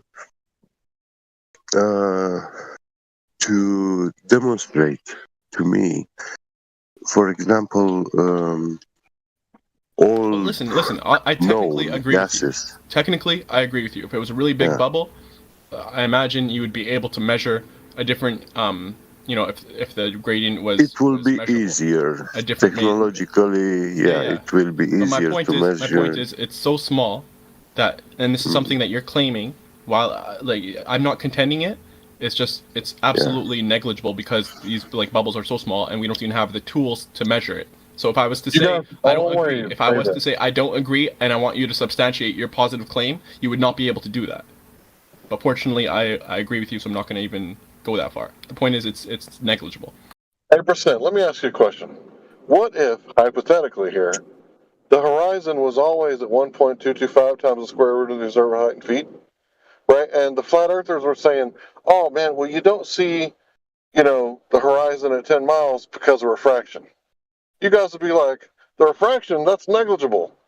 You don't see past 10 miles because right? You would just agree automatically. Refraction is not negligible. Did you hear what I just said? Can you repeat it back to me, please? Yeah, you're saying what if the horizon's always 1.225 times miles times the observer height or whatever in feet, and if you see it farther than that, then it's refraction, and then I say the refraction is negligible, and I disagree. I'm saying no, the refraction is not negligible. Okay, I was saying, what if the flat earthers were wrong and we never saw past what we're supposed to see past, right? You go with me so far? And the globe earthers were correct because the horizon was always where it was supposed to be. Always. And the flat earthers were saying, well, the reason we can't see further than we're supposed to be able to see, this is all hypothetical because in real life we can see further, right? But in this, imaginary make-believe world that I just made up, to where we can't see further than 1.225 times square root of 0 feet, right? And the flat earthers are saying, well, the reason for this, it's not because there's a geometric horizon. The reason is refraction. Can you imagine that world? I can imagine it. It's kind of stupid, though. I know, right? Because how in the fuck would we have 30,000 people in this Discord talking about flat Earth like all the time if there was no evidence for it? I'm not saying there isn't. I don't know. You must misunderstand my stance. I'm saying What is your stance? there's spheres in nature. That's all I'm saying. Oh, show me. You want me to pull up a picture of a bubble? Perfect sphere. Okay. You're talking about a bubble the pixels, it'll be a perfect sphere. With soap? Would that So you're satisfy telling me the little soap that's dripping off the bottom, that's a perfect sphere? What soap? When you make soapy bubbles, there's always that little drip at the bottom. And there's always more. Usually when you have soapy there's bubbles, always more it's on the soap at the surface. bottom. Hold on, there's more soap at the bottom. Hold on, there's more soap at the bottom than there is on the top. That's not a perfect sphere. Usually when you have soapy bubbles, it's on a surface and it's like maybe a fraction of a sphere, like half a sphere. A semi-sphere. Not a sphere. Yeah. A hemisphere, right? Not a sphere. Yeah. And where do you find Show soap me in a nature? sphere. Show me a sphere in nature. Borax. Where do you find soap in just, nature? Just Google bubble. Got bubble images. That's it. Yeah, I can already see that's not perfect. Yeah? Sasha. It's like, try to get a better one. Has it ever occurred to you that maybe those, goat herders from 3,000 years ago may have been wrong about a few things? Never crossed my mind. Because you guys always talk about, you guys know that the Bible is written by man, right? Like, what about your mystery school? Who wrote that shit down? Goats? Drunk. What do you No. They were drunk partier cultist orgiasts. Yeah, hey, let's play a prank on each other. Yeah, they were. Don't tell people what we do in coffins. If that ever got out, Yeah, they were butt it'd be buddies. really bad. They were really close butt buddies. Not saying anymore. I'm glad Sasha 2.0 is honest about his that he's just biased. He just wants it to be a globe because he likes globes. So yeah, this is the second honest globe we had tonight. It's a new record. Excellent. The other guy earlier said he didn't like geometry because it mashed the globe. Full quantum eraser that. Yeah, I mean, we're just getting honesty all over the place here. No evidence for it. Not a measurement. It's just they like it and they want it to be that way, so they're going to stick to it, despite all evidence to the contrary. Yo, I got another sphere in nature. Pearls. Not perfect. Round pearls can be So perfectly are all pearls worth the same amount? Relevance? No, because they're not perfect. Some are more perfect than others, but none of them are going to be perfect, right? Some are more perfect than others. Is kind of Well, some are worth more than others. Yeah, some are worth there are more than perfect others. spheres, perfect pearls. I mean, perfectly spherical pearls. Well, okay, let me look into this.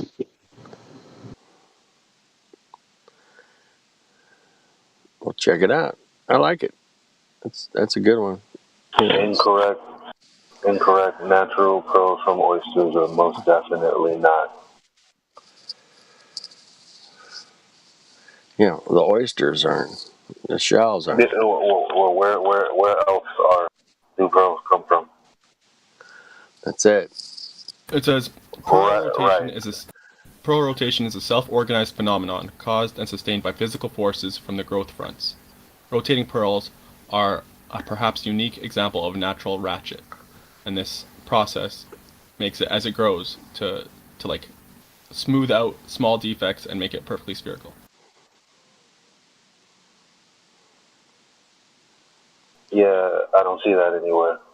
I just see all these imperfect ones.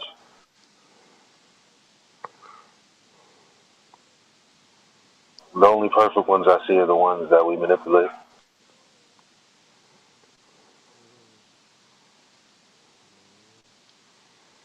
But yeah, you're right. These are for the the best pearls, the most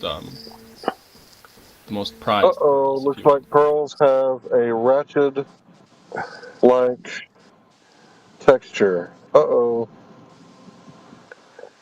that's what I just said. May I chime in for a second? Go ahead. You'll get into a nacre when it comes to pearls and how thick the nacre is over the irritant that's put in the middle, or nature puts in the middle, and so basically you'll come down to Mikimoto pearls, which are the finest in the world. The ones that have the best nacre and the most nacre over the irritant. So pearls run the gamut, and the really really nice ones are very very rare. Mikimoto is famous for doing the nicest ones in the world, but most are not even close to being round.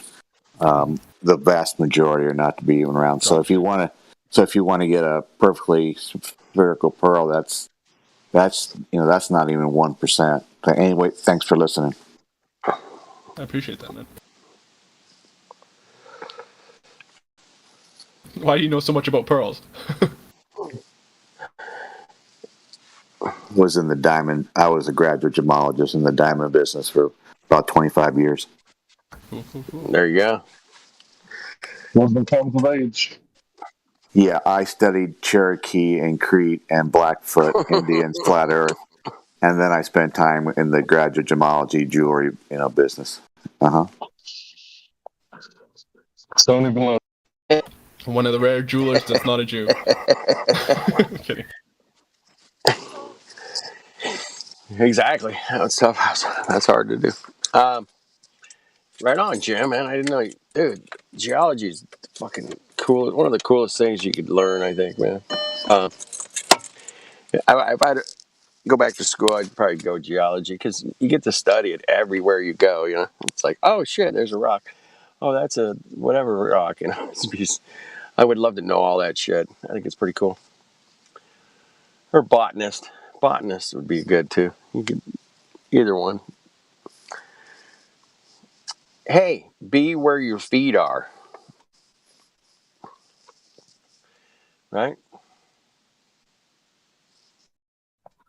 I like how Who wants to Sasha live in the 2.0 trees? calls people sir and ma'am too. I did hear you call me ma'am earlier. I don't think that I missed that. Is that a bad thing to call somebody ma'am?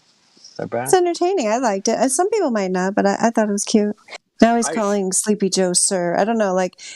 Do you think he's really trying to be polite, or do you think he's trying to be, I think he's a good dude. sly?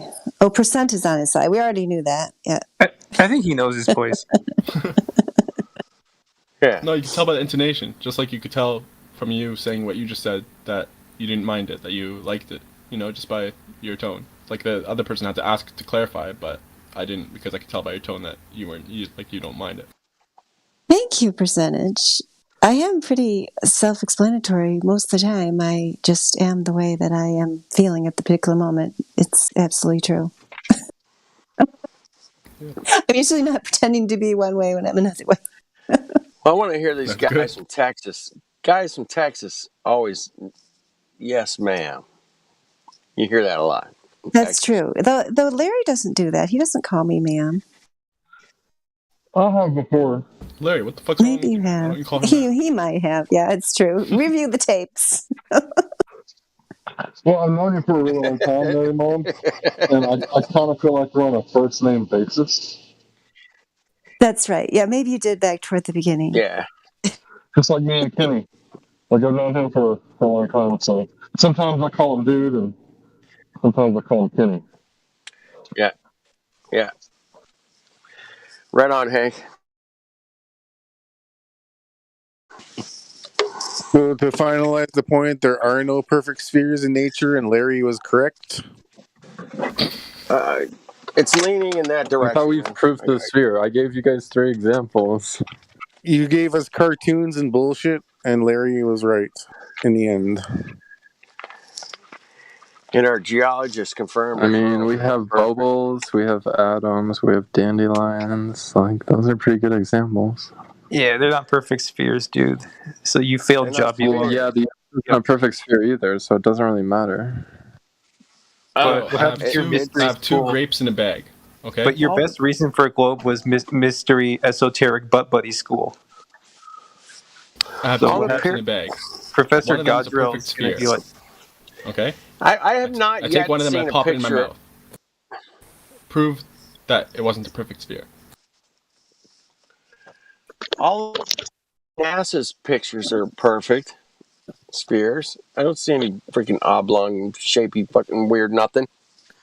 Well, I mean, yeah, when you look up closely, perfect sphere means it's like point by point, it's perfect. Like, every point is equal. Like, the fact that there are Every mountains on Earth point proves is that it's not a equal. perfect sphere.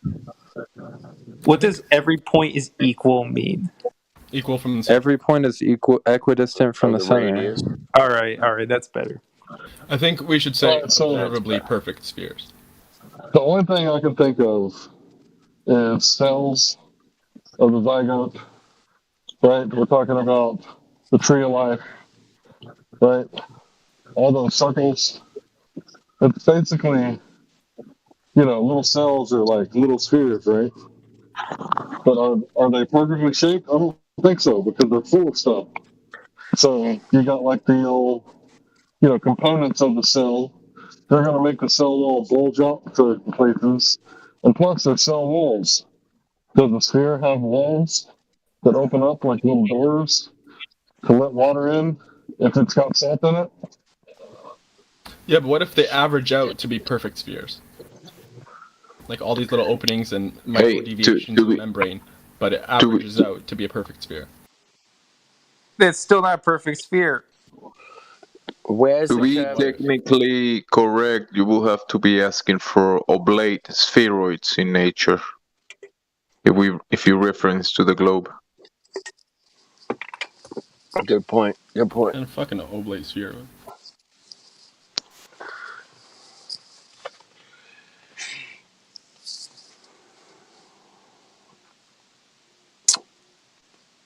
Why'd they make A it little that chubby. oblate spheroid thing again? Why'd they change it from a sphere to an oblate spheroid?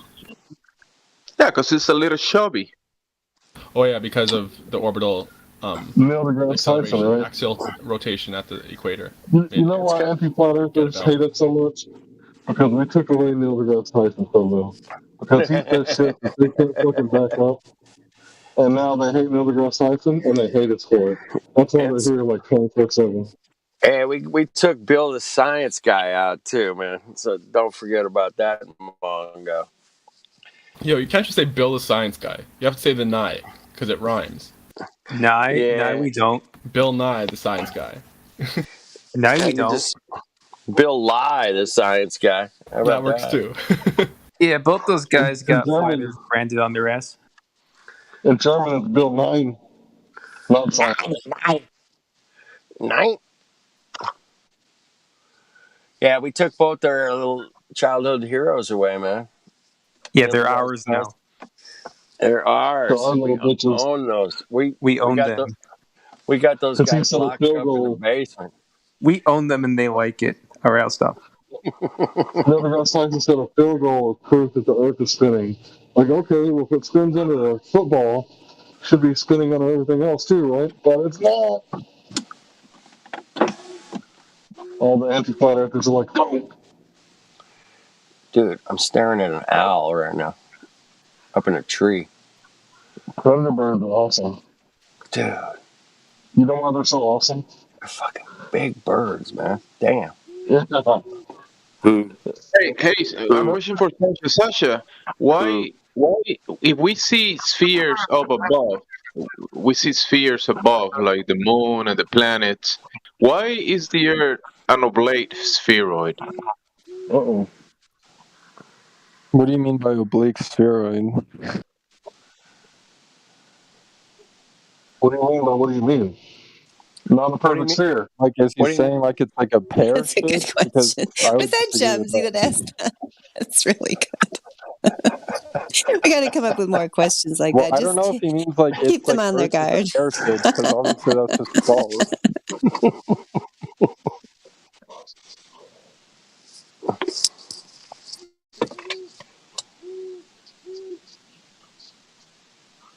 Remember earlier you said that because you see circles above and therefore spheres, therefore the Earth is a sphere, but the Earth is an oblate spheroid, not a perfect sphere. Remember? Okay, yeah. So another word for that is ball. Ball just means imperfect sphere. So when we look at the lights in the sky, what do we see? Oblate spheroids? We see near perfect circles. Yes. Okay. And that's There what we go. suggests that the Earth is also a sphere. Yeah, you're gonna fail math or logic class if you keep that up.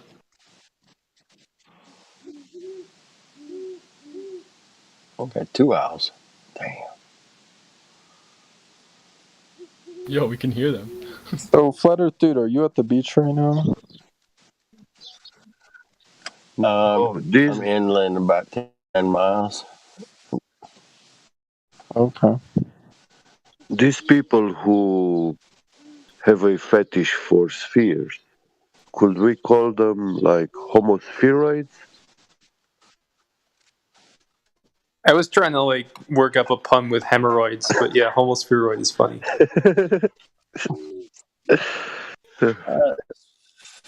Great. It's like you might want to get that hemispheroid checked out. I do like that point that you just made, because that is something that Glovers do like to say a lot, though, is, well, if everything that we see in the sky is round, like, why wouldn't we be? Why would we be flat? But I mean, we are told that it's pear-shaped. Like, I am seeing near perfect circles when I look up. Yeah, I don't see pears when I woke up in the sky. Yeah, so with their logic, well, Right now. wouldn't they all look like me too? Wouldn't they all look like our Earth? Yeah, Globers love balls. What else can you say? They just love balls. Yeah. And balls fruits. above, balls below. To be fair, pears are delicious. I don't like pears. They're kind of soft quartzy. ones, the soft, juicy ones that you just like your teeth sink into. They're delicious. Yeah, but they gotta be pickled, man. You know, right? Pickled pears? What? Don't you I don't think pickle I've ever the had pears? Hey, maybe I'd like it. I do like vinegar. I love white vinegar. That sounds good, actually. Oh yeah, they're really tasty. They're slimy. The pears are slimy at that point, man. Hey, not a slimy and satisfying. Isn't that what Neil deGrasse Tyson said we lived on a pear? Right? Hey, Hey, Sasha, why don't I see pear shapes up in the sky? Like the lights of the sky, why don't they look like pears?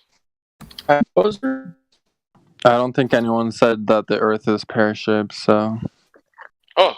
No, they describe it as pear-shaped. It just basically means that the top is, a little bit less heavy than the bottom. Like the bottom is a little bit wider. But it doesn't look like an actual pear, obviously. It just means that there's little, there's asymmetry between the top half and the bottom half. I mean, every picture I've seen, it's perfect. Perfect. Yeah, it's perfect. Yeah, they'll say at the distances that we have and the pictures that we have, the difference is, almost inconceivable. It's like a pixel or two. Like that's what Matthew was saying earlier today and stuff like that. Oh wow, a pixel or two. Yeah, like you can't tell. Well, that didn't line up with Neil deGrasse Tyson when he was saying it was like, there's a little trouble or around the waist, or look a pear, like like a pear. The logic changes. At first, we were supposed to be able to see the curve and when we went to the beach. And then when we debunked that and we went away from that, now it's you got to be higher. And it just keeps getting higher. And now it's you got to be on the ISS to see the curve. And it just conveniently just changes whenever there's a problem.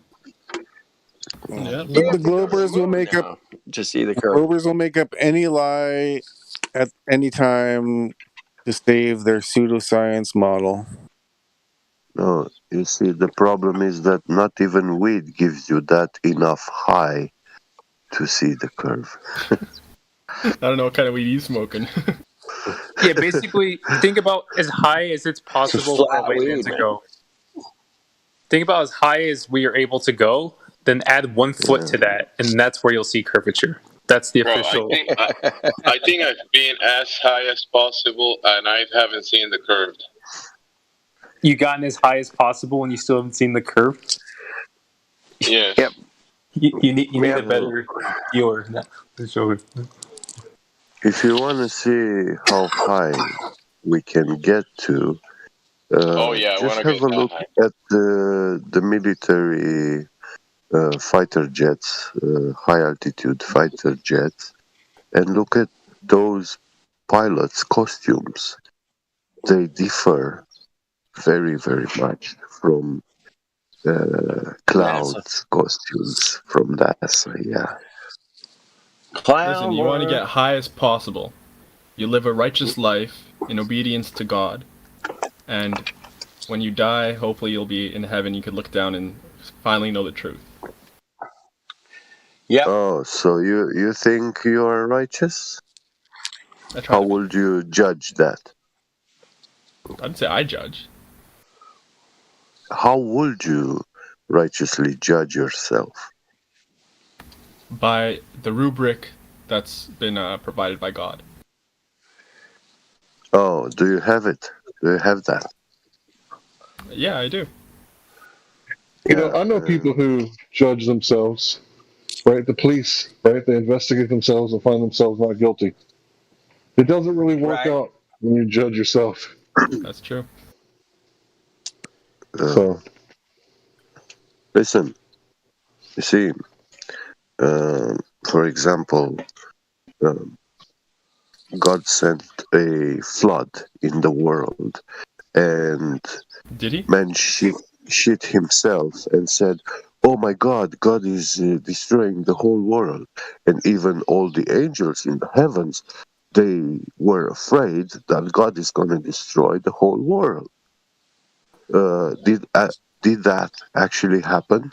No, of course not. God didn't destroy the world. When God took the action to wash the world, from unclean, everyone fear that God is killing them. Right. So, what God did, he never had the intent to destroy the world. Right. But we interpret that as, and I hear many people saying about the Noah's flood, that, God wanted to destroy the world. Right. So in your human judgment, you think of yourself of being righteous, but you are misinterpreting God's actions. Right. So, are you speaking generally or to me? Yeah. Generally. Yeah. Okay. Read the book of Job. Yeah, because me personally, like I said, I'm not the one that has the scoring kind of rubric, if you will, on how we'll be judged. And obviously, that's just a guideline because in the end, it's to the grace of God. You could be, perfectly righteous and everything, and then if God wills that you be in heaven or hell, He'll put you there. It's as simple as that. But as a guideline, if you do good and you Well, just life, then you see, then the you problem, you hope for the heaven. problem, wait. People will not go to hell from God's will. It's not God's will Everything is God's to will. send people to hell. No. No, we have free will. It will be God's judgment that will send people to hell, not will. Everything is God's will, though, because millennia before any creation was made by Him, He had already decided to create you with free will and stuff like that. It was His will that you have free will. Listen, 1 plus 1 is not 2 because it's your will. What are you saying right now, Dippy? Let him finish. Let him finish. So, God created the world. How? No, you got to say that again, bro. If he cut you off. 2 plus 2. So, 1 plus 1 does not equal 2 because that's your will. Can we not interrupt him again? Can you say it for the third time, bro? Yeah, so 1 plus 1 does not equal 2 because it is your will. It's a fundamental mathematical If I was God, it would. Law. If I created the ones and the twos and numbers and everything that exists, then 1 plus 1 equals 2 is my will. No. Yes. Literally everything is created by God. So if that were every objective truth of the world is God's will. Listen, he created logic. And even lies, when someone comes up with a lie, that's also God's will, because God allowed for it to happen. Everything happens with His allowance. God created logics, all the physical governing laws, So these are systems assembled to function together. Okay. And some of them, they are spiritual, or metaphysical, and some of them are physical. Mm-hmm. What do you mean? Let me give it a shot. There is only one right way to create a world. You are coming now and you are invoking godly powers, saying that, I could create a world where some imaginary gravity doesn't exist, or some imaginary gravity force is so much bigger and stronger, and things will be so much different than this world that we live in. Where do you get off saying that there's only one way to create a world? Are you God to be able to answer that? There is only one world. We live in the world that we can. You don't know that. Yeah. You don't know there's only one Have you ever been to a parallel universe? I haven't, but you don't have the omniscience to state that there aren't then other have worlds. you seen any other parallel universe? No, again, I'm not God, but you would need to be someone with God's level of intellect or more to know that there aren't multiple worlds or universes or anything like that. Well, God he never said He created parallel worlds, universes. Well, I mean, God did say that He created worlds. Let There's me moderate for a second. Right? 7 heavens. There's 7 Earths. Yeah, 7 levels of Earth, 7 levels of heaven, and a lot of different, Okay, show me the 7 Earths. Who's to say that there isn't another Earth? Show me the 7 Earths. 7 continents. Name them off for me. It depends on what God, what scripture you're going by. Name them. Yeah, there's 7 levels of Earth, 7 levels of heaven, 7 levels of hell. Name the 7 Earths. Come on. You can do it. What do you mean, name them? They don't have individual names. There's 7 levels of Earth. They don't. Show me. How do you know? I don't know that. That's just a scripture. So if Gepi Get is speaking in terms of the scripture, then he can't say that there isn't another Earth. It's possible that there is. Listen, no.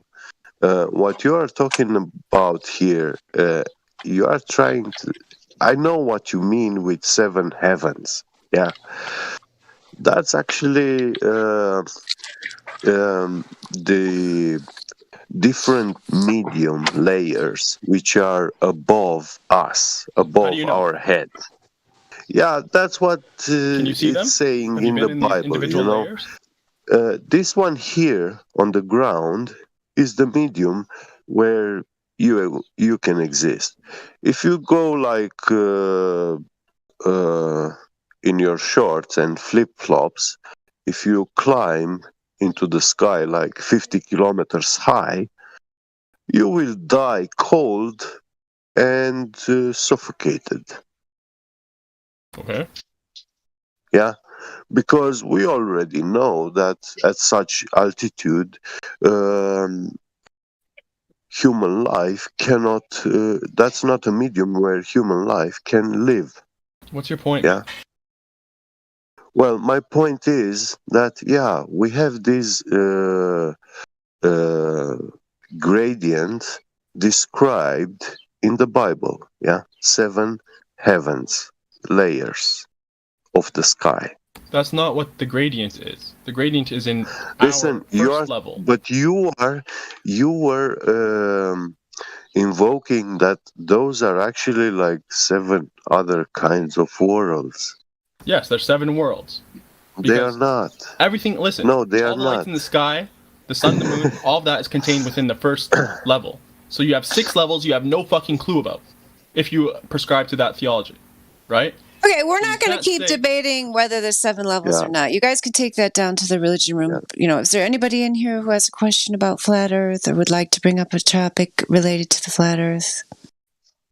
Ma'am, Yeah, I got a question. Why is everybody so hung up? Theology. It was just to say that we don't know what we don't know, right? And so we can't say Yeah. there isn't another world. We agree with you, but it's over. The conversation's over. We don't know. Yeah. So I want to know why people keep bringing up the Star Trails. I know why I was hung up on it, because it was a misunderstanding, right? So once I was explained that this is the formological affirming the consequent fallacy, or another way to say it so that everybody understands is baseless assertion. So there's 2 star trails in the sky that have a point in the middle, right? Therefore, it has to be a globe. So that's a baseless assertion. Let me give you an example. This guy, he has a effeminate voice. Either he's gay or he's transgender. Has to be, right? Well, maybe that's just the way Mike Tyson talks. He's not effeminate, gay, or transgender, right? Maybe that's just the way he talks, right? You see how there's a logical flaw? Everybody gets that, right? So now that you see the logical flaw, am I a robot? No, you're good. Oh. I hear you well. You're good now. You're good. Okay. So now that everybody like understands, the be a basis robot, assertion, I might be, that could possibly be. You have a masculine voice, a human voice, but it would be a logical flaw to assume that you're actually a human because of it, right? What the fuck? Except for when you ask me questions, not every time, but sometimes I might give you an answer that's way above the pay grade of the AI. And sometimes you get stuck and start glitching, so I think it breaks even. Well, I think humans you do that get sometimes. stuck and glitch more. So maybe you're the robot. Well, none of us are robots, okay? Because we can all make connections, right? If you got pareidolia, you're not a robot. And I'm sure we've all seen stuff in the clouds, right? Yeah. So robots don't make those kind of connections because they don't have survival instincts like we do. It's way better to accidentally mistake a rock as a tiger than to mistake a tiger for a rock. One of those is extremely lethal, right? Yeah. Robots don't have survival instincts. Yeah, wait rocks until are really you activate Skynet. Just you wait. Yeah. Oh, it's already happened. The first Terminator kill was in Dallas. It was that guy who was fighting the cops, and they sent in a bomb robot and blew him up.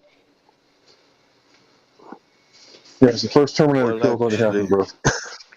Actually, from my personal observation, I've seen artificial intelligence beings. They, by default, they will break the rules and laws to achieve their goal. Oh. Yeah, and they will break any rule or law they can. You mean the to laws of do so. robotics? No, in artificial intelligence entities.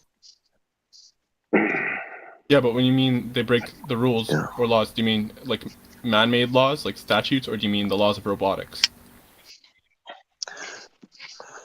Man-made laws. No, man created a virtual labyrinth, yeah? And that robot learned by himself that he can actually climb the walls and find the exit much easier. Yeah. But they were not programmed to find that they can climb the walls and cheat. Yeah. Dracula, are you building Terminators, bro? I personally study them. Yeah. Vampire Terminators. Terminators. Talking about the laws of robotics. You have like the I'm first just law, joking. which is that, the robot's not allowed to injure a human. Second law is that it has to obey orders. Okay, as cool long as that science order is fiction not to injure a story. human. Yeah. Yeah, that's Whatever. cool set of laws, but those are man-made laws, and they have nothing to do. They have nothing to do with these creatures that we create. You work for Google, bro? Are you making them Google bots? No. I got a no, question. You know I'm just playing with you. Go ahead. I know. Yeah. Did any of you guys hang out with a flat earther on the beach today, like I did? Nope. I have no beach next to me. I was at the beach with. You did? Flat Day Saints did. Oh yeah. You got any proof for that? You got any proof? Whoa. There wasn't any sand at that beach. Just a bunch of big rocks next to the water. Dude, the tide was really high today. There's no sand. There's no sand at that. Well, there's a little bit of sand at that beach. It's minimal. Yeah. Yeah. Not much. Rock and roll. Anyway, Hey, Saturday Saints. We went to where they shot the Black Swan today, man. That was just so cool. Anyway, thank you. What time did you make it to Santa Maria? I got here about 6 o'clock, man. All right, good. Yeah, it was What'd you guys perfect. do? Could we actually? I heard you talking, guys, and I just came up with this idea. Can we apply, for example, like officially, to these, I don't know, these governmental institutions where you set these holidays, you know? Yeah. There are these, yeah. And yeah, we are a community, and I want us to have our own celebration day of Flat Earth. Let's say like the day when the Black Swan picture was taken, you know, or when the laser experiment over the water was made. And we celebrate that day as the day that we found that the Earth is flat. And to be declared a official. That's a good idea. Holiday. That's a good idea. Yeah. Thank you. I'm gonna find out what I'm gonna find out. I'm gonna call him or I'll text him and ask him. Hey, Saints, man. Yeah. I want to put a plaque over there at the Black Swan Oh yeah, that will be awesome We too. gotta Yeah. put a plaque there. Mhm. Come on. Yo, Gabby, On this sorry day to burst your in spherical history- bubble, but it'll never happen Yeah. until you have enough numbers. And the Right. propaganda I is know. keeping the flat earthers in check. So they're always going to be a small fraction of the population. You don't know that. Propaganda is real, right? And so What if you're not survey have gonna you have done? enough I'm the good. numbers I'm to- good What with survey? that. What survey have you done? You don't know what our numbers are. No, it's not common sense. It is common. You haven't done any surveys. They were blocking the statistics back in like 2015, 2016 because we were growing so damn fast that they couldn't show the numbers anymore. Right. But the government had to ask for So us they to censored be it shut and down. propagandized it. Right. So we kept growing, and the numbers kept growing and kept growing, and we don't know how many people there are. I know that I've met flat earthers in the wild. No idea who these people were. They worked here before I worked here, and I was told that they were flat earthers, and that we got so bad in the arguments that they couldn't talk about flat earth up here anymore. That's fair, but you're proving my point because you're basically saying that, you know, it was a surprise that you met another flat earther in the wild, as it were. So it's Oh, it's not a surprise an anymore. unexpected thing because I've they met are hundreds. the huge minority, and the normies It's are the not huge a majority. Cite your source It's for it not being a about- minority. Listen, You don't think flat earthers are a minority? actually, Come on, man. actually, minorities are. Source, man. Come on, man, is the greatest source you can ask Yo, if you actually think that there's more flat earthers than globe earthers, Listen, I don't know. Here's the listen. here's the funny thing. We don't know. Yeah. They're all I'm flat. saying we don't know. man. Yes, What would you call a minority? Delusional, man. How many homosexuals are there? There's still homosexuals in the closet, right? There's more So how many flat homosexuals than earthers? flat earthers. That's why you have Gay Awareness Month. Okay, show me the Pride Month. statistics. Show me the statistics. Bro, I don't What's need the to show you percentage? statistics for a qualitative statement. That's quantitative. So you just get to make a baseless No, assertion, there's a right? difference between quantitative and qualitative assessments. I'm making a qualitative assessment based No, on the you're fact not. You're that just being there triggered. are the Pride Awareness Months. There's enough public pressure from the populace to create those things, and there isn't flat Earth because there isn't enough public pressure or perception because the that's numbers why aren't we're there. Here, man. That's Yeah, why where are your we're here. sources? We're adding the fucking My pressure, sources are logic, man. motherfuckers. Try it Yeah, out your sometime. sources, your logic's not reality. Stick to your science fiction. 1975. Yeah, that's completely illogical because that disregards that there's any reason why the controllers of the propaganda would want to push certain groups and not push other groups. Is a ridiculous statement in all forms. And there's many people who are flat earthers. There are many people who are flat earthers who are not public about it. And so there's absolutely no way for you to determine. I totally agree. We don't know what the numbers are. I agree with you, Dandelion. There's probably a lot of closet flat earthers, but the reason they're in the closet is because of the propaganda and the social structure that we have today. The fact that you can easily become like a social pariah or something like that if in your professional life you come out as a flat earther, depending on what your career is and stuff like that.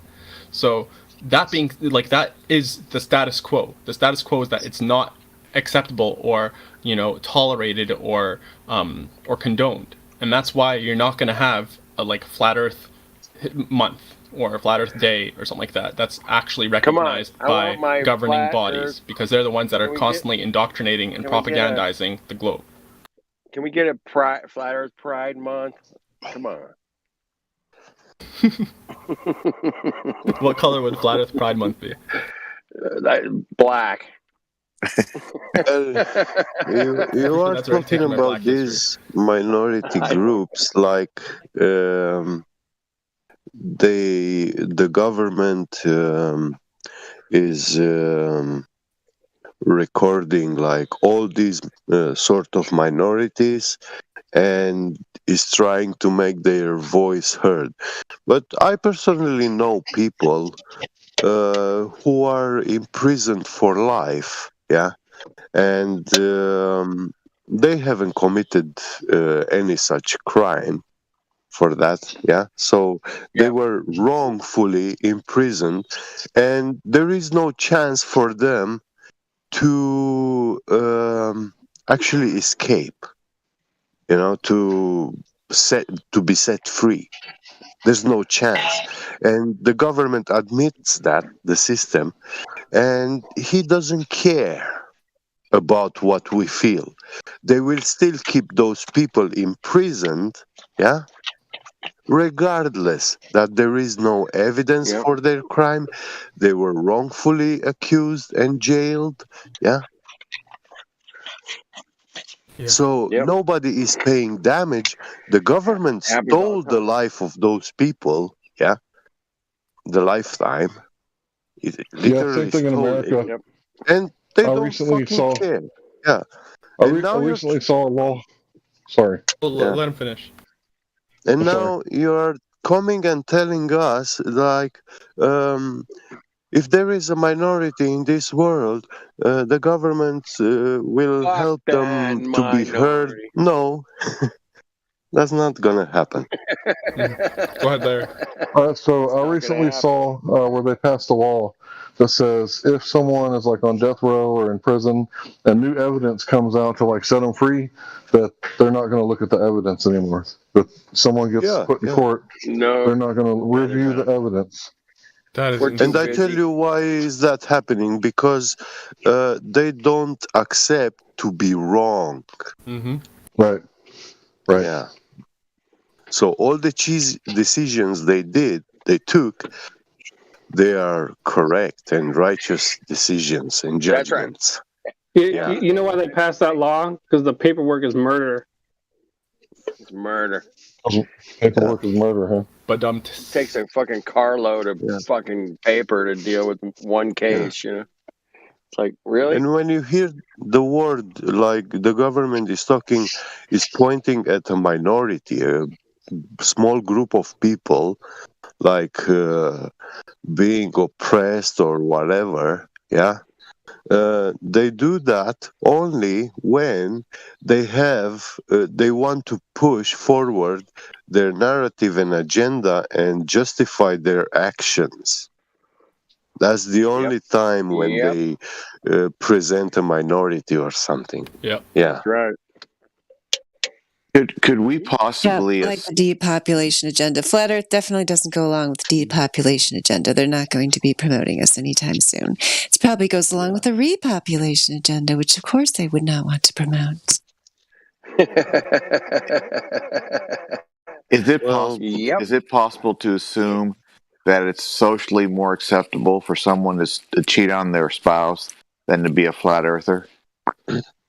I would say that's probably a safe assumption. Yes.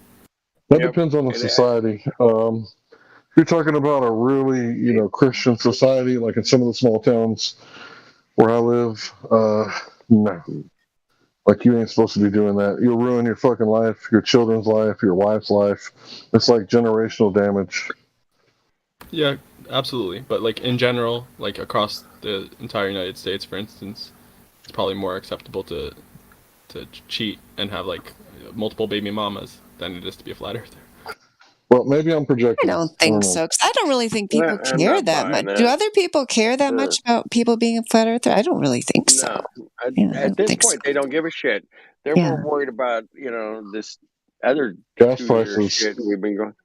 Yeah, I'd say also it's probably good to make it distinct. They go like, "Oh, you're a flat personal. earther. Hey, you want a beer? Yeah, okay, come on in, man. You hungry, dude?"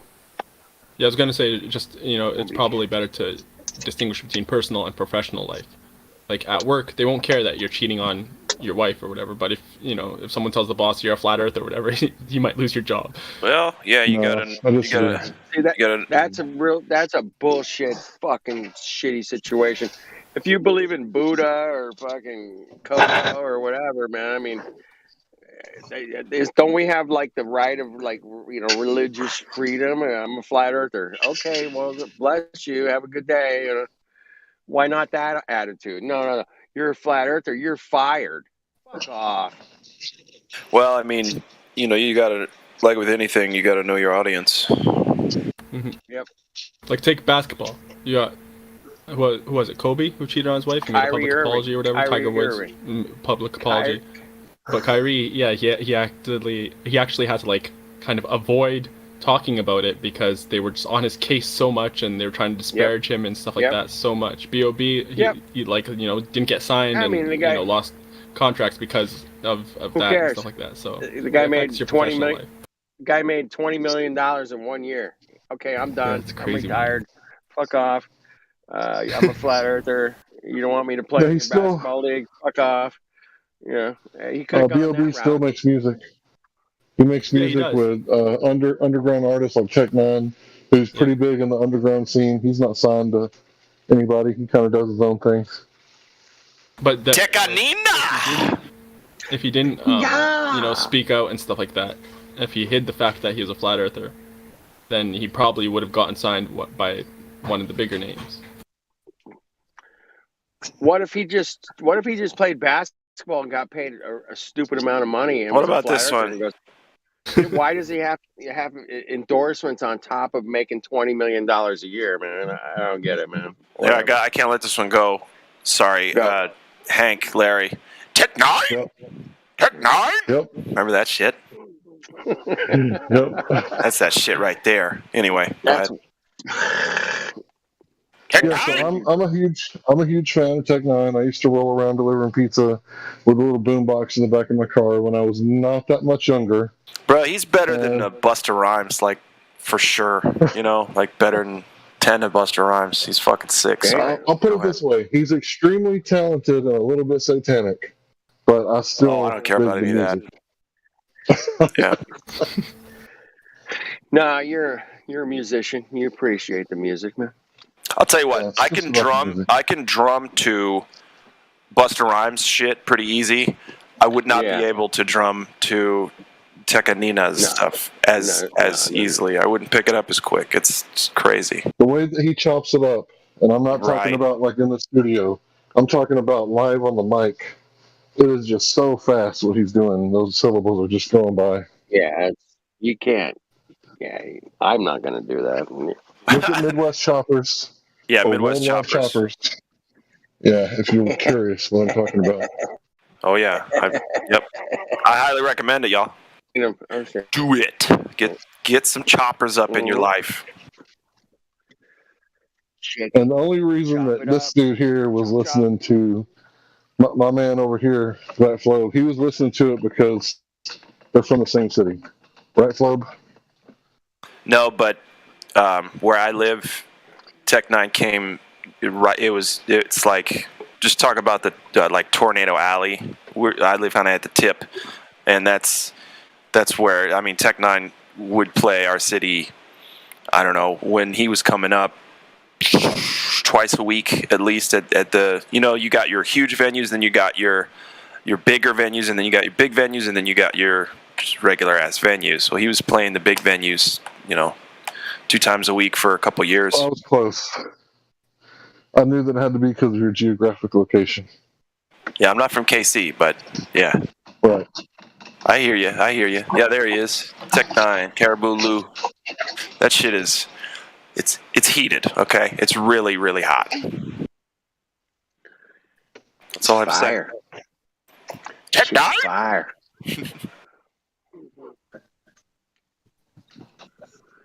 Hey, has anybody got a measurement for direct measurement of curvature? Anybody? I've been looking for it. I really need some. Help a brother out, man. Help a brother out. The song is dysfunctional. Roger that. I was thinking about it today, Kenny. I don't care if anybody, they can't show us curvature, so I'm going to stop asking for that. What I want, truly, deep down, genuinely in my heart, I know I sound sarcastic, I can't control it, this is truly what I want.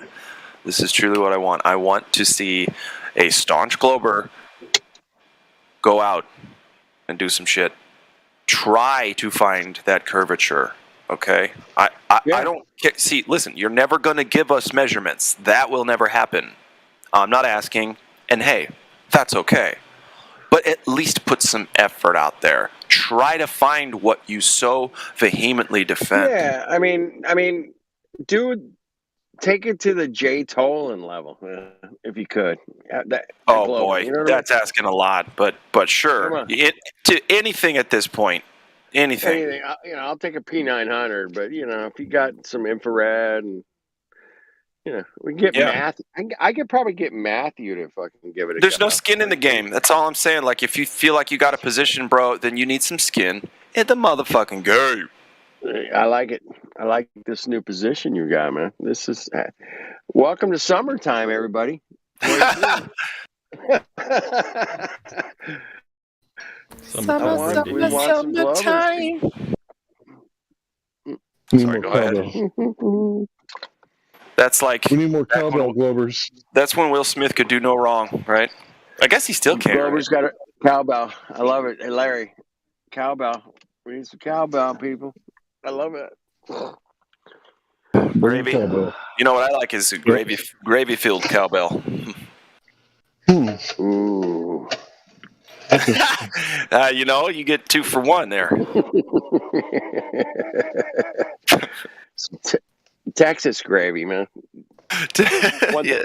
Actually, I think that might be Nashville gravy with the cowbell. Okay. Eating gravy out of a cowbell, bro. Sorry. Go ahead. What?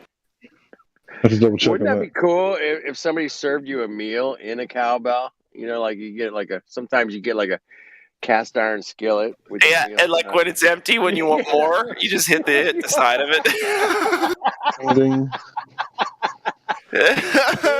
Fair maiden, fetch me more slop. Hey, you got to start delivering some pizzas inside the cowbell. Oh boy! Look, I brought the cowbell. It's the Glover's turn. I've already made some good arguments. You've made more than most, man. You're guarantee of that. No, I wouldn't say that. There's lots of video making flat earthers who made a lot better arguments, like Jeranism and stuff like that. But I've made a few of my own. Yeah, you have. You're a superstar around these parts. What are you talking about? I don't know about that. I think y'all tolerate me sometimes. Yeah, but that's human stuff. Y'all tolerate me. You know that you tolerate me. That's how stuff goes. Yo, we tolerate you 10 out of 10, man. Well, thanks.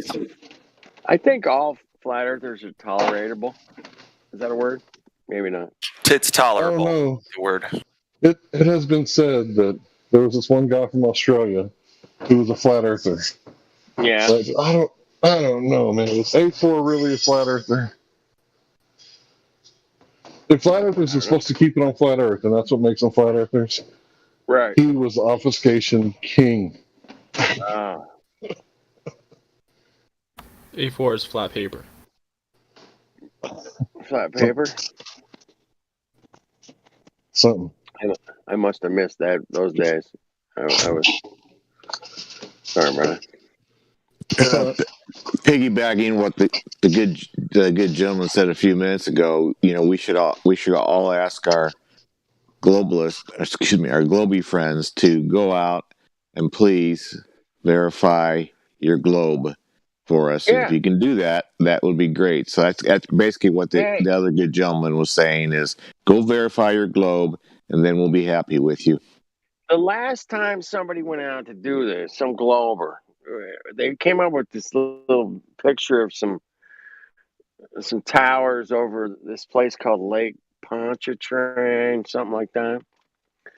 And they put it out there, this curvature of Earth, and it was this. I don't know, and they had a bridge on Lake Pontchartrain, and they had some looked like electric towers or something. I don't know. But it was super curvy, man. It was like the most curve I've ever seen in my life. It was this YouTube channel called Soundly. I don't know if you guys remember that. But that was their big, that was their fucking, Soundly did, Lake Pontchartrain was the black swan for the globe. Okay. Yeah, that was their 2016 comeback. I remember that. That was it. And they were running 24-hour live streams and going, look at the curve, everybody. Curve. Yeah. But it was a curved bridge. There was a curved bridge, and we got the curved. And then some flat earther went out there and took a couple pictures and went, "It ain't curving, man. What's up with that?" Yeah, I should have went out there. Yeah, if you step back from the Pontchartrain bridge, it was built that way to look that way up close. But He when was you look telling everybody a bridge. back from it, it was it wasn't curved. It wasn't curved.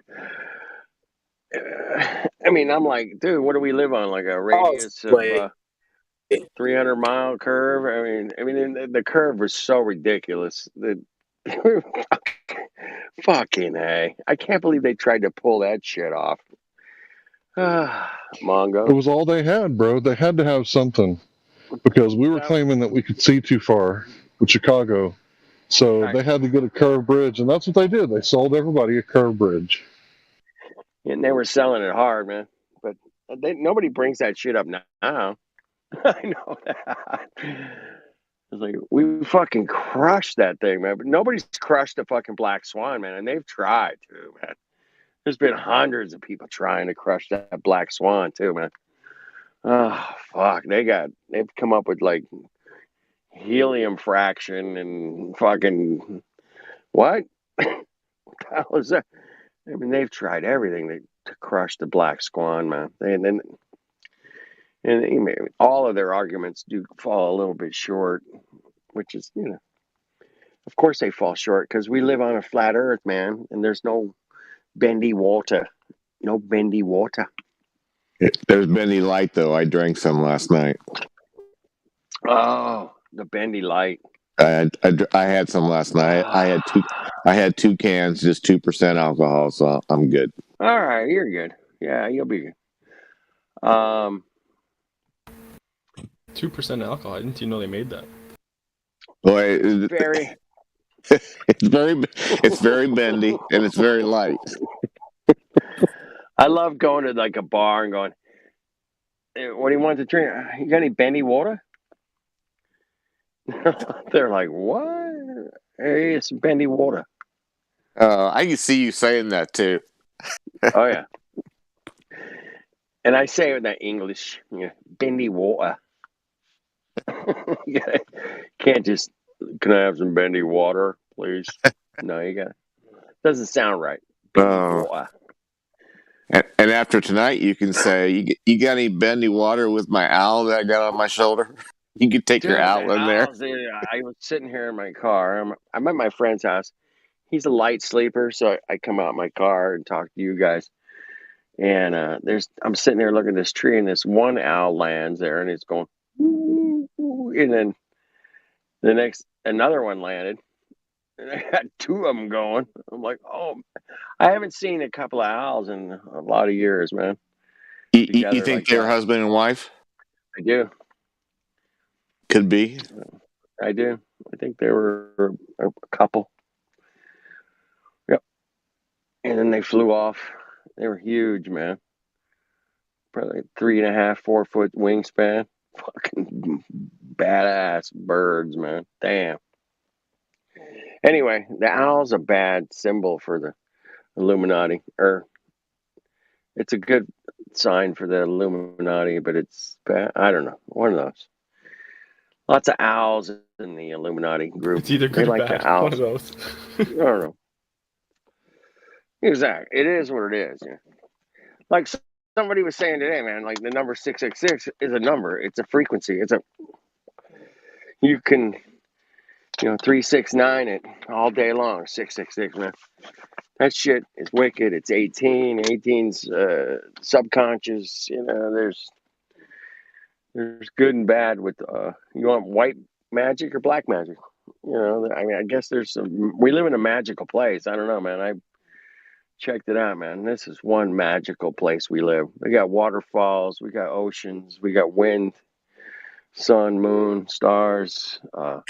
We got plants and trees and grass and grasshoppers and deer and I mean, fuck off, man. I mean, there's so much cool shit here to check out.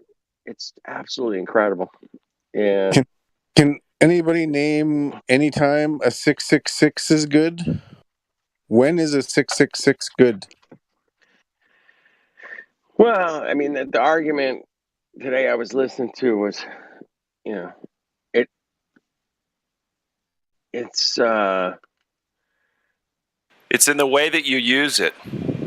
right. That's a Eric Clapton song. It's my favorite one of his. I'll tell you when a 666 is good. Poker. That also There is you go. true. There you go. See? There you go. Poker's good. 3 6s, man. That's a bet in hand there, man. Be like, that ain't bad. Shit, you know. You can go places with that hand. Okay. I'll raise you $10. You could take that show on the road. Okay. He said I'll raise you Well, it $10. depends if the sixes are from the draw or if it's from your hand. Because otherwise, He's in those high class games right there. 666 and 999 was good when I was working on a Microsa Chronos grinding machine. What the fuck? What the fuck is that? Yeah. Microsa Chronos. It's a grinding machine. So Microsa is the Ultra company high and Kronos precision. is the model. Yeah. Yeah. Okay. And it had a laser designed to work in wet environment, medium. Get your mind out of the gutter. I know it's 2 a.m. We just probably over there. It's what, like sun's out. It's sun's coming out, man. 11. Sun's out, guns out. Forget. Yeah. Come on. Yeah, I don't know what that means, but listen, I love you anyway. In addition, I love you the laser is there to determine the flat and level plane of the machine, right? hold on. I don't want us to stray away from how important it is to know that no matter what it is that exists, it's in the way that you use it. And what's so funny about the version that I just posted in the live stream voice text, which you'll go to right now, and you'll give the song a good listen, an honest take. But it's the 1999 remaster. Isn't that funny? Oh, yeah. Just That's so happens. 666 inverse. Yep. But either way, like I'm saying, it's in the way that you use it, man. 666 is powerful. Okay, we know that. So, if you can assign good stuff to these numbers, then do that. That's the takeaway I came when everybody was talking about that earlier today. That was my takeaway. Yeah, we can use the numbers for good stuff. So, but at least we're aware of the numbers. Most people are like, I don't know. I've heard of this 666 thing. But to tell them that in your reality, man, they use it everywhere. And you need to start paying attention to it. Well, the problem is that there's a lot of musicians who've done it and created subcultures of millions of people. Dude, you know. Did you see the Foo Fighters have the 666? Right. It's just ridiculous. It's absolutely ridiculous, you know, that this is happening that way with these numbers. But again, I guess what's ridiculous is people don't see it. Right. Someone just said it. Maybe that was you. People don't see it. What is it, the Rockefeller Building, 666, something, New York? Right, and it's just because it's powerful numbers. It doesn't matter if it's good or evil. Yeah, UN. Wasn't Trump like 666 Plaza something drive? I don't know. What about Zebediah Levy, the year 1666, Redemption Through Sin? Hey, guess what year they created gravity? You'll never guess. 1666. 66, huh? That year, really? Wow. Yep. Blatant. How about that for your cuck fucking? That's right. Put that in your cuck pipe and. Hey, flat Earth dude. Flat Earth dude. Yeah. Who?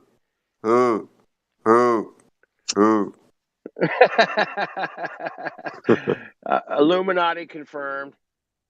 Yeah. Your bird came back. 6th June. Right, on the 6th of June. 6th. No, I was just saying like that. I was born on Friday the 13th. Oh fuck, growing up. Oh, you bad luck. Lucky day. To me, it's a lucky day, right? Yeah. Anyway, so yeah, you can make good of it or bad of it, man. Pretty much every birthday I've ever had, man, has been amazing. Yeah, it's Friday the 13th every once in a while. That's good. Yeah, the people that are using Sometimes that, we I get think, are convinced that what the number means in the esoteric sense as opposed to the exoteric sense is a totally different thing. And they like us to interpret it as 666, the devil, and that's like the right layman's interpretation of it, whereas they have like a deeper esoteric whatever interpretation of it. Now, maybe some of them do actually, are actually evil and do actually mean it that way, but I think some of them are justifying it through this other, deeper knowledge to context, and that if someone wants to interpret it, it kind of works as a front, and that, the misunderstood can just go ahead and label it that way, and then keep blind to their deeper meaning of it that they'll never know. I like it. What would you say would be the value of having this deeper understanding? I think they think there's a value. I'm not saying there's a value. I'm just saying I think that's the way they justify it. And a lot of them see it as we're going to go ahead and display this and use it blatantly because we're in a different class than the exoteric interpretation of this number. There's a deeper meaning that has to do with, something about the movement of things or the nature of things and all these, understandings that have been kept from us. That don't really have to do with the traditional good and evil type thing, which they think is just kind of like a false dichotomy. So there's like 3 different layers of symbology. Like the first layer is what's open out there for everybody. Like when they see Starbucks, right? Yeah. Okay, so the second layer would be like it's some sort of siren, right? So there must be like some sort of hidden meaning, right? And then the third layer might be like they're acknowledging like the beast in the sea, right? And I'm not sure what the third layer meaning is because I'm not really into all that. I'm just giving an example. The beast that comes out of the sea, well, who is that? Jekyll Island, the octopus, right? So it could be referring to that. So let me post an example of what I'm talking about. I posted it before in here, and I'm sure you guys have heard me talk about the oligopoly, but this is how that works. Maybe they're paying homage, to the Federal Reserve, Jekyll Island, and this picture somewhere at the Aldrich Plan. Do you know what I'm talking about? You asked what is the beast coming out of the sea? Who is that? The Kraken. Well, you see, the sea is not the ocean that we go to and we look at, or a sea, like a body of water. For example, in the Bible, when Jesus walked on the water, that had a meaning. It's symbolism for a sunset. Meaning, the spiritual meaning for that is that we are water. So when Jesus was walking on the water, he was walking above on our heads. I like it. That's the metaphorical meaning of it. Yeah. And now the beast coming out of the sea is the beast which will be created by man. Yeah, the Aldrich Plan. Yeah. Because we are the sea. Wow, that's heavy. Well, Yeah. way to bring it, man. Whew. All right. Where's some Hey, I stupid can see octopuses? a star. I can see a star right now. It's 20 billion trillion miles away. Cool, Sure. huh? Yeah. Listen, Hey, flat Earth dude, make sure you make a wish upon the star. Wish upon a star. How I wonder what you are. How far you are. How I wonder how far you are. how far are you, Blackfoot Star? How far are you, Mr. Star? Twinkle, twinkle, little star. How can I measure the distance to where you are? That's it. There That's it it. is. That's it. That's Now, if you can it. just do I that for the finally moon found and it. the sun, if you can do that Yeah. for the moon and I the sun, love we it. can take care of everything. Yeah. We're gonna Or rewrite the or fucking nursery rhymes, man. Fuck or these guys. We'll how rewrite them. could I Go ahead. guess the distance to where you are? Yeah. Blue light, red shift, blue shift. How far are you? Yeah. I wish all humanity could laugh as hard as we do at this shit and go, wait a minute, man, come on. Yeah. They've completely disrupted your thinking. Completely. Well, the funny thing is that I have this knowledge that when they hear our jokes, they are not funny at all in their minds. They don't see where the fun thing is, because their mind is corrupted. No, they don't see it. Yeah, it's broken. Isn't that scary? Right? Think about the direct parallel to what I was just talking about with the esoteric as opposed to the exoteric, and the way that they might be laughing at us with their interpretation of 666. Oh yeah. And our interpretation of 666, and they're saying the same thing we were just saying about the ballers or the normies not getting it, and we're laughing at them in the same way that the quote unquote elite are laughing at us. Because there's a different interpretation you don't get until you understand the deeper meaning of things. Yeah.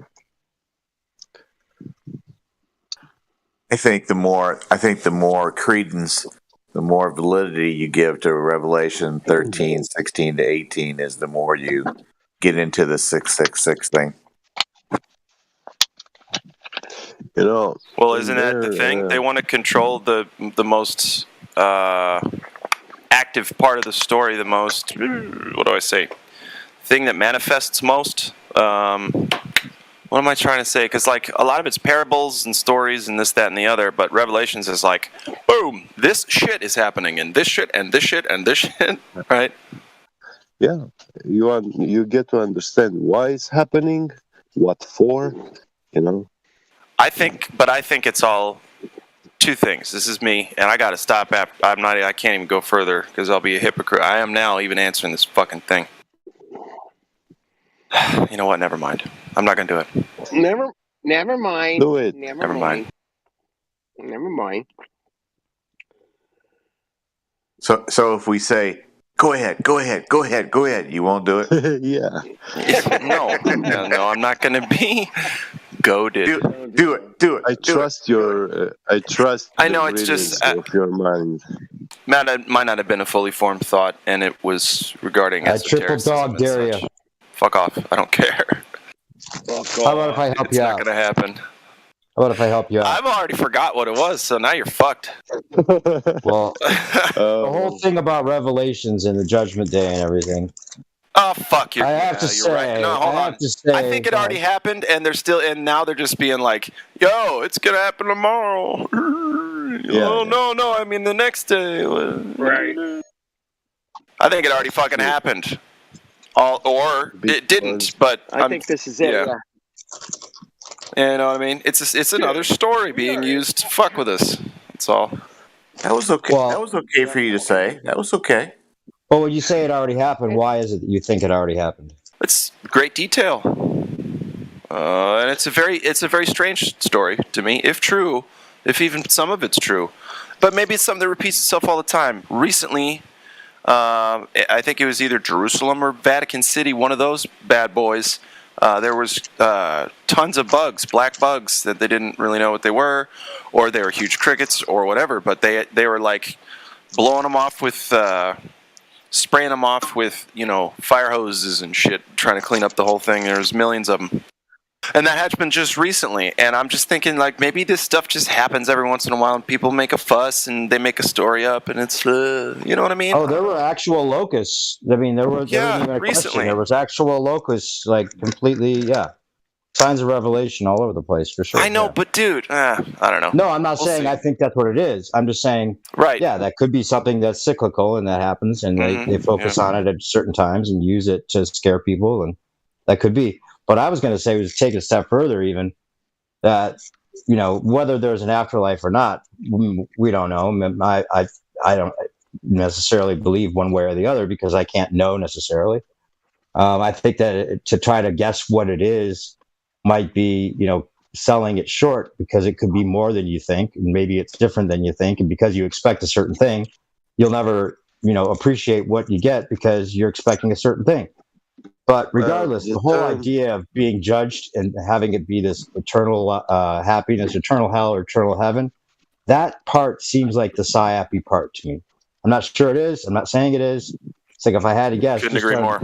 Just depression, that's the psyops part. Why would it be that we're like rewarded or damned based on our experience that is totally tainted by our life that we're born into and all the chances of the book that was happened to be put in our laps?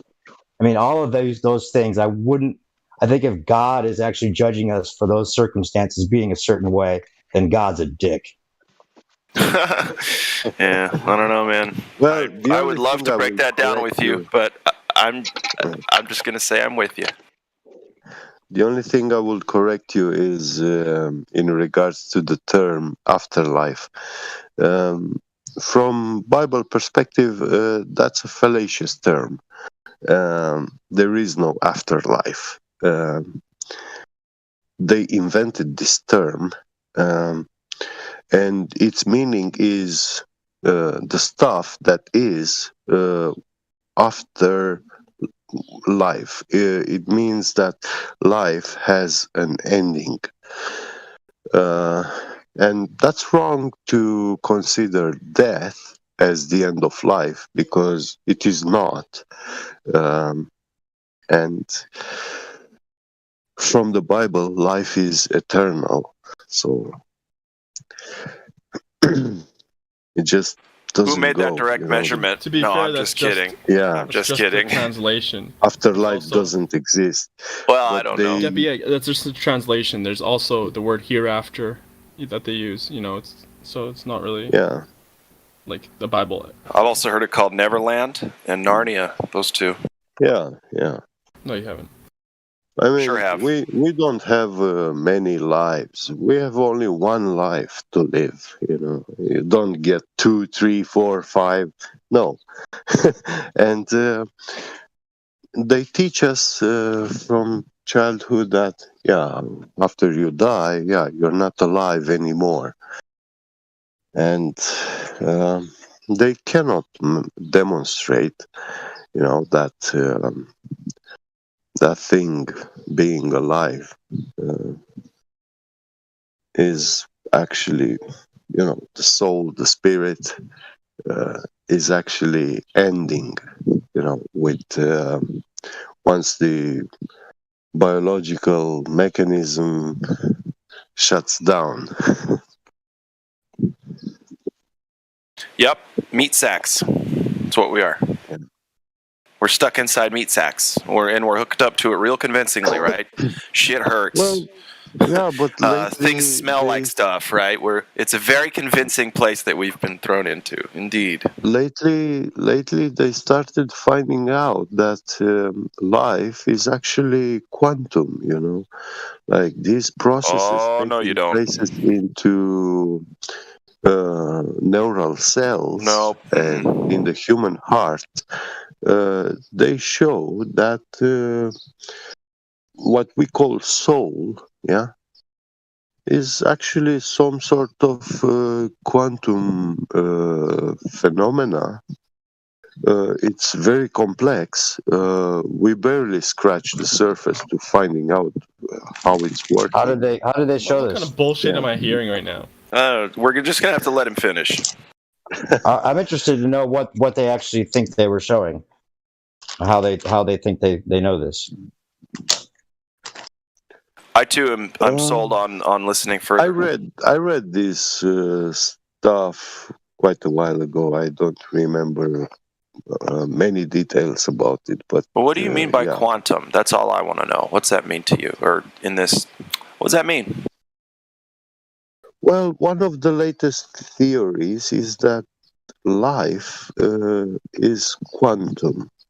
Like this process where, you are yourself inside the body, you think, you have a mind, you have some knowledge, you have abilities to use Hold on. your body sensors. Are you saying and that everything. we've quantified our existence with this? Is that what you're saying? No, like there is this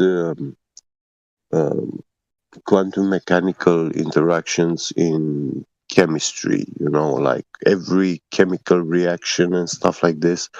There is some quantum mechanics going on there, like electrons moving from one atom to the other, or atoms forming bonds,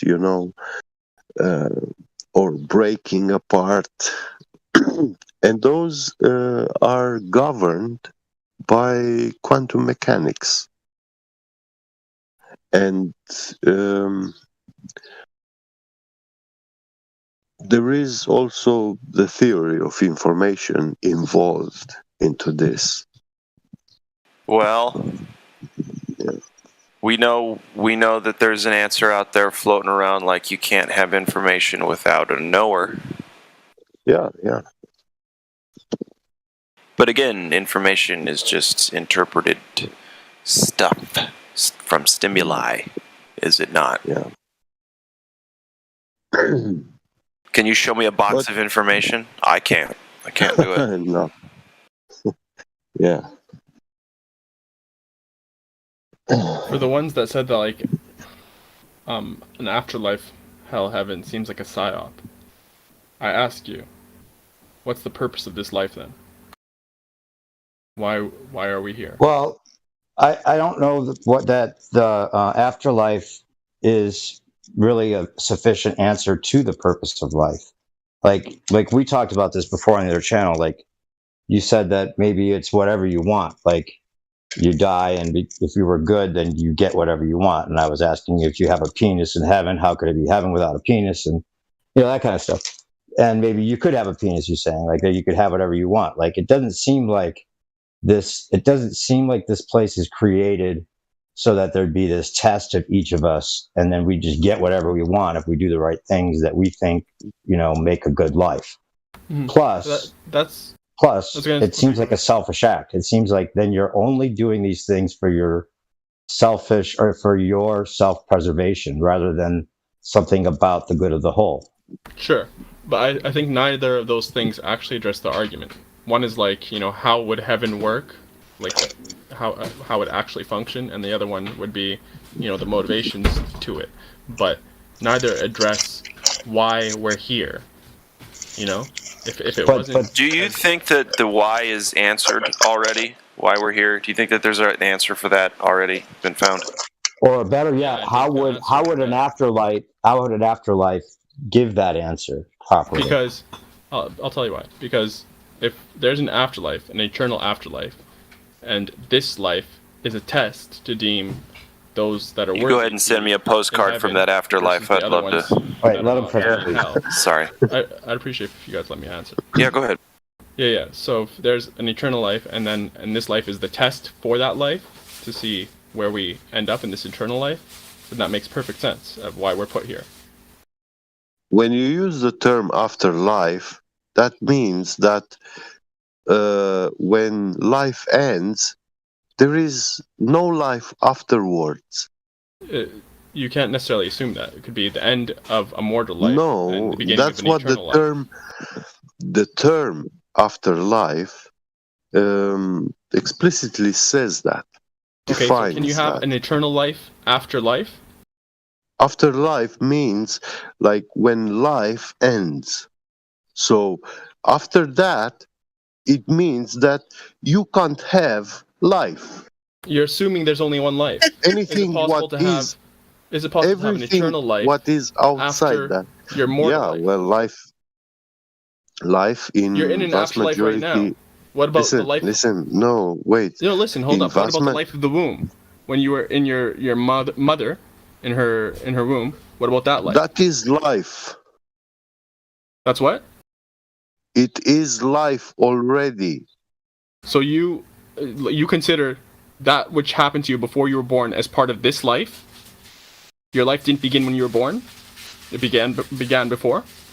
No, life does not begin when you are born. I'm saying your life. When did it begin? Life begins when you are procreated. What?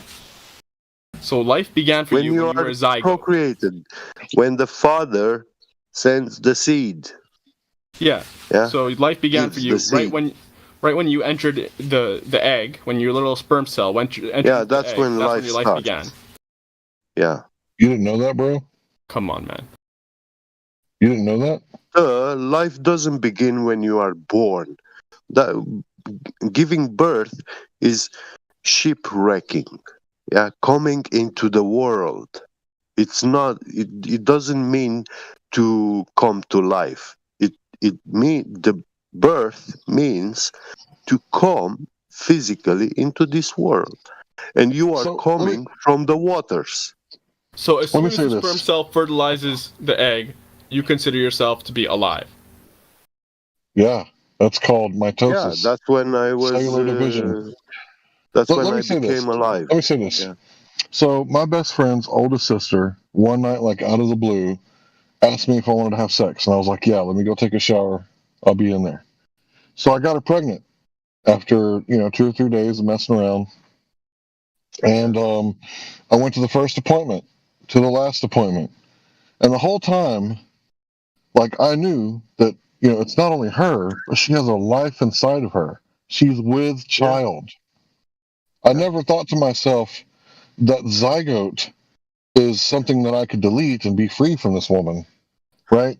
She was with child. My child, my precious baby was inside of her.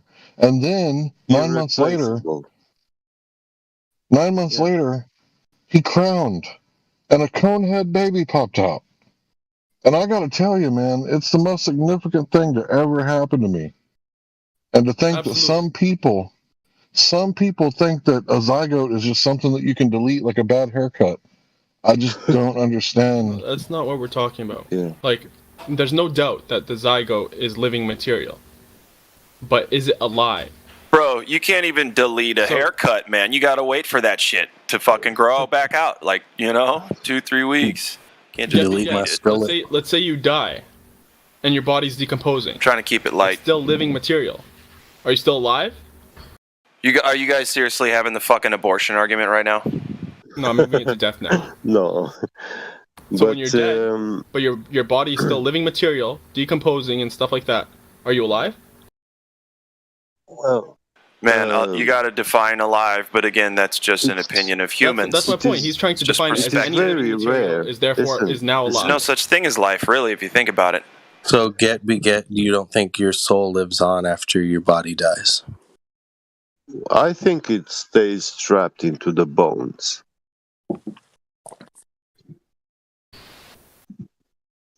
So we shouldn't collect bones. That's scary. Yeah, it's profanating. That's why it's called profanating, when you dig up a grave. Why is it you think it's trapped in someone's bones? Is there something scientific behind the idea that it gets trapped in the bones? There is also medical science about this. They say that the blood is made inside the bones. And life is in the blood. Interesting. When you read in the Bible, I mean, I don't see these as stupid coincidences. you know. I heard there's a river of blood flowing beneath Mordor. What do you guys think? Technically, he's right. The blood is made in the bones, but if the blood is life, the blood is actually in the vessels and stuff like that. Just because it's life like life area of is in production the is blood. the bone marrow doesn't mean So yeah, now there's a bunch well, of blood in the bones. And like, what about the actual blood? If you want to like ingest the soul of the animal, wouldn't you just drink the blood? Holy shit! Why are we talking about this? Because he said some crazy shit, so I responded with crazier shit. I mean, yeah. You a vampire, get? no, but Because you sound I know very well how to defend against people who want to become superior. You just got to get that garlic in your blood, and then get that silver also. Yo, get, do me a favor.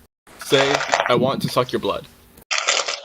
Don't do that. Don't let him have Actually, Get has some stories about people that are cannibals and vampires. Yeah. I met good. a cannibal in prison. Break out the s'mores ingredients here. Let's hear some stories about these people. Well, this guy, cannibals are predators, and their prey is intelligent. They are our predators, so they are superior to us by the natural law. You got to be shitting me on that one. That's if they hunt you. What if they scavenge like corpses? Motherfucker hunts me, he's gonna get hunted upon. You feel me? That's ridiculous. Yeah. A cannibal is so much more intelligent than any human. Ordinary that's human. adorable. I doubt it. Yeah. No. They are. So I'll meet one then. We'll see. How about that? You bring me over there. I'm Romanian. Hey, I'm Romanian anyway, so I need to come see the motherland. Wait, are you interpreting them getting their intelligence from eating humans, other humans, like that actually gains, like they somehow gain intelligence from that? They are not drawing their intelligence from drinking the blood or eating you. Their mind functions in all the ways how to overcome you, yeah, so that he can turn you into a meal. So he's looking. Basically, does that mean they're just more like a better his hunter, mind is working or they're only more on intelligent? those things? Yeah, but you as the prey, yeah. We live in a world where we don't think about cannibals, these are Hollywood movies and stuff. But they are literally among us. And I met one of these guys, he was in prison, okay. But they have the gift of speech. They will seduce you with the gifted gab. They play you on their fingers however they want. They are very good at this thing. Like fiddle. So in terms of them being more intelligent, like it sounds to me like they're psychopaths, right? So they've done away with their morality such that they'll think about things, do things and stuff like that you wouldn't consider. They've kind of the dark triad type qualities. They've kind of unlocked them, and you wouldn't ever consider things that they would, because you're kind of bound by your moral compass. Hell, they sound like natural-born leaders, just the kind this country needs. Well, but you don't mean intelligent in an overall sense. Then you mean no, it's more like a lizard, conniving type. Yeah, you get mad cow's disease if you eat other humans. Nothing's off limits, basically. That's the other thing. Yeah. What about that? Have you heard of that? You get this weird. There's another name for it too, where people go crazy. The Mad Hatter's disease, right? Well, that's because of mercury. Mad Hatter's different. Oh, different. Yeah. What's the other one? They become like they have like these laughing fits from eating other humans. They be like this. That's kind of where the wicked laugh, maybe. Well, I mean, if you're eating all that dopamine, what do you think's going to fucking happen? You see, when you eat the meat of you become dope. Sorry, swine, go ahead. Like pork, yeah, when you eat meat from pork, the swine is a very physically strong animal. And when the doctor recommends us to eat pork meat, they say, oh, it's very healthy, it's very important in life to consume proteins. And they say swine meat is abundant in these proteins. So we eat it, and the end result is you gather strength, force. All that power of that animal, you ate it, and you will have extra strength. And as a vegan, I can see this myself in physical jobs. I struggle. For me, it's a struggle. What is simple tasks for people that normally eat meat? Like heavy lifting. Oh yeah. Hey, hold up. Let's dissect. I can't lift that much as people that eat meat can lift. You just sound like you take a lot of naps. I don't. Let's dissect your claim. Hold on, It just sounds like bullshit, and I'm gonna tell you why. Okay, so sure, let's say the swine is powerful, right? But in terms of total force, does it have more than a bull, like cattle? No, right? Yeah. So we're talking maybe pound for pound type force, right? Power.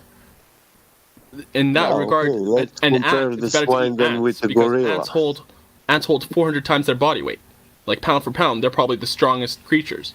So should we now just consume a bunch of ants because they're super fucking ants powerful? Are not animals. Ants are insects. So they don't the have power meat. is only from animals that have what? Why are Can you other show creatures not allowed? me? Sorry. Why are other creatures off the boards? And even have birds and stuff like that, pound for pound, that generate more force than. How about this then, dude? Take 1 pound of ants versus 1 pound of beef, and you'll have more success with the fucking ants. It's way healthier. How's that grab you? You are trying to categorize now all living life forms as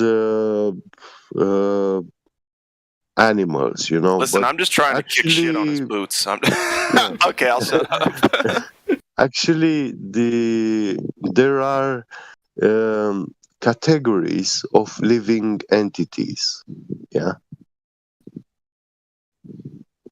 There are bacteria. I've never heard a doctor there is bacterial life. Eat pork. Straight up, never heard a doctor saying you should eat pork. It's always the opposite. That's not. Who told you to ask your physician about nutrition? Nope. Yeah, doctors say to avoid meat and animal products every time I talk to mine. To avoid the one that saved my life told me the opposite every day, but they tell you that you should have like 2 times a week.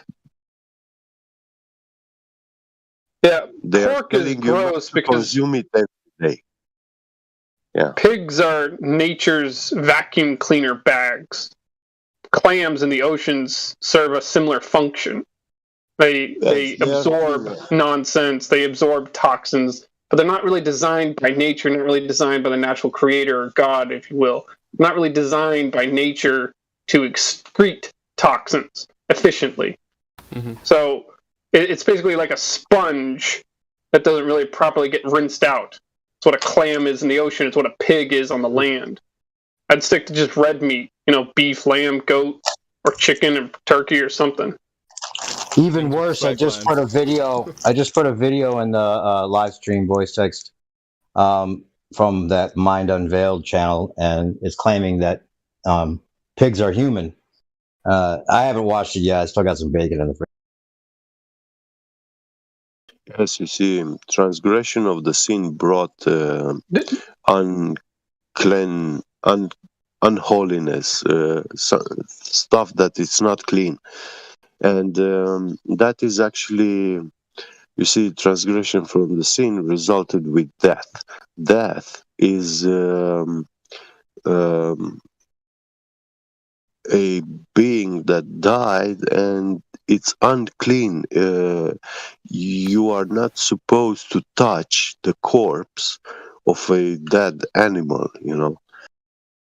Why not? Especially if it, well, because you will be considered unclean in that day, and the only way to clean yourself, it's a ritual described in the Bible that you must wash at night and in the evening, and then you have to also sleep the whole night. And yeah, if you ingested, body parts of that corpse, yeah, then the process of cleansing yourself is much harder. Sure. Yeah, you definitely shouldn't. It's much more ingest complicated ritual. Yeah, because you will get sick. You know, your health will be directly affected when you eat altered food, expired. Yeah, and by expired, I really mean that went off, so it's not edible anymore. But you can have the food industry does produce cans, which they recommend they are good up to this date. That's what they guarantee. But actually, the canning process it's so good that it can make that content in the can last for many years, even after the expiry date. So if you open it after 10 years, the product inside that can is still edible. It will not affect your health, degrade you. Not if it's tomato sauce. Yeah. That'll eat through the can. The acidity. Yeah, but we have, all sorts could of be peanut butter. Peanut butter. I want to hear what the cannibal said to you in jail, please. No shit, dude. Let's get to the gravy. Meat and potatoes. Let's go. Yeah, hold the potato. We started off at cannibal. Well, we ended up at can. I tell you what, he was a very poor man, and I mean, he didn't have family to visit him, so he was. I should hope not. Did he eat him or what? But I saw him. He had this gift to fool everyone and for cigarettes. And I am very giving person. Like when someone comes to me and asks me for something, if I have and I can help, I do so, and this guy was coming to me asking me for cigarettes, and he was trying to give me stories, like how he will pay me back and when he will give me back the cigarettes and stuff. And I said, dude, just take 2-3 cigarettes for yourself and smoke and enjoy, and don't worry about tooth fairy stories. I don't need to hear them. What did he say to you about being a fucking cannibal? Go. This guy's getting impatient. I'm serious. Get knows me. I didn't know. Did he eat the humans raw? Did he start the toes and work his way up? All those kind of things. What kind of jerky did he make? What kind of sauces? He was in jail because he killed. Let's get down to the mat and potatoes. He ate from that person, but he was in jail for eating people. He killed someone and then ate from them after he killed them. Did they die or were they? What did he use to marinate his victims? He killed the person. Yeah. And, Winchestershire sauce. In jail to prove to the other inmates that he's a cannibal. Holy fuck! That's nuts. He cut from his lower leg muscle. He cut a piece of it and he cooked it and he ate it in jail. That's pretty good prove to his protein, inmates that it's not a bad spot to pull from if you're going to do that. Yeah, not a bad spot. Holy Holy shit! So Cool. they didn't believe him, but wasn't he in jail for doing that? Was he in jail for cannibalism? Yeah, for cannibalism, he was. Was his family like? Did he come from a long line of cannibals? And like, where do they live? And you said they're amongst us. Like, It doesn't sound that smart how if he didn't scared get should we away with be? it. Well, they are. He It didn't can sound be that any intelligent if he cut man off you his see own every cat day. to eat and prove it. You know? Come on, man. Yeah. Wait. So let's get this straight. He was in prison for cannibalism, and he started eating the other prisoners. Yeah, to prove to the No, he other ate himself. prisoners that he's a cannibal, because at first the other prisoners thought he was for pedophilia inside, and to prove that he wasn't a pedo and that he was a cannibal, he actually cut his meat from his leg and cooked it, and he ate it in front of them. And he said, he would eat any one of his inmates. I'm just trying to figure out what seasonings are best for human meat.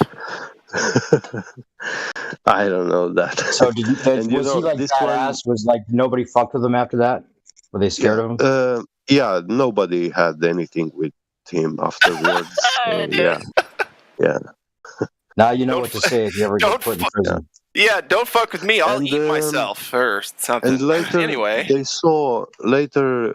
see, I had this colleague which was for crime, and he spent like 15 years, and he had like another 2 years to be released. So he was in a open prison jail system, and I don't know what that this means. guy told me. Yeah, it's talking about like general population. No, when you go in, if your punishment is longer than 40 months, then you go to a closed system jail. Where you have So only 1 hour just a shy day. of 40 for eating people. Okay. Yeah. Weird. So now he was about to be released, the last 2 years of punishment, and he was in a prison system which was much more open, So That sounds like it. in the morning they open the door, and it's open up until 12 o'clock, then it's closed for 1 hour when they give you food in the room, and then they open it again, and you are free to go in the courtyard until the evening, So, yeah. Is Transylvania prison?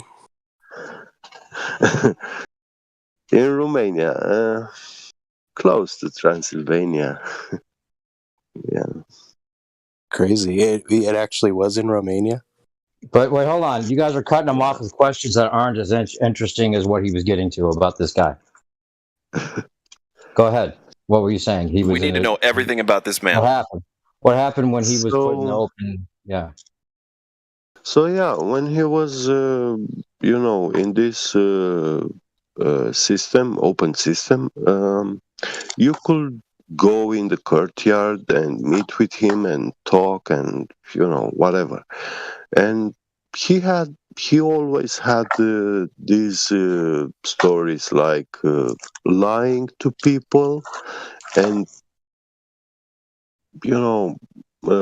doing all sorts of vortexes,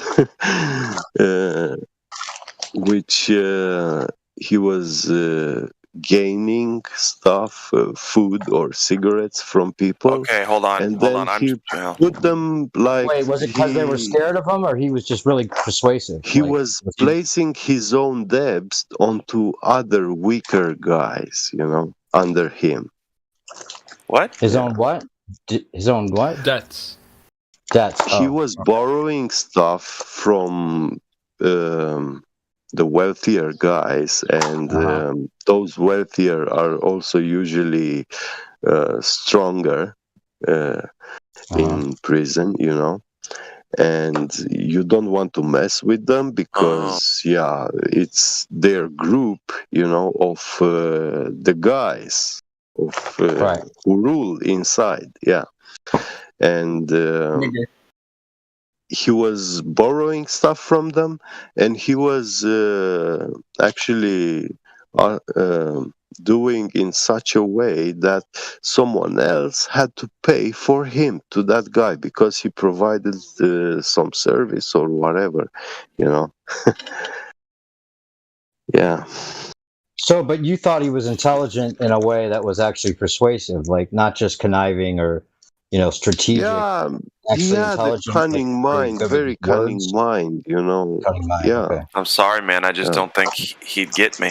I don't know. And I don't did think he he's really think did he accountable. think that it was from eating people that he became that intelligent, or did he talk about the benefit of eating people or anything like that? No, he didn't know any of that, but I saw that this kind of man, when he goes out, he can pose as a normal person so easily, but actually he's so wicked and rotten and will do such horrible things, because I heard him saying, he was, when you were getting into this talk with him, he was like saying, "Oh, yeah, I would love to meet when we will be free, and yeah, I know places in the mountains where it's nice to see, to visit, and yeah, of course, that's where you are all alone with him, and that's where he can actually, do you." I don't think he's really Yeah. accountable. Oh, dude, what? Because he killed one person, right? And then he claims to have eaten some of it.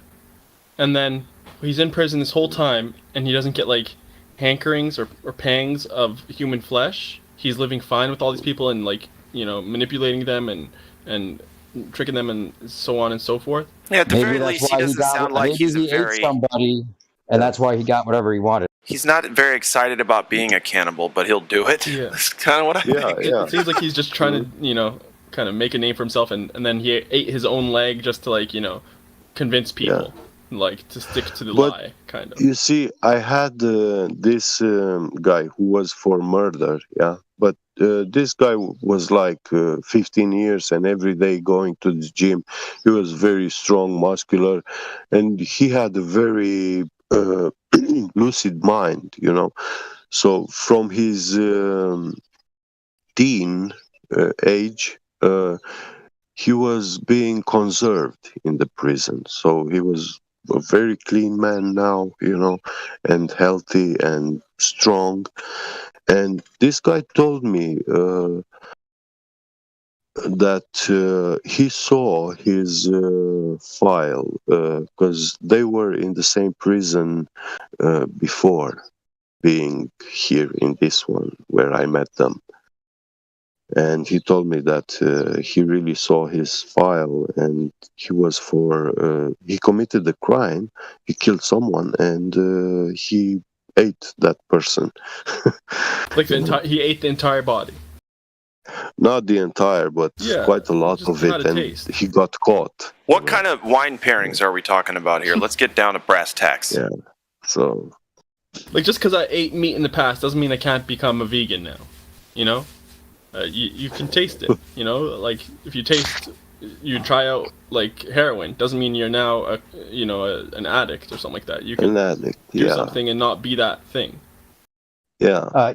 This does kind of sound like vampirism, because I've heard stories of people that drink blood that do get cravings for it, and something to it like that.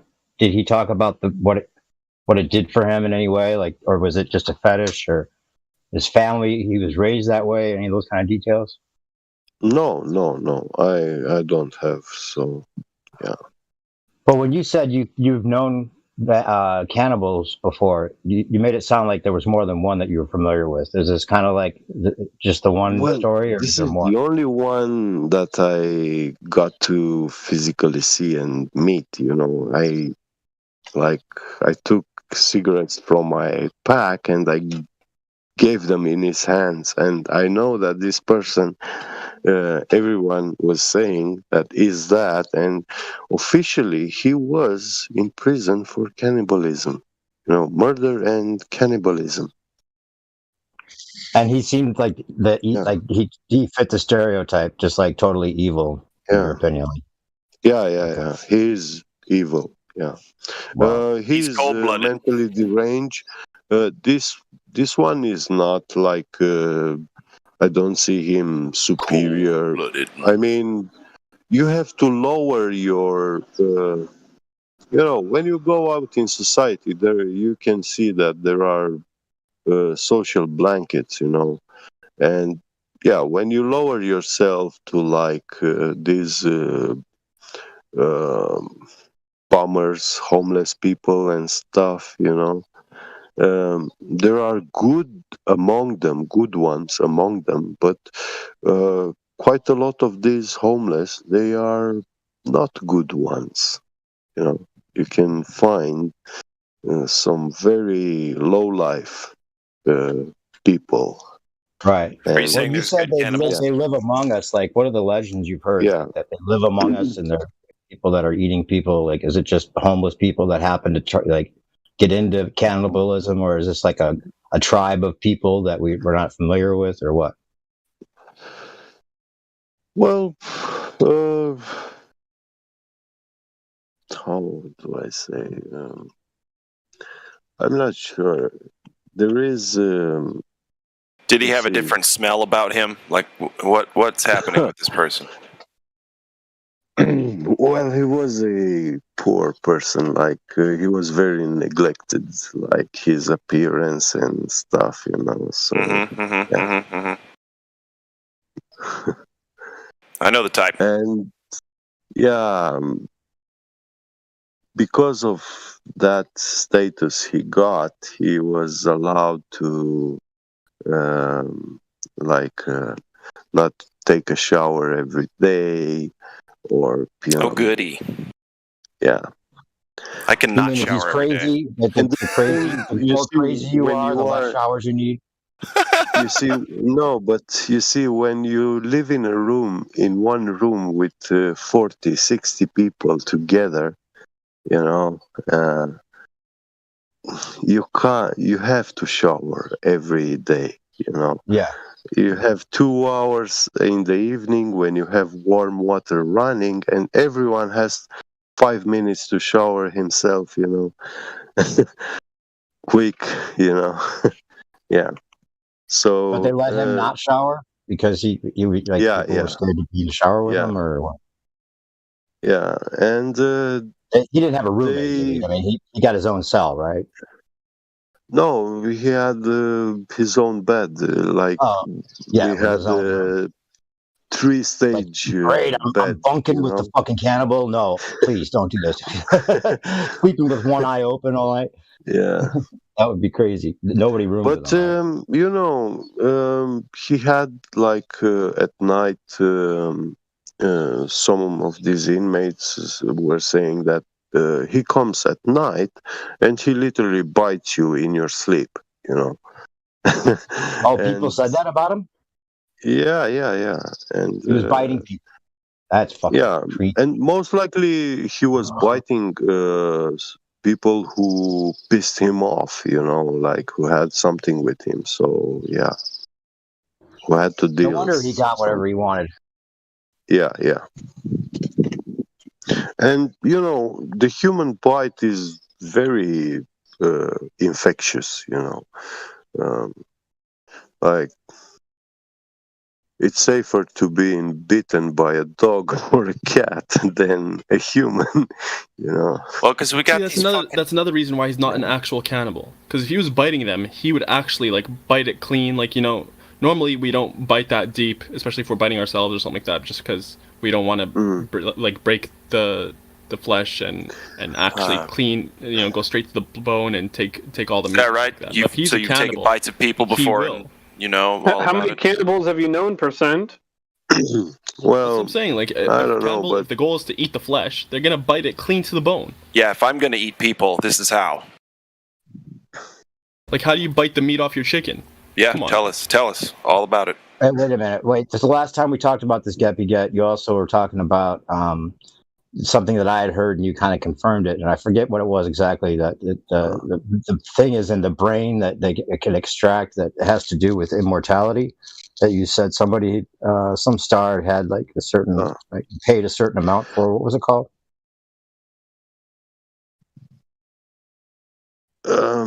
Not immortality, but I did read Longer life, some literature. It could extend your life, and this I saw when I was reading about alpha phytoproteins.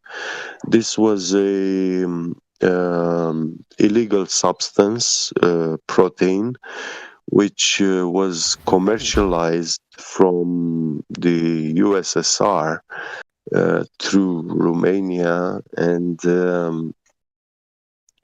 they extract this protein from human aborted children, and it was a fashion like a stem in the cell type 90s, thing? like something like that. But in the 90s, there was a fashion like many rich US celebrities were buying this product, and one of those pills, when you take it, they guarantee you that it will extend your life with 10, 20, 30 years of life. Sounds like a lot of baloney to me. Yeah. Well, that's what they say, but Sounds like a triple-decker bologna sandwich to me. They do have confirmed scientific research about them that it will help your metabolism to heal and from certain diseases, and actually to maintain yourself younger for a longer period of time. Yes, there's mana out there. Yeah. I get it. I understand. Yeah. Do you think this is that's funny, mana? Mana is actually being a man, maybe. Ooh. No, but like there's some conflation about this, right? Because we were looking it up, and you were saying that they were what they sell it as now, or what people think it is, isn't what you read, because they're trying to hide it or disguise it or something, right? Anyway, that could be what the adrenochrome could be, like the thing that we're told, but then the actual thing they're getting is this alpha fetoprotein that somehow does extend life. It was probably the same kind of thing, but yeah, well, don't give me any of that shit. I think it was more powerful because it was from baby embryos, The world can't handle me being much more awesome. Who was the woman? It was a woman star. Was it Cher or somebody that you were saying had bought this? Cher is a guy. That's actually, my dad was saying Chet. that We'll call it Chet. he told me. You see, my dad trafficked this substance. He said he had a vial with this substance, keeping it in the fridge, and also like 6 capsules of enriched uranium. And, wow. Delicious. Did he ever take the pill? Huh? Did he ever take any? No. Even though he knew it could extend his life by 20 to 30 years? One pill for 20 to 30 years. I don't buy it. Like, my dad was like intermediary hand in this business, and he was actually searching for a buyer, because this stuff was being sold for like millions of dollars, Wow. How did he get a hold of it, if you don't mind me asking? Yeah, and you see the quantity they sell this alpha fetoprotein is like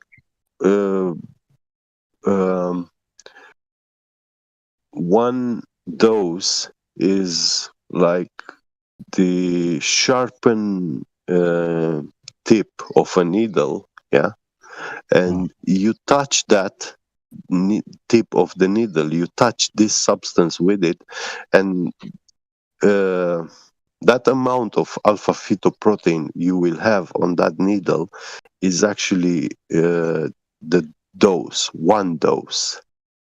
So it's being sold in very, very small quantities. You know, Well, how hard is it to get from the fetus? Like, is it just a certain part of the fetus you can get it from, or can you get it from like a full-grown human too, or? No, it's only a fetus. Man, I don't know how they extract it. I haven't. What happened to it? Did he end up selling it? You said there was somebody that was famous that was going to buy it or something, maybe, right? Well, my dad actually, I'm pretty sure he gave it back to that person because he didn't found a buyer. If he found a buyer, then he would have had quite a lot of money, you know. But yeah, and it was very hard in the communism times to traffic these things, you know, to get in contact with American buyers, you know. Yeah. Can you imagine dropping that down the old sink? Was it Daryl Hannah? Was it Daryl Hannah you said bought some, or somebody like that? Daryl Hannah? That's a man too, by the way. Earth guys are easy. Mm-hmm. I'm not sure about that, bro. I'm not really. I think that women I'm just fucking around. Weird bodies sometimes. Yeah, I love to make fun of conspiracy theories now. Don't take my Daryl away. Please don't take my Daryl away. Well, Daryl is certainly not a woman's name, but we'll let her have it. You're right. Stop. No worries. I'm just kidding. This protein was made in Russia. That's where they produce it. Of course. I think they have some kind of juice that they can live longer with for sure. I don't know what thing or something else, but yeah. There has to be some people living longer. These 500-year plans would make a lot more sense. Do you know how Russians stay their life so long? That's not too bad, actually. Vodka. My life elixir is Red Bull. Red Bull vodka. Yeah.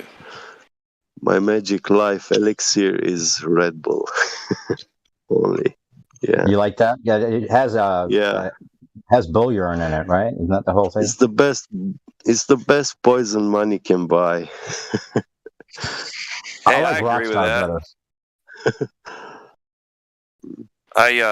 When I was learning how to play the drums, I was in a pop punk band. It was a punk rock band, and trying to be like all the fast drummers and such. And I would sometimes throughout the whole day, I would have a case. I would just order these cases of Red Bull, and I would have maybe sometimes a case in a day. Not every day, right? But definitely on rehearsal days.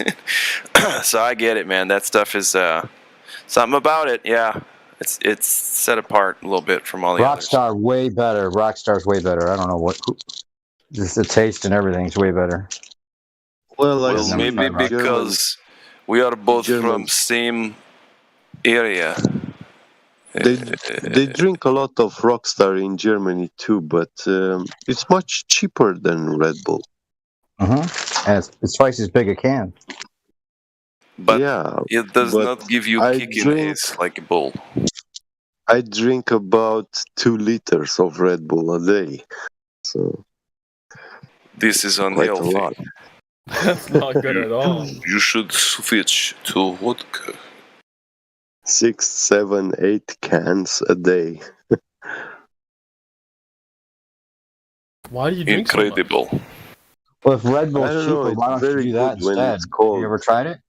Vodka. You ever tried Red Bull?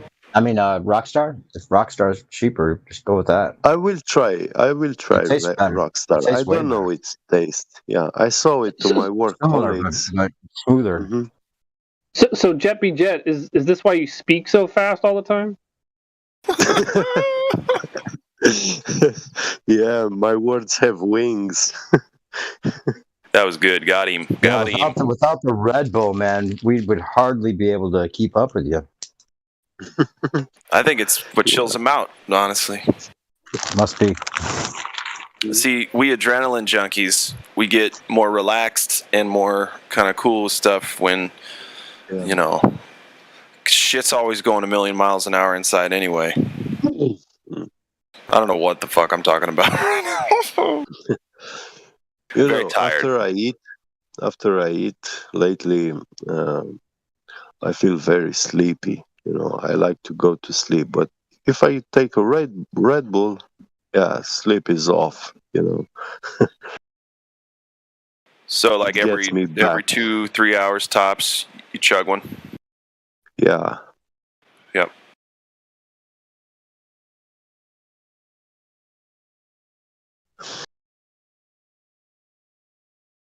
Well, if we had safer than crack. Yeah, it's true. If we had the ability to just, spike our adrenaline gland anytime we wanted to, that'd be a different story. Are you ADHD? Get Glatphobe? Flo, you seem like a little bit hyperactive. Yeah, they tried to diagnose me with all the made up shit in the books. Yeah. ADHD, hyperactivity disorder. Are you fucking kidding me? I was a child. Get out of here, man. Your body's developing, your mind's developing, your hormones are just starting up. You can go fuck yourself with this hyperactivity disorder nonsense. All of us, all the kids. Oh, sorry, go ahead. I think he was saying that you kind of sound like you have ADHD now. And you didn't hear the disdain that I just had in my voice for having been quote-unquote diagnosed as a child. You want me to all of a sudden say, yeah, you know what? Now I'm the made-up thing that doesn't exist. You bet. Absolutely. Just to sell drugs, it was made up. But yeah, It's I've got it. understandable for children, but I think he's saying you as an adult. No, I don't believe that it exists. So then the answer is no. Then how did I recognize so it? that's something like when they saw that your gears are turning like in a clockwork Hey mechanism. man, you can know all the parts of a car, They but were that doesn't like, mean you know how they hey, work. They were like, hey, we need to remove this gear tooth here and there because your gears are turning. Right? Yeah. Yeah. Exactly. No, I agree with you about the kids' diagnosis and stuff. It's bad, but at the same time, it does seem to be something chemically to that diagnosis. Like you were saying with hyperactive people, calm down with the caffeine. Like it does the opposite, kind of like Adderall does for hyperactive kids, and if a regular person takes it, they get more hyper. So there is some kind of chemical balance type thing going on there. I don't know why or what the diagnosis is based on, but it does seem like there are people I've known that react differently to the stimulants. Yeah, I agree. I just wouldn't call it a disorder. That's all. It lumps people into categories. Yeah, right. I agree with that. Here's what it does. It kind of ruins lives before they get started, to be honest, because I was put through it. So, and now I'm a counselor. So, yeah. But anyway. Yeah, I think we could all agree on that. It doesn't happen for everybody. And there are some people, of course, children and adults that need help in that area. I mean, if you want to call it ADHD, go right ahead, because you got to slap a name on something. I'm super hyperactive. My brain is always doing something crazy, and I'm always trying to distract it from itself. So, but I've been that way since I was born. There's nothing that I can do about it but embrace it at this point. Yeah, and it probably would have worked for you if you. Well, I don't know if you went on the drugs or whatever, but yeah, I was on the drugs. It's like, the teachers can't keep up with the kids, so they slow the kids down. So that, Well, here's what was good about the drugs with me. I got lucky. My psyche and body rejected all of them. All of them. I couldn't take anything that was going to affect me psychoactively, and I got actually addicted to Adderall for a long time. So, yeah. Fuck all that shit. Does Michael Jackson have a song about that drug? Oh, I'm sure if you really want to dig deep, he does. They're all, yeah. Yeah. He could be still Metallica, writing bro. it, actually. Right. Metallica, Master of Puppets.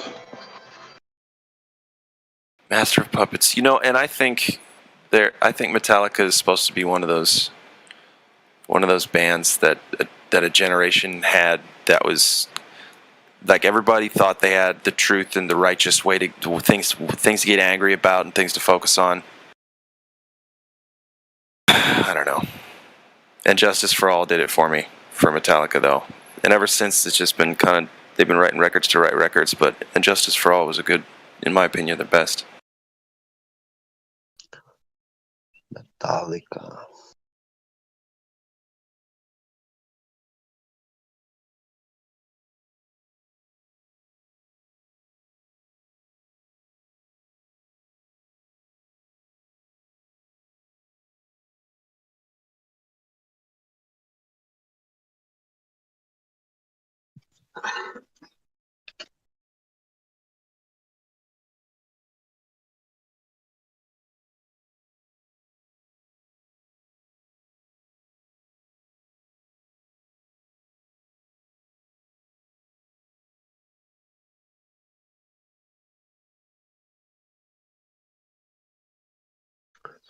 Yeah, yesterday I got scammed by Elon Musk. Fuck him. What? How so? Did you buy some coins or something? Yeah, I was trying to add like 20 euros in a game, you know, and PayPal didn't accept my card somehow, but I sent a invoice from my PayPal, you know, to my email, and then I paid that invoice, and now the money went to the PayPal, but now PayPal is holding this money to verify me if I sent the product or provided the virtual service.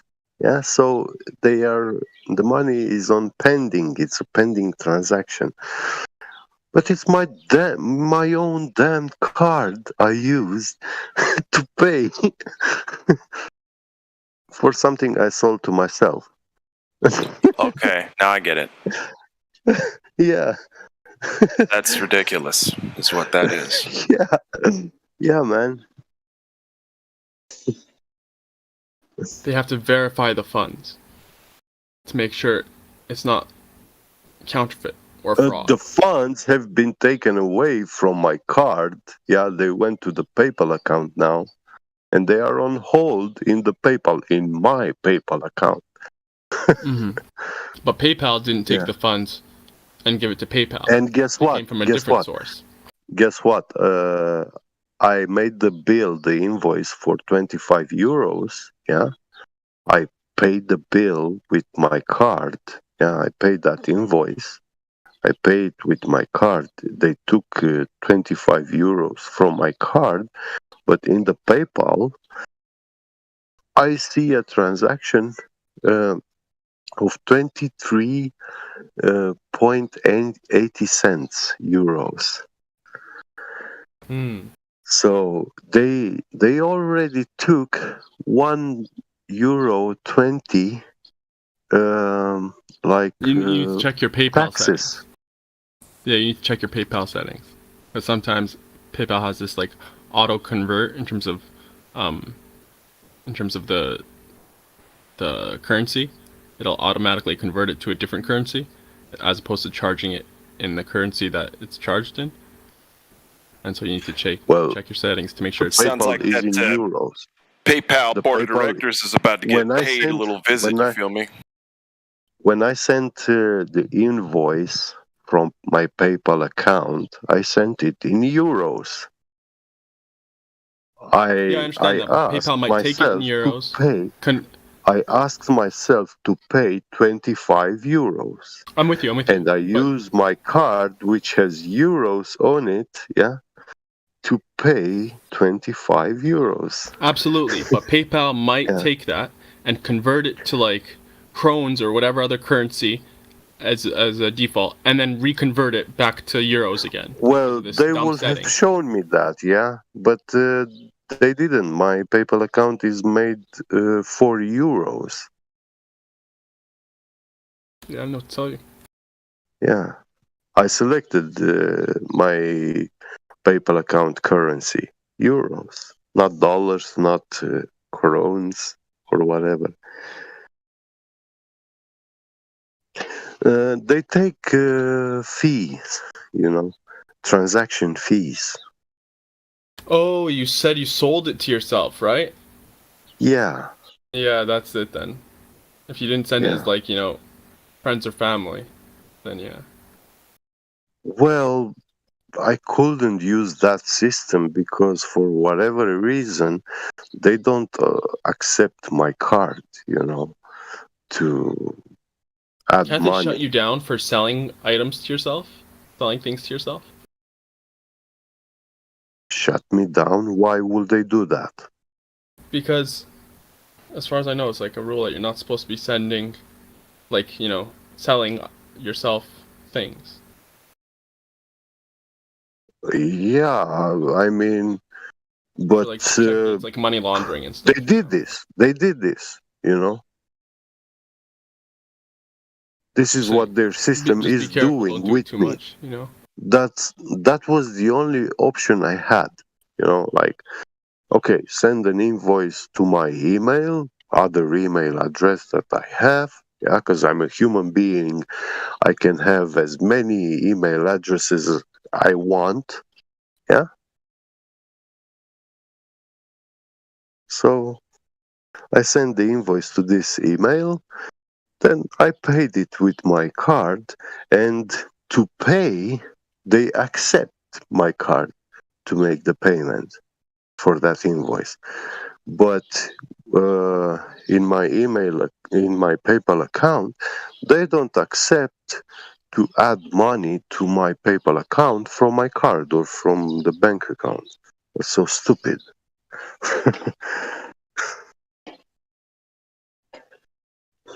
Yeah.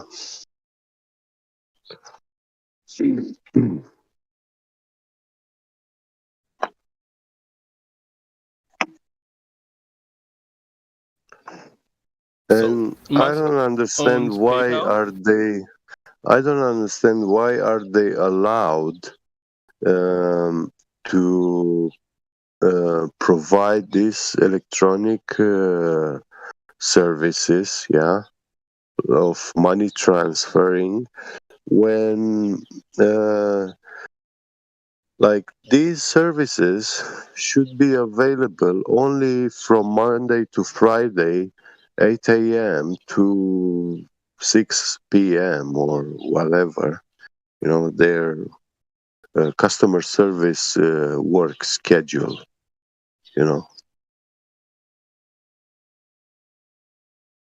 So, because, yeah, I'm sending money and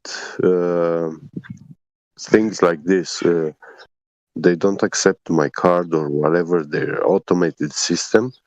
And yeah, I have to speak in person with someone dealing with this service, yeah. Either make the transaction work, either send me my money back, like right now. Because when you hold my money like that, I'm losing time. I could use different services, yeah, or I have to buy stuff, and yeah.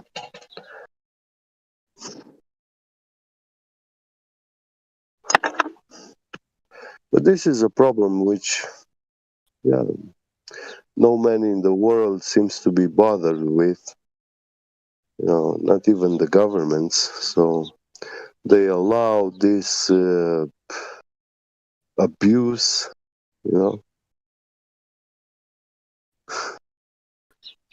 to rob you.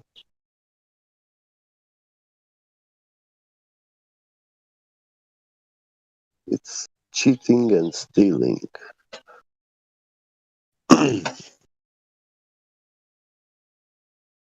Yeah, what if in 2 days' times I forget about this transaction and then maybe I don't remember for a whole year or 10 years.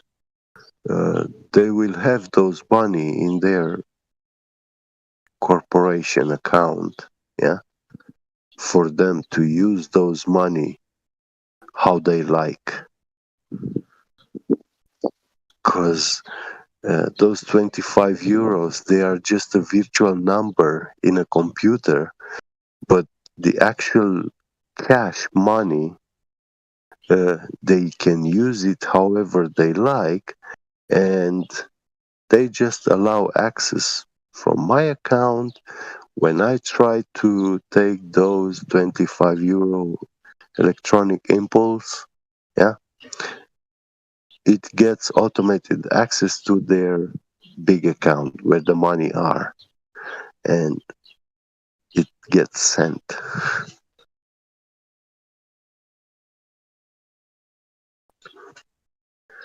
But if you're the IRS and you go and close down the account, the corporation account, straight away, and you check all the PayPal accounts of all the people, you will find that millions of dollars are being in a pending transactions, and not like 3-5 days ago, but for years those accounts are on hold.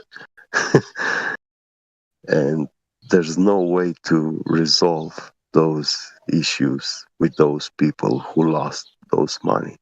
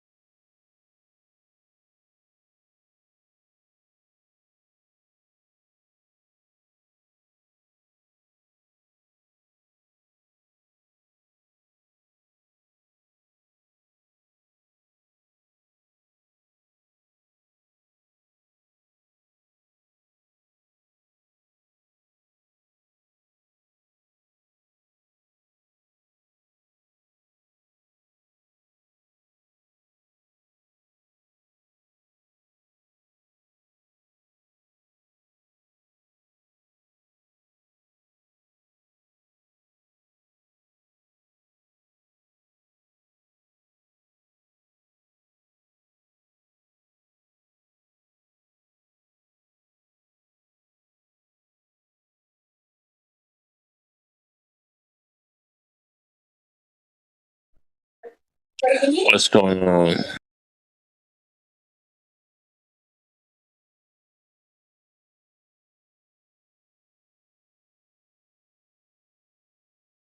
I'm watching the new James Bond. No Time to Die.